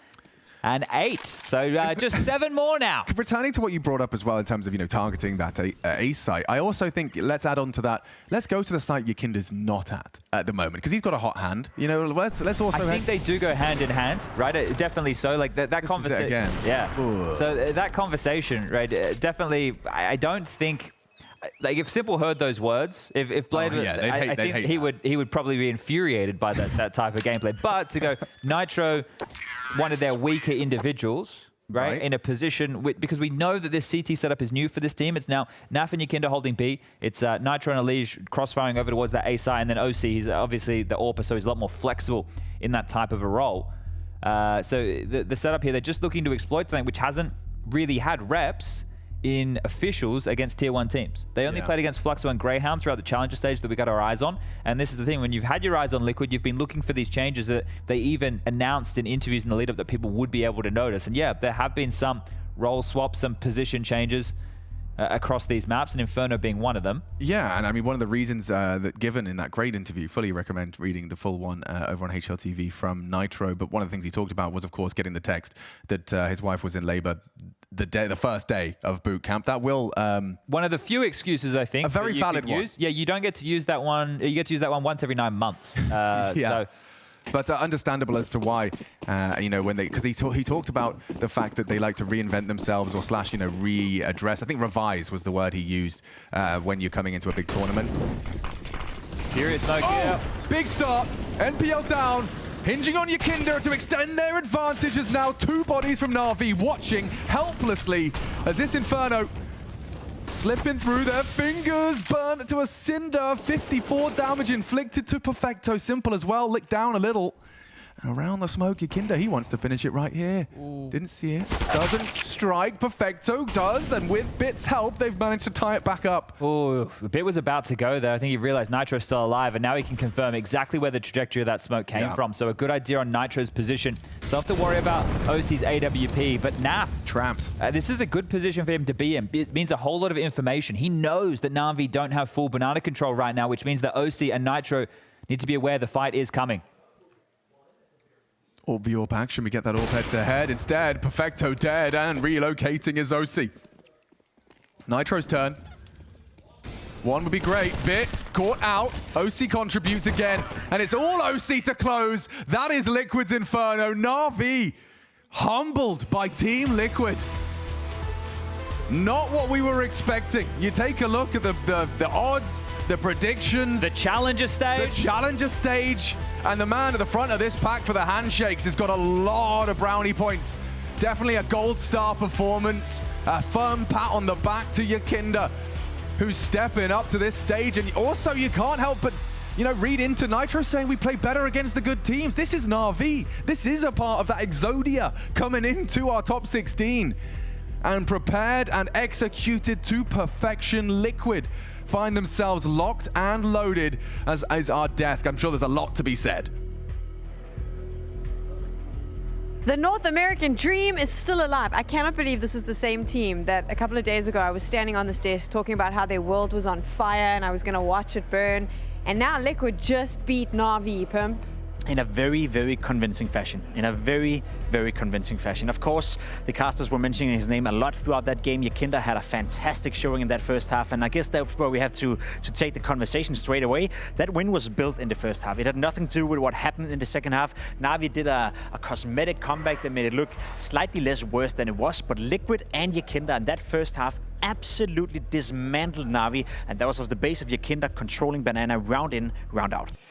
I don't know if you can actually pick anybody that is a better fragging in-game leader in the world right now. You did it. That's it. Yeah, I'm doing it right now. Who's a better fragging in-game leader right now? You got people like Cadian, you have people like Jame. Electronic is trying his best too. But if Jakinder is calling throughout this half, if he's dropping 29 kills like that, in that fashion, making himself the point man, who else do you want, Pimp? Is there any other in-game leader that can do what we just saw there? No, he didn't have to call. That's the easy solution, right? Because they went out Banana and died to him every single round. And it wasn't just one kill that opened up the round. There's a lot of multi-kills in this sequence as well on Banana. So for Jakinder, yes, as an in-game leader, I'm not sure who's calling on Inferno. And frankly, it doesn't matter when you have a player who's doing this. From start to finish, he was dictating the game. He was winning the game on behalf of Liquid. And the rest of the players, they followed up whenever needed to be.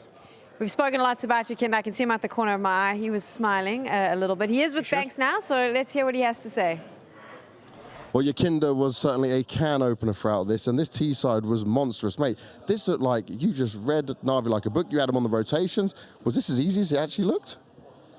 I mean, we just got lucky in a way that we understood that everything what they were doing in a way, and we won some important clutches. I believe some rounds that we shouldn't have won, and obviously when you start losing those rounds, you get you start getting snowballed, and you lose your momentum, and you maybe start getting like tilted or like disappointed in yourself, and I mean, we were just hitting shots, and all the reds were right, and it was overall just a perfect E-side for us. And how much of that was when you were hearing them rotate and you were getting the extra information that you were just calling off it, right? Because you guys seem to just be able to know exactly where to go. Was that something that was just being communicated really well this time? The communication in the team was overall really good. It was super easy for me to understand what's happening on the map by communication of my teammates, and because of it, it was easy to control what do you want to do and what do you have to do, and also just good game plan for the game, and that worked out. There's one thing that Chad was theory crafting during the cast when he was talking about this, is the fact that obviously you were on, you're having a great game, so when you're calling like this and you are feeling that confidence, it's great. But is there an ability, say, one game you're maybe not feeling so good in it, that you can get the extra help from Nitro? Now, how does it work? Is there a balance you've talked about or looked at when different maps? It depends. Mostly I take initiative and have game plans and call for the games, but obviously I respect Nitro's point of view, and I respect his experience, and some of the calls and some of the ideas are coming from him. And from 0-2 at the previous stage to now being 2-0, could you believe it yourself? We didn't qualify yet, so I'm not happy, but it's okay. It's nice that we won 2-0 in the first day, but I believe there weren't teams in history that started 2-0 and then they didn't qualify, right? So we will try to qualify, and I hope we qualify. Go get that spot. Jakinder, thank you very much, man. Sam, back to you. Who would have thought it after the Challengers stage, 2-0 for Liquid? This is the thing, right? I still remember watching this in the green room with Banks, where he said, you know, but just hold on, Navi's T side is going to be strong, they're going to come back. But the truth was they couldn't, because they never even pitched up on the CT side, Maui. No, there was just no answer for what was happening. I think we saw a couple different varieties of setups from Navi's side, the way that they tried to attack Jakinder. Sometimes they would send simple towards Banana. Sometimes they were sending a double rifle setup in his direction. And the flashes and everything Jakinder talked about, those reads that they had over Navi, allowed them to approach with such concerted efforts continuously that, in fact, many of Jakinder's kills were flash assisted. It was actually so many times that it was teamwork that was getting him into those positions. Obviously, he's delivering because he's hitting the shots, but if those flashes, those timings were a little bit off, it would have been a completely different game. If you told me a few days ago that I would be saying this, I would not believe you, but here we are. Liquid is 2-0 at the Blast TV Paris Major in the Legend stage. Did not see this coming. Navi has gone down. We're going to take a quick break, and when we return, we're moving on to our next game. It's Vitality versus ENCE.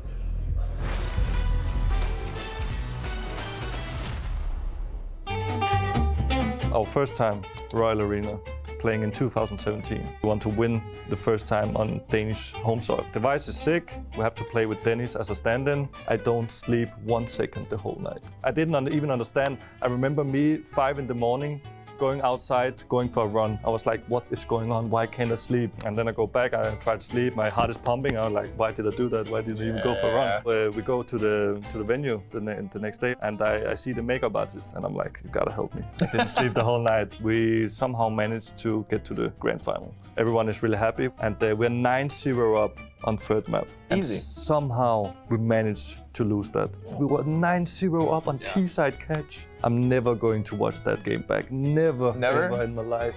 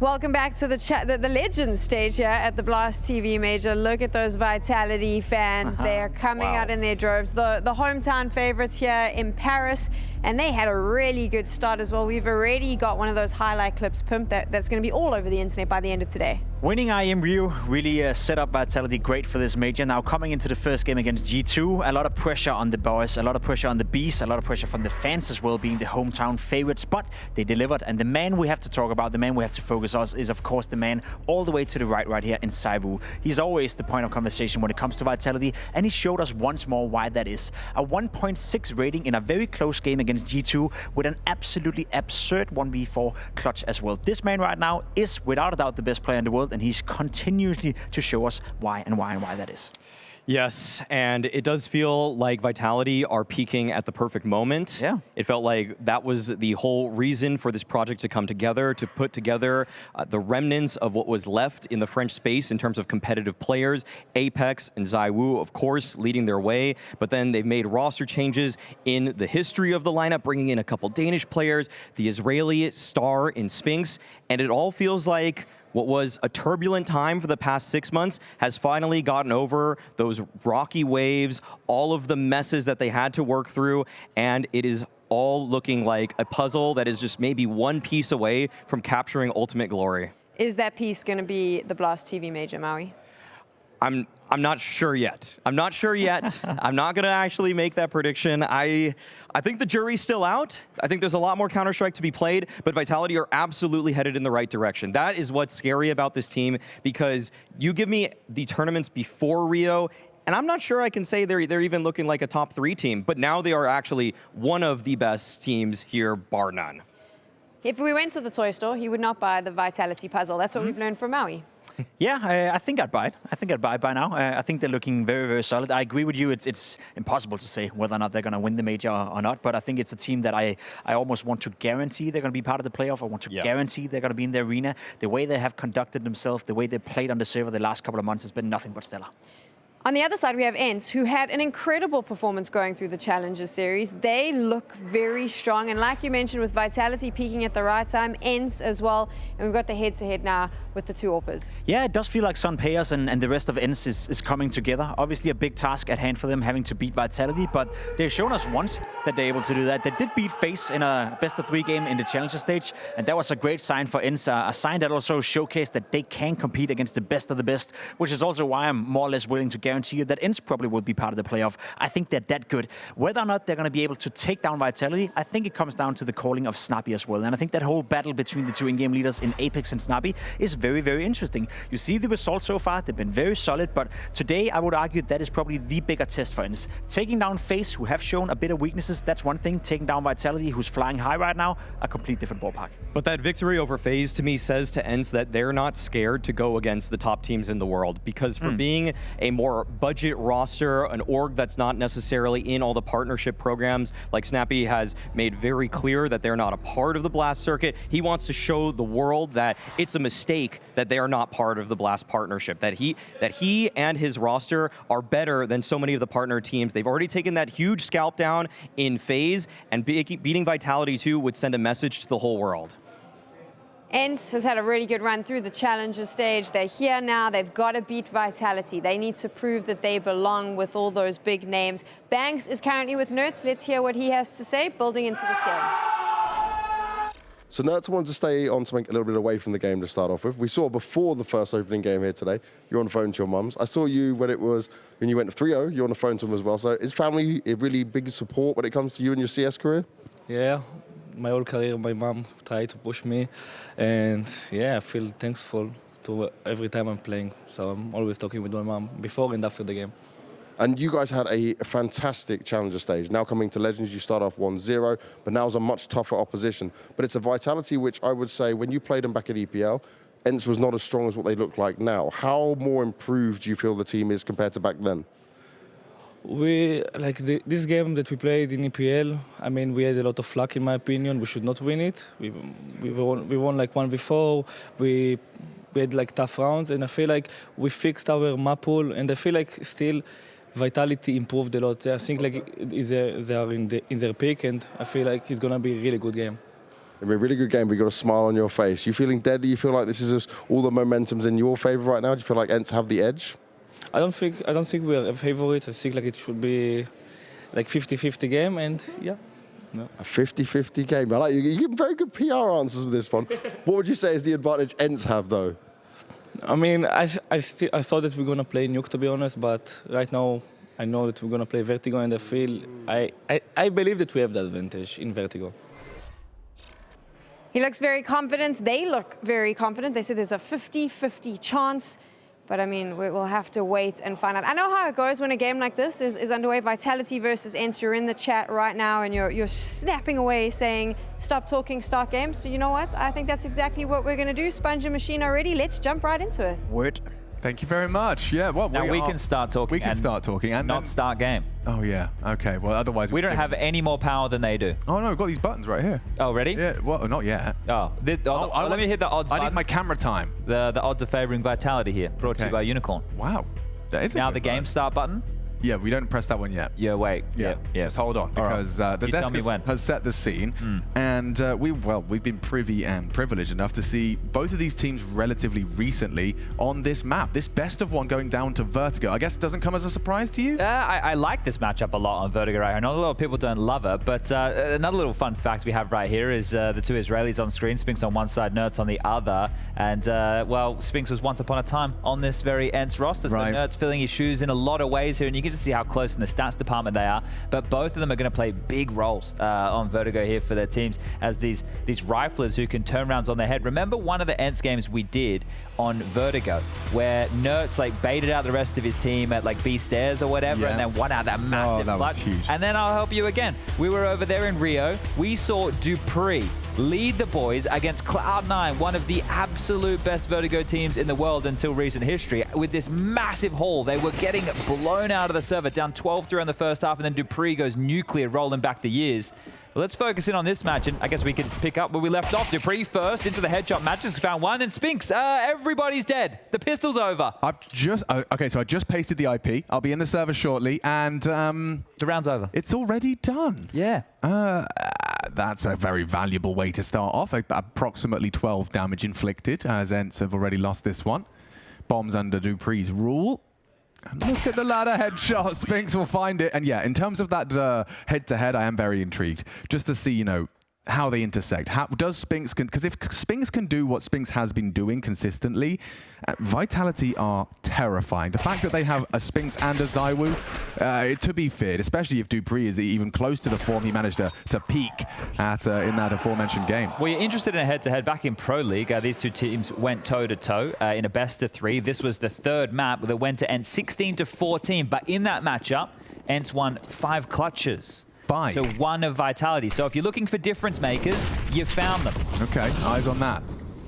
As we get into our second round, and there has been an investment, ENCE opting for Tech-9s and a Desert Eagle on Nertz. He's going to be hunting for those headshots. ZywOo as well, as he actually advances to reclaim short.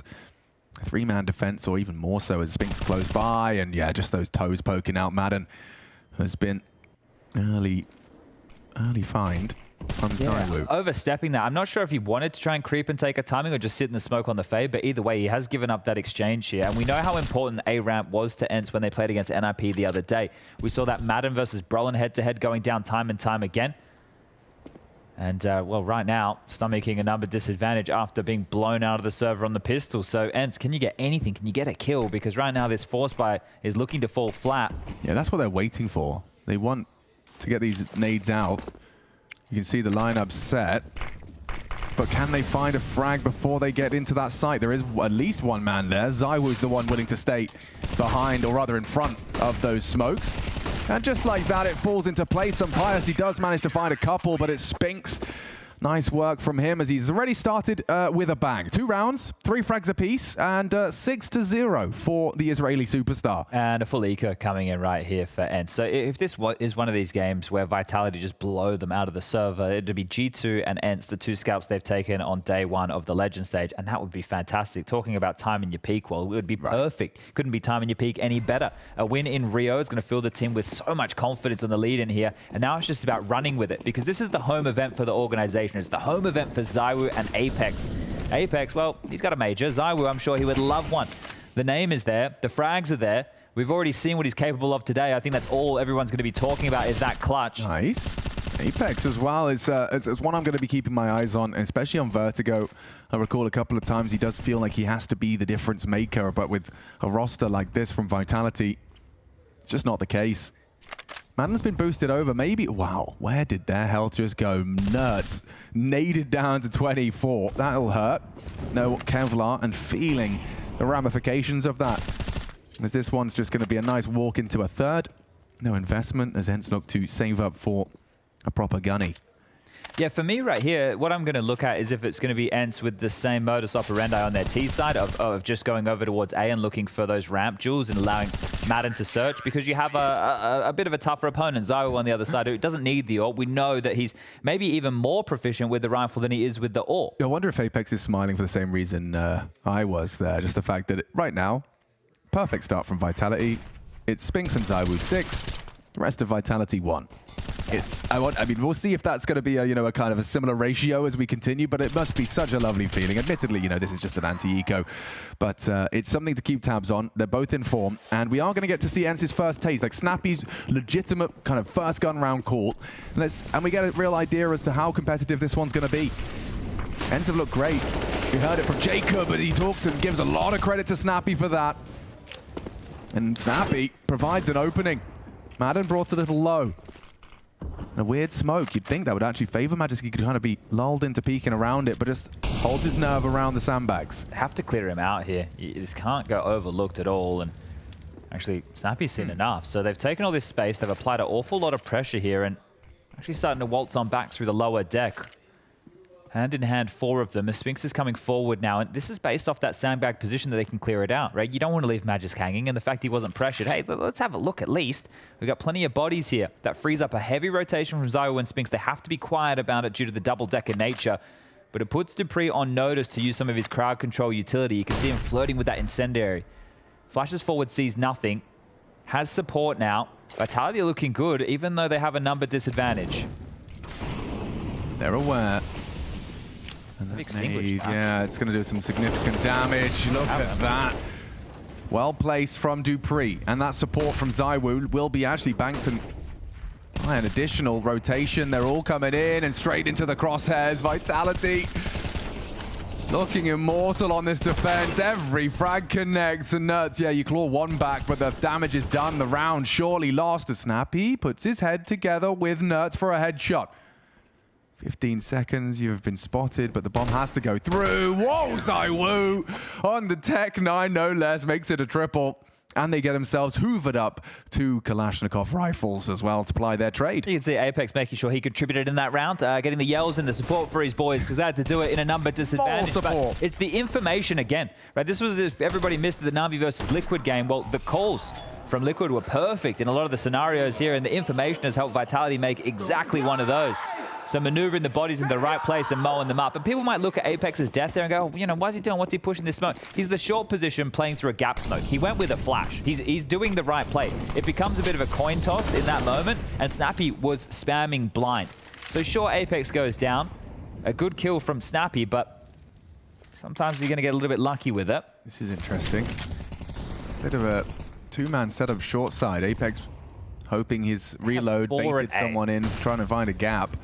They're going to fight. And he's going for the fight. Yeah, loses his life for that. Unfortunately, they have the support network set and fragging. Nearly finished by Spinx. Don't worry, ZywOo will do the rest. And they are on fire indeed. Vitality, not only do they dominate in Rio, but they come here to Paris. And there is so much for them to fight for to get through this stage in that form. Just putting in, trying to put up lightning in a bottle and hold on to it for as long as they can. And we were watching the green room earlier, and you noted like the intensity of dupreeh's comms in that G2 game, which was, you know, a game where ZywOo had to happen in some scenarios to give them that leg up, but it was a good team effort from Vitality at the end of the day. But you can just see that this is a major. This is where it shifts. This is where the conversation about dupreeh having won 4 majors, Magisk having won 3, Zonic being the legendary coach, that's where that can all start to manifest, because that's where they've done their best showings over the course of their career. And right now in this hole, ENCE, a team who definitely do not have the same accolades here, are struggling to get off the gates, and Jihan definitely so. Well, I can't even call him out individually because nobody on ENCE is really fragging. It's kept quiet for the entire team thus far. And I can hear it's getting very, very loud over there on that secondary stream. If you guys want to go check out the action with Launders and Scrawny, blast.tv, 4K, both streams, all the good stuff. Fnatic versus Monte still going. Yeah, you can that one. Rewind and watch those favorite frags whenever you so desire. Let's see what ZywOo's got for us as he does eat the flash, and no support in the open is Apeks, and there could be more. ZywOo just about wins that duel. Madden did significant damage, but does tie it up at 4 alive each. This looks like the end of ZywOo. I say that, actually, never mind. He's too good. He just immediately elopes upon the release of that nade. NERTZ through mid. Magisk was completely caught unaware. Still managed to find the headshot, so NERTZ now limping. ZywOo, of course, brought low as we discussed. But here's the deal. They know that Spinx and dupreeh are the mid/B holders, and the fact that NERTZ gets all the way out mid, well, he's well aware that Spinx must have been cheating towards the B side of the map with that of dupreeh. So now it's just piecing this together, and as Pyjamas has taken a whole lot of liberties in space right now, they are going to try and put themselves in position to put this bomb down. Bit of defensive util. It's too late. The digits are punched in. Now going to get away is Jihan. So job done right now. And Vitality, if they want to even give this retake a crack, it's going to be extremely difficult. They have residual cash, sure, but it seems like way too early on in the piece to be going for a desperate number disadvantage retake on this A site. So there you go, ENCE broken through. And before I was making excuses for Apeks in the opening kill department, if he keeps getting isolated, he's now given up 3, right? Some of them are excusable, some of them if it just continues to happen and he's hemorrhaging, then you might need to have the conversation of reeling it in. So we'll just keep tabs on that and see if it gets out of control. Yeah, I mean, it felt like, ZywOo had managed to recover it up until that Magis catch out. Nerds took so much space. Something we're also going to keep tabs on is that sixth sense he seems to have for when the gaps are there, just through, the calls of his team, starts to identify gaps. This is the death of Apeks, yet less easy to excuse as Madden found just him. Get isolated in the open there, right? The trade's great in that situation, but that's the thing. If they're just playing for Apeks to go forward and be traded, that's probably not the greatest use of his life in every round. I can understand it in certain situations, just not every round. But remember, I'll return to the head-to-head between these two teams from a month ago. Vertigo, third map, 16-14, 2 ENCE, 5 clutches going in their favor. So, those are the pivot rounds. Those are the difference makers. And right now, the difference is being made by the stars of Vitality. ZywOo's wallbangs are deadly as well. You can see it's really limited Snappy's options. Any moment that tarpaulin could be shredded again. ZywOo firing off warning shots all over the shop, and you've got Apeks again behind the sandbags. He's going to have likely, another fight ahead of him. Madden confirms presence towards the sandbag position. Apeks does elope. But when they dropped back last time, it was a lot of regress from Vitality for the info to get the correct read and rotation. Again, Snappy trying to play these games. And this time, Vitality will not know what resides on the other side of the ramp. So as they take back this B lobby control, dupreeh is in somewhat of a passive position behind the default box, looking like they want to boost on the left-hand side. Team Flash there, no info on his initial jiggles, but he's going to be able to get that smoke down, it seems, right on time. A step was made in the B lobby there. They've been quite clumsy with this here, ENCE. dupreeh still hasn't smoked, yeah. He's going off the incendiary, but it's too late. They're coming for him. Forced into the open. Burn if he doesn't relocate. Still takes down Madden. Gotta get in, boys. They're on their way. Bomb on the back of Diha, trying to make space, but they do go full. Yeah, they're hoping Nerds can take a lot of space, hoping for the full rotation, but ZywOo's here the whole time. Nerds has hit the brakes, confirmation of presence on the A. ZywOo can ruin this on his own. He certainly can. They're going to maybe overlook it. Sunpire's investigates. One, that's the bomb. Diha holds on. Should be able to get that bomb down, no uncontested. Spinks will give it a look, give it a taste, but Nerds has got him locked in. Another impactful round from Nerds. Massive stuff, right? Massive stuff from the traditional mid player right there. Gets sent on a little seesaw over towards A. They get denied on B. It was dupreeh, the man that stole them out. We thought that was a certainty of a finish towards his side, but the reroute, ZywOo, not enough to unravel them. And a second round now for ENCE, so starting to whittle down this Vitality economy here. One more of these, and they should have done enough. And let's talk pedigree for a second with dupreeh on screen. He holds the title of every single major in attendance. I mean, 2013 to find ourselves 10 years later, and the man has done it all. Every single major. It's a very exclusive club. Even has won 4, right? This is the conversation where he could find himself as the only player in CSGO's history to have won 5. Right, it would bring Magisk up to par, put him on 4, but that would put him on 4 alongside of the likes of Device and Glaive, right? So Zipex, of course, right? This is where dupreeh could separate himself at the final throws, the death knock, before we change over to Counter-Strike 2 as the definitive best player with major titles to his name. The most winningest major player. Right, and this is what matters the most. The majors matter more than everything else. That's not a debate. That's not a conversation. And throughout everything, think about the person you were 10 years ago. The same thing stands for dupreeh, and yet still the consistency in attendance of those majors. There's so many different priorities shifting and goals, but still finds himself as a perpetual presence in the major circuit. And then you throw in the woo. You throw in all of those mixtures, that mixture, and also wanting to make a statement that it wasn't just the system. It wasn't just Astralis' inception of playing the percentages and Glaive's amazing calling and Device's consistent AWPing. That's definitely... He's like, hey, boys, I'm doing it different. Definitely a tagline that's going to follow Zonic along, right, until this team finds the ultimate success. Breakpoint here in this first half. If ENCE can grab another, make it 3 on the trot. Working on this A-ramp control again. So Madden hasn't been provided the same head-to-heads as he was against Brolin when they took on NIP throughout that Challenger stage. It's going to be a much harder graft here. They have a lot of space, and this is an interesting round opener that's been highlighted there from Vitality. You can see they're hedging for the B finish. Not to be that at all, as ENCE have an awful lot of room over towards this ramp to execute now. You could do the left-right smokes, get the molly towards the headshot position on the site. It will be ZywOo just trying to dance with all of this. That's a lot of responsibility. Ooh, D-Hurt, he made a step. Missed the jump onto the sandbags tarpaulin, and yeah, Madden. He has nothing to report, but they know he's there. And on the repeat, a quick clean headshot, but Magisk still managed to find an advantage in that. Both Sunpius and D-Hurt down and out. Madden makes it a 3-on-3. Bomb from Snappy. Does look to plant, but Magisk can disrupt with Sphinx's help. Lurk again here that could be the key. You're right. This is a late one. Going through middle. They're not going to be considering this. And Nerds with more impact. Again, the trigger discipline will put Sphinx down with a quick one to the back of the skull. They have to deal with it. And yeah, they have to. But his presence, he just cuts noise, disappears. Magisk forced to push through the smoke. It's messy from Snappy, but only one. And yeah, he's got a hopeless defuse ahead of him. Needs to isolate a duel. Knows where one is. Hopes for Nerds. Oh no, the right click comes through. As you can see, Madden tried the same with the knife on the smoke. So that's the round. And yeah, Madden 3. Nerds with an impact as well. Dupree will hold on to that M4, but think about Nerds' presence in these 3 consecutive gun rounds. He lurked out middle. He got a kill in the first round that they put on the board, and that's after ZywOo had traded one back. In the follow-up round, his seesaw on towards A was the round-winning recipe. And this time round, when things were looking a little bit dicey yet again, Nerds finds the path of least resistance. He's the type of player that is so frustrating to play against because you know what he's going to do. You know that he's that type of player, but if you can't account for it, if you can't deal with it, he's going to be that pain in the ass, and that's what Vitality are feeling now, as they will have to stomach just a bit of a light investment behind this saved M4. Snappy fast, gap smoke. They're aggressive on the other side. Snappy might get shot in the back. Ooh, free. Yeah. Could have been. Coulda, shoulda, woulda. Oh, Nerds is dead. There you go.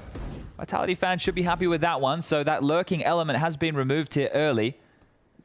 Apeks will stomach another opening death. And, oh, Madden springs to life here over towards A. Jousting with 3. Removed as well. Getting weird now. Oh, very weird. This is uncomfortable. Majesty does do damage. Sunpius, quick double. Has to be him. Well, they know the rifle was here as well. I remember Snappy, by the good graces of Apeks, has been allowed to live here. And on the lowest of HPs, 19. So I think Snappy's going to go and work, as these are probably 2 of the more vocal members within this roster. We know Sunpius back from the Movistar Riders days definitely had something to say as the primary AWPer. You like to have him loud, as Snappy's going to go walk about here, starting to search in towards the empty bomb site. Now he's actually gone a very long way, and you can see this here. He's not being diligent on the clears. He's actually... Do you think he dumps his smoke and hopes it gives a space for Sunpius, or do you just summon him to B? Oh, he does. He should just summon him to B here. Sunpius should just come over. Understandably cautious in the uncertainty, but does need to get a bit of a wriggle on now. 19 seconds. He's going to be fine to get the bomb site. Dupree already delivered with 1. It's going to be very late. Hang on, Snappy just got thrown the bomb. There's no time for this. Sunpius, you might... Has to plan. Has to plan now. Get it. Okay, 1-on-1. It's a battle of wits, and already a triple from the Spaniard. Can he find one more to save him from a red face? Vitality with only the 1 rifle in play. No need to rush. Kit present. Smoke as well, and just plays the angle. Sunpius, he delivers in buckets and spades for ENCE. That would have looked really bad. You can see Snappy having a laugh there in the midst of all that. Yeah, that throwing me the bomb on the fade of the smoke. Like, come on, man. Like, what are we doing here? And look at this. This is how they found the opening pick. So creative right there with the saved rifle. Banger out of Magisk here to make it interesting. The double up of Sunpius essentially saves the day. It's Snappy's handiwork finding the room, and Sunpius makes it shine for ENCE. And that was the round they worked so hard for. That's when they had Vitality broken. So if they didn't convert that one, Tilt would have been in the conversation. As they do make it a 1-round game. Now we've got a match. It was a 5-0 start. ENCE have definitely signaled the fire. And you heard it from Sunpius when we did have that listening. Just 1 round at a time. 1 round at a time. And, well, it's 4 consecutive. Here he comes through mid. An interesting battle. Magisk surely not brave enough to go straight back in and maintains control. Makes it clear. Nate doesn't do too much. See, it's not a one-dimensional T-half, though, from ENCE. So this is something where I think they respect that A-ramp hold of Vitality a whole lot more than they did of the Ninjas, right? So you can see here they're having to use middle, they're having to use B. They're being a lot trickier with it. So this is what you'd hope when you watch a game of Vertigo as opposed to just that A-ramp simulator. Spinks, the timing, walks in, only gets one. That's going to put Dupree on notice. You can see that smoke will delay. Magisk is there, so you got this Danish duo. Look at Madden, completely disrespecting. Over the boost, over the smoke. He'd love a flash, wouldn't he? He would beg for one. And Snappy's the one to provide it. Wants to make sure it's perfect for the pop. Dupree's not going to be flashed by that. Oh, and what a shot onto Magisk. Madden, he's got him in. Dupree trying to escort them out. Not easy fight, and Nert's elevated does deliver. Apeks, he's not going to do too much with that HE. Fumbles it, quick switch, still nades damage onto Sumpire. Softened up for Zywoo. Coming stairs, and well, Snappy, well aware. Yeah, good cognizance there from Snappy. Nobody was addressing the flank, and then he took off and dealt with it just in the right time. Crossing towards the right-hand side of that stairs, the way back in for Zywoo becomes infinitely more difficult.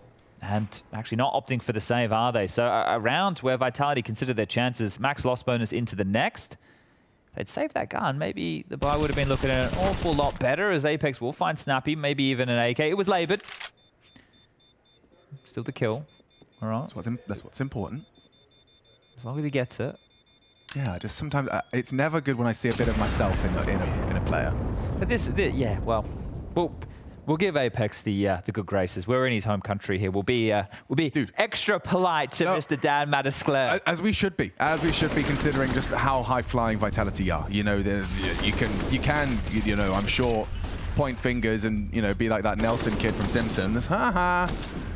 But as we all learn, as in that Nelson story arc, it's all about what's happening at home. Yeah. And right now, the Vitality family, they're dominating. 7-match win streak, winning a tourney ahead of the major on home soil. I know it's air quotes, hold on, bear with me.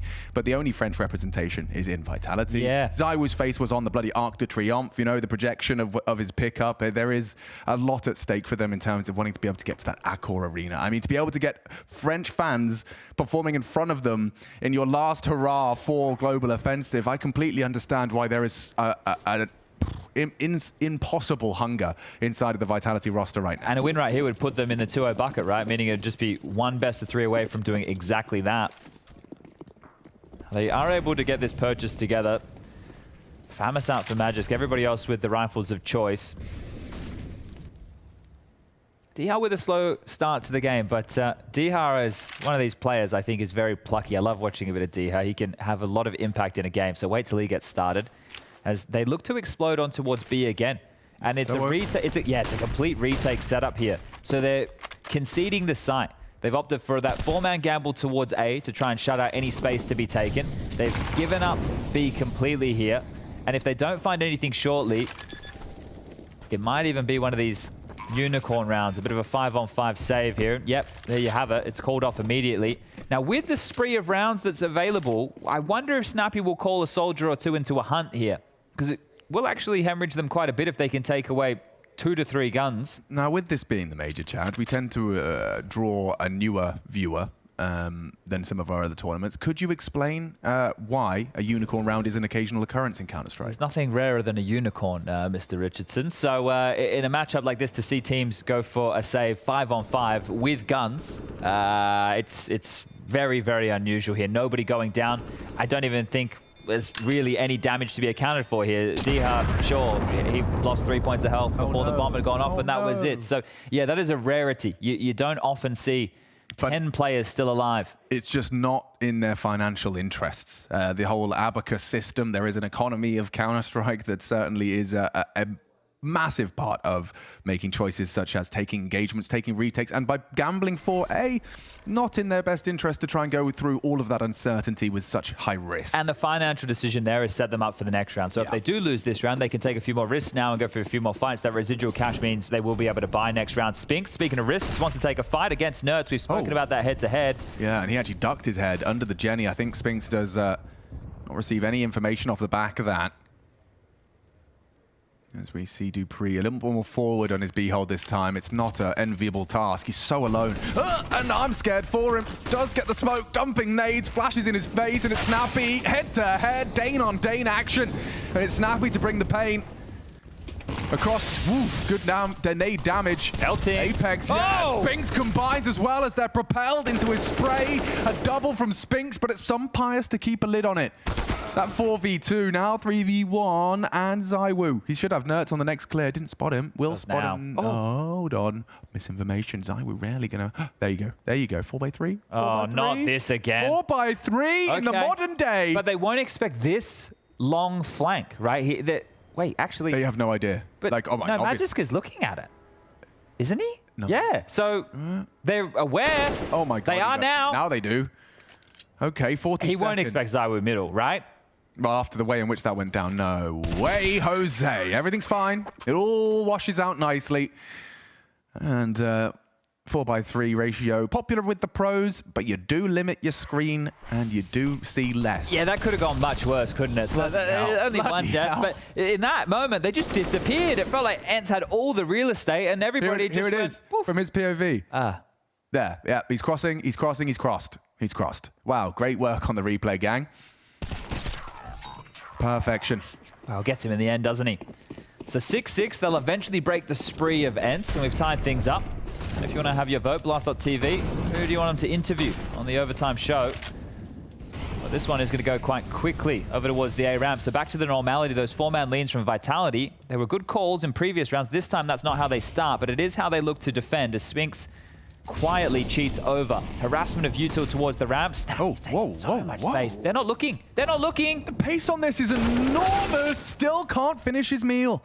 Apeks, lucky to have gotten away with that one. Gets himself a big frag, a huge one, as they look to clear ramp. Probably the most important of the 5 he has so far. Hold on. Madden, he's causing the trouble. Does get caught. D has the one to try and get the double, and does.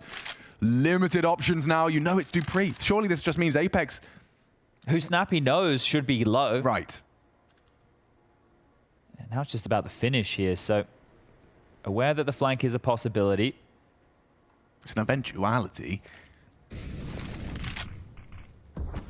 Apeks makes it clear he's still hanging around the site, smoke down, and I guess his ENCE can wait it out if they were really fearful for their lives. Yeah, that divider smoke, though, that Apeks thrown is telling that there is a player like short side.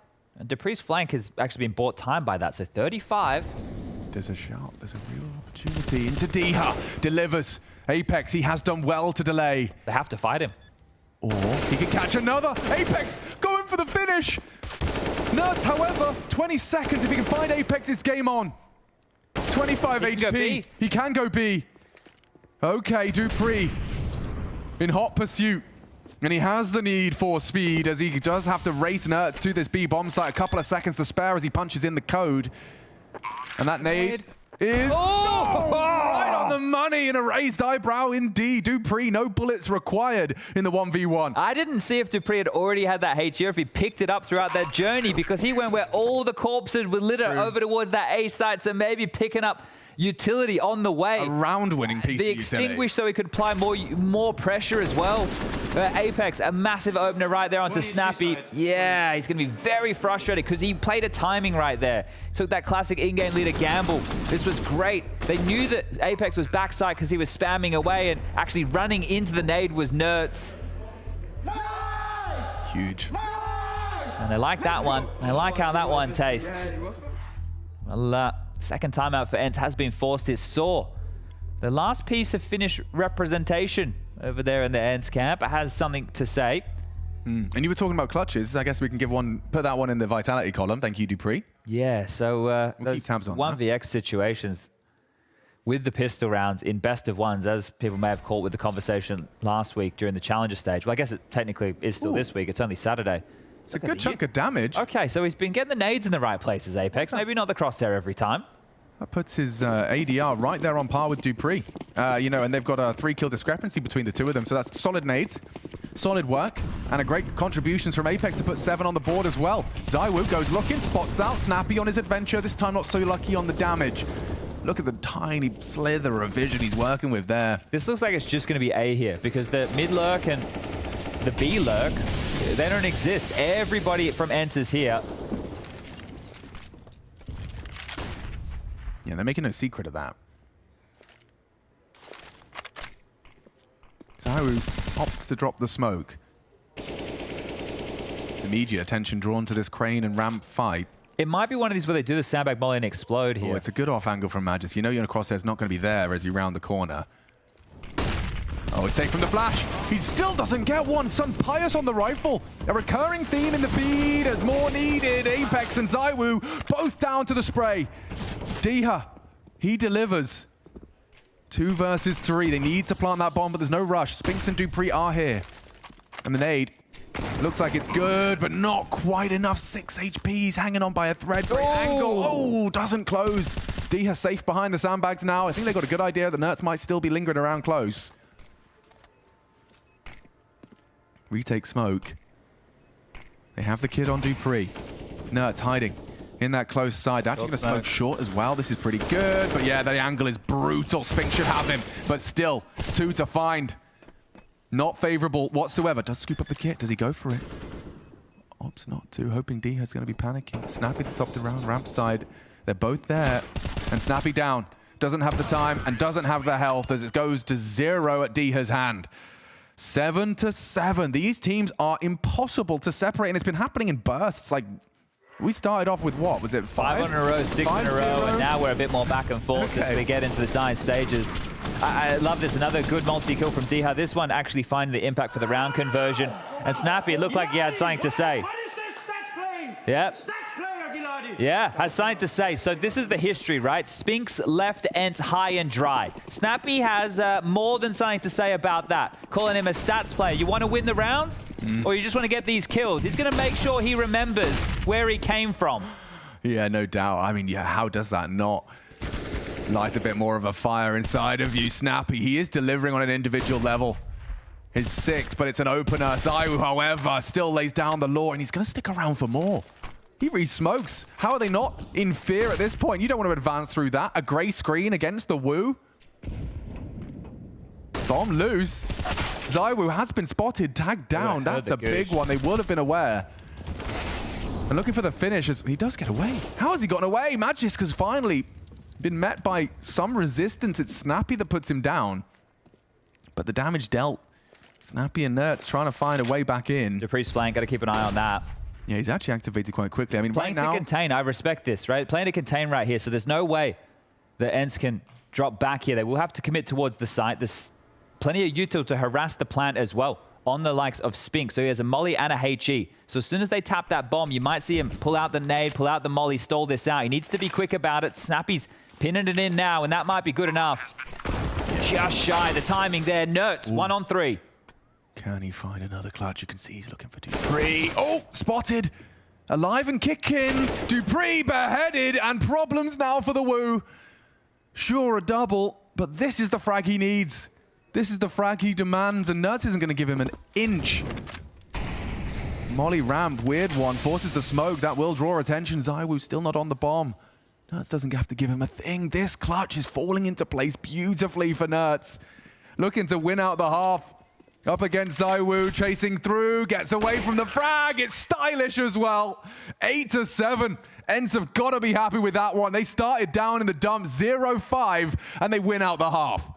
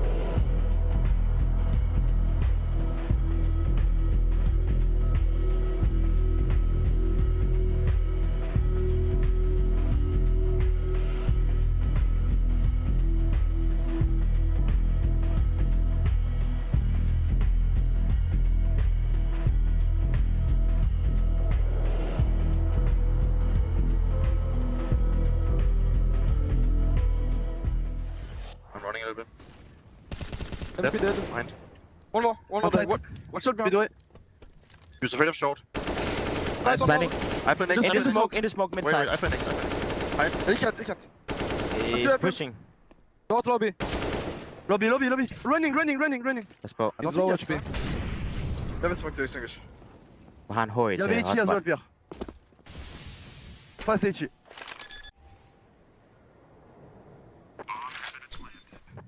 Nice! Let's go! Oh bro, I gave my best to not stay alive. It was perfect. It was only because of the smoke.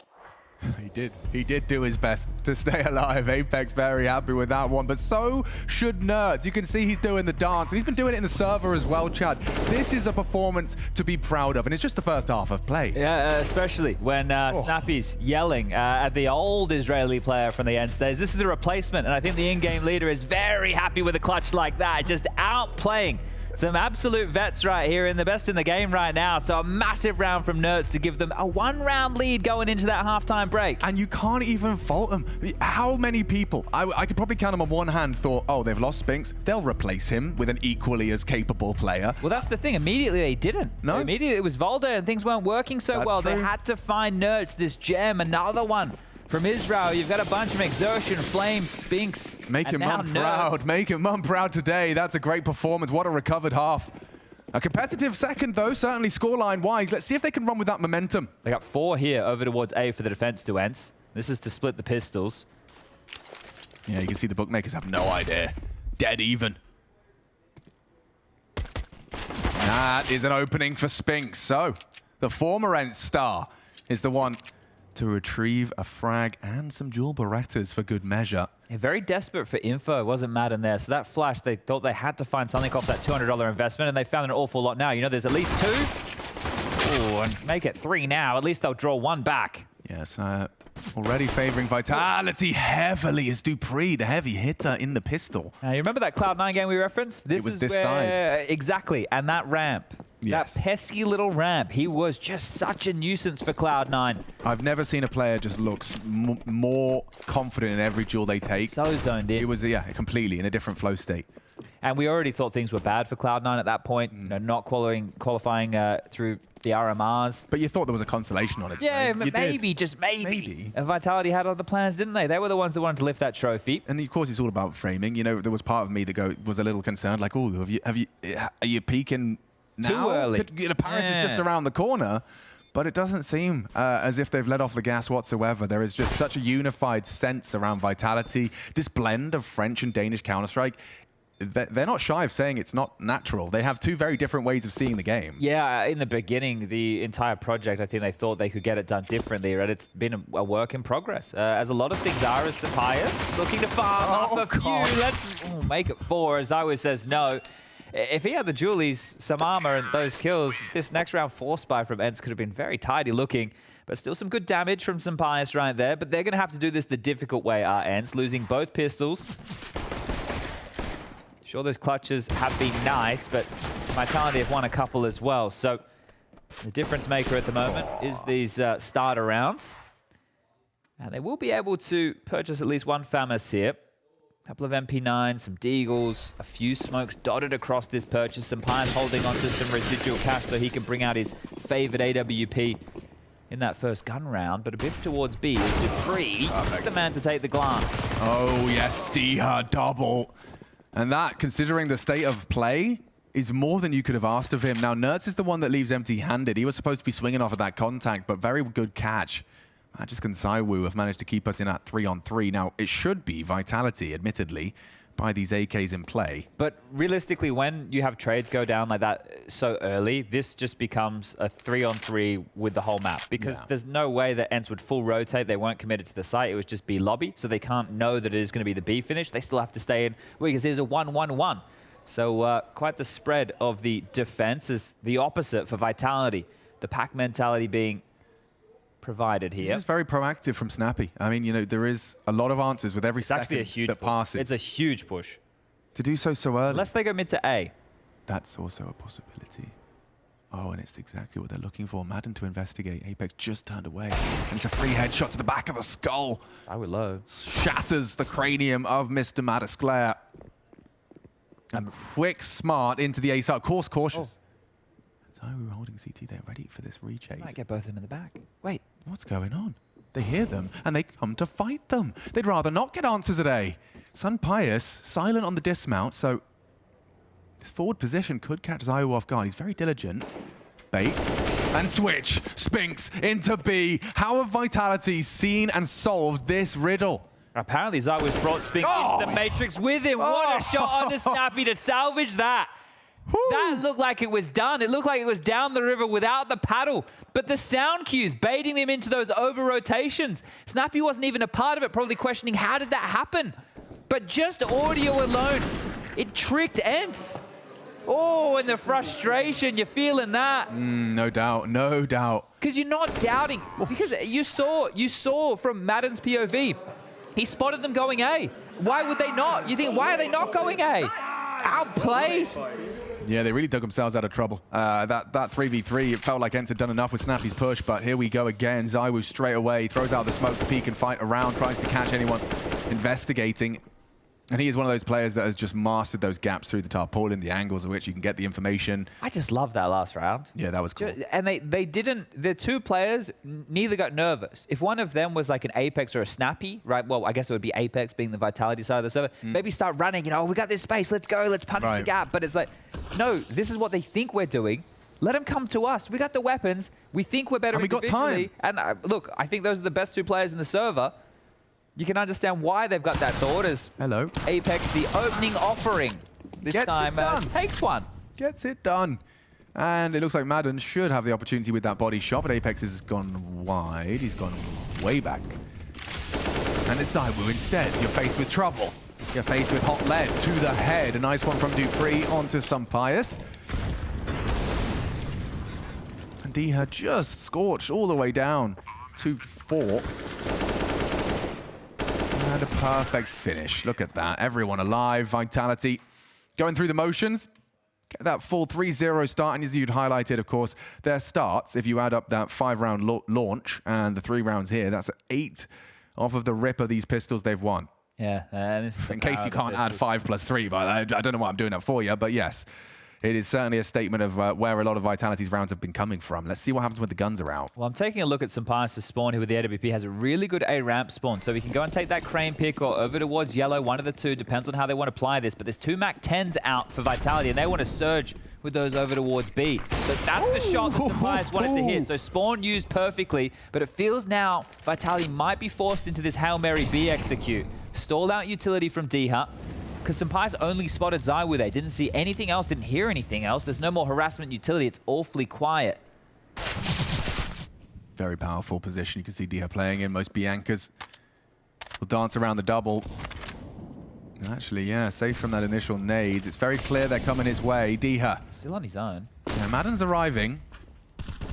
And they're stampeding. Madden does manage to contribute nicely, and Diha as well will lay down the law. 1.5. Spinks is a ring-in. Nadal finish. 9. Immediately into the guns. ENCE come alive. It takes the potency out when Pijamas finds that opening kill on ZywOo. If ZywOo can establish some standard ramp control and just be yellow and being annoying, he doesn't have to even take a duel or win it, just has to make sure they're not forward on the ramp, then there's so much less information available for ENCE. So it's a massive opening pick, and you can see it here. This is an AWPer using his spawn and hitting a banger over shot onto ZywOo, and this is ZywOo about to cop it in the face, so even ready for that crane peak.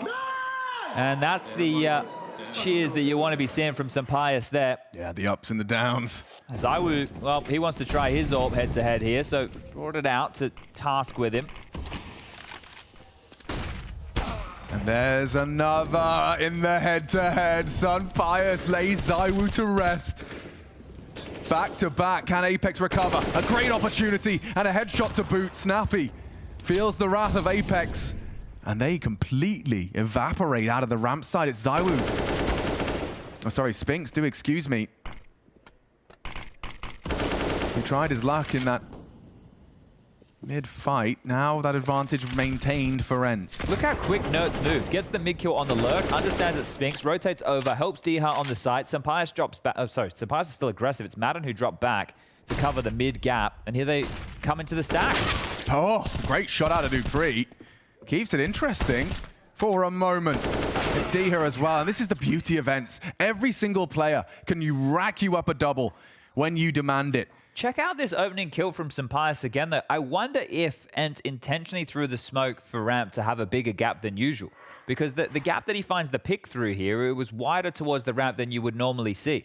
So you check this out, right? Yeah. Oh, he's just found him as well. And blind. So everything there looked perfect to look for that fight. Curious how well Snappy has drilled in these openings here. But again, I just love that rotation from Nerds, and they've broken them once more. So good starts, yeah, but is that enough of Vitality to be able to close here? Well, we're all tied up with ENCE looking likely to be the first to reach 11. Well, yeah, I mean, when it comes to gun rounds, if Sampaius is going to be taking down ZywOo in both of them, if that's a recurring theme, we are going to be on for a very impressive win. Don't forget, no pistols and 10-10. Yeah, exactly. And ZywOo, it's not like he's, been caught sleeping throughout this match. He's got 24 kills to his name. So he's finding his contributions, but if you can keep him quiet in environments like that, you're on your way to a victory, are you, ENCE? Oh, ENCE are really, I think they're growing in everyone's estimations. Snappy's got this fire about him, right? It's almost like this, are people still underrating us? Right. And it feels like that heat, I can feel it like radiating from his person. 100%. They've done that incorrectly, lads. Oh, I guess they were just looking. All right, fair enough. I was going to say, they've done it incorrectly in the sense that when you do this, the back guy needs to stand up, not crouch. But if they were just looking for the wood, then he was looking for little domes. Well, D has put ZywOo back down. Another opening death for him. That's 3 now in those back-to-back rounds. Not talking totals. The total you don't want to talk about. There's some Pyjamas onto Dupree, and all of this falling nicely into place. It's just the clock on Magisk. He does manage to put his crosshair in the right place. Yeah, he's involved in an awful lot of opening exchanges in the Apeks, but that was the case before he was an in-game leader. And now in the current meta of in-game leaders, you see it more and more. Look at the Arts, the Nafanis, right? You see it with Carragher making those Hail Mary plays as well. Booksy ladding to get in early. That's that's 3 of ZywOo, like 3 ZywOo opening deaths back to back to back. That's all of his 3. Yeah. So otherwise, he was doing pretty good. Yeah, up until now. Up until ENCE have turned up the heat to 11. Don't know what kind of oven they're using, but they are cooking. No AWP out here for ZywOo, so just going to try and get things done with the rifle. You'd be really worried about Sampaius as well, wouldn't you? But it's somewhere else right now. Not over towards A at all. Dynamic as hell. He just set up Nerds for this mid push. Sampaius has just been overwatched so that Nerds could go all the way up and towards ladder, but apparently doesn't want to continue down that ladder. So they might need to try and bolster Madden's support network here. Oh! Just avoids all of that. He is. Perhaps he's going to be overlooked. Yeah, you would be now. You'd expect. This is brilliant. I mean, in terms of holding on, play. Oh, come on! Don't do him like that. I mean, they used every trick in the book. 3 nades, a Molotov, and a ZywOo. But they get him down. That's an opening. Can they build a round out of this? Vitality looking to prove they can do it with the guns. They're loud about this. Magisk has joined the pie. This is the full 5-man unit. Make it 4. Nuts. Nades down Dupree. Has to be someone to crack open this site. It looks like it's ZywOo that wants to punch a ticket or 2. And Diha through the smoke. They're all here. ENCE are so reactive.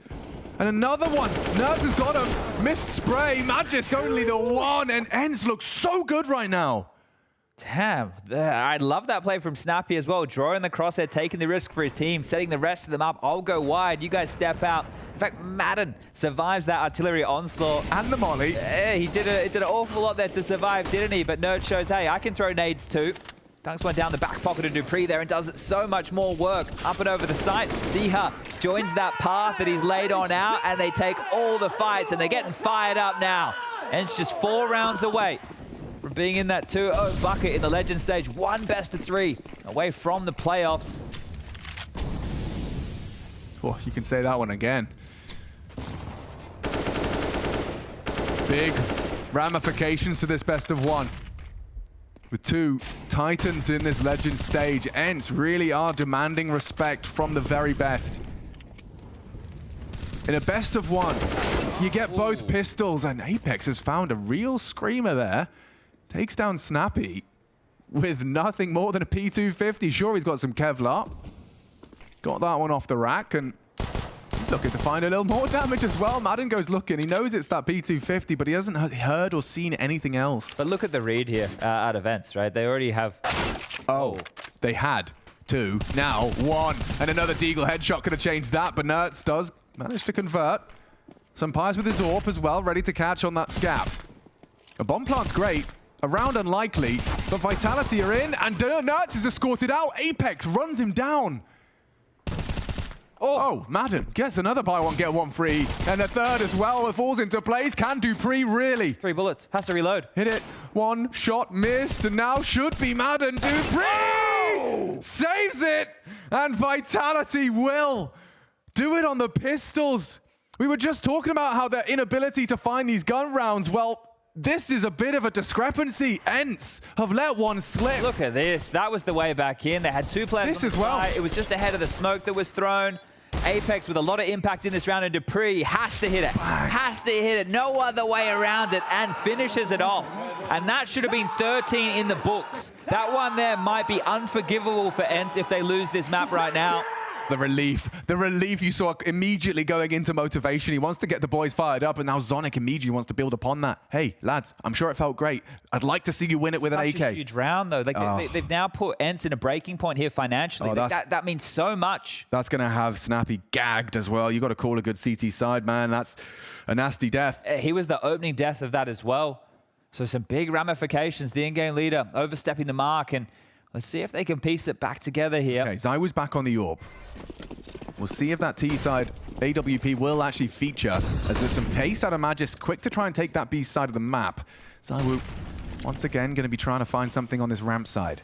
Yeah, you can see the evolution of the meta right here. Oh my God, yeah, it has evolved, hasn't it? Yeah, this util exchange just jostling for ramp control. Now, they will have heard Zywoo's scope below them, so they have a very good idea that he is prowling. Even more so now that he shot a couple of bullets. So the confirmation is there as the... Holy smoke. Instantaneous extinguish. They really don't want to allow Magis to think he has this B lobby for free. If you allow the B defaulter to just take that space, bully you out of wood, and then have full control, that's where you can get exploded upon. So Spinks and Magis have partnered up for this mid, as Dupree's making loud steps on his progress up the ramp. Oh, some Pyjamas wants to swing into this. Oh, Flash is so good. Every time it catches Zywoo, they've got it calculated, they've got it dialed in nicely. But progress now for Vitality, they're up Crane. It's a big bit of real estate to hold on to, and this is an angle that can catch players off guard. Madden's positioned himself perfectly for this, and he is going to be overlooked. Even by the Woo. A nice find. Snappy as well onto Dupree, and Spinks through mid. This has to be multi-kill. Another there, and Spinks gets all 3, just as it looked like they'd had an advantage. To go away with the bomb. They do, and some Pisces AWP is here, but the smoke as well makes it awkward. They can plant safe, and should. Apeks makes it. Oh! Right off a couple of those. Couple of millimeters. I think they have to save. You can't get back into this with both of you coming ramp side. And we spoke about this being a breaking point round because they lost the eco in the previous. The money's not there. They might lose it all. Spinks has given them an absolute lifeline. And there's a spot on Magisk as well. That was probably their only way to back into this one. You can see how stubborn they are about this. They really want to have a go. It's not the one. As Magisk, yep, comfortable. Takes Nerds out. Some Pyjamas holding onto his AWP. If he can just get round the corner. Looks like he's safe. And we'll have some distance between him, but Vitality are going to tie us all up. I wonder if that close B play, right? We were talking about at the start of the round with the extinguish on the molly, because Magisk immediately left B lobby, and they just went back and walked mid. If they have identified that ENCE, when they play close B, are going to jostle for that position, and Nerds will likely be on the B side, because look how far out mid they got before they were detected, and then Spinks with a massive triple kill on this lurk out mid, because the round was done. He just resuscitated it out of nowhere. Out of nowhere. They had to have known that was a gap. They knew Spinks was still alive and still caught off guard. Right. So the hero right now... Yeah, I mean, both of them. They're both here. And ENCE have been playing an incredible game of Counter-Strike for it to be 12-12.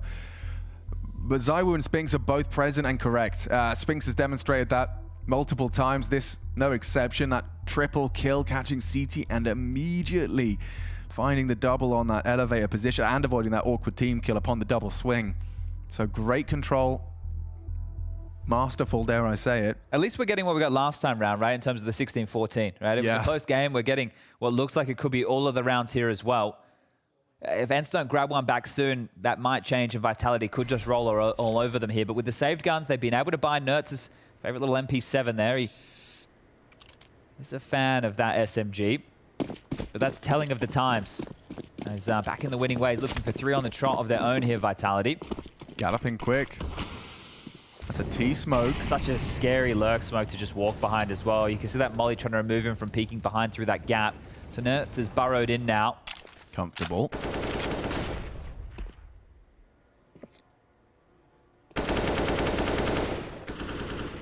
Trying to find a new way for ZywOo to have the advantage against Sampius. A boosted position, hoping the AWP's not ready for it. But a deep re-smoke from ENCE.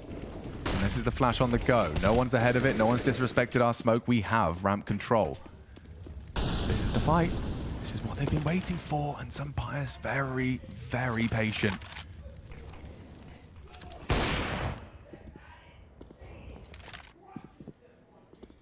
It looks like they're going to set up the molly for the stairs here. It shouldn't spill over to NERTZ. You can see how far away he is. He'll be fine. The flash, though, that could be a problem. Smoke makes it clear there's someone close, but the flash is enough to contain. No one's going to disrespect the smoke. He can spray through it, though. It's not a wall. They should know just from the gun that it's NERTZ here. Right. It's so classically his purchase. A couple of bullets of MP7 heard, and upon the FaZe on the stairs. How's he gotten out of that? It's amazing that he is alive and kicking, never mind with 69 HP still to thrive. Time now, 25. They have to give B a go. It has to be the B finish here for Vitality. God, there's so many resources about to be thrown into this one. And NERTZ has given it up. Madden's still here. They know D has the B player. 2. They have to find it now. 14 seconds down to the flames. Another misfight. Apeks has gotten them a chance to plant.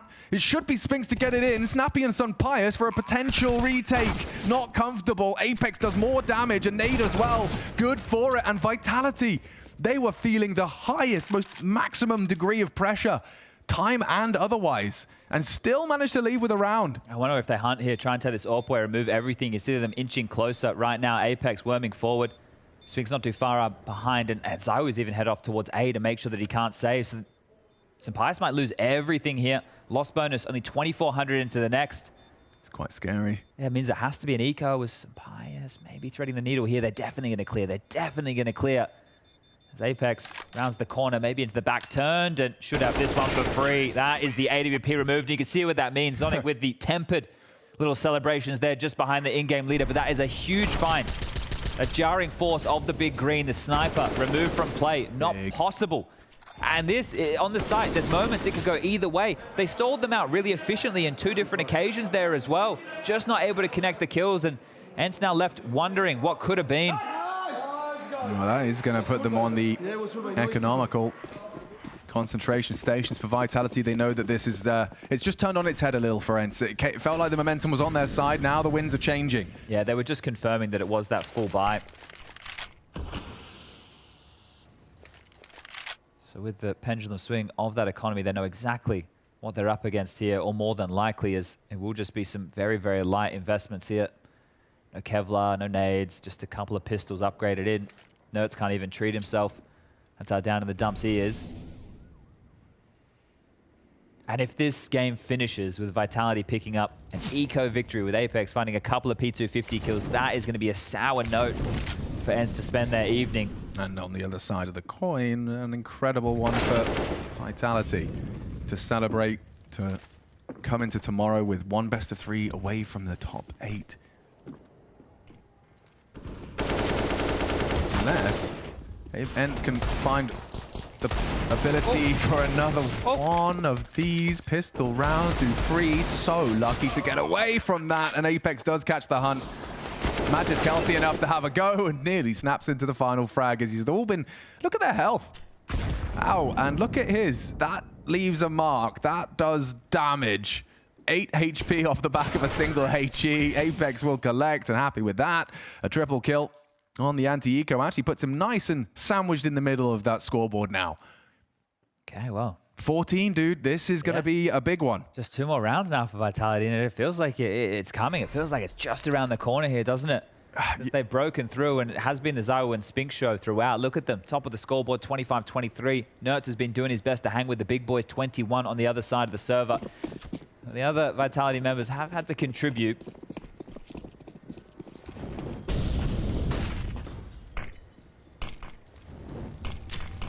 go. Let's see that initial utility exchange. T's drop a smoke under the boards. Hamper smoke locks out the access to short, unless you want a grey screen. This is what he was up to, wasn't it? It is a Dupree crawl on the ramp. Head-to-head with Madden. He's been getting a little bit hard done by. I think he might have been spotted. Yep. Oh, a hard headshot. Dupree unable to prevail and extinguish an attempted wallbang. But look at the cavalry. They're here already. Messi, Spray, both blind. And it's NERTZ that gets his vision and fragging back to order quickly. But still on the hunt. Oh, Spinks has caught Pius, but not going to clear. Not going to clear. A free frag for NERTZ. Gets away with murder. ZywOo has the bomb, but it's ZywOo and Spinks. Chad, strap in. Well, they know NERTZ was over towards A here. So likely just D-Hub B now that Sampaius is dead in middle. Plenty of time on the clock. This seems to be the constant conversation for Vitality. They always feel like they have a lot of time to work with here. And the two players you'd love alive. Now, with D-Hub, he does take the gamble, right? We see this time and time again, understanding mid and B are both pressure points for him. But now that NERTZ has come across, the good graces will allow him to flirt with the idea of defending his bomb site. A smoke and a molly, but you'd want to get as close as possible here. And they don't know this flank is coming. The silent bold but push deadly. from Snappy.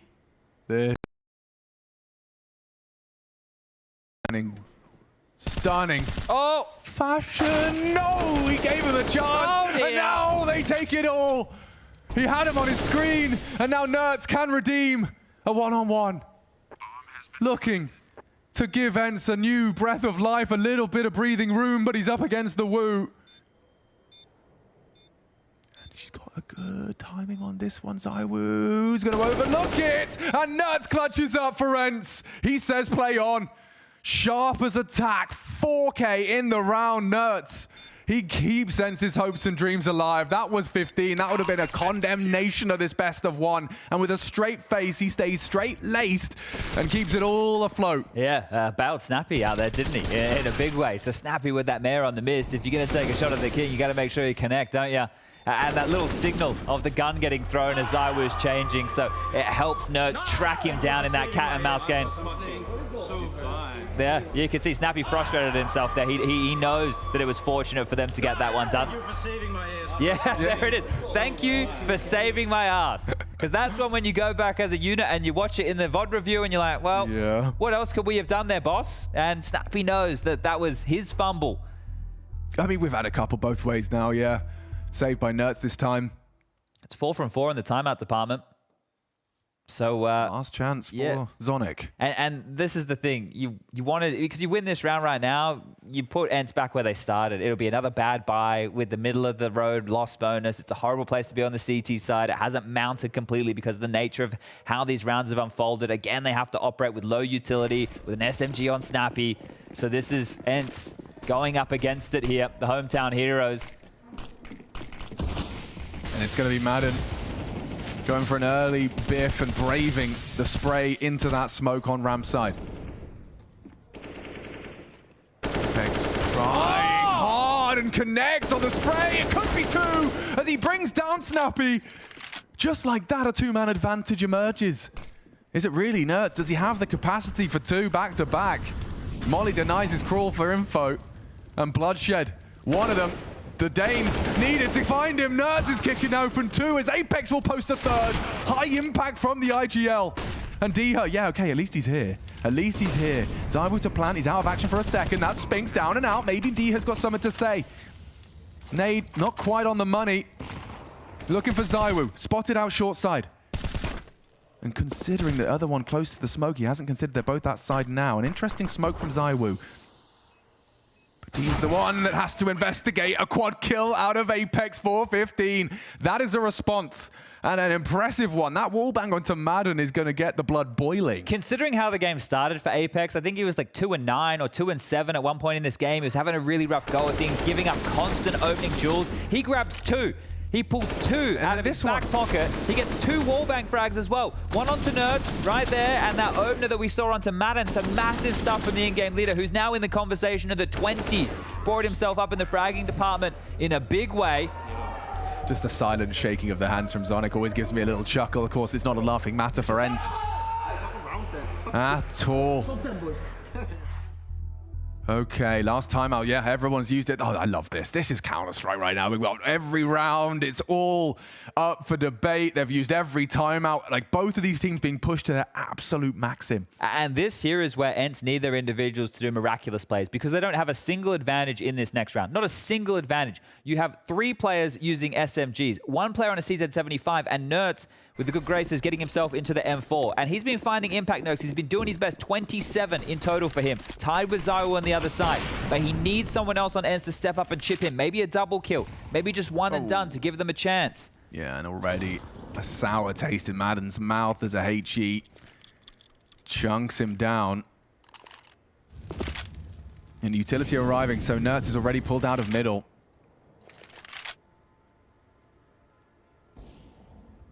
Spinks cautious for any kind of YOLO plays. I do like this end here from Vitality. When you know that they're broken in their buy, you don't even know what it's going to resemble. You don't know what the purchase is. You don't know how desperate they are, especially a team like ENCE who loves to push the issue and get in your face. So at least spend the first 30, 40 seconds of the round seeing if they're aggressive, set up in a default spread, and will apparently congregate over towards B.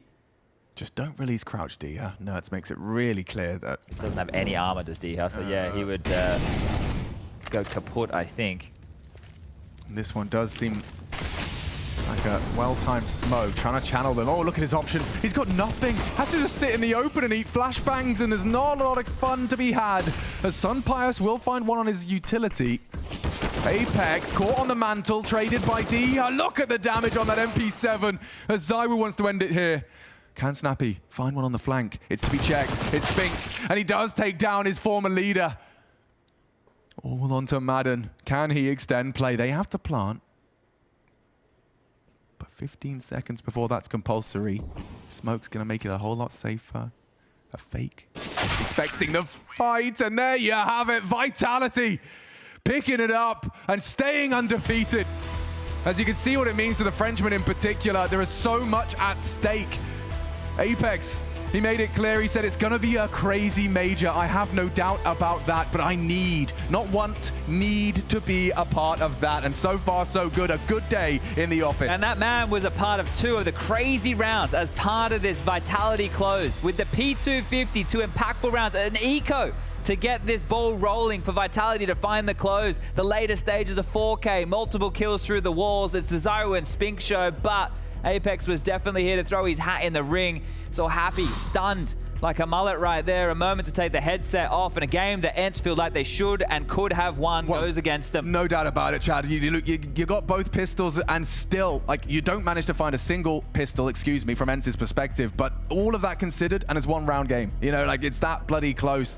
Incredible achievement for Vitality. They'll be very happy with that, I'm sure. But for ENCE, it's ifs, buts, maybes. James is going to get some more.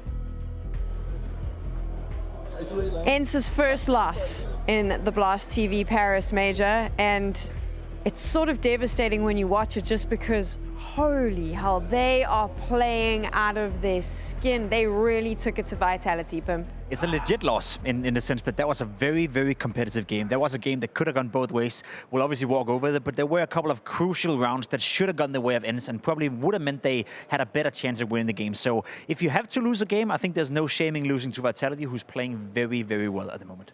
They did lose to Vitality, and we're going to talk lots about ENCE. But before we do that, I think let's catch up with Dupree. He's with Banks right now.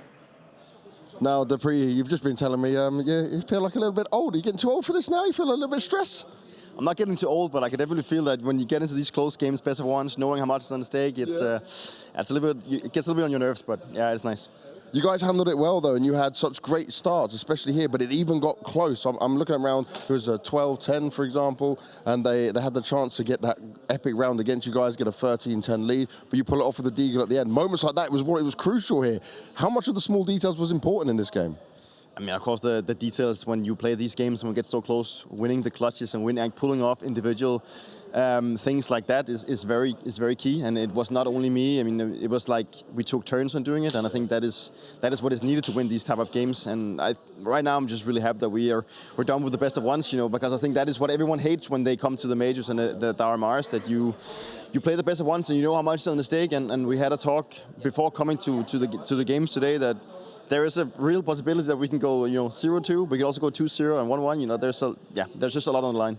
Well, you did manage to go 2-0, and that must feel really great, right? Take off some of that relief for you guys. But every team here feels really deadly right now. You had 2 incredibly tough games either way, right? Now going into your final setup, do you feel like you've done enough? Do you feel like you guys are in the right form to do this? I think that as of right now, yeah, of course, I'm really happy with the performance. Knowing that we've clinched the best of one, sorry.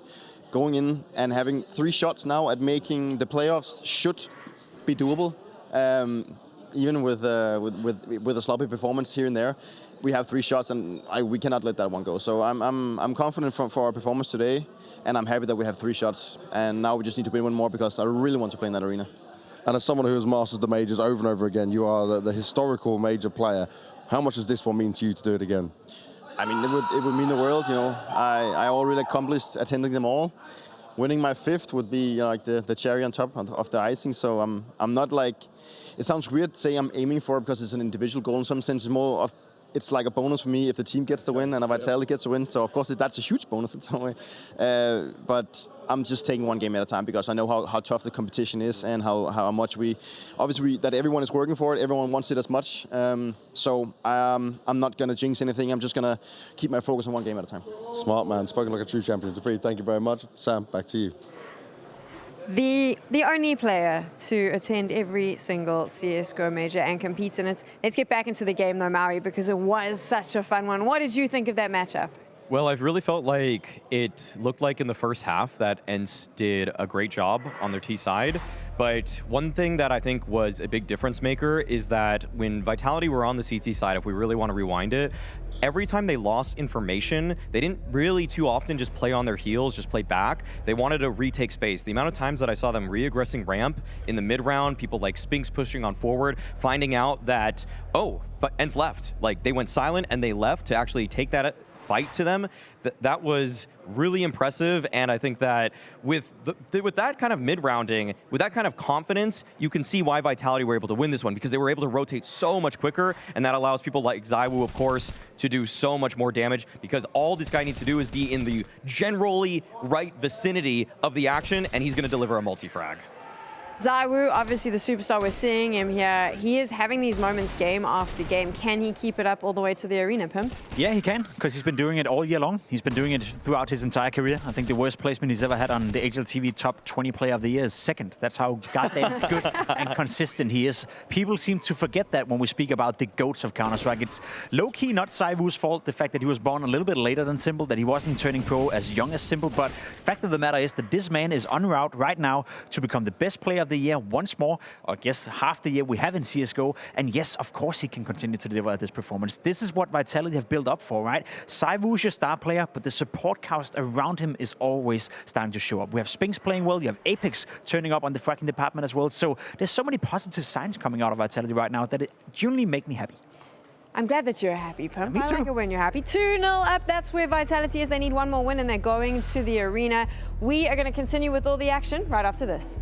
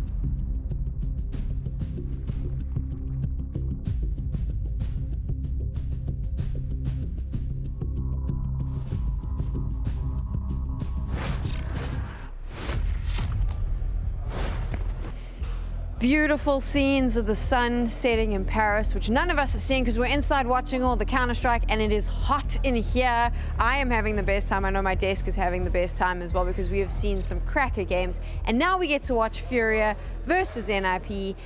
And Maui FURIA did not have a very good start to their major this morning. No, of course they did not. Losing to Monte in pretty convincing fashion, 16-7. That is not what you want from a team that has been consistently making the playoffs of majors, for having also, in my eyes, the best rifler of the year in Quesarado. To not see him in the A-Core arena, that to me would be a massive shame. And for FURIA, I think that they fully expect that they will find themselves in the playoffs. I agree with that sentiment. I would be a little bit sad if I don't get to see Quesarado inside that arena. We also just saw the stats of the FURIA players, and the only one delivering was Art. So I'm almost willing to write that off as a one-off for FURIA, because there's no way that's going to replicate itself, right? There's no way that Yuri is going to have the second worst showing of his entire career on LAN in another game. There's no way Quesarado is going to have a quiet game like he had in the first one. So how much of that was just FURIA having a one-off, and how much is that FURIA not coming into this major prepared? I think that's what we have to figure out now. But it is also a normal FURIA thing. They start off quite slow. They're Sure. like a very slow train, and then they speed up, and then eventually they're just railroading everyone. Yeah, that's usually the case for FURIA. I feel like they always play themselves better throughout into the tournament, but I am a little bit worried. The fashion they lost into Monte was not good at all. They looked very shell-shocked, and they looked very lackluster, more or less. They were losing fights to Monte that I just felt were so uncharacteristic. Yeah. I saw Safe missing shots. I saw Yuri missing shots, obviously. Even Quesarado, who I'm still sticking to as the best rifler of the year, was missing shots. Like it's not supposed to be that easy for Monte to just win gunfights. Frequently, what in my eyes were just 50-50 ones too. On the other side, we have NIP. They have been, I would say, like hot and cold throughout, but they're here. They're at the Legend stage, so it's working for them. I guess the storyline for NIP has been us saying they're trending upwards, but they're only trending upwards because of the fact that they put themselves so low coming into the tournament. The beginning of the year was abysmal for NIP, so it is a team that is getting better and better, but I think we're also seeing their limitations. Them losing to Fnatic, that was my game, you know, where I was looking at it thinking, if NIP can win against Fnatic, we can start to have the conversation whether or not they're ready to contend for playoff. But losing to Fnatic, I don't really believe in NIP anymore, and they shouldn't be winning against a team like FURIA, but who knows? I'm curious to hear what their coach thinks about all of this. I do believe that Banks is with them right now, so let's hear from him. DGL, at the end of EPL, you were saying that you wanted to put a bit more of your identity and idea into the tactical side of the team, right? So I wanted to see how much of that now is coming across when you're looking at the T-sides that Lexi's calling, and what balance you found coming into the major. No, but I mean, I think we have done that. I think like the style we had with the like Swedish old roster, I would say, more like reactionary and like, how do you say, like playing more with each other and trying to find the gaps. But I mean, for sure, like we still have a little bit of both, Alexis style, and I mean, I don't want him to lose his identity. So yeah, definitely we have both of the sides now. Okay, and in terms of that, right, looking at Nuke and the previous game he played against Fnatic, it hadn't looked good for Fnatic overall, right, in recent time, but you yourselves hadn't played it in an official capacity that recently. What do you feel went wrong for you guys? Because CT side was where we expect you guys to be able to pull that back and take the win. I mean, we've been practicing it a lot, even though we haven't like showed it, and I think it's one of our strongest maps for sure. So we were very confident. But I mean, if you don't talk and you don't communicate, it's very hard, you know. This isn't the first time you've said that to me, mate. How is that still happening? I don't know. Like we just get into some weird energy, and yeah, I mean, then we don't talk too good. So it's still something we're working on, and I mean, we know that. Like we literally are trying to figure it out, and yeah, we will just try to do it. You are, though, right, the loudest man on that team for sure. Who is supposed to be able to pick him out when you can't talk, when you can't help out in that situation? Who can bring him back to life? But I think Config is one of us. I mean, of course, like it sucks for me that I can't be helping them with the energy and all that. So yeah, that's just how it is. But I think Config is doing a good job. Now, FURIA, this is going to be an interesting one because you guys haven't played in a long time, especially with these two rosters together right now and what you have. How much of this is going to come down to your mid-rounds and what you need from individual important rounds where it's going to be the clutch situations because of this new style that FURIA is throwing in with a bit of their old style mixed in? How do you even deal with that? I mean, they still play very aggressive, and I would say that like we watch the preparation, and I can kind of feel that they don't change too much. They just play their own style, and they hope it's gonna work. But I mean, it's gonna be a very tough game. We have to be like ready from the start. They're very aggressive in your faces, and also I think we will have to be playing very good like X on X situations, because it's gonna be a lot of those. Let's hope that communication, let's see all those situations are on point for you. DJL, thank you very much, man. We've seen the map pick. We are going to nuke. Also, we heard there from the coach talking about FURIA's new style and how that's going to impact NIP. I want to wrap this up really quickly. How do you think this game's going to go, Pimp? I think it's going to be a close game. Actually, I think NIP is competitive enough to buy FURIA in for a dance. Whether or not FURIA is going to, leave us with a better impression, it can only get better, so to speak. So I believe in FURIA will bounce back. We did see NIP struggle on their CT side against Fnatic in the round matchup in the first one. So I hope they've fixed some of those mistakes as well, fixed some of those issues. Config had a terrible T side as well, and I think, as DDL said, he's the talisman for them. When Config is playing well, when he's filled with energy, then NIP is much, much better. I imagine that NIP are going to have a good talk after their most recent loss to Fnatic, and they're going to right the wrongs in terms of just energy, in terms of vibe. But FURIA, they're no slouches either. They've just beaten FaZe on this map in Rio, and so I think this is going to be an incredibly close one. I'm slightly edging it towards NIP, but just by the slimmest of margins. Interesting decision there. Both of these teams have suffered a loss. Let's see whose fortune changes. We shall indeed. Thank you very much, guys. Yeah, I was just wondering why there's a FaZe Clan spray in Spawn. Like, one of these guys is voted for FaZe, I guess. Well, FURIA also starts with an F. Yeah, so sure. Maybe they want to give a bit of an FU over to NIP right now. Sure thing. Yeah, we'll see if it's an FU or if it's more of a, hey guys, you can have a little bit of a motivating win. NIP, I loved the interview from DJL. Okay, I have to you like say, honesty. I'm a sucker for honesty, and he never hesitates to be honest and to say it how it is. The fact that James, he does poke and probe and say like, dude, you've said that before. Yeah. How does it keep happening? And of course, the extra caveat of during the major circuit, coaches are tamed. I would say, you can't be jumping for joy. There is a rule set in place. You must be very quiet with your celebrations, and understandably so, given the past. Let's go. FURIA taking to this defensive start. NIP to bring the attack on Nuke. I do love a Nuke. Nuke best of one, though. Not the most common of maps, but saying now we've seen it a couple of times today. Yeah, a little bit risque, isn't it? But DJL saying he has expectations to be a lot of, mid-round scenarios, clutch scenarios here. So they're going to need to have some of those go their way. My eyes are on Yuri, by the way. Yeah. Got to see more out of him. It wasn't just him. The entire team bar Art didn't show up, and that's a goosh immediately down to 3. Oh, and yeah, Yuri has started off beautifully. Head Trick and Config meet their end, and now the bomb's gone down, but that's about all they have to celebrate. Look at this from Yuri. He's got more. He's got more. Oh, had a chance. Doesn't need to do much more. He's done the distraction, and a third headshot for good measure. Look how low they were. 3 players brought down to a scrap of HP. Doesn't matter. Brolin must have been naughty. He was the one tasked with buying utility on the pistol round. So, yeah, what have you been up to, Brolin? What have you done to get Alexi making you buy the util, mate? But either way, a couple of crackers there from Yuri. And yeah, he did have tied for his worst performance of all time. That opening matchup. But to be fair, Safe was missing the broadside of a barn. Quesarado wasn't himself. Drop was, and it was just really Art who was fragging. But I do like the changes that FURIA have made on their CT side, one of which is putting Art over towards ramp. It means that he can't just be rotating around consistently, and he might even get to farm up here with his AUG in hand. Good weapon for the job up against a full eco. Perfect, in fact.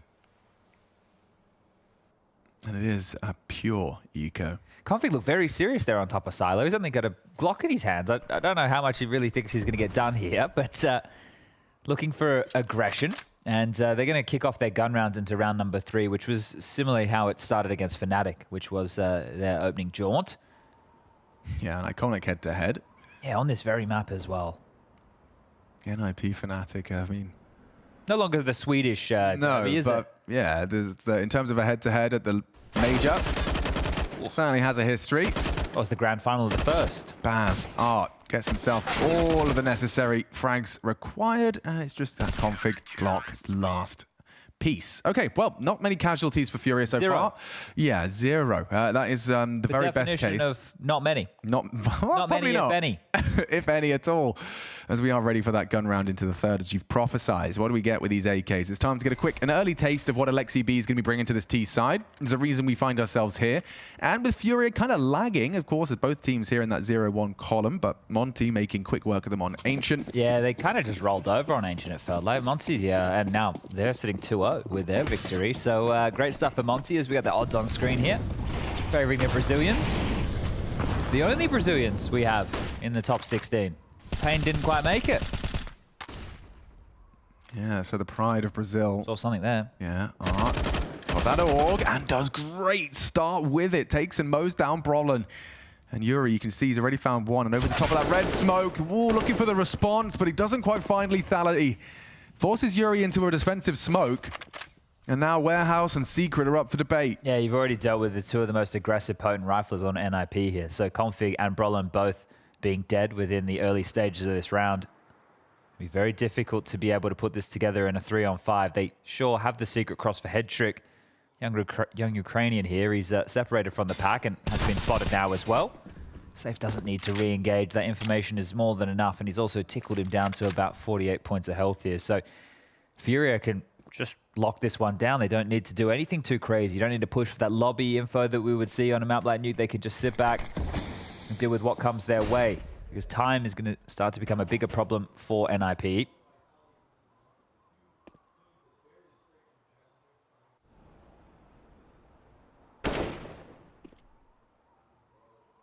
Seconds. Nothing really gained here. And going to be a save.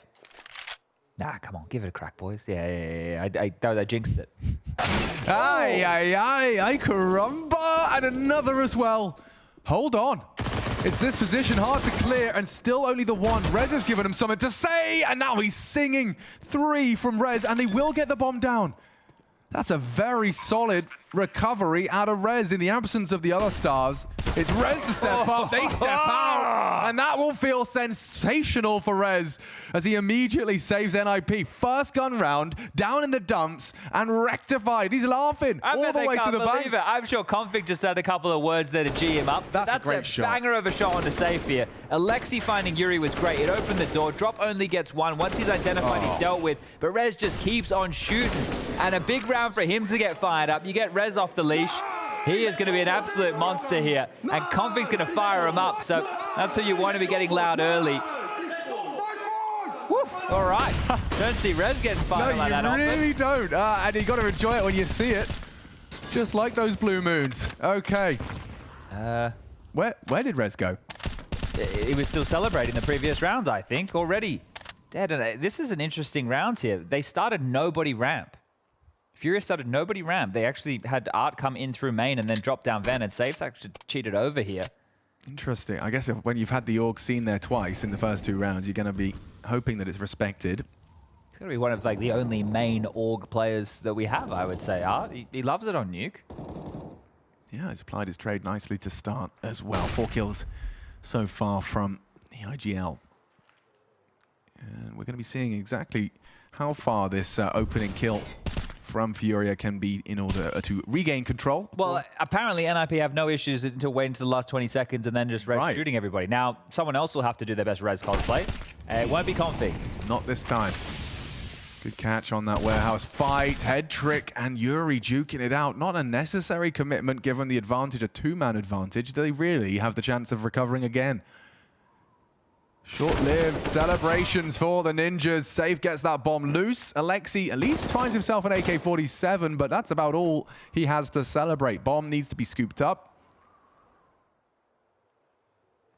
I feel this is how the last round should have gone, but it was about this time I started saying, yeah, they're going to say, and then the kills started coming. So how many more of those, Alexi? Quick, teleport. No, yeah. I think you would have to have some sort of intervention from a higher power to get that bomb down with the time available.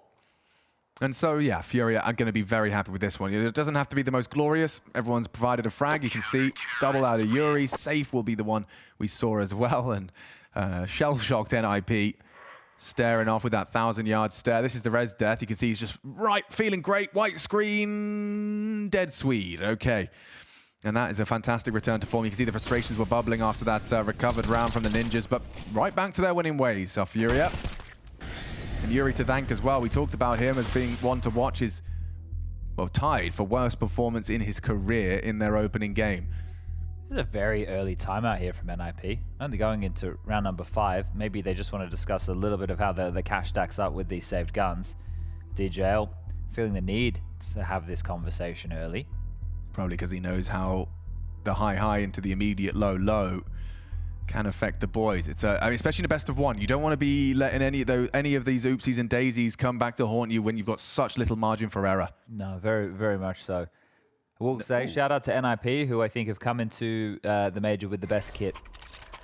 Drop's got a new tattoo on his neck. No rain, no flowers. How can you tell it's new? Does it look fresh? Well, I just don't remember it. Okay. Maybe you normally see the other side of Drop. That's also possible. Okay, maybe it's been around a while. You have to ask him. I will, but I do like the sentiment in terms of the whole yin and yang of it all.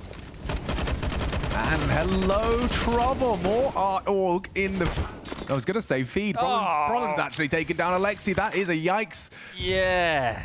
That isn't... Oh, God, right off the timeout as well. And considering it was one of the saved guns that gets a kill as well, so... Ooh. That is going to be very frustrating for the leader, but now he gets to play Puppet Master from the grave. Sure, but just not... Oh, they heard that. Art was very noisy about the vent drop. Is it by design? It puts a lot of pressure onto Drop. And he's handled the first. I mean, Config didn't have the weapon for it. You can see the drop in as well to support and bail him out. Yuri and Drop. Oh, great work from Brolin. Controls the spray, gets the info. He's looking for the double up. This Swede needs to find space. As Art shooting up the vents into the head. Brolin dead. 2 on 2. Hold your horses. Safe aggressing. Hedrick's got the bomb. This all hinges on Hedrick's fight. Sure, you're coming up heaven, but now he's got the bomb. Okay, he holds on. And from the rafters, we should see the trade. We should and do. Rez secures a second for the Ninjas. And hard work from Hedrick and Brolin. As Alexi, I think it's okay. He can tut his tongue, but happy to see the round all the same. Yeah, they recover that one. So handy work right there, considering the investment they put in behind this, right? The save gun's short. Here's Alex, and he's like, I need to get out of here. I need to get out of the van. And as he's trying to make the way down, a little bit of a miscommunication. And we've heard from DJL. The comms had to get a little bit quiet over there with NIP, so hopefully not in that moment. I think Yuri's still trying to recover from the start of the day because FURIA seem to be carrying some of their frustrations with them as we move into a force fight. Artists prioritized an AUG over everything else. Like, over everything else. Yeah. Armor, nades, everything. Just an AUG in hand as the force fight for FURIA. Still going to mean a couple of landmines for NIP to try and deal with here. Rez and Config on the cross will get the secret control undetected. Now, the smokes mean, hey, it's very likely someone's been able to push over, and there's 2 players lying in wait, Yuri and Queserado. That's a... but Queserato makes mincemeat of him. Yeah, no armor, no problem. Art nearly gets 2. Where's Brolin's health at? Okay, 38 and a nice smoke. He wants to go straight into a potential death. God, lucky to have gone away with that one. That scout would have been lethal. Brolin and Alexi. A Finn and a Swede walk into a site. We'll find out if it's a joke or not in a minute. Plan can be stopped by Safe. Does he really want to do it on his own? Because Alexi does get it in. Brolin has that angle held. So Alexi's just going to focus on main. Now, this is a crossfire. This is going to be tested by FURIA. And they're taking their sweet time about it. No kit. Who's going to take that first contact? Confirmation of... Oh, T-Ven open for business now. In this position, surely going to be clear. Look at that. Safe so aware of the possibility. They don't know. Alexi looking for the clutch. And just in time, I think. It's going to be close. It's really close. It's going to be close. Really close. He had to drop off of heaven before he could get on it. I don't know. I don't know. He's got it. Yeah, I think he's got it. Only just another one of these absolute nail-biters right here. Okay. All right. I thought he was safe as well. He's clearing, and then doesn't. That right there would have been an oopsie. Yo, yeah, and thank God Queserato hit. If Alexi got that crouch back, it's a different story. I mean, such fine margins. It goes green. Oh. 2 seconds. Oh my God, he's 1 HP or something like that. Yeah. Okay, well, there's something for DGL to be keeping his track of as well. Like recapping just how close it was. It's not going to make you feel any better. into the death of Alexi. K-Serata gets a freebie. No flash success on that one. That was a rifle. That's the end of the round. Just like that. NIP put down. As well as a force buy as well. You could see the type of purchase they were dealing with. It was predominantly pistols. Oof. Sorry? The body went flying. Yeah. Rez is sharp today. Yeah, so when he's been cooking, NIP have been winning. 1-on-5 with a Deagle would be quite the way to get their third round. Look at that crosshair placement for that unorthodox angle. He's been robbed of that one. 5th in the bank. FURIA happy with that, keeping 4 alive as well. So they are starting to have a nice cushion of cash to rest upon. Config yet to get going here, Alex, which is very problematic, especially considering the role he plays on a lot of these yard crawls. Like, he's being set up with smokes to take space. So not always will he be finding that first kill, especially if they don't fight him, but his job is to get that room. So he needs to get on the board and soon, but it's unlikely to be this next round due to the eco. So if in the absence of Config, who is your player to watch for NIP? Well, that's the thing. Over towards Yard, it is Config. Right. So we saw Rez go with him before on the creep towards Secret, and both of them got wrecked by the MP. Oh, Crater. He's -1 now. Oh, he's going to be a tilted soldier there. He's -1 now. Yeah. Gravity forces Config into the negatives there. Oof. So what happens? So what's the if you're not if you're not 007, like, who's -108? It's a different series. Oh, it is? Yeah. Yeah. Wasn't released in the Western world. No, it was a UK special. You should know it was? about this. Oh, yeah. Bit of a cult classic back at home, I do believe. -108, license to Crater. And Nuke is very common with that, isn't it? You know, you've seen some classic ones over the years of people just maybe misjudging their health points or getting shot mid-air. That works. Yeah, that'll do plummeting it. to your death. So that'll do it. No parachutes here. Yet. Don't give him ideas, Chad. Well, the bazooka that Get Right wanted, I think that would be the next installment. Bazooka? Then it's I a missed the tank. memo on that Then it's a one. tank, and then it's the parachute. Right. Yeah. So that's the order of the releases. The patch notes should be coming soon. I just want a day. One day of bump mines in a match. There's safe to close it. And there's 6 for FURIA. So very nice collection, as it should have been. Of course, a little bit of a tilter in terms of the way in which it went down, but we're all cool, and this is it again. So just tagged up, it slows you down. Geronimo! And you know, slumped. Looked against like a the barrel. comfortable landing. Fucking God. Yeah. Yeah, exactly. Because it's just so. It's like, come on, guys. It doesn't have to be. Yeah, it doesn't have to be like this, guys. That's a bit of. But I'm glad that he can smile it off. Some people would really be seething. Oh, check this out. We got Art off an AUG. All right, well, still a scope. 3 on the CT sides. All for safe, all for Art. Drop onto the AUG now. And Yuri with a bit of aggression into the mix here. It's Config. It's Config. Flashed off. Alive, though. And Yuri thinking better of it. Yeah, that is a big one for Config. He's punished Yuri's aggression and given an advantage to NIP. This is a must-win round now. They cannot let this slip. For a T-Hall and an opening kill, this is perfect. This is dreamy. Now they just need to cross their T's, dot their I's, and finish strong. Art wants to disrupt. He's already advancing for some lobby info. Head trick cocked the flash, so it does imply they're looking for answers. Monte Roofy knows. And already aggressive into K-Serata. Great success. Drop. Doesn't need to contribute, but known. Safe's the one to take him down. They know there's 2 on A. They don't need to... Well, I guess they could just do that. I was going to say they didn't need to press the issue. Oh. Nice finish. Art and safe. These Orps are hitting all their shots. Still worried about Heaven, but main is his first priority. Chunks up res. Can't hit the shot. Art wants to finish his meal, but it's all costly now. It's only safe. 45 HP and knife out on the flank. Looking for him. Surely process of elimination will start to suggest and imply Squeaky Rez is already starting his jiggles. He's such low HP. The barrel betrays, but Rez still converts as NIP will make good off of that opening kill.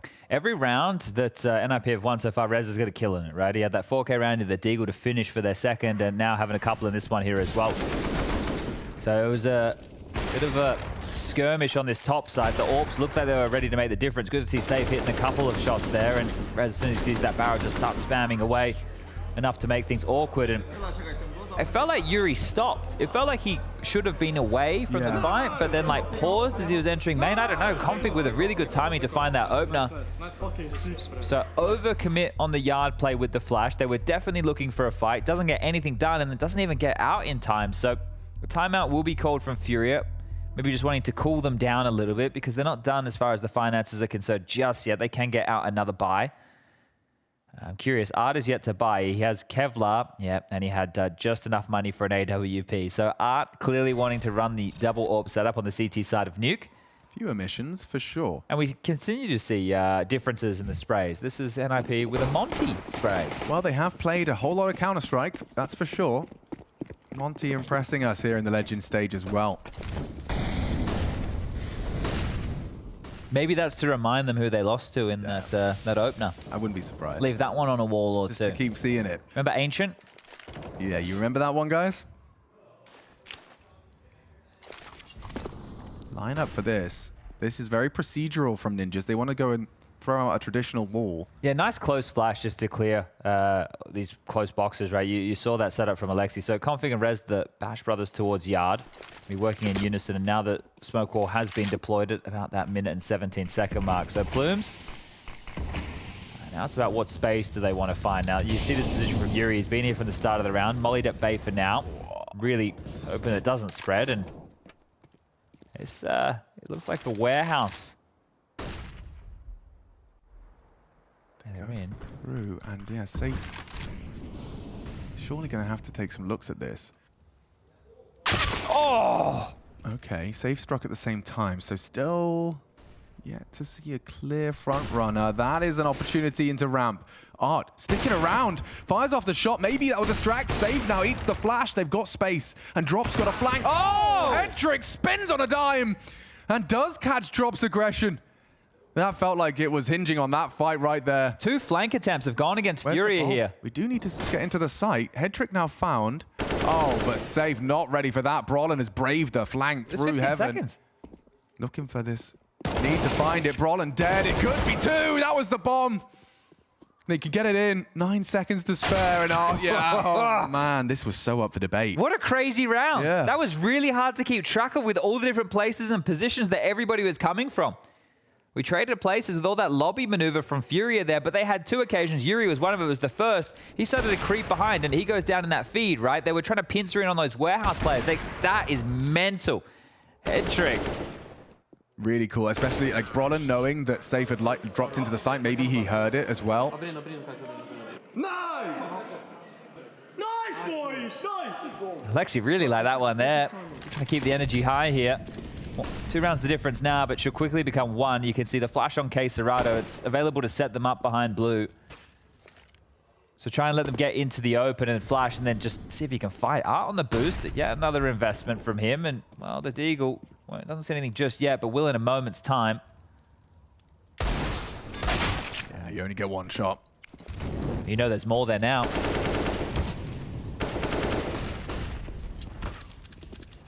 This is just annoying, if anything, for NIP. I don't feel that there's a huge amount of concern when the pistols are fighting you from this range. It's just about, look how annoying that is. Yeah. Getting cheeky with it. Getting jiggy with it. 3. Stink now as well. Yeah, okay. Come on, boys. Clean this one up. You can't be having issues with rounds like this. Like, it really should be taken to the mature right here. That make the most of the rounds? Of course they should. And rightfully so for the Ninjas. They're going to go and try and find the path of least resistance. Rez ends it as a bit of a considerate fragging from Rez. He gets it done nice and neat and tidy.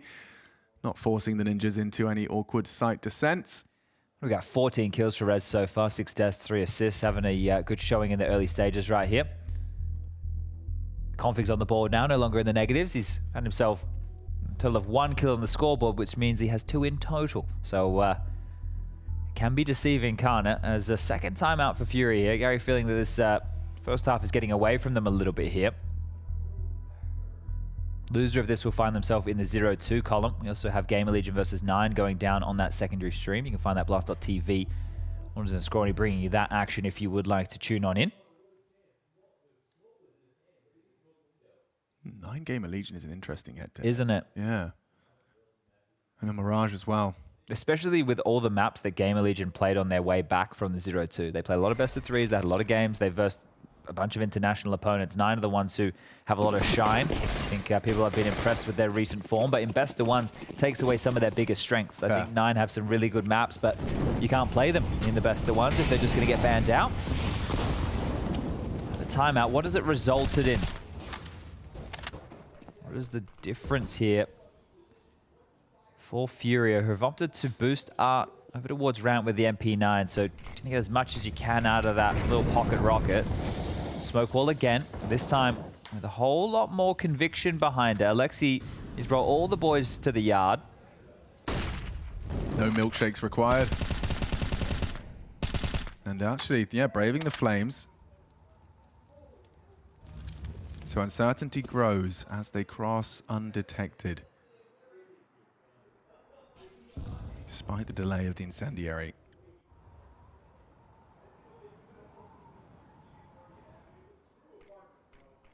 Now, and Hedrick even getting across as well without being spotted. This is much safer for him now to be parked in secret. So they want to bring him down with the rest of the team here as well. It's safe the first he'll take any contact here, and well, now he knows they're coming. Expect a headshot. Has to be one. Look how many bodies he spotted, and happy to just get away with his life Running here. him down. Yeah, they're gonna. You can't brave the smoke. It's 30 seconds. This gets awkward now. He's actually thrown almost a round-winning smoke there. Still a 5v5. They have to deal with him. Oh, dig themselves out of trouble. So they've tasked Config with that fight. He has to win that duel. Safe obviously has to acknowledge the potential for the fade. 13 seconds. Safe is dismantled. Can the ninjas really get into the site in time? Art loses his duel. Brolin so patient, and yes, they can. Wow, that's twice now. The NIP boys don't seem flustered by a low clock. Yeah, have to credit them here with how they're managing the time and not letting the moment get the better of them here. Okay, it's 20 seconds left. We've just been blocked. Let's chill. Let's calm down. Let's reroute. Let's do it together. Because FURIA didn't even have the right players in the right places, as Yuri will find a consolation frag here. They're just looking to save what they brought into this round. But NIP, this is good to see. It is very good to see that they can play this type of Counter-Strike, right? This is a team with some heavy hitters who are happy to play slow in this environment, and maybe that is the recipe for success coming up against FURIA. Let them stew in their own juices there. It did look really good from Safe with the block, but because no skirmish followed, they didn't run through the smoke. They didn't make a whole lot of sound cues. FURIA didn't really know what was going on, couldn't rotate over to address it, and they win the round. So great stuff from NIP. Impressive work. 6-2 to 6-6. NIP, that is a T-Hall already to be pretty chuffed with, especially the run of consecutive 4 rounds. We could be seeing a 5th here. Some slight omissions in the buy. FURIA are going to be having some FAMAS required. Spent all their pennies. Let's go for an NIP run. Will they find another 5th round in a row? And down, out early into the T-vent. Not going to be spotted. K-Serato is on hurt. Alexi's going to be surely considering these options as K-Serato does silently dismount. And Alexi sneaks down the vents. This is completely unconfirmed. No one has information on this. Now, he will have to make noise eventually. But it's the speed by which he can start arriving with the team from different avenues of assault. So are they going back for smokes, Chad? Now, one of the keys right now is if you do some yard smokes and then you can make your way across secret, Alexi will have the vent rotation, which means the only way down to protect the site will be from ramp. So if they make sure they maintain enough utility on the cross to secret, they can use the extra nades to deal with the ramp position from the window side. And Alexi knows there's nobody decon. There'll be nobody window side either when they come on down because he would have had to have heard them. So this is a good play. Yeah, one blind, the other not. Another frag for Rez. Keep count of that. 15. Arts just dropped lower. I'm pretty sure he broke into a window as well. Yeah, Alexi will be hearing this. And he's got to be focused on the main body. Lots of players. And another headshot for Rez. Impact aplenty from the Ninja. As they're not in any hurry. We talked about their time management. FURIA already down in the dumps. Limited options. Hedrick will be responsible for the plant. I think they're saving again here. It's a 2-man number disadvantage. They're in the wrong place yet again. Be through that vent. And simple stuff there. The only reason Alexi can even go for plays like that is because of his spawn. And we've seen him attempt it twice now on a top rush, and now here actually getting out the vent, being able to just sit and lie and wait. You saw he just tucked in, crouch, stayed next to it. Initially, Queserato top hut is looking for it, doesn't see it, and now it gets lost in the source of the smokes right there. So really well done from Alexi to manufacture a gap when it didn't look like there should have been one. And surely that's like dream IGL round where you are the one that gets the info and the position and can call the rest around you. It's really hard, like when spawns play such a big factor like that. But when you do get it and you can pull it off, it feels great, because otherwise, you know, maybe you're entrusting somebody else to go for that type of a play. And you can count on your judgment, and worked out wonderfully for them there. You get a few more liberties as a leader, right, to make some of those plays as well. You get away with it just being based off intuition in a way, but that's because of your preparation, the way that you're reading the game, the reactions that you're hoping for. It all plays into the puzzle in the mental. As Rez continuing to deliver here, you cannot deny his contributions right now. 16 at this point. There's always conversations about, especially Rez and Brolin, in terms of consistency. Config is the same, because we know how good those three riflers can be. It's the consistency of them which is a lacking factor, but if they take turns showing up, it's enough to win games like this. He liked it. It's out again. And this time, a very different result. Safe was not allowing any of that. Not whatsoever. And he knows he's got the loud M4. Tracer fire is definitely a feature of that larger magazine. But FURIA an opener. And Yuri alone on this yard hold. Safe to be summoned if required, but the moment, yeah, it hinges on Yuri and his willingness to look for info there, or do they concede it entirely? They'll use head trick. He can get that information relatively safely. I say that as, yeah, you could see Safe considering his options, going for a locker level peak. And that's a big one again from Rez. That's him dead, sure. Queserato found him, but he's not expecting more, as Config does deliver. Big one back. Drop, trying to keep FURIA in it. Heads high, nade shy. Config 6 HP, and that's all they have to boast now. One Dane with 1 HP and 1 bullet from the USP. Okay, triple from Safe. Big frags from him to keep it level 7-7. Yeah, it can still be an 8-7 half here either way. So I think both teams would be quite happy with that. Maybe more so NIP. But yeah, this is Safe just spamming away, trying to make sure that Alexi can't get away with the same hijinks yet again. I love that we watched it from Alexi's POV. We got to see how it felt the first time and then see how different it felt the second. That was a round right there with the man disadvantage. Just go back yard and A map, and so many players from FURIA responded to that. Another timeout called here. It's going to be the second. So apparently DJL really wants the half win. He really thinks that this last round is important. And they have so much money for a buy. They could all purchase their dream weapon right now. The double AWPs again for FURIA here. We've seen it work and not. So mixed success so far for this approach from the Brazilians. Yeah, you look at the kill distribution on NIP. 3 for Config, technically 4. 4 for Headtrick, 4 for Brolin, 8 for Alexi, and then 17 for Rez. Like, Rez's impact in this first half. Need to make sure we continue to sing the praises there, because he's been a key component into this 7-round haul. Hedrick's going, was trying to play off his spawn. Still swings open the door. And, ooh, more than he probably bargained for. And the deeper molly to follow it. Changing the setup. Yuri's joined our ramp side, and they're still going to be sending the ninjas towards yard clear. They've been pretty good with the smoke walls, other than when Alexi's been going in towards top right. So now I think we'll just see them restoring to normality here. It's just something a little bit less in flux, something a little bit more structured as the L block assembled. Now Safe would love to get up heaven so we can try and see over that, but Yuri in the meantime will trade pieces, taking lobby off of them and nobody home. It's Brolin up on the roof. Okay, now surely at that point, advantage leans towards the ninjas by having the whole squad down here, bar one. Like, that step of the flowchart is complete. Trying to make it feel like a top pop, but nobody's behind it. Queserato's in the right place, a very powerful angle, and that is a demonstration. And look at Drop, he will put the cherry on top. It's all fallen apart for the ninjas, despite getting so many bodies in the right place. So did the CT. Oh, Drop. Ouch. Nearly 100-0 in the Flames, and it still doesn't stop him from posting the frag. Head trick a bit hard done by in that one. Could have done it with a paperclip. Never mind the AWP. And yeah, Yuri will convert it. 8 is the magic number for FURIA. They started strong and will finish the same. 8-7. Ninja swapping sides.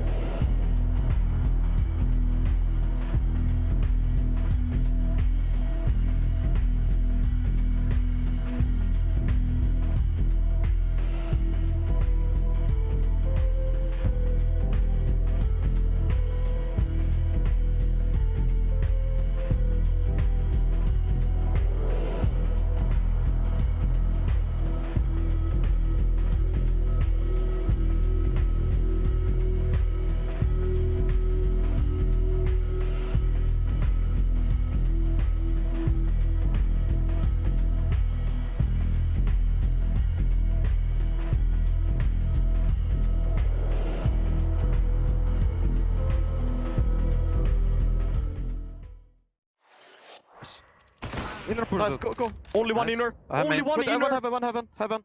Yeah. Vent, come in. He's not heaven. I'll come in. He's still heaven. Yes. Careful left What? side here, Daniel. Wait, I can't go. Left door. One is up and one door. One secret. Help me, door. Yes, I'm coming. Touching door. Door. There's a cut goes. Half goes. Nice. Vent last. Go plant. Nice! Take off. I have Nice. up. We have it. Oh, man, that's a great insight. I do love those mic'd up, just so you can really feel why and how the game is playing out the way it is. You can see just how on top of it the NIP comms were as to where they could be, what they had to cover and clear. I was especially interested, you know, we talk about in-game leaders being dead and communication. I mean, Alexi was chipping in every little ounce of extra info. He wanted to make sure the boys were taken into account. Look at that. A very successful little hop and a skip. We'll see if they can jump start their second half. Yeah, this pistol round, I think I've seen this one before. Case Rider's going to smoke main. He's going to molly CT vent. Yuri should smoke top heart, and they flash and go. They ran this one against FaZe over in Rio. So odds now favoring NIP. You see Yuri get on top of the little aircon unit here to line up this top hut molly. There's the smoke. And Case Rider will bounce his molly off the garage door right there. Ooh, okay. Well, Julie's for res. It's the perfect weapon when you've got a lot of bodies coming your way hut side. And Config's used his already to great success with Keserato gone and Art trying to hold on. They do look to pivot, and Hedrick's not interested. He concedes ramp and hopes that Brolin can call it or frag it up. Loss of Config. Art will finish him down to 4-on-4 for us here as they look to battle for hell. Oh God, Brolin gives them hell. A double tap at that USP. Art and Yuri left to work this one out. Bomb is a good start. Door to distract, hoping he can slink up heaven. Alexi wasn't ready, but still takes down Yuri. And NIP will immediately equalize. Okay, well, changing pistols here, or swapping them at least, that's a really nice round to win. I'm curious as to why they didn't go at hut, because you see the molly spilling over from their own top hut molly. I don't know if it was intended to be a fake for the start. Maybe it's because Keserato died. I don't know. Even though the molly spilled out, they have to know it's a possibility when doing that top hit. So FURIA maybe not looking themselves in that one there and starting to feel even more fired up are NIP. So they're the ones who had to bring things back together from that 6-2 disadvantage in the first half, and now they're the ones who are going to set the tempo and tone here in this second half. Now, one of the biggest conversations around FURIA and Nuke for the longest time has been their lack of proficiency with outside walls, right? Not really using that, just doing this standard play lobby, spam heart, harass the top site, try and walk out squeaky late, trade efficiently, something that they're normally quite good at here. And they've had to add a few more elements to their game, but not always successful. We even had a chance to talk to Drop in person about it in past events. And we speak about how they missed smokes. He goes, yeah, you guys made us, sound like we missed it on purpose. No, like we were just missing these smokes. So if we do see the smoke walls come into play for FURIA, hopefully that's something they've been working on in the lead up. Well, you would most definitely hope so, considering what's at stake here. One thing is Liquid managing in the challenger stage to go 3 best of 3s back to back to back. But when you look at the caliber of teams in attendance in the Legend stage, a 0-2 first day, it's almost condemnation. It is. That's exactly the word for it. Exactly. I just think that there's so many big teams to deal with, and you would have to be beyond fortunate for the matchups to work out that you get easier games, right? Like it's very difficult to predict how this one is going to unfold because there's a lot more 55-45 games or even 50-50 matches. We had really difficult games, right? Like Vitality G2 as an opener, Heroic FaZe as opener. Those are 4 of the names that people expect to run deep within this tournament as opening games. The positive there is they can't play in 2-2 matchups, right? If they were to somehow both end up there. But the negative is it means that you had other matches like Apeks versus Into the Breach as an opening game, which, those games are closer to each other. If we had it seeded a little bit differently, that's a big conversation for another time. You never know where we would end up right now. But for FURIA, if they do drop this map or NIP, it is a long journey back up that old mountain. Well, that's where this kind of ferocity you're seeing in the server and the player cams is coming from. You've already tasted defeat. Well, there is a smoke wall available here. They've donated Safe all the required utility. You can throw it all from that position. You could say he was a safe pair of hands as he gets all those smokes in the right place. I have spoken too soon. Let's find out. Looks good to me. That'll do nicely. Yeah, if one player's doing it, at least you can entrust that he remembers most of them. And we know who to blame. You got a nice little scapegoat. Oh my God, that's aggressive. Flashed in, and Alexi completely regains control. Now you can see what that's done to Keserato. He's worried about Hut. He doesn't want to put his back to Trophy. Knows Alexi might be coming.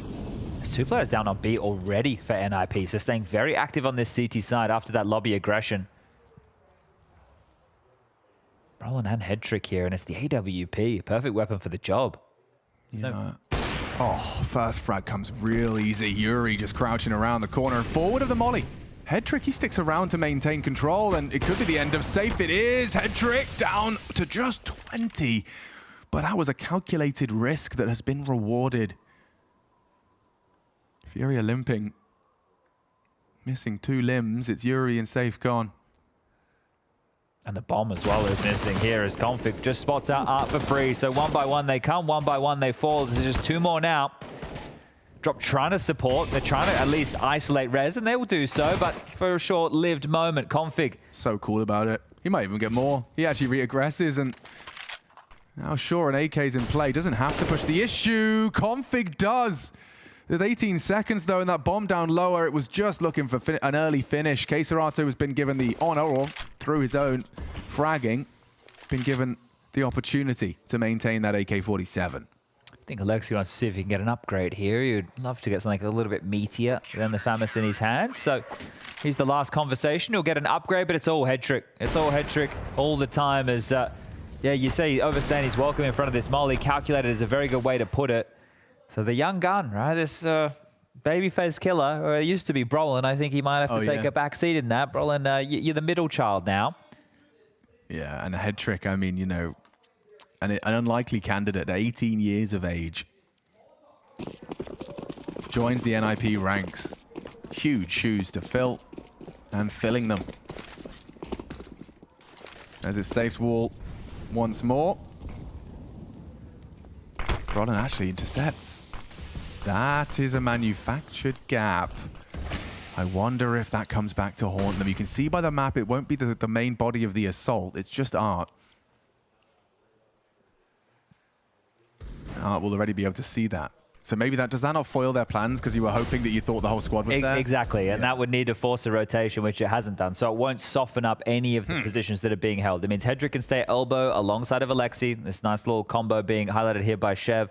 You've got Config and Rez holding down over towards the A side of the map, and then that just leaves Brolin outside, who's already done a great job relaying that information. Well, that's going to put them in a bit of a pickle. Alexi did just rotate away. And Hedrick's going to put his name in the feed if they even consider rounding that corner. Should be a big jump. Yeah, well, Serato not so lucky. And Alexi does have to respond to that. Hedrick to the reposition, and they're aware of him jumping across and getting run down. Good handle of that USP. Knew the pressure was coming, didn't have time to really turn tail. And just stands and bangs. It's all fine. Of course, Serato's death was the AK. You know, we saw him saving it in the previous. So in terms of the target selection, very well done. Be it luck, a very good choice and a very good shot. Yeah, these rounds seem to be going most of the time in the direction you're expecting, just based off the purchases or the opening picks. I would say one of the only times that has gone against the grain is when it was that 3-on-5 situation that NIP were able to win in that first half, where it felt like maybe save would have been the better option, but they just bought all the kills thanks to Rez, the man on your screen right here. I think he had 4 in that round, 107 ADR, 18 kills to his name, half as many deaths. He's having a great game, and NIP are 3 rounds in the lead right now, but that was a FURIA eco. They will be able to get the rifles back in their hands. And Gary will force that 3rd timeout. So getting to that danger stage of this best of 1, something needs to change right now for the Brazilians. Yet to find a round in this T half. Definitely not a consistent conversation on that side. The mood seems somewhat bleak. Yeah, I mean, it's only 4 rounds in to your attacking half. Admittedly, of course, it's been a one-way street, but or one-way traffic. But it's not ideal, sure, but it's only 4 rounds. You've got the opportunity now. You've got everything you need. I've given a couple of different flavors a try. Let's see as they head on into their 5th attempt on this attacking side for the only Brazilian representation. It's got pace. Oh, the molly forced to extinguish, but it doesn't matter. Config still hits the first shot.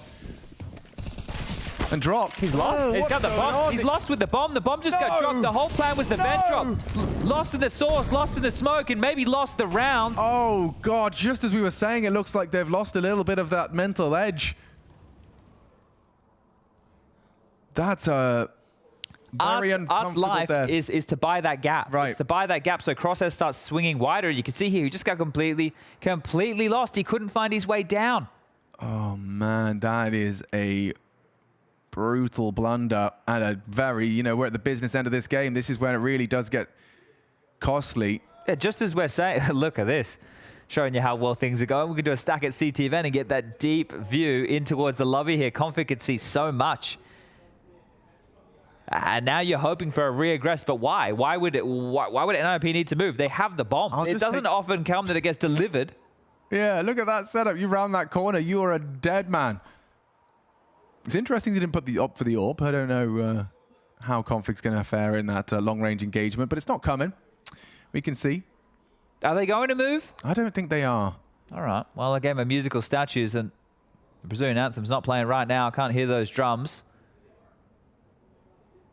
Yeah, maybe that's what FURIA are missing. They've grown accustomed to it. A lot of trips to their locality. Well, they're dancing to NIP's beat right now, aren't they? This is just easy business. Oh, getting tagged, and look at that. Just pinpointing him, sound cues. From the sound. Sonar, as Drop's job was to get down that vent.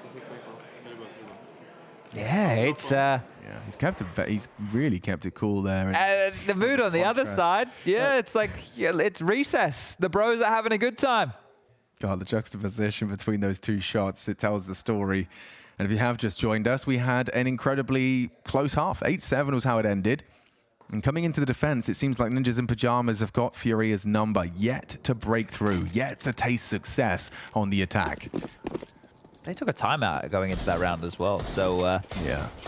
Back towards the yard, Smokes. Safe, you know what you got to do. Show us how strong your arm is, son, as Quesarado has found a bit of an opener there, so something to get excited about. He has taken an awful lot of damage. Config just wallbanged.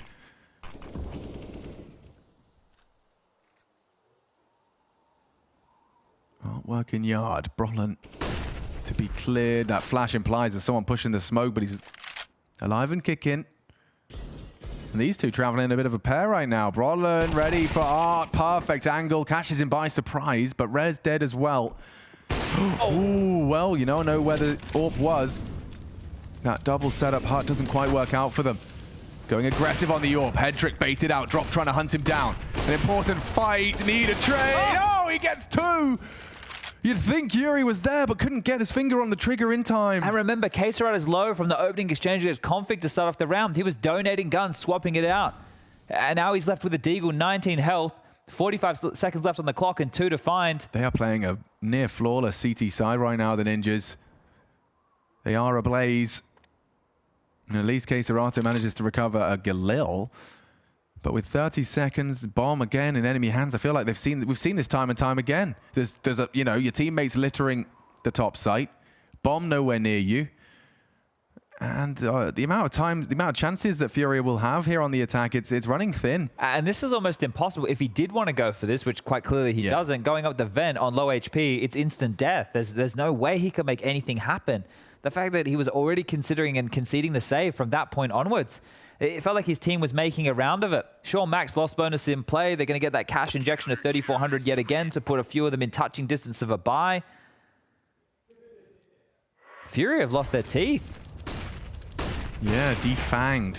And head trick this. Look no scope. Yeah. Well, considering the two he missed to start off the round, he had to recover. Oh, and Rez is happy. I haven't seen that in a while. Doesn't that make your heart swell? It certainly does. Especially knowing that, it's Counter-Strike. Yeah, it can change at the drop of a hat or at the click of a mouse. And again, FURIA, they are stubborn. They wanted to make it feel like something quick. Rez doesn't seem to believe it as he does get tagged down. And look at the damage! Oh, Brolan! Sick indeed. Quesarado and Art probably feeling sick to their stomach as they're once again watching. How's Quesarado gone with his saved guns? He had that saved AK before, nothing. Saved Galil, nothing. And FURIA traveling halfway across the globe to be here in Paris and now finding themselves... What they do, arrived 2 days ago? Yeah. Be 0-2 down, day one. Don't even look like you're invested in... Well, they're definitely invested, but for some reason, the mojo's not flowing. The feracity's not there that the team traditionally has. NIP stolen the mojo. And they haven't done anything crazy to do so either. Like NIP, the biggest rounds that they've had were from Rez in the early stages, which seemed like it had broken the will of FURIA. Yeah, I think Head Trick as well made a big impact on the couple of times he's been tested, that low sight round in particular. So this is just falling beautifully into place. Look how lovely this feels as Head Trick trying to entice Yuri into the fight. He gets the opportunity and he actually gets Config. They were right side by side. Nearly. Gets both of them, but 14 is running out of chances fast. This is flawless in the defense from Nip. And Caserado, by virtue of these saved guns, in both of these follow-up rounds, right, he hasn't been able to have full buys. And when I say full buys, I'm talking AK armor and a full bag of utility. As we get to take a look at just how much pressure it felt that they were under as they dismantle FURIA. And this is at the point, it's like, guys, are we here? Oof, this is their fourth I've never seen them like this. I know that Gary has to be more contained because of the environment. I've never seen them looking like... It doesn't look like the FURIA that we know and love. And NIP, they have struck at the right moment here, taking advantage of that. Caserado must have just been donated a rifle. He only had $3,500. And now he's full nades and an AK. Yeah, I think Safe generated that. He had 7 grand, and now he has 50. Okay, so thank you very much, Safe. Your investment, hopefully it's worth it here.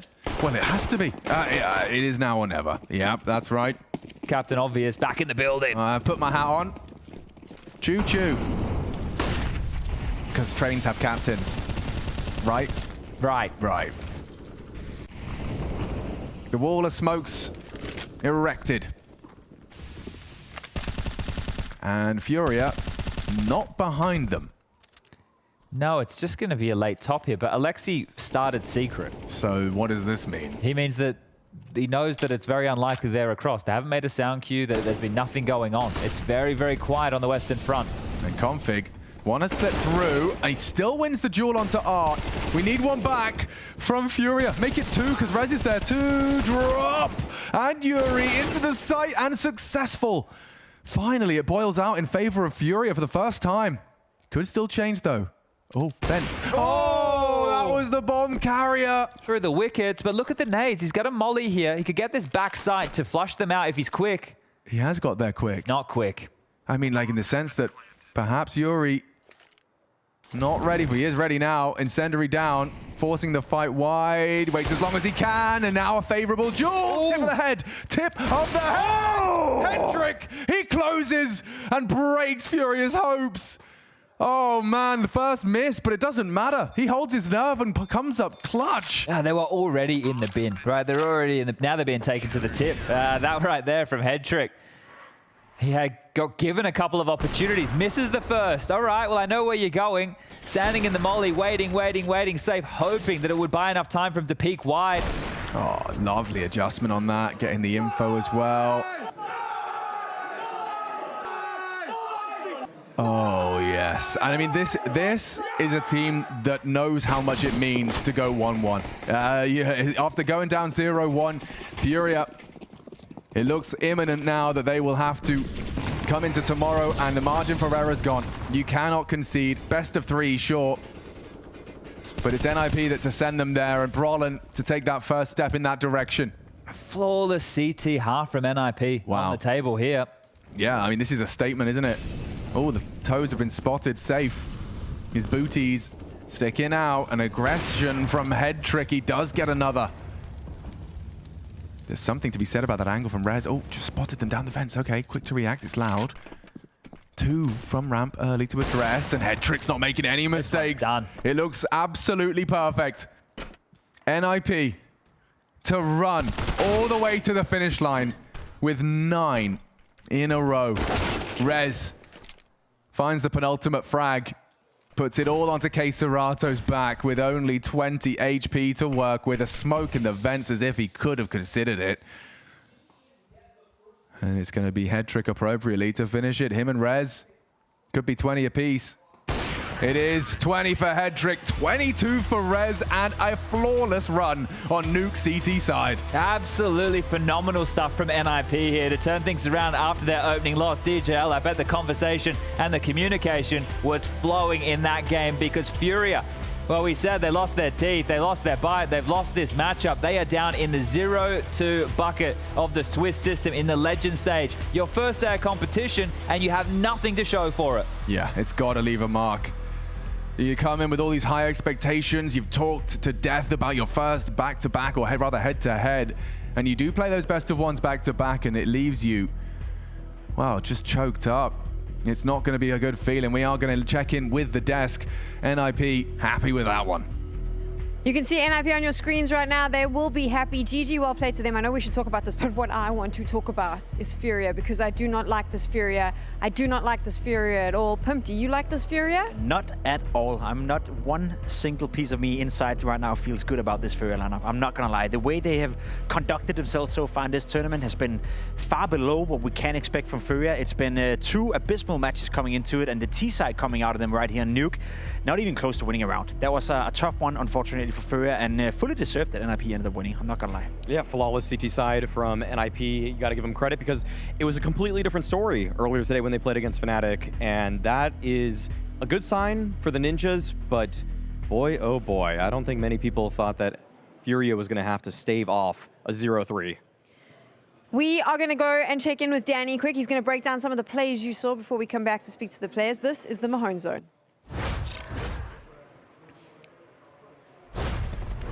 That's right. So what I want to talk about today is actually from the first half of the game where FURIA, this is where it started to slip for them. And I want to break down this round here where it really just shows kind of their sloppy rotations and why you have to be more cognizant of it, especially when you give up a lot of map control. So first thing you're going to see here is that Art, he gives up this ramp position, NIP start to push through.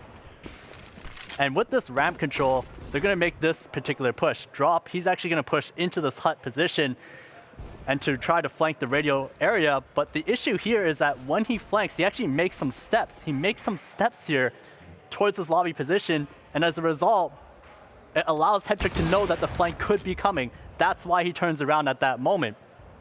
The second thing is for Brolan, who's here towards this ramp side, pay attention to Safe, who's rotating away from this ramp area. For Brolan, he can hear this entire rotation of Safe going up the ladder. He knows exactly where he's going up. And because of that, all Brolan needs to do is simply just follow him up the ladder, and he's able to catch him in the back. And lastly, for Rez, who's lurking outside, he has all of outside control, and when he's pinching in towards Mini, there's a player who's gonna pass underneath him right here, Art, underneath towards that vent side, and he also hears him. He hears all the rotations. He knows that Art's going to come up that vent side. So what that does is it allows FURIA to basically know the locations of all 3 players in this situation here where Queserado finds one, but it creates a situation where now they can kind of pinch in on Queserado, where eventually Brolan, he's going to come in from hut, Alexi B, he's going to fight from this ramp side, and he essentially gets pinched from both sides. And there's just no way for FURIA to recover this round because Rez, he knows that Art is hiding in that vent side, so as soon as his head pops up, he takes him down. So this is really just a great example of why whenever you do give up a lot of map control like this, you have to be cognizant of your rotations. You can't make too much noise, and this is a round here where NIP, they punished it completely. And I'm going in with Alexi B here as NIP managed to walk away with a very good win here, man. I want to start on your T-sides. Both times now against Fnatic and now FURIA, the T-sides have looked super strong here on Nuke. You guys must have been feeling great and confident. And then we come into this second half, and you just wipe the floor of them. These string of CT rounds. Things start to get better? Yeah, I mean, I'm satisfied that we, on both games, like came back on the T side, because our starts, I wouldn't say they were the best. But I feel like Nuke T-side can be a half where if you have a bad start, it can get really bad after. Yep. So I'm really happy like Res took us to his backpack there and we started rolling on the T-side and it was really good. But yeah, on CT side today, it was a complete switch from the earlier game today. And I'm really happy to see that Ludde and Danya had some talks after the game and they just improved it tenfold, and I felt really comfortable playing, constantly knowing what we're gonna do and where the opponent is. It's easy. What were those talks about though? What was the change? Just communication. Yeah. I feel like we were so blind in the Fnatic game. We didn't know who's rotating. Danya was clueless in like where he should go in certain situations, because I think Fnatic, honestly, like kudos to them, they played well. Yeah. But we obviously struggled in terms of like making pre-plans, like telling a teammate what to do if certain things happen, and we were always on the back foot against Fnatic. But here against FURIA, we had every round in control, I felt like. Well, you definitely showed it. Alexi B, well done so far. We'll see you later on. Thank you very much. Sam, that's some good insight in there, some good communication improvement. Let's see if they can continue going forward. Thanks so much from the birthday boy Banks over there. Pimp, Alexi B saying there that they just had really good rounds. But I do think FURIA kind of gave them some opportunities as well. I would argue so. We have round 16, and I think that's the direct opposite of good communication. It's a massive F-up, to be completely honest. You see Yuri standing right now with a Molotov up here, and they want to do an inner execute. And something happens that cannot happen at this level, right? It's a failed Molotov, and the consequence of the Molotov failing is abysmal right here. They're getting ready for the inside execute, but look at the Molotov coming in. It's spreading out, so all the FURIA players are now stuck inside hot and cannot get out. Basically, Yuri just prevented all the FURIA players from coming out, and at this point, Maui, you cannot win your pistols. You already dropped all your nades, and that's it. Yeah, this was an all-in play, obviously, for FURIA, and because that Molotov just blocked them off of the position that they wanted to grab, there was just nothing they could simply do. And FURIA, they got to clean up a lot because they are now 0-2. They are now facing elimination every single game that they play moving forward. The South American squad could go home very quickly to wrap this up, though, because we haven't focused very much on NIP. I just want to ask you, I still think NIP a little bit hot and cold. Pimp, how do you feel about them? Hot and cold is a good way of phrasing it. I'd say it's a good team. You know, they have quality. Brolan, Config, Rest, we know them to be strong players individually speaking.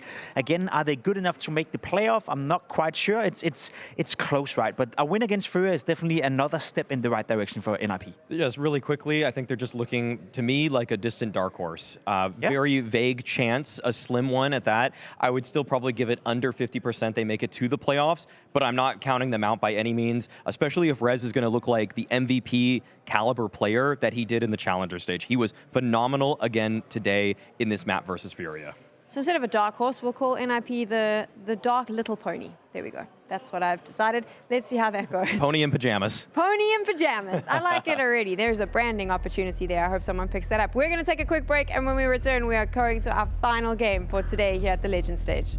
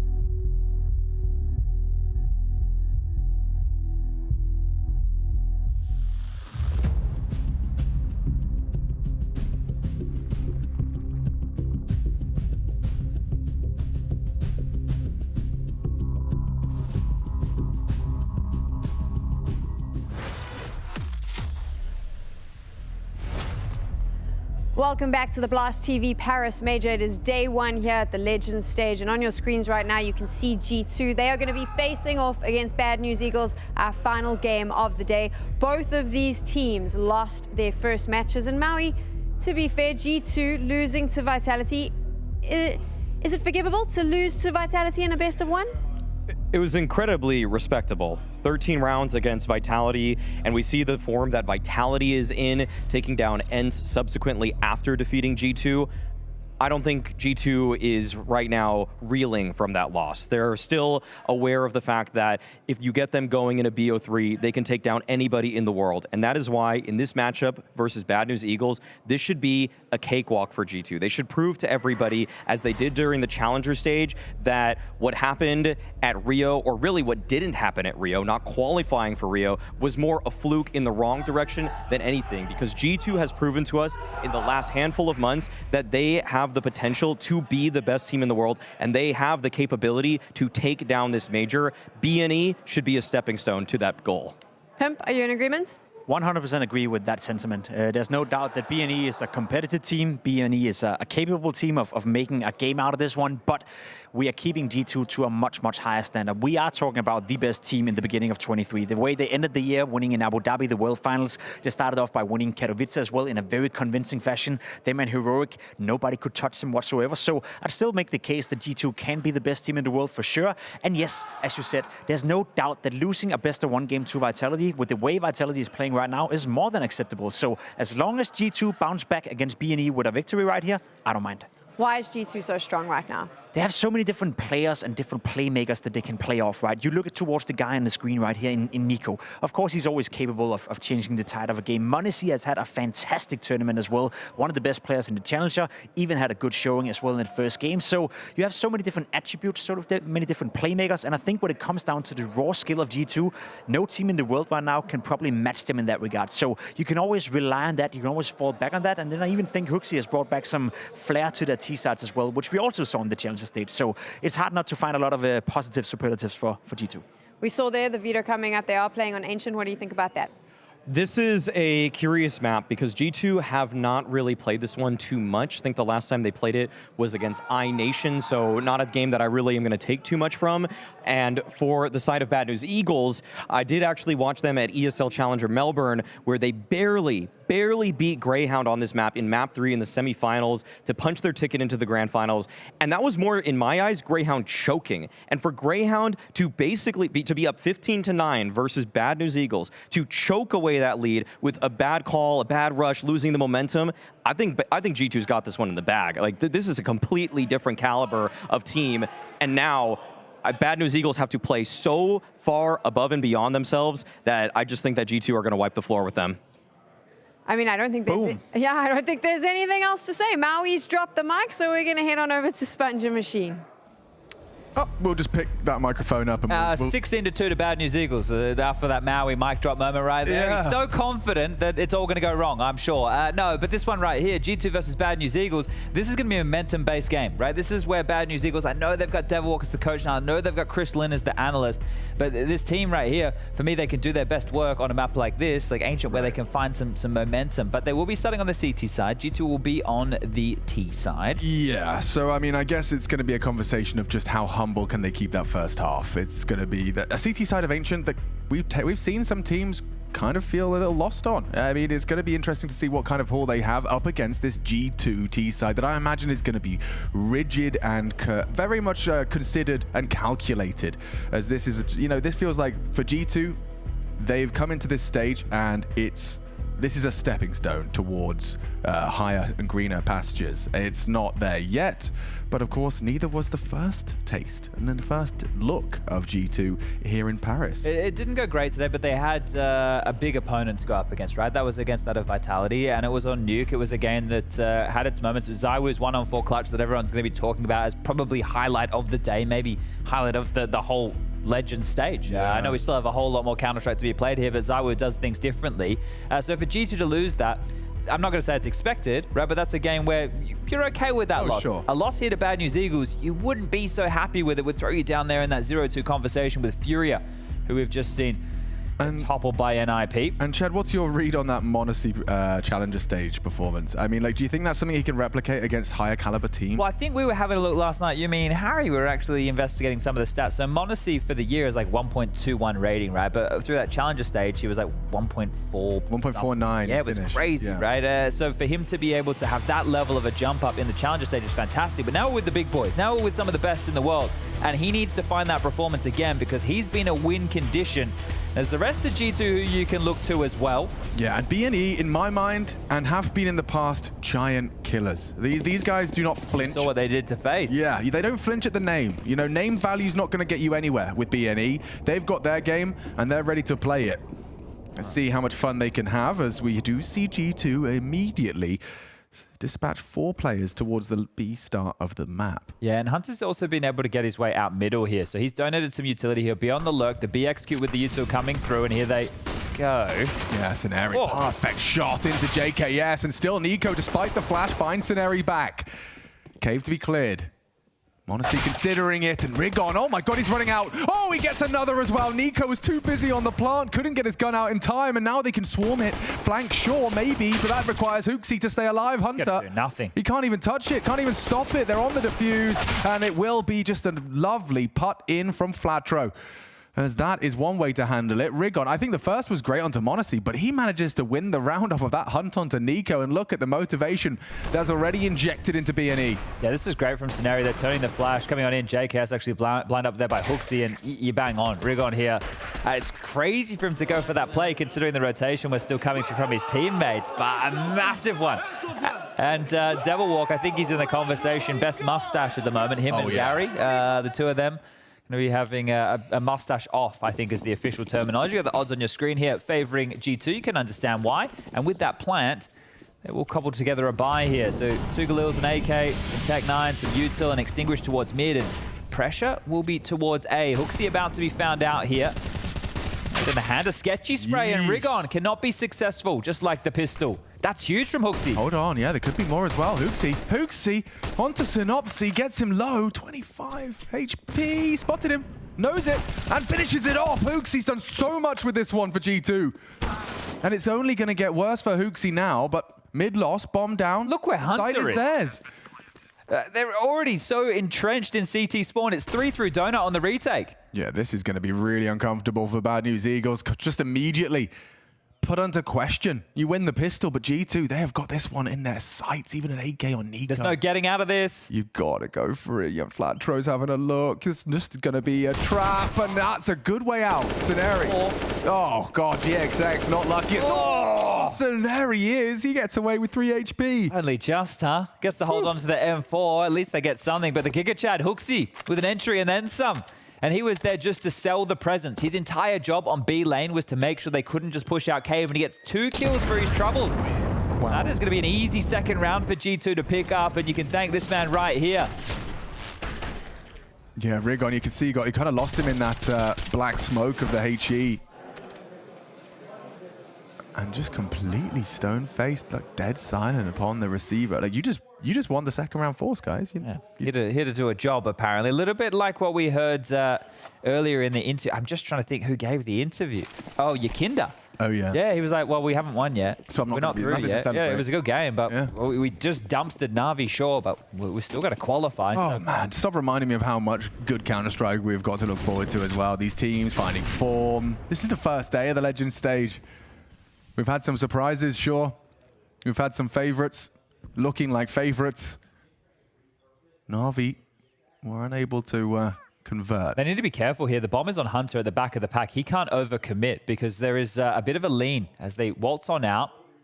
Scenario doing a bit of talking there, and well, Monte will deal with them. They're in, but the response time will be quick from Bad News Eagles. Yeah, but what are you doing? Tech 9, 5-7, Deagle. It's just a smorgasbord of pistols you can throw into the mix. I do like a lot of the details here. So the fact that they have this deeper donut smoke is great. Ooh, nearly found Rigon through it. And Hunter's, yeah, he's ready for everything. Multiple fronts. They are losing health fast. Hold on, hold your horses. It's up to Monte. They got a smoke on the bomb as well. He's careful with the flashes. It's a 10-second defuse, but they are holding it. They are holding it. Oh, Monte, one more bullet. He has to reload. 2 seconds. One more bullet. Oh, no! The 10-second defuse right under G2's nose! And that gets the juices flowing right back in the other direction. I didn't believe until the last moment that was going to happen. Just peppered away out through the smoke. He had one bullet. He doesn't stop diffusing. You can see him, honestly, he did the spray, brought him low, had one bullet, and just, you can see this cursory shot like this, and then drawn off it. There's so many bodies. And he's just sticking the 10-second defuse. No way that happened. Robbery right there. Hey, there's a clear juxtaposition between the reactions after snatching back around, isn't there? Huh? All right. I was just talking about how good it looks. Deep donut smoke. Yeah, they waltz to the side. They take down the rifle. Rigon has gone for an all-in here. I want to make it clear. He can't move his barrel. He has to just stare at this box and catch the timing he sees fit. Flash. Wait. Not cleared. Oh, goes both ways. Rigon does only get the one, and G2 have got access to the site now. JKS has ensured it. Oh, GXX, he did have an option. He did have an opportunity, rather. But there's G2 straight back into the A side. This is like they're a knee-jerk punish. That's 2 for 2 now when they've lost the previous. And 3 consecutive rounds of going A. So pistol round was the B play from G2. The rest of the action has been towards this A bomb side, and apparently that's enough for Bad News Eagles. You can understand that GXX push, right? He gets given a decision. I can scrim through this smoke and try and catch them off guard, or I can sit back and they can fortify site control. So wanting to take the risk while the chips are still down for both teams, right? It's not full buys. People are just throwing together what they can in this early game. The finances haven't been established here.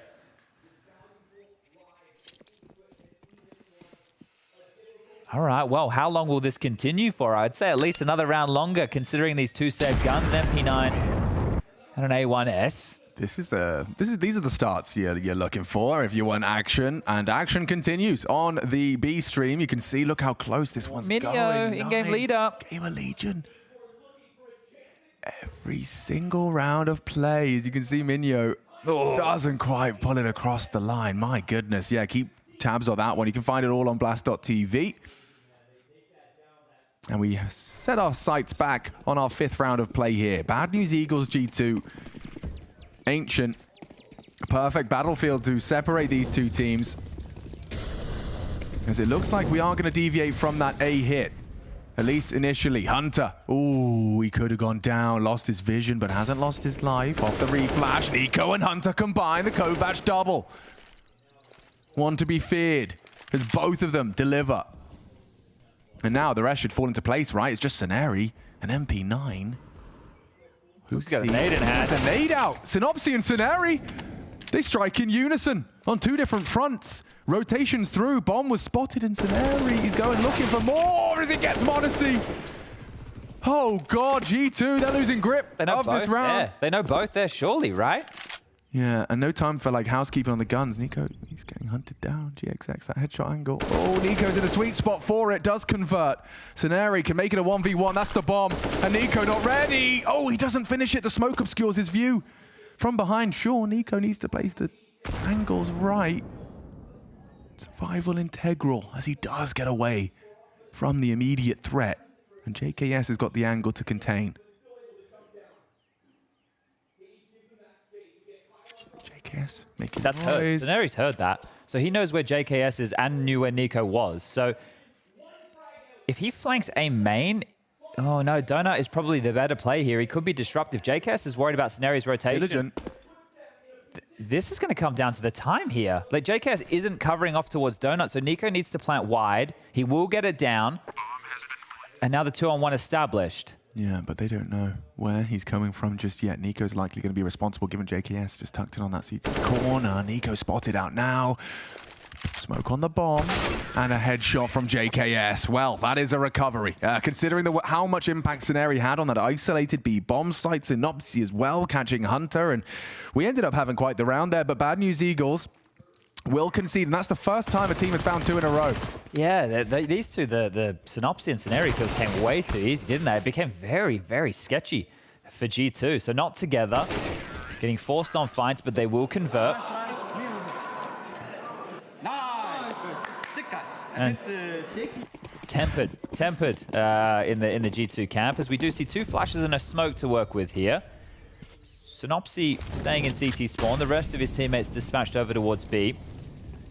Now, Synopsy from that position can throw flashes to assist, right? If they do go into the site, you can throw flashes from spawn, they can land behind them, they can try and peek off the back of them. Rigon has a smoke. I'm sure there's a divine plan for that one as well, but Hunter has so much space already. He's already out mid in towards Donut. A minute 20 left on the clock. JKS and Monte clearing out A main. But it does seem like G2 are trying to focus on A, much more than we've seen most teams on their T side. It might open, and this is the thing with conditioning, right? There's different patterns. This is what we talk about with game plan. What area of the map do you want to try and target early, right? And if they're able to do it with A, because they're, we'll stick with Hooksy for a second here. Yeah, hold on. It's perfect, because you see Nico, and you know there's presence cave, so you've got confirmation. It's fully stacked. Oh, well, that's a gift, isn't it? $1,200 and a double kill. So everything's working out, Hooksy Dory. Flashes didn't help at all, did they? No, it hasn't worked out wonderfully. Good idea. But I mean, in terms of like a kind of a anti-eco, you just have a perfect strategy where you have to acknowledge there's a MAC-10 coming and gunning for you. And it handles very nicely. 4 already for G2. But if G2 are hoping for conditioning over towards A to make sure that Bad News Eagles always start at least one player there, it softens up the mid and the B defenses, right? So this is going to be interesting to see how G2 play forward now. What is their first... right. Well, I guess we've had gun rounds up until this point, but this is the first time AWPs are out for both teams. Okay, and Monacy's been tasked with getting red smoked. As we do see a bit of a 3-man lean B. Hooksy, very loud. Very loud. Whoa! Whoa, he's been seen. That's going to force a rotate short. But there's still 2 cave side. Is Nico ready? Natro, he's ready for the head-to-head duel. It's AKVM4. Nico executes and a second as well for good measure. Only one can possibly stand in their way now, and he's about to get smoked off. Safe from the flash, looking for that cave fight. Molly will force him away. Great util. An even better final result, as you can see, every util has connected nades, flashes, smokes in the right time. The Molly, perfect. GXX, oh my god, another perfect flash. It's JKS that sets them up. And it's Nico that knocks them down. An ace for the Legend stage. Nico lays down the law. Wow, that is huge stuff right there. Tidy shooting. And we were just talking about the macro point of the game, right? In terms of the strategy and the flow. That second smoke that Monte threw from spawn was for A, for like an instant A play. So that, it was like a little like lined up jump throw smoke to help them sell an A fake, which was conditioned earlier on in these rounds. So of course they're going to bite down hard. G2 have already shown that that is a factor in the map that they want to try and exploit here. And Devil Walk, he ain't happy with that, trying to whir them into action here. The coach with a lot to say. Oh yeah, I mean that's going to feel really good for Hooksy. You know, I'm sure you are as well, putting yourself in his shoes and you knowing, wow, we've been hitting A so successfully, and then you've also, admittedly, you can count on Nico. Nice to have a teammate like him. This is the second ace of the Legend stage. Right. So who has the other one? Scenari. Well, what would you know? Yeah. So that's on the other side of the server in match number 1.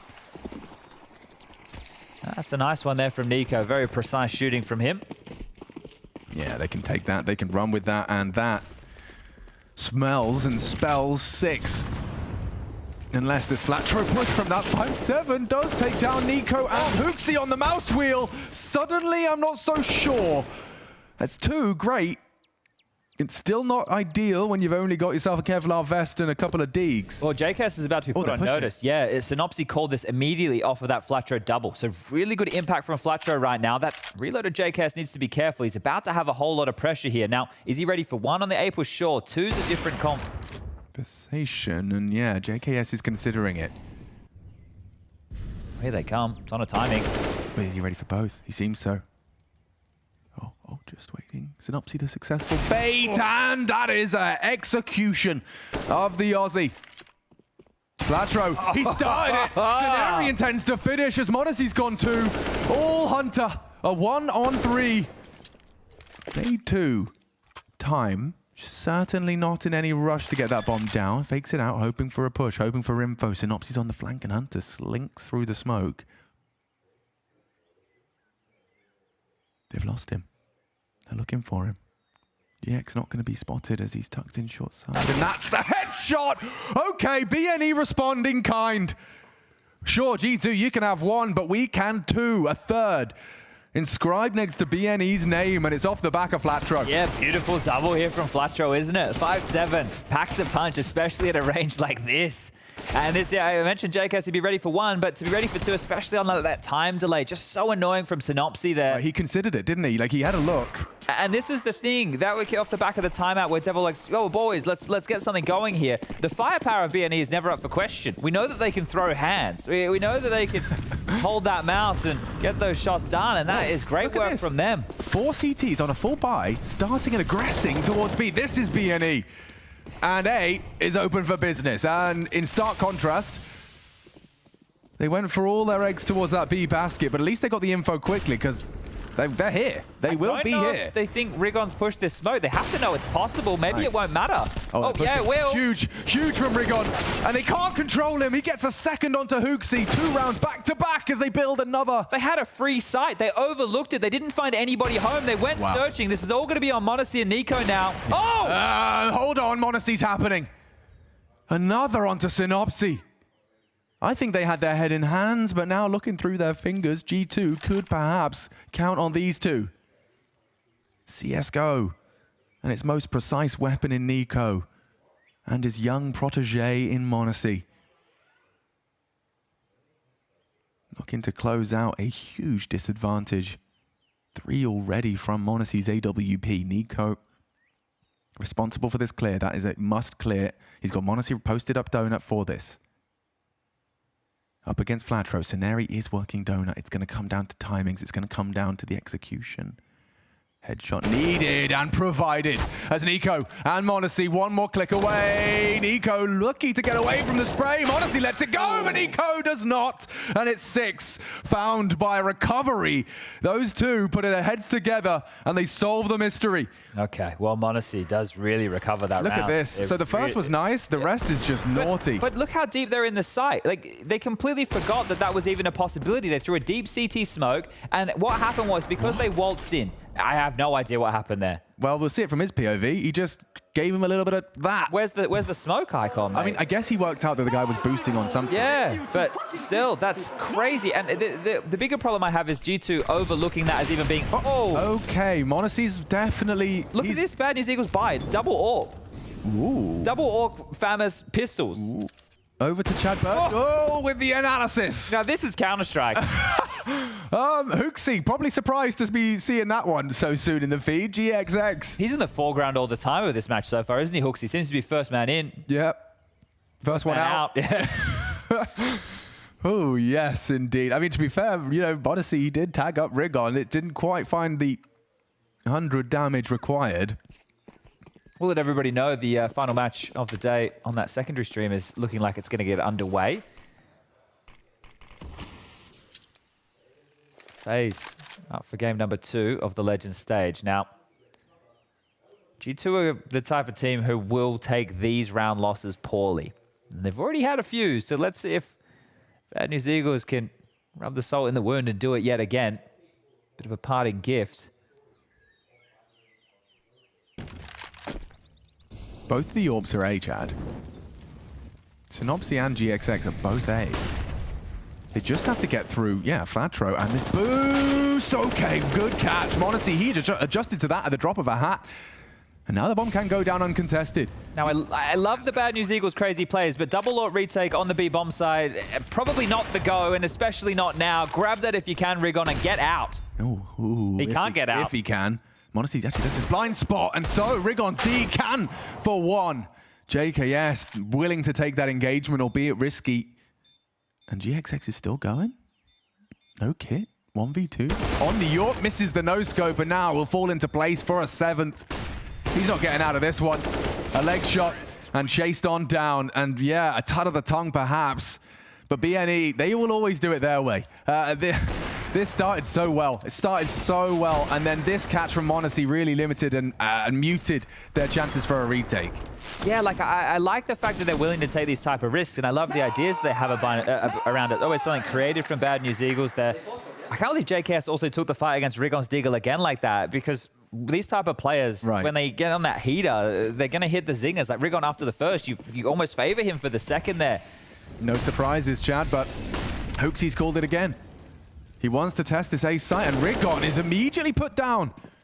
Did not let go of W, but that is Synopsy hitting a banger in pursuit of the same. Oh, angle from Flatro. Punishing. Should be finished off, and now it's happening again.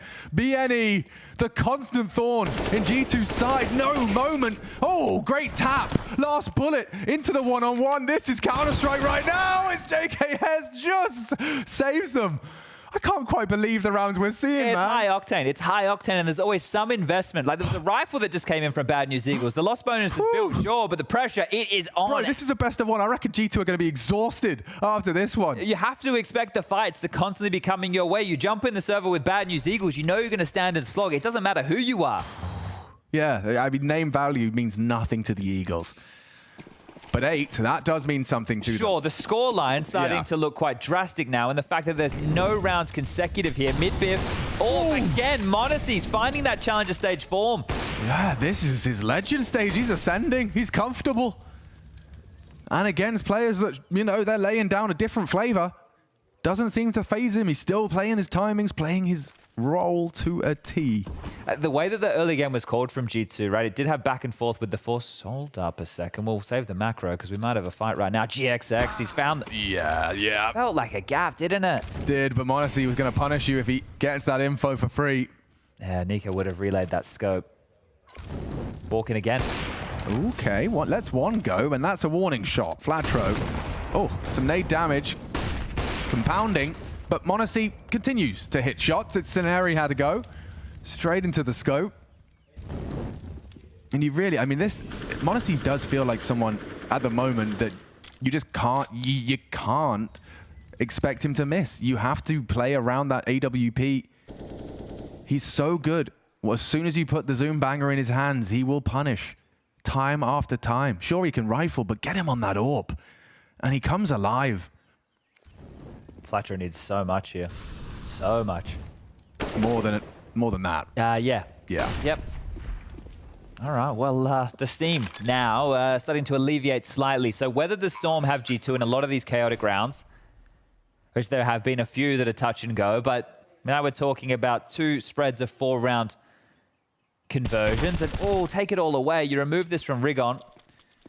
You send them down to a partial buy in the next. You get yourself 9 in total, and the hunt is on. Hunter springing to life here. Nico covering off the temple while all this happens, and the footsteps, well, it's enough to know when Rigon needs to activate. He's pinned and he's down as Nico up to 17 kills. We're talking about Monte. Nico with that ace, his aim looking good, having a good showing of things. And this was the opener, so happy to brave the flames. Catches Synopsy just in the opener, and wow, that was quick, wasn't it?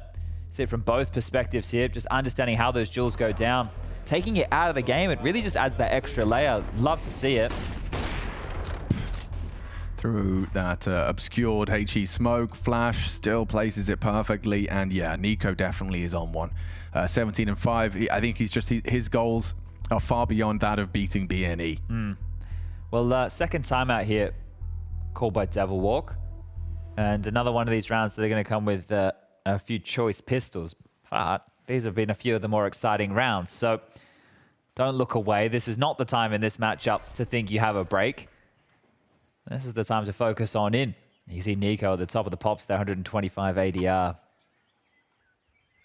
Charging away with this. Ooh, okay, a couple of extra pennies spent right upon leaving spawn there for BNE. They want it to be threatening, and Hooksy wants Donut immediately. He's gotten away with it once. This time a little bit more utility involved in the process, but he has got Donut control. Rigon and Synopsy, the A defense, but Nico, you can trust in him to hold as they try and get answers, but they only get headshots handed their way. A triple. Hooksy confirms presence on A, and they don't need to commit the bomb just yet. Rigon's obviously going to be nervous about B. It's wide open with no answers and a deep smoke. Yeah, Rigon looks for more. Go either side. I don't think it matters at this point. This is crazy, man. Yeah. Like, that was huge. Like Nico just aim mapping there. Essentially what he's doing. Just tap, tap, tap it in. But most players, you know, when you've made it clear that, hey, we're going to be going majority mid, A. Bit more passive. Could you just make sure they don't push for info B? Yeah, you sit at the doors. He just stands in the middle of lane and says, come and get me. Come and get me. There was flashes. There was attempts to try and silence him. You just can't curtail Nico. It's 4. Get out. Look at him standing in the center saying, yeah, more, anyone. Oh, headshot angle. Give it to me. Oh, get owned. You saw a little bit of everything there, right? So Tap, obviously, spray. exactly. So a masterful show there. I know it's against a lower buy, but still always good to see that on display. I think now or in the next round of play, maybe we see G2 return to A because they've done a great job of exploiting that in the early stages, and the residue of that definitely has its remnants for Bad News Eagles. You're on? Yeah, my chair's misbehaving. I'm fine. All right. Well, here he is again. Scenario without a flash, you can't go anywhere, my friend. So Nico's just walking on in. This is a hard clear. Did look away. Overlooked Scenario and Flatro as well. JKS just won. It's Flatro that holds on. Molly's cool. Frag would be better like that as he slaps Flatro back to the grave. As a 2 versus 4 goes 1 versus 3. No bomb yet. Smoke to retrieve. Monte very calculated about this, but Synopsy throws caution to the wind and charges. Doesn't want to let him start cooking up. the reason teams like Bad News Eagles frustrate upper echelon teams is because their stubbornness to want to take fights. Right? When they have number advantages and you think that players should just tuck in and play the numbers and trade off of each other, they'll just step out. Exactly like what you saw there, right? Because they know that mechanically speaking, they're very strong. And that's also subverting the expectation of your opponent because at the higher tiers, most people play by a similar scenario. Percentages. Yeah, up until that break point of, oh, a play needs to be made now, whereas Bad News Eagles will do that more often than not. So it's fun, always fun to watch, and we've definitely had a very fun half. It's a Nico warp off the spawn, and he does have a pot shot, but Monte gets nothing from it. See, Scenario retrieves. Molly forces Flash Robes for the all-in on Cave to maintain. Could have done that with an AK, couldn't he? You know, we always know it's a bit of a curse to get that in the hands of Nico, that weapon. He's been doing fine without it. Yeah, exactly, right? And I would hedge and say that anything he can do with the AWP, he can do with an AK headshot. Watch him prove us wrong right here, right now, but bomb is still mid-side, elbow. Util forces GX. Oh, he mined himself. He mined himself. Yeah. That's a cappuccino. Yeah, the wrong thing on the quick change. That is a 4K PPA Chino.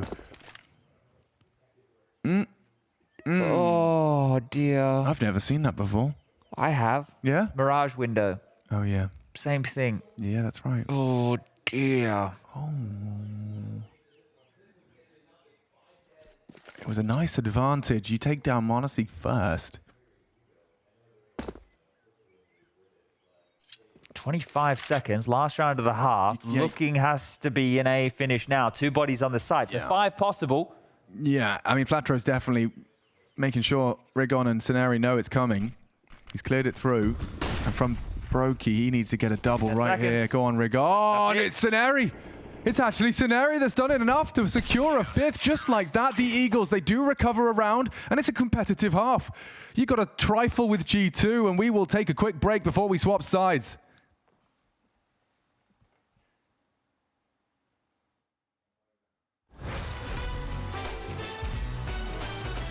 Do you have to divvy up your energy when you come into a tournament and think about it the same way? If you, for example, you talked about the major in Antwerpen in Belgium. Like when we played the quarterfinal against NAVI, we were actually kind of surprised with the greeting we had from the crowd where like, of course we were expecting them to cheer more for NAVI, but they were kind of rough against us.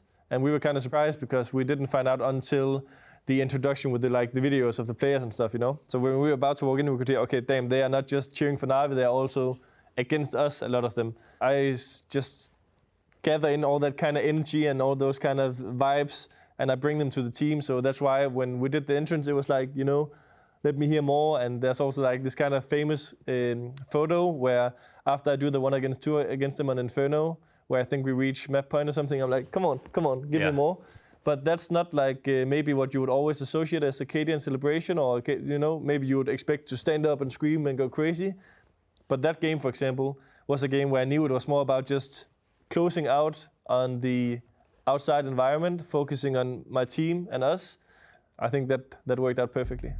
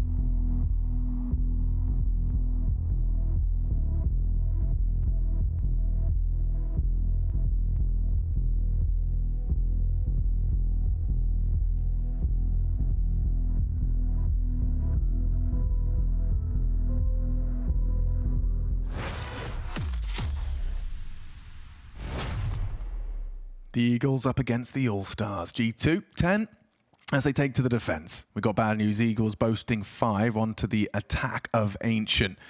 And we can remind you of what Nico's been up to. It's been Monte, it's been Nico. And this was a magnificent couple of shots from Monte, of course, but it's most importantly that Nico has ended the half on 21-7. Yeah, he's had an awfully good day at the office as far as Ancient is concerned. I think Nuke, their opening match against Vitality, didn't go the way they'd hoped, but they can right the ship and go 1-1 going into day 2 of the Legend stage tomorrow with just 6 more rounds. And well, the Des prefaced it. They thought this was going to be quite easy for G2, and that first half has definitely backed up their expectations here. That was the T half. Now they get to be on the defensive side of things. Let's see if they can kick it off with, well, exchanges of pistols. We are ready to get this one underway. Bad News Eagles, in the scrappier moments, put on a show with their individuals. Wow, they got 4 here. And 3 from the Eagles. Make it 2. Monte already gets 1. Rigon gone. That P250 gets him nowhere, but look at that from HooXi. He's gone for more. He's not done. He wants to finish it here in middle as GXX is cut down. No bomb, and only Suneri. Perhaps quick on this from Donut's going to catch him off guard. They're starting to work it out. HooXi's going looking and gets a face full of that Glock. Upgrades to the USP. Suneri, highest performer so far in this game up against G2. 14 and counting. JKS has the bomb under his grasp, so Nico doesn't really need to do too much. And that's his, opportunity. Goes awry. Nico doesn't need to overstep, but there is still 60 seconds, and that might come back to haunt him if JKS gets run at. Switches back, finds a P250, and beheads JKS. So now, yes, indeed, it does.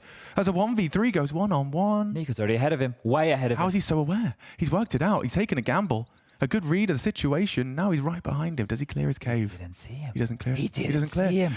Walking past each other like ships in a night. Suneri's going to get a free bomb site, a free plant, and the world will be his oyster right here on Ancient. He can set up wherever he wants in this post plant. And Nico, the penny's only going to drop these in the wrong place in a moment's time. He still thinks it's A. He's not here in the tick, and now the team has confirmed it, and now he's chasing ghosts. Yeah, this is going to be tough. It's going to be very audible. All Suneri has to do now is one more. And that is what they needed. Up against some of the best. Suneri takes 3. All alone. And it was a must-win pistol as well. What a massive round from Suneri. This is the first. HooXi's just looking for information. Where could he possibly be? And then JKS playing it passive. He is playing for info. Nico's already had a chance to finish Suneri in the back, but couldn't connect the dots. And can you believe it? If he had just glanced towards the cave, you would have seen him. But outplayed, and he didn't know it. Suneri grabs the second pistol for Bad News Eagles. That is going to feel good. Can they hold on to this, Chad? They're already going to go for an aggressive A main push, so that info's going to be clear that no one's holding. As Monte and JKS have got that set up, they will investigate quickly. 3 can lean B. They leave mid wide open. Rigon perhaps someone to come back to, but... Good block, right? A main called clear, block the top of the ramp. It buys time for this Monte rotation. Middle is a mystery, sure, but it's going to give time for this gamble to come to fruition. If Monte can cover red, it means that everybody, HooXi, Hunter, Nico, can focus on the ramp and cave and fight, apparently. Upon the fade, 1, and it's easy for Flatro. Takes down HooXi, looking for more. The flash ain't bad, looking for the headshot. It's hard to finish, and Nico pays the ultimate price. Suneri again with the multi. But Monte's here because of the flash. And he can't hit the first. It's all Suneri, baby. He started off with a bang here on the T side. Back-to-back triples. So impactful. Yeah, and this here is a full eco for G2 coming up. So there's only going to become a 3-round game. So really good stuff off the back of some high-flying rounds, some individual impact. And it looks good for G2 in that force by... Oh, GXX, he's not going to clear this, I don't think. So JKS, if he... Oh, hold up. JXX has just donated some utility. He might actually come and clear this now. Yeah, he does. So jumps into the MP9. That means JKS is now noted, swings out and cannot get the second. A good hunt. Rigon's staying alive. So, yeah, really, really nice round. Good vibes. The good vibe tribe of BNE. And thank you, Suneri. I mean, that is the name we are going to be singing to high heavens at 19. He's actually catching Nico right now. with a very dreamy start on this attack. Well, throughout the best of ones, throughout the challenger stage here at the Blast TV Major, and well, today, which has got the majority of the best of ones remaining, we were talking about winning pistols and winning clutches being factors to get you across the line in best of ones. Well, Bad News Eagles won both pistols, and they've won a couple of clutches. One of them with a clutch. Conversion in the first half didn't exist, right? Yeah. It was the Force by Wars back and forth, but conversion here has. So they are starting to put a few things in the column to success as Flatro, sleeves rolled up and rolls out two. There's just one more to find over towards Donut. Has a very good idea that JKS is here. Dink and Hooksy is dead as, yeah, JKS, not long for this world. Didn't even get to use his smoke. It's a shame. Well, they do say smoking kills, so either way, he is dead like a doorknob, and we are about to get into the gun rounds. So, Monte has been doing a decent haul with the AWP. I'm sure he's going to whip that out going into this first gun round. No more time. I mean, obviously not, but you haven't seen the need for a timeout after that kind of pep talk out of Devil Walk. They're really kind of rolling into the second half nicely. It's time for the next test. Monte will whip it out, as will GX. So the biggest gun out in about. We'll see if there's going to be any early clashes. Look at this. Dispatch towards A, and no one in Donut to hear this. No one in A at all. No one can even respond to this quickly. The odds still favoring G2, sure, but that might change very soon. The late deployment of smokes means even if they respond here, there's not an awful lot they can do about it. There is a kit on Hooksy. There are smokes available for this retake here, but it will be 5-on-5. And Synopsy's still going for this late lurk through B. Damn, all the way around the world. This won't be accounted for, especially not with the position of Nico. This is brutal. Yeah, oh dear. Like G2. even if you kill, well, I was gonna say GXX, but no, not to be. He's already hit one. They're not saving either. Nope, not Monte and Hooksy though. That's gonna be a lovely amount of damage. Okay, messy on the spray. Monte forced forward by the flames. He needs to hit this one. He's burning down solo and finished by Flatro. G2 are in trouble. Like, make no mistake, this is a round that will really hurt, especially as you lose every single gun. I say it as Nico does bring one through, but still, in terms of first gun rounds, it couldn't have gone better. Yeah, and we spoke about conditioning in the macro game from G2 in the first half and that A site. Well, the same thing here for Bad News Eagles, and they waltz in for free.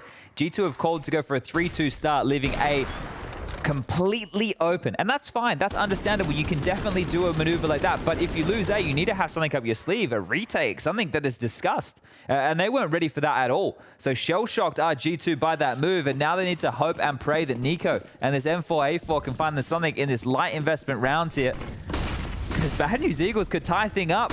Lickety-split. Yeah, right here, right now. Jumping up. Full access through middle. Oh, they are so worried about a B push. Look at all these nades. They've just flashed, double mollied, HE'd. Oh! And orbs. Nico boosted up and they get nothing from it. A frustrating death. And more to be handed their way. Look at the damage inflicted. Wriggled onto Hooksy.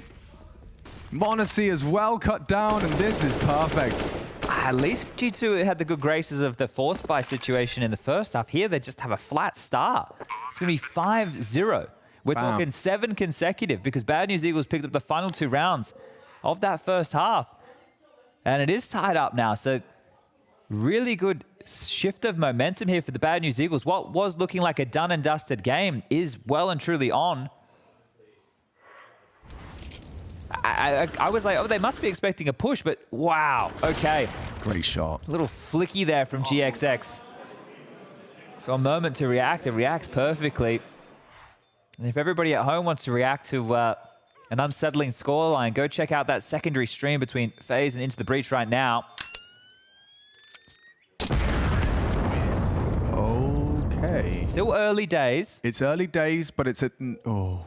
Ooh. Yeah, so there's excitement for... You shouldn't have told me, Chad. I've got to cast this game. Could you imagine if FaZe and G2 are both 0-2? Stop. Okay, now it makes me even more... I don't even know what the possibilities of matching up are. I'm going to go and take a little bit of a look at that while we get a Swanee timeout, the first from G2. That tells you how well things have been going. Alles nicht so gut. Oh, dear. Oh no, wait, I'm one round ahead of myself, everybody. Take that Odir back and you can put it in your pockets. All right. All right. Well, we've got to focus on what's in front of us. And right now, it is probably more of the same in terms of, not in terms of BNE guaranteed to win all the rounds, but in terms of the taste and flavor of this ancient. BNE, they definitely have come in reinvigorated into the second half as we get ready to see if they can be put down a peg. I see the way that G2 have to start this round. JKS A and Hunter and Hooksy mid, only 2B, and their lion's share of the forces are going B fast. The right call. It's the perfect call, and that's a nice result. Monte onto Rigon, but there's more where that came from. More util to try and get Scenarii out, and he will. But Synopsy... But look how quick they're rotating back. So they were stopped, and now they're straight back to A. Yeah, and it's like G2 don't have answers yet. So this is that window JKS where on his own. JKS needs this. Oh no! What a shot! Oh, Synopsy, he got caught out completely. That's naughty. First on the flick and into A. Eagles soaring. They've got the advantage here. They've got 3 players on the site. Hooksy can't stop the plant. He can't do anything about it. Scenarii has the rotation cut off. And Hunter's not going to be ready for Scenarii. He's taking it really nice on the jiggles. He looked away. Now he can be that late arrival. He's got Nico dead. If he doesn't even consider it, has a look and loses his head. Hunter's gone. They have to save. It's a number disadvantage. You're going to try and retake A? No. I think they are. Synopsy's close. He already got him in, and it's him and Flatro combined to try and make sure G2 don't get out. Trying to hold on to what they can. This time there is a chance for an exit with their rifles at the bare minimum, but BNE are about to take the lead. That pace on that B play drew a heavy rotation because they started 2-2-1, right? And JK stayed on his own. And that type of a kill, it was essentially a 1-on-1. He has to hit that one, but Synopsy, I'm sure we're going to get it in the replay. Yeah. That was a banger of a shot right there. A round-defining shot. Massive stuff. G2, G-Who, check this one out. Steps out, time to adjust. JK shooting first, doesn't matter, and that's the site completely conceded. Okay. So at this point, this is momentum-based calling, right? Go A on that first gun round, just get a free site because of the setup G2 had. Second round, try and go B because you're expecting them to be heavier mid or A. It doesn't work, but immediately rotate back. I don't think I've seen something as crazy, especially with the rotation time on a map like Ancient, and then just waltz into the opposite side. You were going to go B fast. Yeah, but I mean, yeah, lovely pivot, but a very different round if JKS gets that and has that 100%. Has that 10-second window to be somewhere else. 100%. But right now, G2 are chasing tails, right? They don't know what's going to be called next because this is like rhythmic from Bad News Eagles. So they get into the next gun round or even this round here, which, yeah, the purchases look like they have been made. So this is the next gun round. G2, what are you ready for? Are you expecting a standard default? You said that you're expecting something with a bit more pace behind it. What is the Bad News Eagles opener here? Well, this is a little bit more default, mid-pressure. Synopsy's out, wants to make it towards the Tetris box, and ooh, he is very flash. Rigon still gets the first, Hunter gets one back, needs the second, and does. Ooh, yeah. Recovered. But no bomb spotted. Information that there is action B. Monte and Hunter not going to be moving anywhere fast. You've got yourself a man advantage.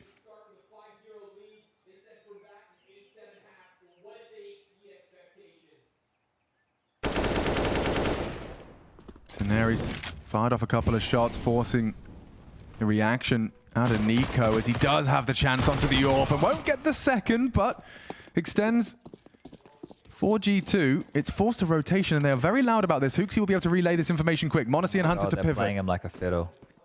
Lucky Hooksy heard this. If he wasn't in cave to hear those steps, they would have just bit down on B. And Monte's in the right time. He's just in time for the AWP shot. Bomb spotted. Flat throw as well. And Hunter should be primed and ready. Okay, tied back up, but that's G2's first on this CT side. I feel if they lost that round because they got outmaneuvered yet again, they would have been cooked. Yeah. Like, they would have been beyond well done. Would have been charred to the brain. And this is important as well that Hunter grabs that kill onto Rigon, because if he gets away, who knows how things start to unfold here. And this is after that massive Nico first half. But look, you can't do it all on that CT side, especially if they're not just coming to your side, especially if they're just rotating around you here. Now we're going to go to a 3-2 split of the attack. Monte's all posted up over towards A. JKS and Hunter responsible for mid, and Hunter responsible for an awful lot here. Look at this hyper-aggression. He's worried about everything and gets nothing done. He knew he was there because of the spam. No support. No, they really are already limping, considering Nico's HP as well. I don't even know what that was. There was nobody else who could follow through to help out Hunter there. I feel like he was doubting that there was even too much towards B until the spam came through. And Rigon's making noise, which means Monasty's now communicating. The rotation, just look at the radar. That's all you need to focus on right now. Oh, Monte.